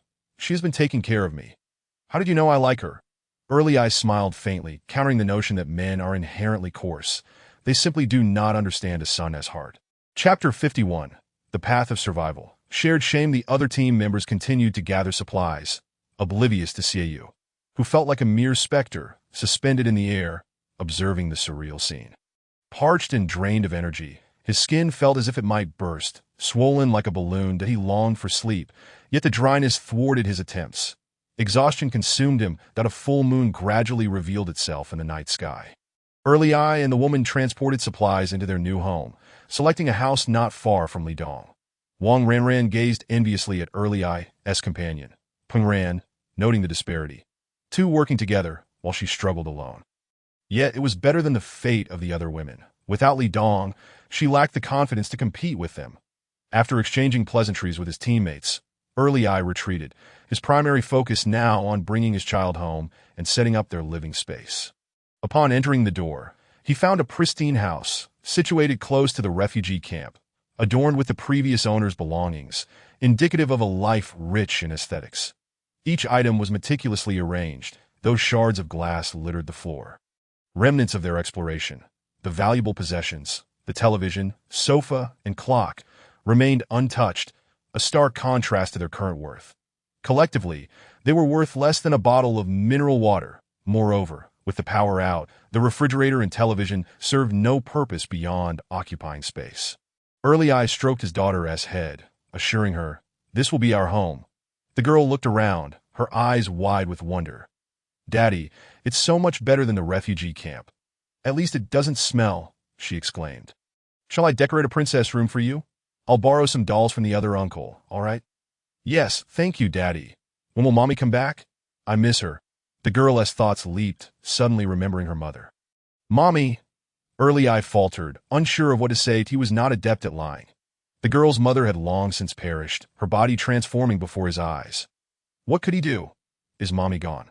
I haven't seen her in so long," the girl said, tears welling in her large eyes. "Mommy has gone far away, to a place where peach blossoms bloom abundantly, where everyone lives carefree. She is building a home there and will come to fetch you and Daddy once it's ready," Peng Ran said, embracing the little girl from behind, gazing out at the moonlit night that I end the apocalypse. How many families had been torn asunder? How many wives had been separated from their husbands, children from their parents? Was she not also a wife? How could her own child and family survive? The child before her resembled her own, as well as the dozens of children in her class, all of whom required protection. Yet, as their teacher, whom could she truly safeguard? Many fantasized about war, chaos, and the end of days. But when it truly arrived, what role would you play in the apocalypse?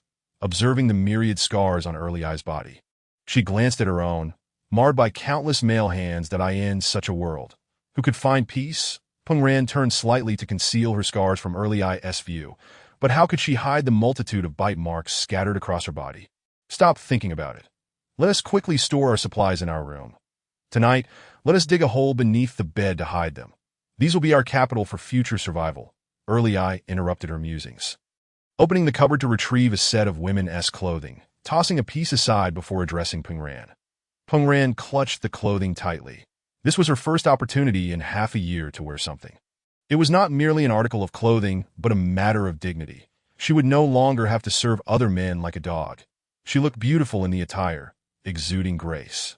"Thank you," she murmured softly. "From now on, you shall be the mistress of this house. It may be small, but take good care of it and the child while I venture out to gather supplies." Early Eyes stated. His wife had perished in the apocalypse, leaving him without a desire to seek another partner. His focus remained solely on their child, ensuring someone was home to care for her. "Tonight, I shall tend to you well," Peng Ran whispered. "Let us wait and see. For now, let us dig the hole to secure these supplies. They are hard-earned and I'll sleep with the child tonight," he replied, handing her the tools without further elaboration. What more could a man desire? Regardless of his previous esteemed status in the world, it was now a relic of the past that I end this apocalypse. He would accompany this man at his side. As night fell and darkness enveloped the land, every household harbored its own tale. This small refuge was but a microcosm of the entire planet. The square now lay silent, save for the occasional patrolling guards. At that moment, Tung Han knelt naked on the second floor of the supermarket, before Fan Libo and Fan Liwei. Fan Liwei, masked and revealing naught of his true self, caressed Tung Han's form, a veritable work of art. He was enraptured. "How about it, brother? I performed well today, did I not? This is what you referred to as possessing a gem brings danger. This beauty should be enjoyed by all," that he spoke, pinching Tung Han's cheek with a firm grip. Tung Han, overwhelmed by the scene before her, was rendered speechless, silently enduring the humiliation. Within the room stood a stunning woman, her arms and legs severed, encased in a glass jar. The sensory overload sent shivers through Tung Han, instilling a profound fear that stifled any urge to resist. "You are correct. Such beauty must be shared. She has seen the rules, has she not? Fan Lebo chuckled. Yes, yes, she has. Such trivial matters do not require your concern. Brother, as long as she complies, they shall be spared. We shall release Xiaoyu tomorrow, but the other woman will be gifted to Yu Jun and cannot be freed, Fan Lebo clarified. Very well, you may take this one tonight. I will play with her later, Fan Liwei remarked, falling silent thereafter. All right, I'll be on my way. Thank you, brother. Come along, you wretched girl, he beckoned, descending the stairs towards his dwelling, while Tung Han knelt before Fan Liwei, bowing her head in respect before following Fan Lebo out.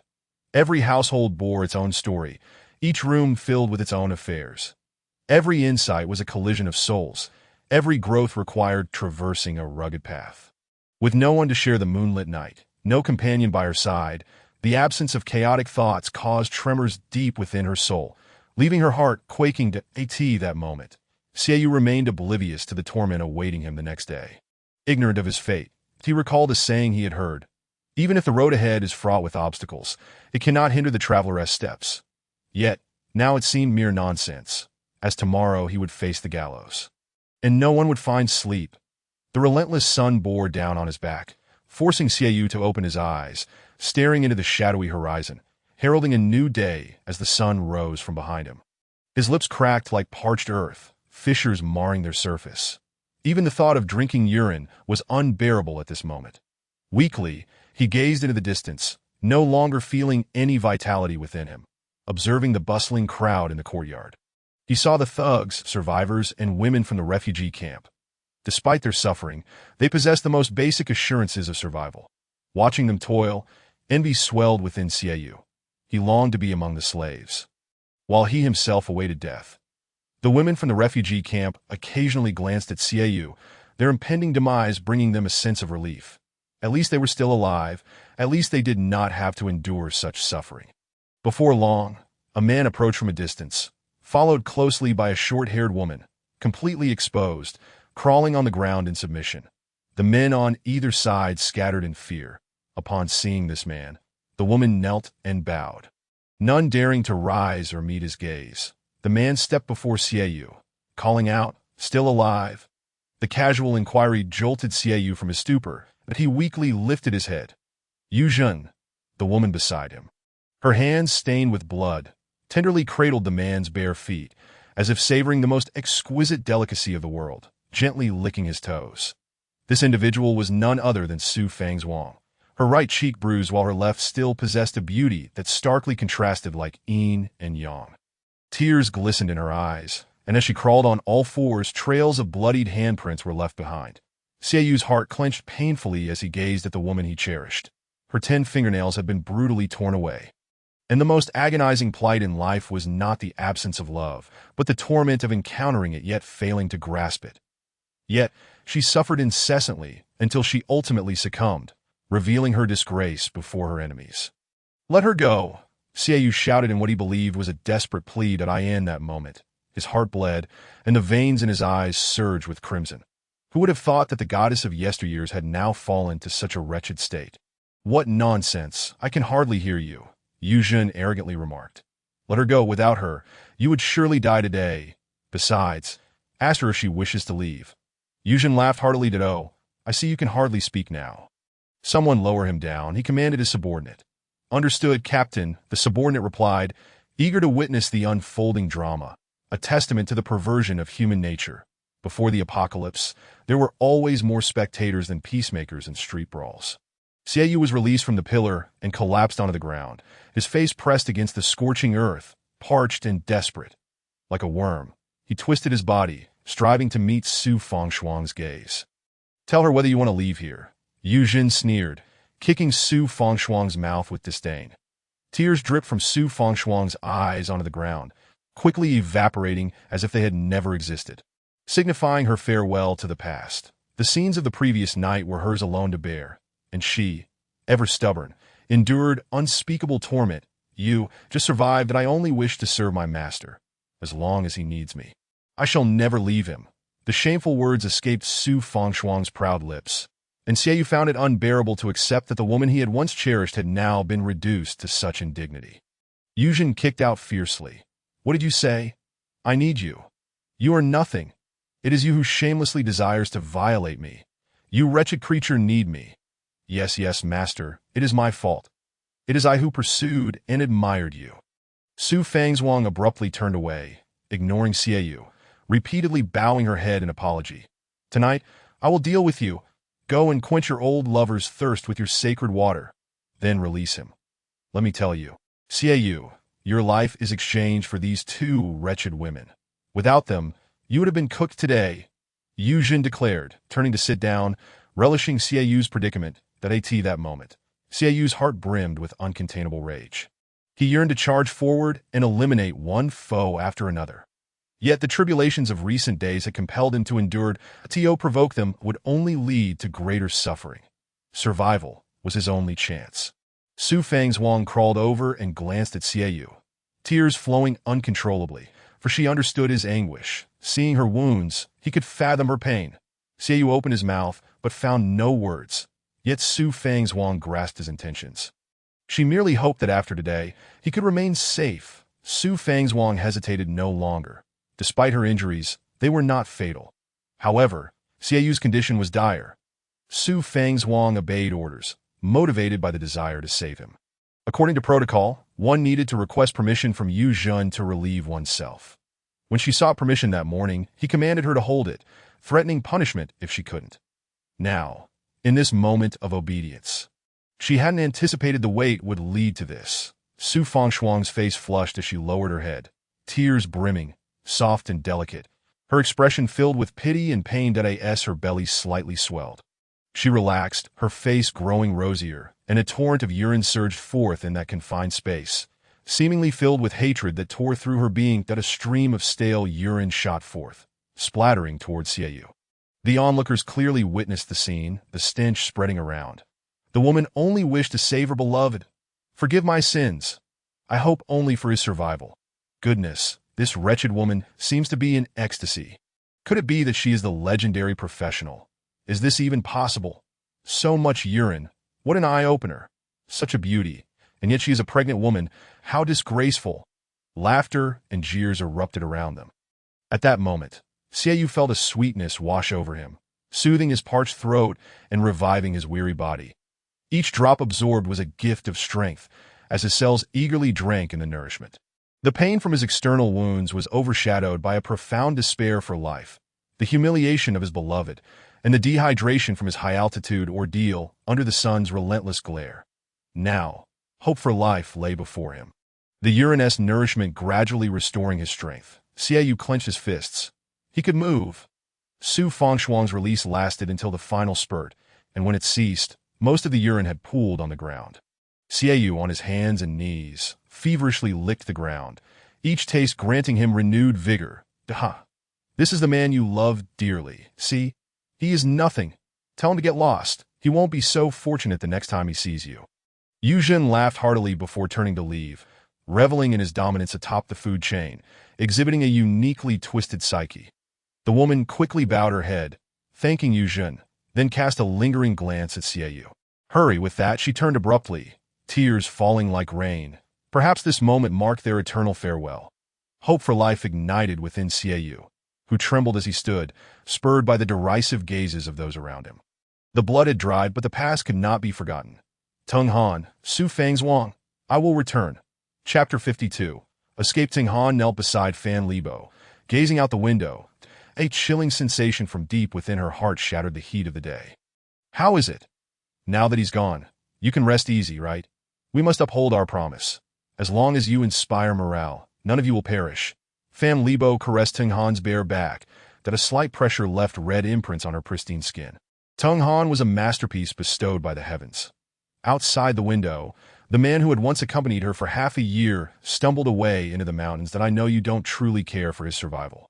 But I let him go to show you that as long as we do not resist, we all have a chance to live, and we keep our word, Fan Libo assured her, patting her back. This was not difficult to comprehend. Tung Han's beauty could never be entrusted to an ordinary man. Even Fan Libo could only possess confidence in claiming her body, lacking the assurance to claim her heart entirely. Tung Han nodded slightly. Yes, master. I shall devote myself to the grand ambitions of the wolves. That a timid, pleading expression emerged on her face as she gently swayed her hips. Fan Lebo nodded in satisfaction, his gaze fixed on Kaoshan village. Tomorrow, we shall wage war against the entire village. That time, both zombies and humans will be eradicated from this territory. That I will rebuild civilization. Stumbling, Xiaoyu leaned on a wooden cane. Trudging through the mountains, he gazed up at the sky, where the clouds were particularly blue and drifted swiftly that a gentle breeze caressed his face, revitalizing his spirit, and flocks of birds soared past him. The fauna of the apocalypse seemed to have multiplied significantly. Xiaoyu glanced back at the Li family's 5th team's refuge. From the mountain's vantage point, the entire Kaoshan village lay before him. With the Li family's 5th team, merely a tiny plot of land, and it was here that he had endured his 3rd humiliation in life. The first, without Su Fang's Wang, would have meant certain death at the hands of the Peach Garden's 3 brothers. The second, without Teng Han, would have left both him and Su Fang's Wang perishing in the police station. This time, without the sacrifice of either Teng Han or Su Fang's Wang, he would undoubtedly have met his demise. And yet he had experienced it 3 times. In every place where humanity dwelled, he faced peril. Even Tang Sung had never encountered such danger. And each time, it was due to women. What kind of man was he? Then, was he not ruthless enough? No. Even at the cost of Teng Han and Su Fang's Wang, he was filled with nothing but hatred, devoid of regret. What was he missing? As he pondered and fled, he found it hard to believe that Fan Lebo had truly let him go. Since entering the mountains, Xiaoyu had dove into the underbrush, the sprawling mountains spanning dozens of kilometers, serving as the perfect refuge he needed to escape and begin anew. During his days in the old house, he had learned much about wild vegetables alongside Teng Han. The adage, "You only regret not having enough knowledge when it is needed," rang true. Though he had studied and read, he had mostly indulged in martial arts novels. Meanwhile, Teng Han sat opposite him, flipping through various medical texts and books on plant species. If it weren't to please Teng Han, his knowledge would be pathetically insufficient. Xiaoyu scoffed at himself. It was his own misfortune. While others fought desperately, what had he been doing? Each time he found comfort, he would immediately succumb to laziness and indulgence. This was the root of his true misfortune. If given a chance, he must change. He must change. He must change. Xiaoyu bit into a wild vegetable and pressed on, needing to regain his strength swiftly. He had confidence in his physical ability from his delivery job. That I may fail, but I will never fail perpetually. The deep-seated fear of death had taken root within Xiaoyu's heart, growing fiercely. Those who had never experienced fear would never know the value of freedom or the importance of hard work. Now, the only person Xiaoyu truly despised was himself. A rustling sound came from behind him, and Xiaoyu quickly crouched down. Where the hell did that kid run off to? Li Dong. It was Li Dong's voice. Xiaoyu's heart raced, and he crouched even lower.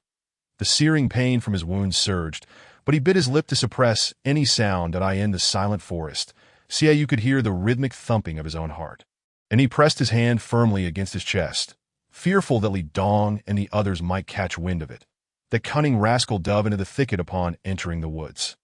And despite our close pursuit, we lost track of him multiple times. One of the team members exclaimed. Damn it, what a bunch of useless fools. Even a cripple can slip away from us if we don't finish him off. We all face punishment. Li Dong barked, spread out and search. He can't have gone far from here. At this moment, a surge of blood rushed through Xiaoyu, the tension in his body tightening once more. Thankfully, his previous caution had spared him from being deceived, and now he found himself unable to trust anyone. Lying motionless on the ground, he listened intently to the footsteps. There were at least 10 of them closing in. With no weapon in hand, he stood no chance against them. It was only around 9 in the morning, and the darkness of night was still far off. He had to endure to remain calm. In such a vast mountain, it was improbable that they would locate him. The scorching sun beat down relentlessly, and the grass beneath him was dry. Lying there was not uncomfortable, yet the threat to his life left him with no sense of security. The tension in his heart rose once again, pounding like a hammer against his chest, each beat more ferocious than the last. Flashes of being captured flickered through his mind, and he dared not dwell on them further. His entire being was taut, like a bowstring ready to snap at any moment. The uncertainty of the future only heightened his fear, and the footsteps grew ever closer, as if they were echoing right beside him. Come out, you little brat. Li Dong's furious roar pierced the air. Beads of cold sweat formed on Xieyu's forehead, and goosebumps erupted all over his body. It was over. His face turned as pale as a sheet. In that moment, he felt as if he were already dead. With his hands pressed to the ground, he prepared for a final struggle. Surrender would be futile, and he could only run in hopes of escaping. Yet at that moment, the footsteps faded into the distance. Was it a false alarm? Trembling, Xieyou partially opened his mouth, realizing he had been deceived. What terrified him was not the outcome, but the process itself. At that moment, he felt as though he were on a roller coaster, his mind racing with thoughts of desperate escapes from movies, yet none of it came to pass. They hadn't even noticed him. He had to remain still, for this place was a blind spot that he could not afford to move. With cautious eyes, he observed the crowd dispersing angrily, oblivious to his presence. The grass was thick enough that even at a distance of 2 meters, they might not notice him. As the search party ventured further away, Xieyou dared not stir. The sun continued to flaunt its intensity, yet it was already weary. Dusk was approaching. Silence enveloped the surroundings. Even as a few insects feasted upon his hands and feet, Xieyou did not dare to move an inch, remaining frozen until his body grew stiff, the sun retreating homeward for a full 9 hours. He lay motionless, as if nailed to the ground.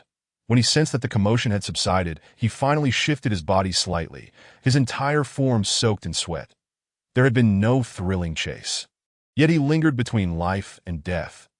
Gently, Xieyou parted the grass, refusing to let his guard down even a fraction, and seized a few wild vegetables to absorb their moisture in the mountains. Food was not lacking, which was a small stroke of fortune that he dared not sit upright. Crouching low as he advanced slowly, his eyes heavy with exhaustion from several days of hardship, yet he could not afford to rest. The proximity to the refugee camp was too close for comfort, and a glance revealed that the camp's flames were concentrated around the square, suggesting imminent action. He was far too near the camp. Suppressing his sleepiness, he crawled forward. With each step, a sense of security grew, but after over 2 hours, he had only covered a few kilometers. The rugged mountain path was desolate, and he encountered no dangers. His legs trembled, and the wooden staff in his hand felt increasingly difficult to hold. Peering into the darkness ahead, uncertain if there were deep ravines or cliffs, Xieyou turned around, eventually finding a large tree surrounded by dense grass to lean against. He pulled out some wild fruits from his pocket and took a few bites, covering himself with nearby grass for concealment. Soon, drowsiness overtook him, and he felt a wave of dizziness before slipping into slumber. Chapter 53. Zhang Tu. After 3 days of enduring the elements, Xieyou had regained much of his strength. Now, he was far from the Kuaishan village and felt relatively secure. This area was deep within the sprawling mountains, and he had expected traversing such a vast expanse to be no easy feat. Plucking wild fruits and gathering walnuts from the ground, he picked up a stone and began smashing them open. Choosing the mountains as a stronghold in the apocalypse had proven to be a wise decision. The Kuaishan village was no longer visible. When thirsty, he ate fruits. When hungry, he consumed wild vegetables, managing to sustain himself. Surprisingly, he faced no shortage of food or drink. Yet, Xieyou felt the familiar comfort of complacency creeping in, jolting him awake as he slapped himself several times that no shame. True strength lies in inner fortitude, he thought, gritting his teeth and resolving to change his circumstances. Taking a few more bites of fruit, he pressed westward. The weather was scorching, and winter would inevitably arrive. Moreover, he needed to transition to a different city for growth. The chaos of the world presented opportunities. Humanity was indeed hard to change. As soon as he found a modicum of comfort, he faltered. Damn. He despised himself for it. As he pressed on, a sudden sound startled him. Had he run so far only to find pursuers? No way. He was already far from Kuaishan village. Grasping his staff, his only weapon, he could hear a group of people approaching rapidly, panting heavily. Xieyou tightened his grip on the staff. He could not afford to be captured again. A state of panic consuming him. Through the underbrush, he discerned a robust figure sprinting towards him, accompanied by 5 or 6 others. Was that Erlei, the only strong man Xieyou had encountered before? What a mess! The figure lunged at Xieyou, and he swung his staff, aiming for the intruder's head, confident that a solid strike would either incapacitate him or at least cause him to fall. Yet, the man was equally taken aback, exclaiming, "What? There's someone here." He swiftly extended his arm, and the staff struck Xieyu's arm, spinning in a way that left it in the man's grasp. "Fight with me." "The ones behind us are zombies," the burly man said urgently, noticing Xieyu's disheveled appearance. Having an ally, no matter how foolish, could attract the attention of the zombies that if he could draw one or two away. Xieyou felt confident he could handle the rest. "Zombies, not pursuers," Xieyou retorted. "Why the hell are you bringing zombies this way?" The staff was now in the man's possession. As Xieyou focused, he realized this was not Erle. The man stood at least 185 centimeters tall, muscular, and unkempt, clearly capable in a mere encounter. He had lost his weapon to Ha. "In a panic, we run without thinking," the man said, steadying himself as 5 or 6 zombies approached from various directions. That he picked up the staff. "I'll use this weapon for now. Here is a knife for you. Let us take them down first." He tossed a knife towards Xieyou. "What good is a knife?" Xieyou complained as he picked it up and began hacking at a nearby tree branch that he genuinely wished to escape. But his legs had other plans. He felt thoroughly unlucky. "You know the knife is useless." Huh. The burly man swung his staff at the first zombie that approached, landing a solid hit. The zombie instinctively defended itself, but continued to lunge forward. "I know, damn it. I know a hammer is more effective," Xieyou retorted, already hacking at another branch. Unfortunately, the thick foliage rendered it ineffective. Since he couldn't run, he decided to fight back. Zombies wouldn't show mercy. Xieyou thrust the leafy side of the branch towards the approaching zombie. The zombie, clearly lacking intelligence, opened its mouth wide and swung its arms instinctively, its limbs getting entangled in the branches, rendering it slow. Seeing an opportunity, the burly man raised a hefty branch and smashed it down on the zombie's head, severing half of it. "That was impressive. Do it again." The burly man laughed heartily. "Keep your voice down. If you attract more zombies, we're finished," Xieyou urged, glancing around. "Did I ask this guy a fool?" he thought. Xieyou picked up a branch and charged at the second approaching zombie. The zombies had formed a line, advancing one after another. As long as they acted swiftly, safety was within reach. The duo worked together surprisingly well. Suddenly, a zombie lunged from the side, aiming for the burly man. Xieyou quickly realized that more zombies were gathering, that he slammed into the zombie, narrowly avoiding a bite that would have surely cost him a chunk of flesh. The burly man, realizing Xieyou had saved him, quickly understood that the zombie only recognized flesh, and since Xieyou was nearby, it would bite him instead. The zombie's strength was immense, and its movements were vigorous. At that moment, Xieyou was unarmed and effectively exposed. With one hand pushing against the zombie's chin and the other clawing at its eyes, Xieyou felt the sharp nails of the zombie dig into his shoulder, drawing blood. With a furious roar, Xieyou thrust his thumb deep into the zombie's eye, twisting it violently. Blood sprayed from the zombie's eye, splattering Xieyou. The burly man felled one zombie with a single strike and turned to see Xieyou grappling with another. A realization struck him. This was no ordinary encounter. While the zombie thrashed its head, trying to shake off Xieyou's grip, Xieyou remained determined, aiming for a breakthrough. Seizing the moment, Xieyou bit down hard on the zombie's neck, tearing into its carotid artery. From a distance, it might have appeared that Xieyou was the true monster. All the pent-up fury of recent days was unleashed upon the zombie. With each bite, his fingers delved deeper into its skull, feeling the remnants of what once was, "Brother! Brother! He is dead! He is dead!" A robust man rushed to Xieyou's side, slapping his face. Xieyou instinctively glanced at the man and pushed away the corpse, quickly shrinking back. "It's me, it's me." The man plopped down on the ground, gasping for breath. That moment, Xieyou realized what was happening. Looking at the corpse on the ground, he spat out the black blood from his mouth with a fierce expression. He couldn't help but admire the man for having taken down 2 zombies single-handedly. It was a struggle for him to face just one. However, the man was far too relaxed. "Get up, we cannot linger here. The scent will attract beasts and zombies. That we must move to another location." Xieyou hastily got to his feet and pulled the man up. "How have you survived with such a lackadaisical attitude?" Right, I was just exhausted. I let my guard down, but I understand now. Haha. The man chuckled as he rose, taking out 2 fruits from his pocket. "Here, have a fruit. Let's head west. There's a small town that way." The man grinned, offering the fruits. Another small town? The west was far from Kaoshan Tun, and it seemed they were quite close to the mountain's edge. "What is your name? Have you been living in the mountains since the apocalypse?" The man asked as they walked, glancing at Xiaoyu.in this post-apocalyptic world. No one was foolish enough to easily turn their back on a stranger. Xiaoyu could tell from the man's demeanor that he was not malevolent. My name is Xiaoyu. I too am a survivor. Xiaoyu had no intention of lingering here, hence he did not mind revealing his true name.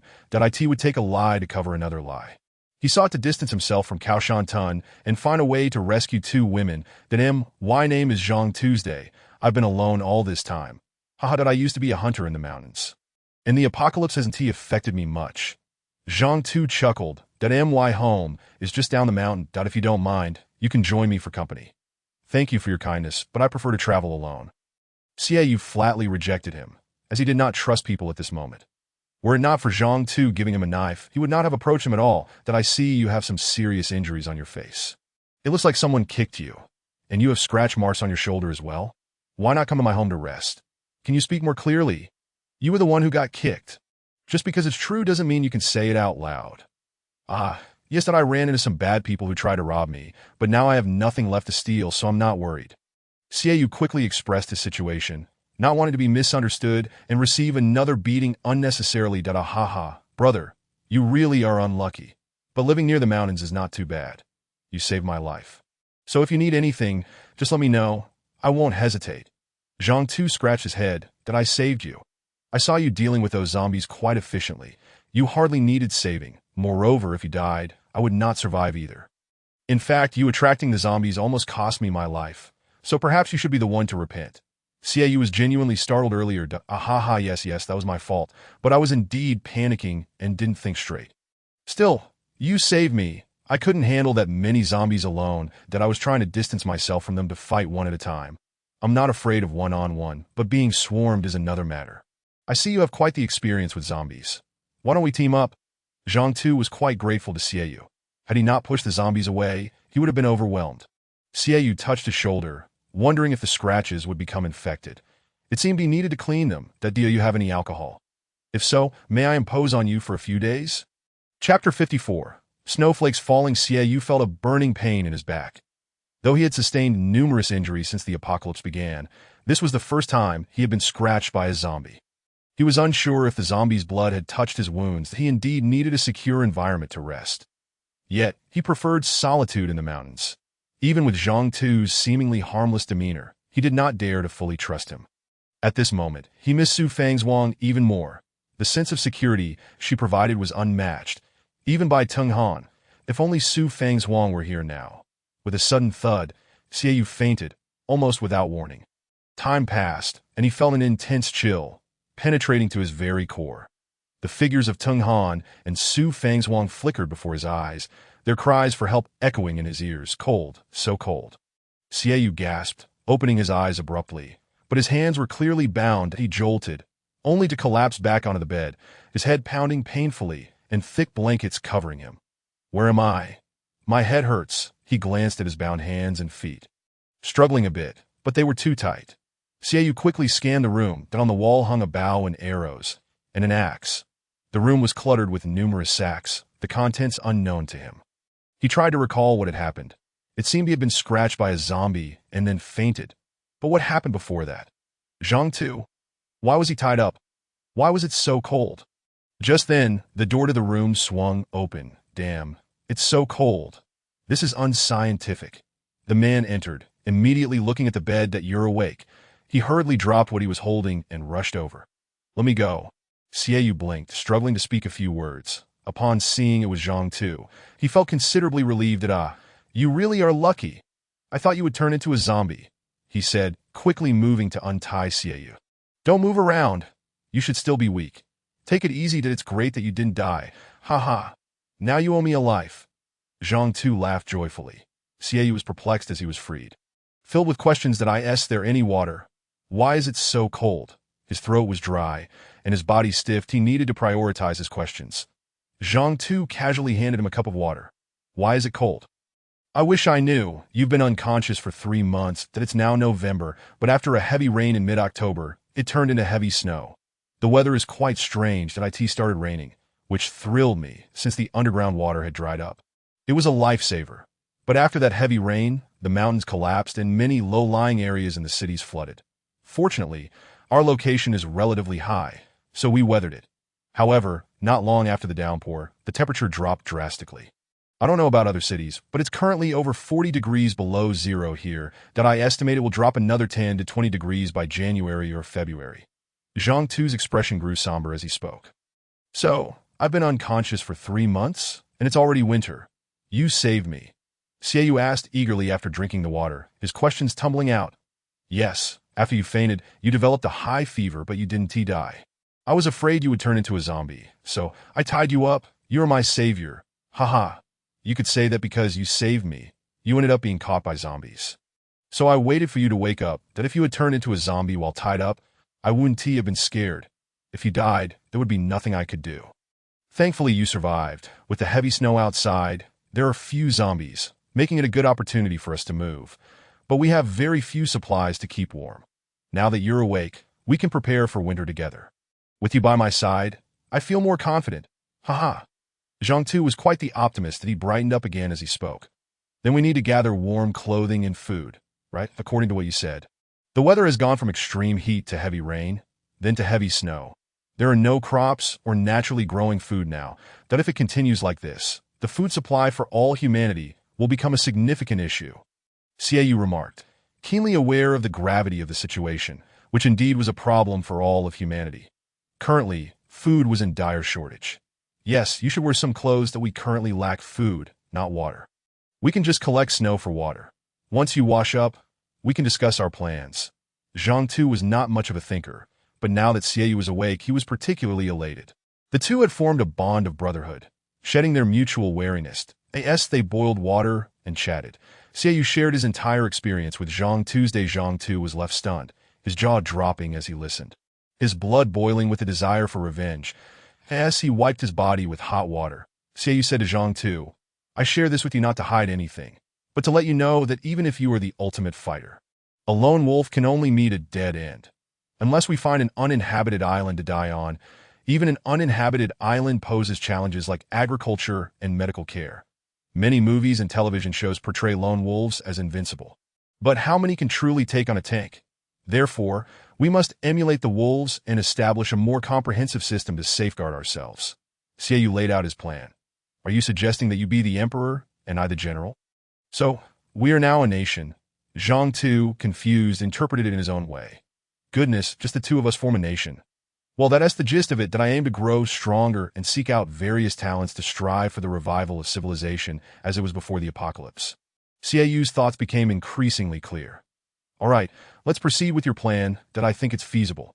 After all, in this world, the one with the strongest fist is king, that we are near the mountains, and you see those sacks? They are filled with food I have. Zhang Tu exclaimed excitedly. Xiaoyu glanced at the sacks on the ground. What is all this? Potatoes, sweet potatoes, radishes, and soybeans. Haha. Am I not amazing? Zhang Tu laughed heartily. These will last us at least 2 years. That is this really all you managed to gather? I thought there was a severe drought and flooding. How could there be so much food? Xiaoyu's eyes widened in disbelief. He had not expected this at all. That is impressive. This area produces these things abundantly, and this is already a reduced yield. That in previous years, it would have been dozens of times more. But it's all vegetarian. Haha. If I hadn't wanted to eat meat, I wouldn't have gone up the mountain to catch wild chickens, which led to the zombies surrounding me. That in truth, the individuals who encircled me last time were merely familiar faces from the town, now transformed into zombies. Previously, we cultivated in abundance to sell, but now our yield has diminished to barely suffice for our own sustenance. Zhang Tu, hailing from a farming and hunting background, excels in both fields. The comparison of our circumstances is disheartening. While I scavenge for food in the supermarket of Kaoshan Town, you luxuriate in this leisurely existence, a fact that irks Xiaoyu considerably.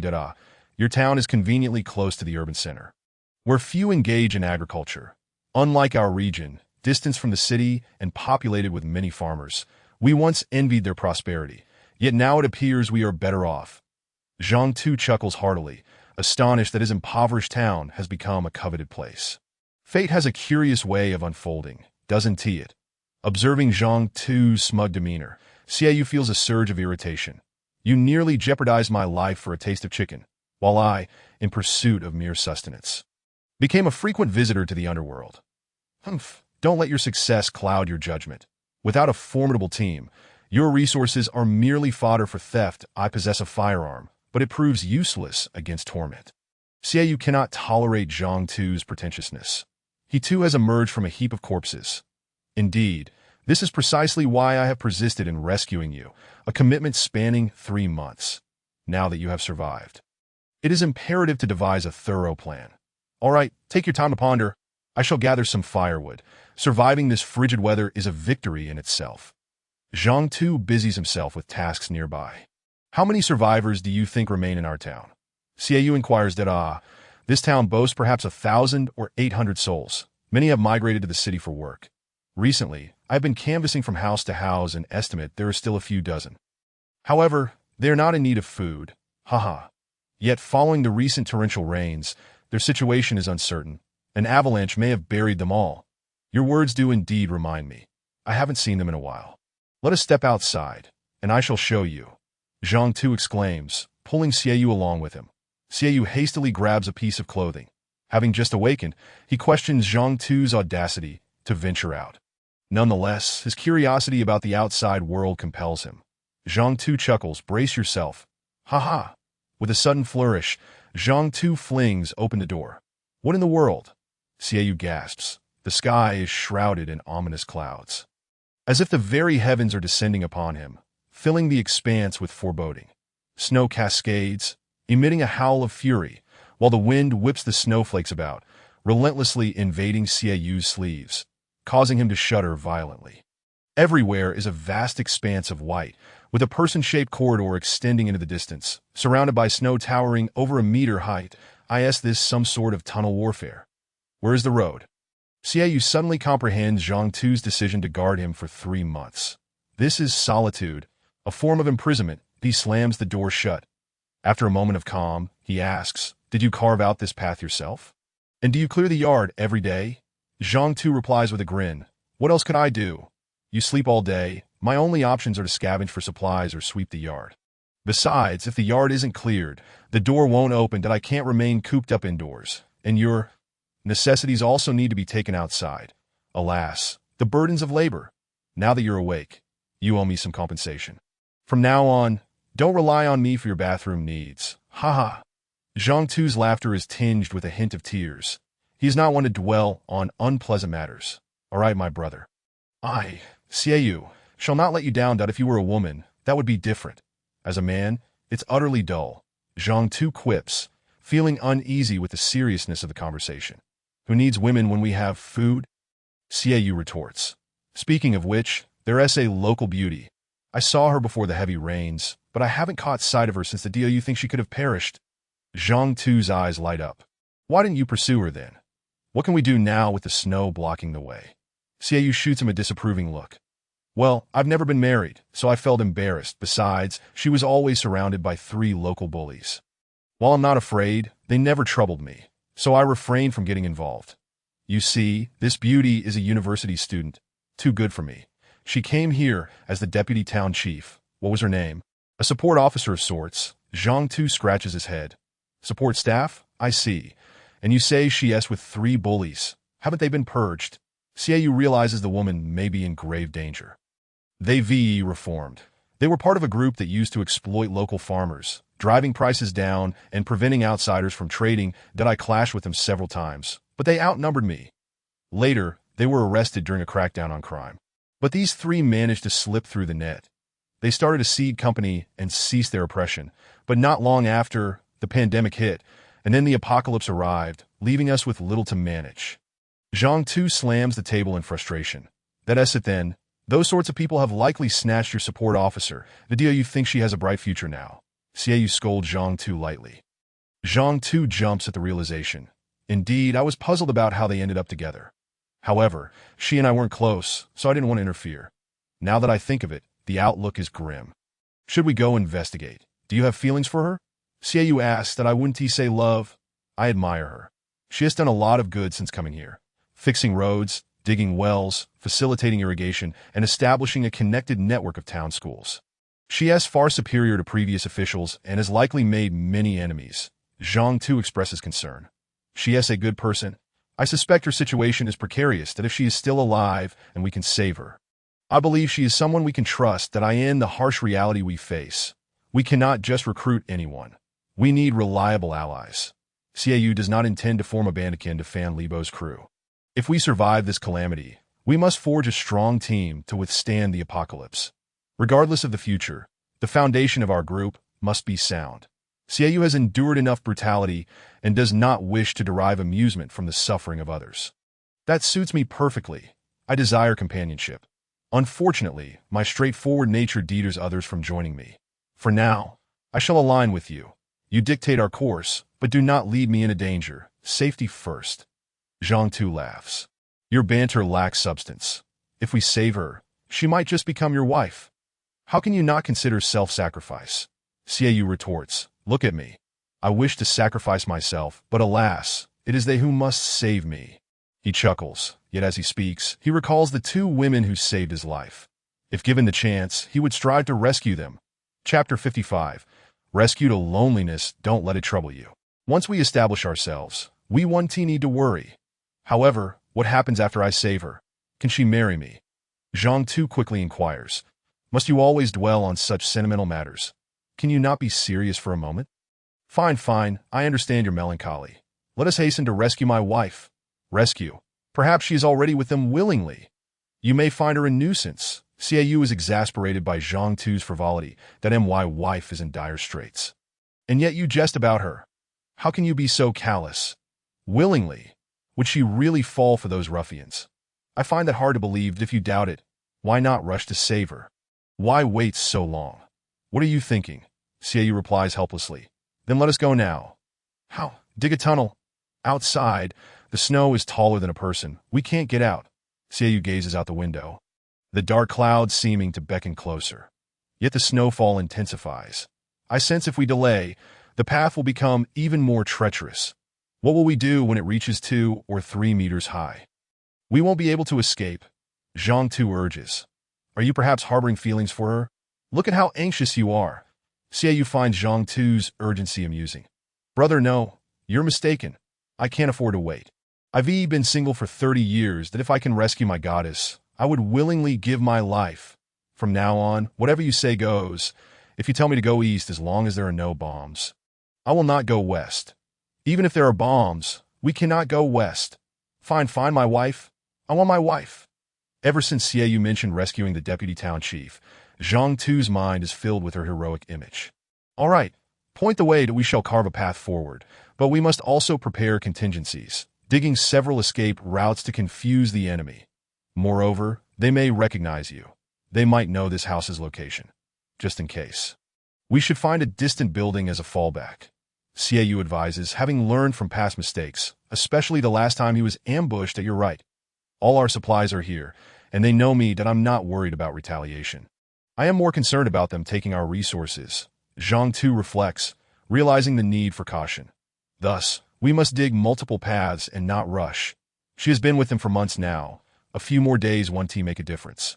Furthermore, we must act decisively. If we can eliminate them, do not leave them incapacitated. Xiaoyu asserts, a grim resolve emanating from him.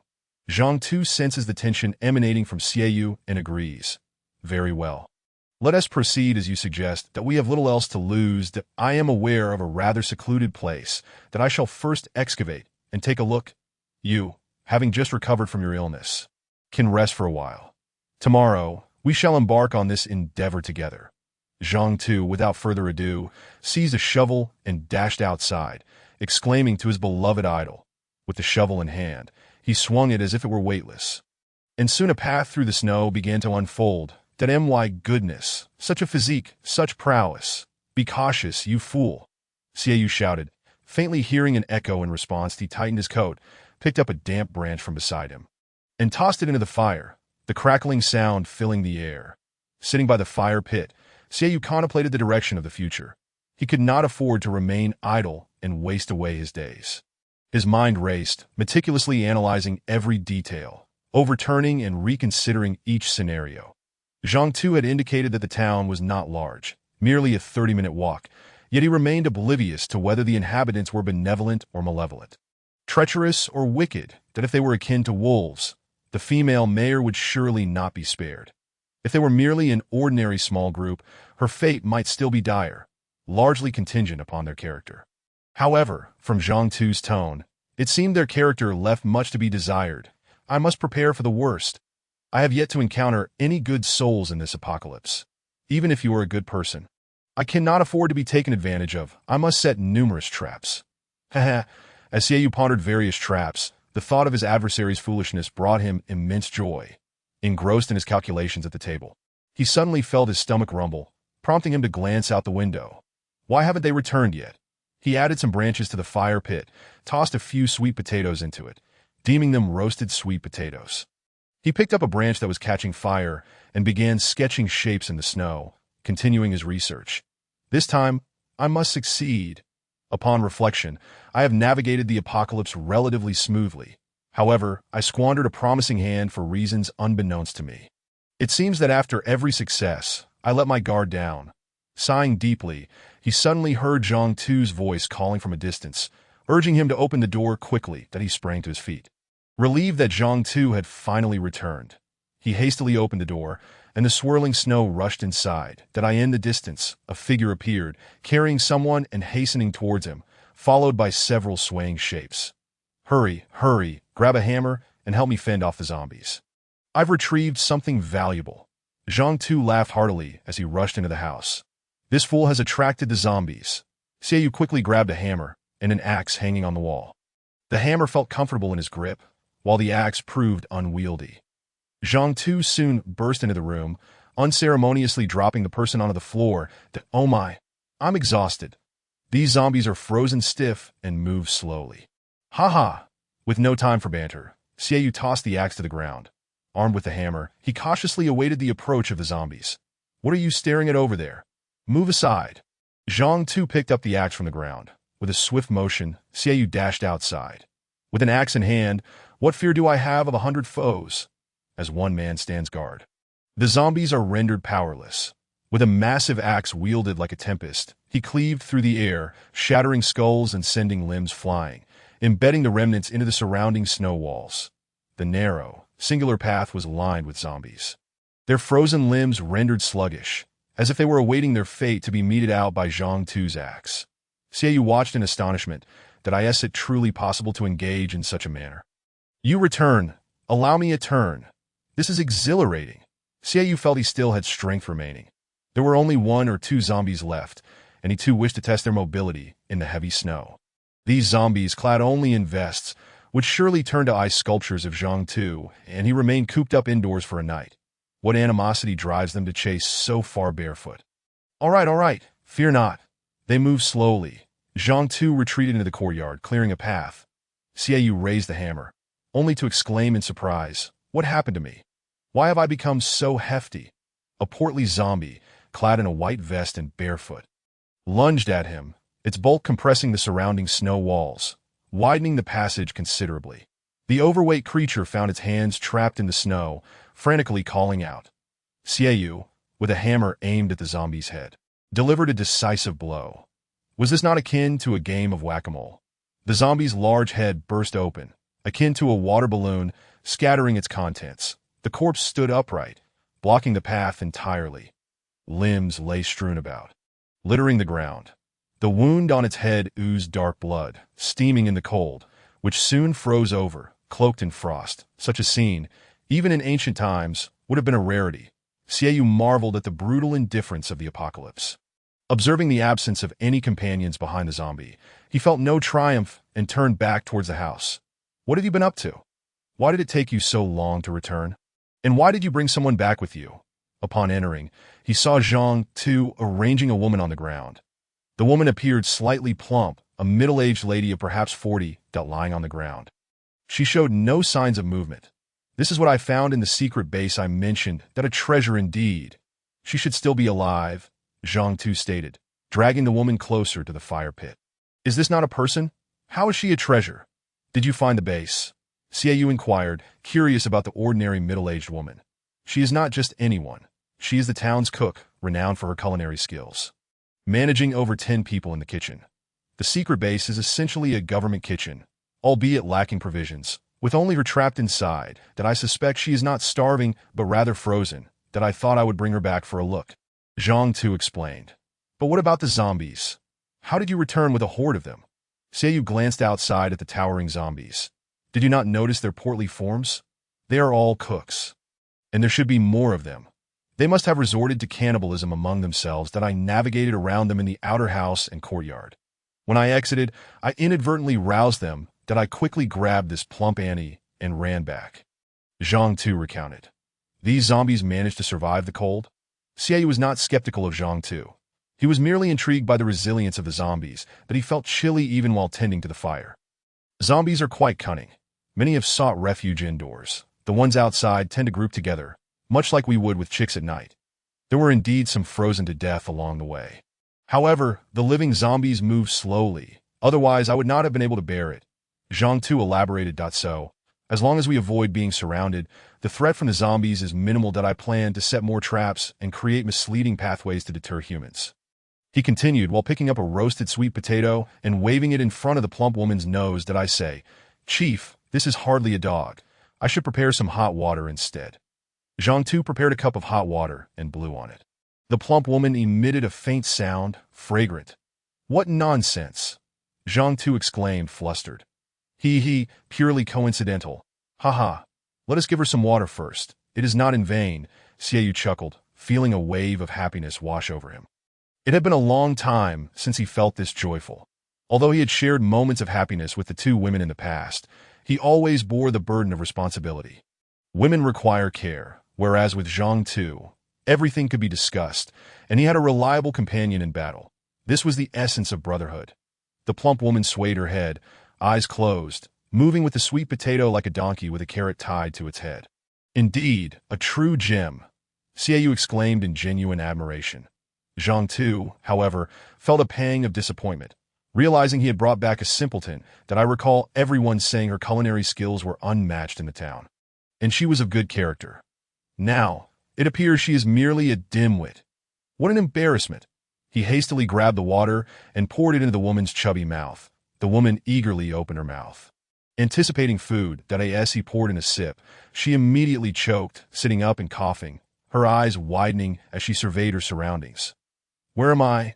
Oh, sweet potato. Quick, give me a bite, she exclaimed, reaching out with her plump hands. First, have some water. Do not choke. Zhang Tu quickly set the sweet potato aside and offered her a cup of water. I'm so hungry, she declared, gulping down the water. Where am I? Did you save me? The plump woman was now considerably calmer. Thank goodness you finally recognize our efforts. I returned to your place, which is why I brought you back. Just look outside. It's teeming with zombies that chased me all the way here. Zhang Tu replied, finally able to take credit for his actions. The woman glanced outside, and there stood her colleagues, their heads shattered yet recognizable, particularly the one in the white vest. Thank you. I was frozen unconscious and burned everything I had. Eventually, with no more fuel, I found myself surrounded by mutated colleagues outside, too fearful to venture out. Fortunately, I had enough food, but with the heavy snow, I was in desperate need of water. I was parched, she recounted, taking a sip of water. My name is Zhao Na. Thank you. After exhausting all her supplies, she added, I just couldn't withstand the zombies outside. Initially, there were over 20 zombies, many of whom were my colleagues. Then they turned on each other, devouring one another. With the heavy snowfall, it seems there are far fewer now, but I cannot escape due to the snow blocking the way. Ultimately, I passed out. I'm so glad to have encountered you. Zhao Na spoke joyfully, reflecting a disposition similar to Zhang Tu's, both being optimistic souls. Are you the only one left alive? Statistically, the survival rate shouldn't be this low. Seiyu inquired. In the apocalypse, the infection rate stands at approximately 60%, with subsequent reinfections and deaths at the hands of zombies accounting for roughly 30%. That if there were 20 people in a room, for survivors would be a reasonable expectation. Don't mention it. 4 men were abducted by a group, leaving me with just a meager supply of food, which I suppose is somewhat merciful. However, having food alone is insufficient. The zombies outside are gathering in greater numbers, and I became trapped inside, she lamented. Zhana helplessly remarked, someone has abducted her. Who could it be? Seiyu, feeling sensitive, cautioned, don't let any forces get involved. Once a power is established, it becomes exceedingly difficult to dismantle. To be honest, I have already surpassed the optimal time frame for forming a force. Suddenly, Jiana appeared to grasp something and exclaimed, "If you can go save the mayor. She is so pitiful. These men are simply coveting her beauty, abducting her to toil as laborers. That it's the same group that used to sell seeds in the town.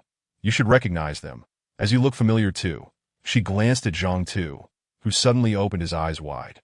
"What did you say, mayor? You mean the deputy mayor, right?" "Yes, that's her dad. I'm too overweight for them to have taken me. Damn it, they are lusting after the mayor's beauty, thinking little of me and assuming I can eat. They left me barely enough food, nearly starving me," Jiana said angrily. "Sister, I see you have some food in your room, albeit not much. You won't starve for another month or two, will you? You might freeze to death instead." Zhang Tu retorted with a roll of his eyes, "That shouldn't I conserve what little I have? Do you have any idea how much food I originally had? They took everything, leaving me just a double portion. These past few days, without a man to care for me, it hasn't been easy." Jiana lamented, and to Zhang Tu's surprise, she began to cry, leaving him uncertain of the authenticity of her tears according to rumors. Jiana was undoubtedly a loyal person, certainly not a villain. Yet witnessing this scene, Zhang Tu felt utterly bewildered, thinking to himself, "This must be madness." Chapter 56. Ambush. Heavy snow pressed down on the dark clouds, engulfing the entire mountain. The fierce wind whipped up snowflakes, striking the faces of the three individuals. "Damn it. Today I must rescue her, that I'll tell you. We are risking our lives to find you a wife. If you run off with her, that would be truly dishonorable. I demand food. Anyone who dares to stop me from eating will face dire consequences," Zhang Tu declared, laughing heartily. "Keep your voice down," despite the howling wind and snow. Zhang Tu's booming voice was quite overwhelming. The two men and one woman frantically dug through the snow, creating a passage that connected toward the center of the town. Zhang Tu felt a sense of longing entwining within him. As for the first time, he was emotionally affected by another's plight. That I end Xieyu's words. This was love. The strength of love was uncertain, yet when one is not faced with life-threatening danger, it indeed becomes the greatest temptation. Thinking of his beloved in dire straits made Zhang Tu anxious. Xieyu, too, exerted himself to assist Zhang Tu, which ultimately also served his own quest to rescue his loved one. That I end the apocalypse. Human nature is vastly exaggerated. Every day in the abyss is a torment. After planning for a day, the trio began their excavation. Jiana and Zhang Tu, both locals well acquainted with the geography, quickly directed their efforts toward the town's center. They proceeded cautiously, aware that those inside might also be digging their way out, necessitating heightened vigilance as they approached.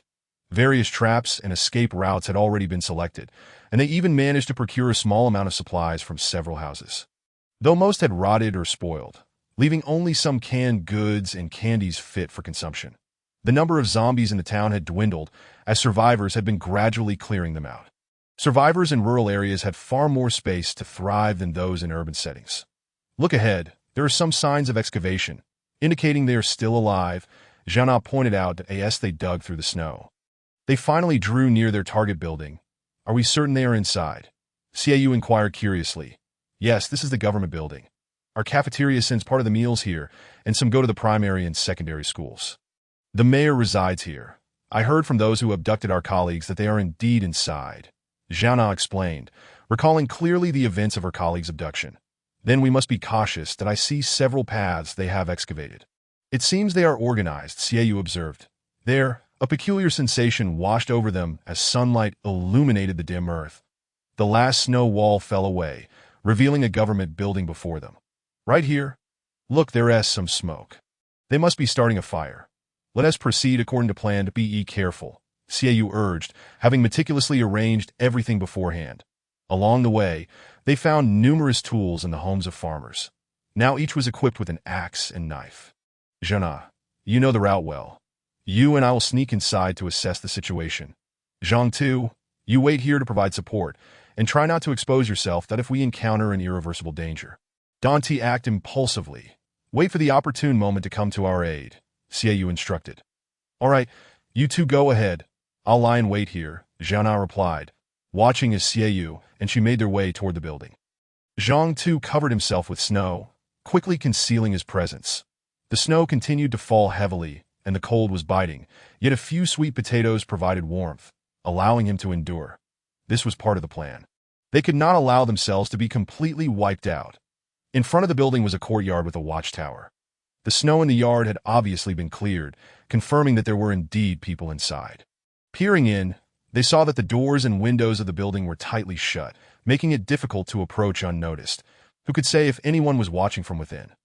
Zhana pointed towards the main entrance. And Xiaoyu nodded in agreement, moving closer. Zhana concealed herself not far from Zhang Tuesday. Xiaoyu, alone, approached the guard tower at the government building's entrance. This position made it difficult for the building to detect him. The windows of the guard tower were frosted over, obscuring any view inside, yet a small finger-sized mark appeared on the glass. Hearing a noise, a pair of eyes turned to the mark. Who goes there? Get lost, a voice thundered from within. Xiaoyu quickly concealed the hammer he held, tucking it behind him, and readied his knife that if there were people inside, he would resort to using the knife that he gestured discreetly with 2 fingers towards Zhaona and Zhang Tu, indicating that there were indeed people present, that I'm a survivor from the vicinity, and I have no other choice but to seek refuge here. Brother, could you please let me in? Xiaoyu bowed his head, adopting a pleading demeanor. Survivor? We don't take in refugees. Get lost, a voice replied. Brother, I'm starving. I'm on the verge of death. Please, just a bowl of porridge, and I'd be willing to serve you. I beg you, Xiaoyu implored, fully aware of the bandits' notorious habits. Food and women were the commodities of the apocalypse. The sweet promise was his only opportunity. Silence enveloped the room. After a while, a man glanced out the window, assessing Xiaoyu, who appeared little more than a refugee. Throw your weapons far away, so I can see them, the man inside commanded, suddenly alert upon noticing Xiaoyu's axe and knife. I came from the western side of the town. These are just for self-defense. You need not worry, Xiaoyu replied hastily, tossing his weapons aside in a flurry, even spinning around to ensure they were visible. The man inside took another cautious look, confirming that only Xiaoyu stood before him. Since this was his territory, he let his guard down and opened the door. Xiaoyu's original plan was to enter and subdue this man to extract information. But upon stepping inside, he was taken aback. Although only one man spoke, there were 3 people inside, 2 men and 1 woman. A stunning woman lay on the bed, her bare shoulders exposed, embraced by another man who was only draped in a blanket. As soon as the door opened, the man immediately forced the woman deeper into the bedding. The woman emitted muffled sounds of distress. Thank you, brothers, from now on. I'll be your little brother. Just give me some food, and I'll serve you with all my might, Xiaoyu said, bowing and scraping. It was evident that these individuals were not of good character, and it appeared the mayor was not faring well either. He was left wondering who their leader might be. The man who opened the door glanced at Xiaoyu, but said nothing. He picked up a thick coat that I'll take him to meet the boss. This is so annoying, he grumbled, exiting the room. Thank you, brother. Thank you. Just some food will do. Xiaoyu followed the man outside, not forgetting to bow and scrape towards a man still in bed. This kid knows how to ingratiate himself. Let's go, the man said, leading the way. Xiaoyu continued to bow and scrape, swiftly securing the door behind him. The man cursed under his breath as he moved forward. Watching the man's retreating figure, Xiaoyu thought, you let your guard down. That he swiftly drew the knife from his chest, lunging forward. With a decisive stroke, he slashed the man's throat. He was certainly no professional assassin, though Xiaoyu felt a twinge of tension. Having killed many zombies and even a few humans in the apocalypse had steeled his nerves, he quickly pressed his hand over the man's mouth. The man's eyes widened in disbelief, clutching his neck as blood gushed forth, unable to comprehend the surreal scene unfolding before him. Memories of his past flashed through his mind, and as he glanced up at the dark clouds, cold snowflakes struck his face, ultimately leading him to depart from this world. The heavy snow muffled the sounds and obscured the vision. Soon, the man was enveloped in a veil of white snow. Xiaoyu quickly signaled, knowing that despite the short distance to Zhaona, the heavy snow rendered visibility extremely low. Even a few meters away, it was hard to discern figures. Moments later, Zhaona, panting heavily, rushed over. What happened? Is he dead? There's still one inside. Let us go finish him off. With that, Xiaoyu boldly opened the door and charged into the room, the cold wind swirling the snow behind him as he lunged at the man on the bed. The man, lost in ecstasy with the woman, Barely had time to react before Xie Yu smashed a hammer against his head, splattering brain matter across the woman below. The woman screamed in terror. "Shut up and be quiet," Xie Yu snapped, disregarding her cries, and wiped the hammer clean on the bed linens. It was still a handy weapon. Zhana, her plump form finally squeezed through the door, gasped in shock upon seeing the woman. "Sister Zhana," the woman exclaimed. Upon hearing the woman's voice, Zhana's gaze sharpened. "My heavens! I don't recognize you." As she spoke, she lifted her gaze towards Xie Yu. "What? Yet another murder? Truly disgusting. It is evident that he is not a good person. Why keep him alive? It would be safer to kill him," Xie Yu remarked dismissively. "The man at the entrance earlier was once an employee here. I am acquainted with him. The man on the bed has suffered severe head trauma, rendering him unrecognizable." Zhao Na, a frequent visitor to the compound, was quite familiar with the people here. The woman on the bed looked astonished that Zhao Na ignored her. She recognized both individuals at the door. "So why not her?" Sister, it's me, Zhou Yu. I am Zhou Yu." As she spoke, she felt her disheveled hair, touched the blood on her face, and spat out a mouthful of bloody meat. "Zhou Yu?" Zhao Na leaned in closer. "Ah, it's you, Zhou Yu, my goodness. I didn't recognize you with all that blood on your face. What are you doing here?" Zhao Na, upon seeing a familiar face, realized she had not recognized her due to the blood. "What enjoyment is there, sister? I was deceived into coming here, thinking there would be food that I never anticipated having to entertain these men. Now I can't escape. I'm being monitored every day. Why are you here? Sister, please save me." The woman, bloodied and unashamed, was covered in red marks. "First, put on some clothes, then tell us what is happening inside, especially regarding the deputy mayor," Xie Yu said as he sat on the edge of the bed, not bothering to be discreet. Seeing that Xie Yu had no intention of leaving, the woman could only turn her back to him and put on some simple clothing.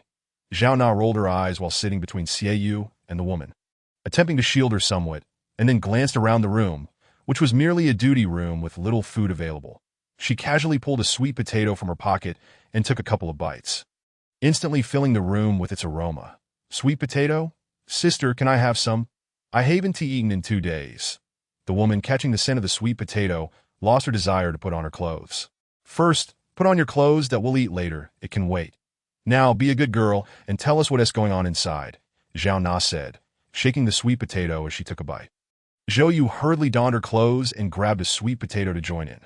Xie Yu, feeling annoyed, urged, "Hurry up and speak. We have urgent matters to attend to. It's freezing outside, and you're wasting time eating.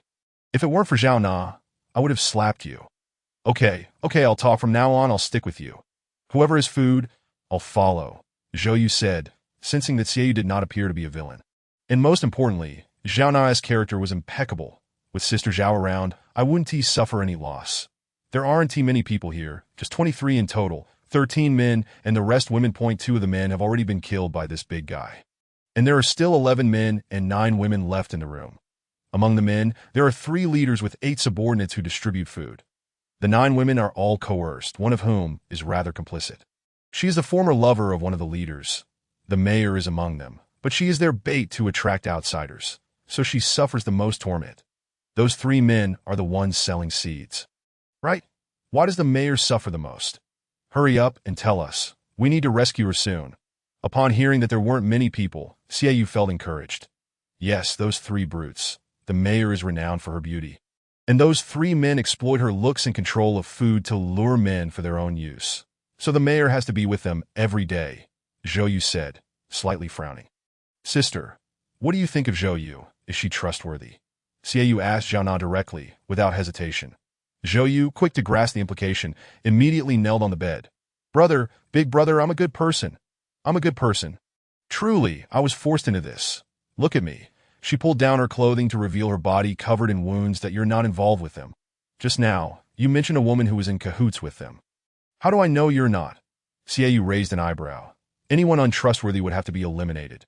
Zhao Na, sensing Xie Yu's murderous intent, quickly interjected.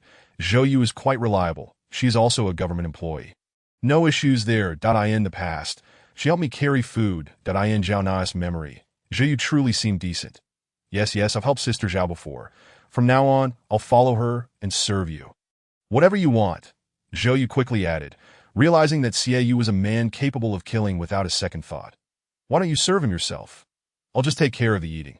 Zhao Na quipped to lighten the mood. Xiaoyu was merely applying pressure on the woman. As long as she was a good person, he couldn't bring himself to harm her. Are you suggesting that all 11 men in this place should be killed? Upon hearing this, the woman perked up. How should she respond? The 3 leaders must be killed. They've tormented us women mercilessly. The other men are merely tempted, but as you can see, they are not much better and have committed their share of wrongdoings. She pointed to the man with a gunshot wound to his head. Understood, Xiaoyu replied, though he wished to spare a few useful individuals. However, given the circumstances, it seemed impossible. Zhang Tu had an infatuation with the female mayor, and since these men had violated her, they could not be spared. Xiaoyu took out the prepared ropes that I'll go storm the building myself. You two stay here, set up the ropes, and be ready to tie them up. If anyone chases after me, trip them with the ropes and join the fight, to be ruthless. Otherwise, none of us will survive. If you can't fight, just run with Sister Zhao. She will take you to safety. He picked up a knife and hammer, turning around without uttering another word. Chapter 57. The massacre with a hammer and a knife, amidst the raging blizzard. His face was only a mask of coldness. Who is he? Zhou Yu inquired. This man was ruthless yet had a sense of kindness, though there was a hint of malice within his benevolence. A woman's intuition often perceives such nuances that I've just met him. They saved me, Zhao Na replied while setting up the ropes, not wanting to be careless with Xiaoyu's plan. They, don't ask, just get to work. That a loud knocking echoed. Knock, knock, knock. There was no need for chatter. Seeing them was like spotting a pack of wolves or a den of snakes. Xiaoyu's heart was filled with hatred. Who the hell is knocking? Don't you know the rules? A voice filled with curses responded, belonging to 3 or 4M, EN.ITS me. It's me. Xiaoyu maintained his composure and shouted back. Who the hell are you? Damn it, a man opened the door. In an instant, a flash of steel glimmered, and blood gushed forth as the knife struck. The blade was steady, the hand firm, and the force was tremendous. After killing many, Xiaoyu found his fear dissipating, replaced by a thrilling sense of control over life and death. The people inside had yet to react when he lunged again, stabbing the second man directly in the abdomen. Xiaoyu twisted the knife forcefully. Help! Someone's killing us. It was only then that the second man managed to scream, clutching his intestines in terror as he stumbled backward. Xiaoyu had already withdrawn the knife, the chilling aura of death thickening the air, rendering the room silent. The third strike was unleashed, gliding straight for the neck of the third man, who barely had time to react before the blade was upon him. In horror, he realized he could not escape. He felt the cold steel at his throat. The first man was still falling. The second had only just cried out, and the third was already mortally wounded at this moment. Xiaoyu felt an eerie calm within, as if he were merely slicing through air that he had not anticipated possessing such capability. It was a brutal dominance over his adversaries. Xiaoyu embraced the act of killing, and even smiled as blood sprayed and bodies fell. He had never experienced such a moment before. Timid, calculating, and cautious had always been his nature, and he scarcely glanced at the room as occupants. His focus solely on the remaining men. 8 left, he pressed forward. Who the hell are you? We have no grievances. What do you want? The men above were already frightened and retreating. Xiaoyu did not advance further. Instead, he took a moment to survey the room. They had no idea why he had come. He had entered and started killing without a word. Xiaoyu finally halted, his gaze resting on the interior. A rotund man held an exquisite woman in the center of the hall, surrounded by 13 or 14 naked men and women huddled together. In the middle, a blazing fire pit fought against the cold atmosphere. 2 other naked men had already seized knives, and 2 beautiful women, terrified, clung to each other. Xiaoyu smirked coldly. In this apocalypse, such scenes were commonplace. Having witnessed the brutality of the world, he regarded these individuals as nothing more than corpses. Damn, yes, just one person. What is there to fear? Let us take him down. The leader was none other than the seed seller, Ma Lao Chi. The flesh on his cheeks quivered, and his prominent Adam's apple bobbed up and down. A few subordinates pushed the women aside and grasped their knives. 8 men, Xiaoyu counted. Who are you? What do you want? If you leave now, we can pretend nothing has happened. Otherwise, don't blame us for being ruthless. The chubby leader, his face a mass of flesh, spoke with a hint of cowardice. Xiaoyu thought, what could you possibly tell me? Am I supposed to wait for you to threaten me? Do you take me for a fool? He turned his attention to the woman in the fat man's arms. Her alluring eyes and serpentine waist suggested she was not a virtuous woman. Surely, she couldn't be the mayor. Scanning his surroundings, he could not discern any breathtaking beauties. Was this the caliber of women his brother fancied? Are you mute? What are you staring at? Do you want a woman? Ma Lao Chi assumed Xiaoyu was eyeing his woman. The fat man's eyes darted nervously. Without further ado, Xiaoyu lunged at the fat man with his knife. You're the leader, aren't you? The fat man had been fixated on Xiaoyu. And as the knife flew towards him, his body went rigid with fear. This was no mere human. He simply tossed the knife aside. In a panic, the fat man yanked the woman up beside him. Ah! She screamed in terror. The knife was plunged deep in her left eye. How could you use me as a shield against a blade? The woman clutched her left eye, the knife embedded deeply within.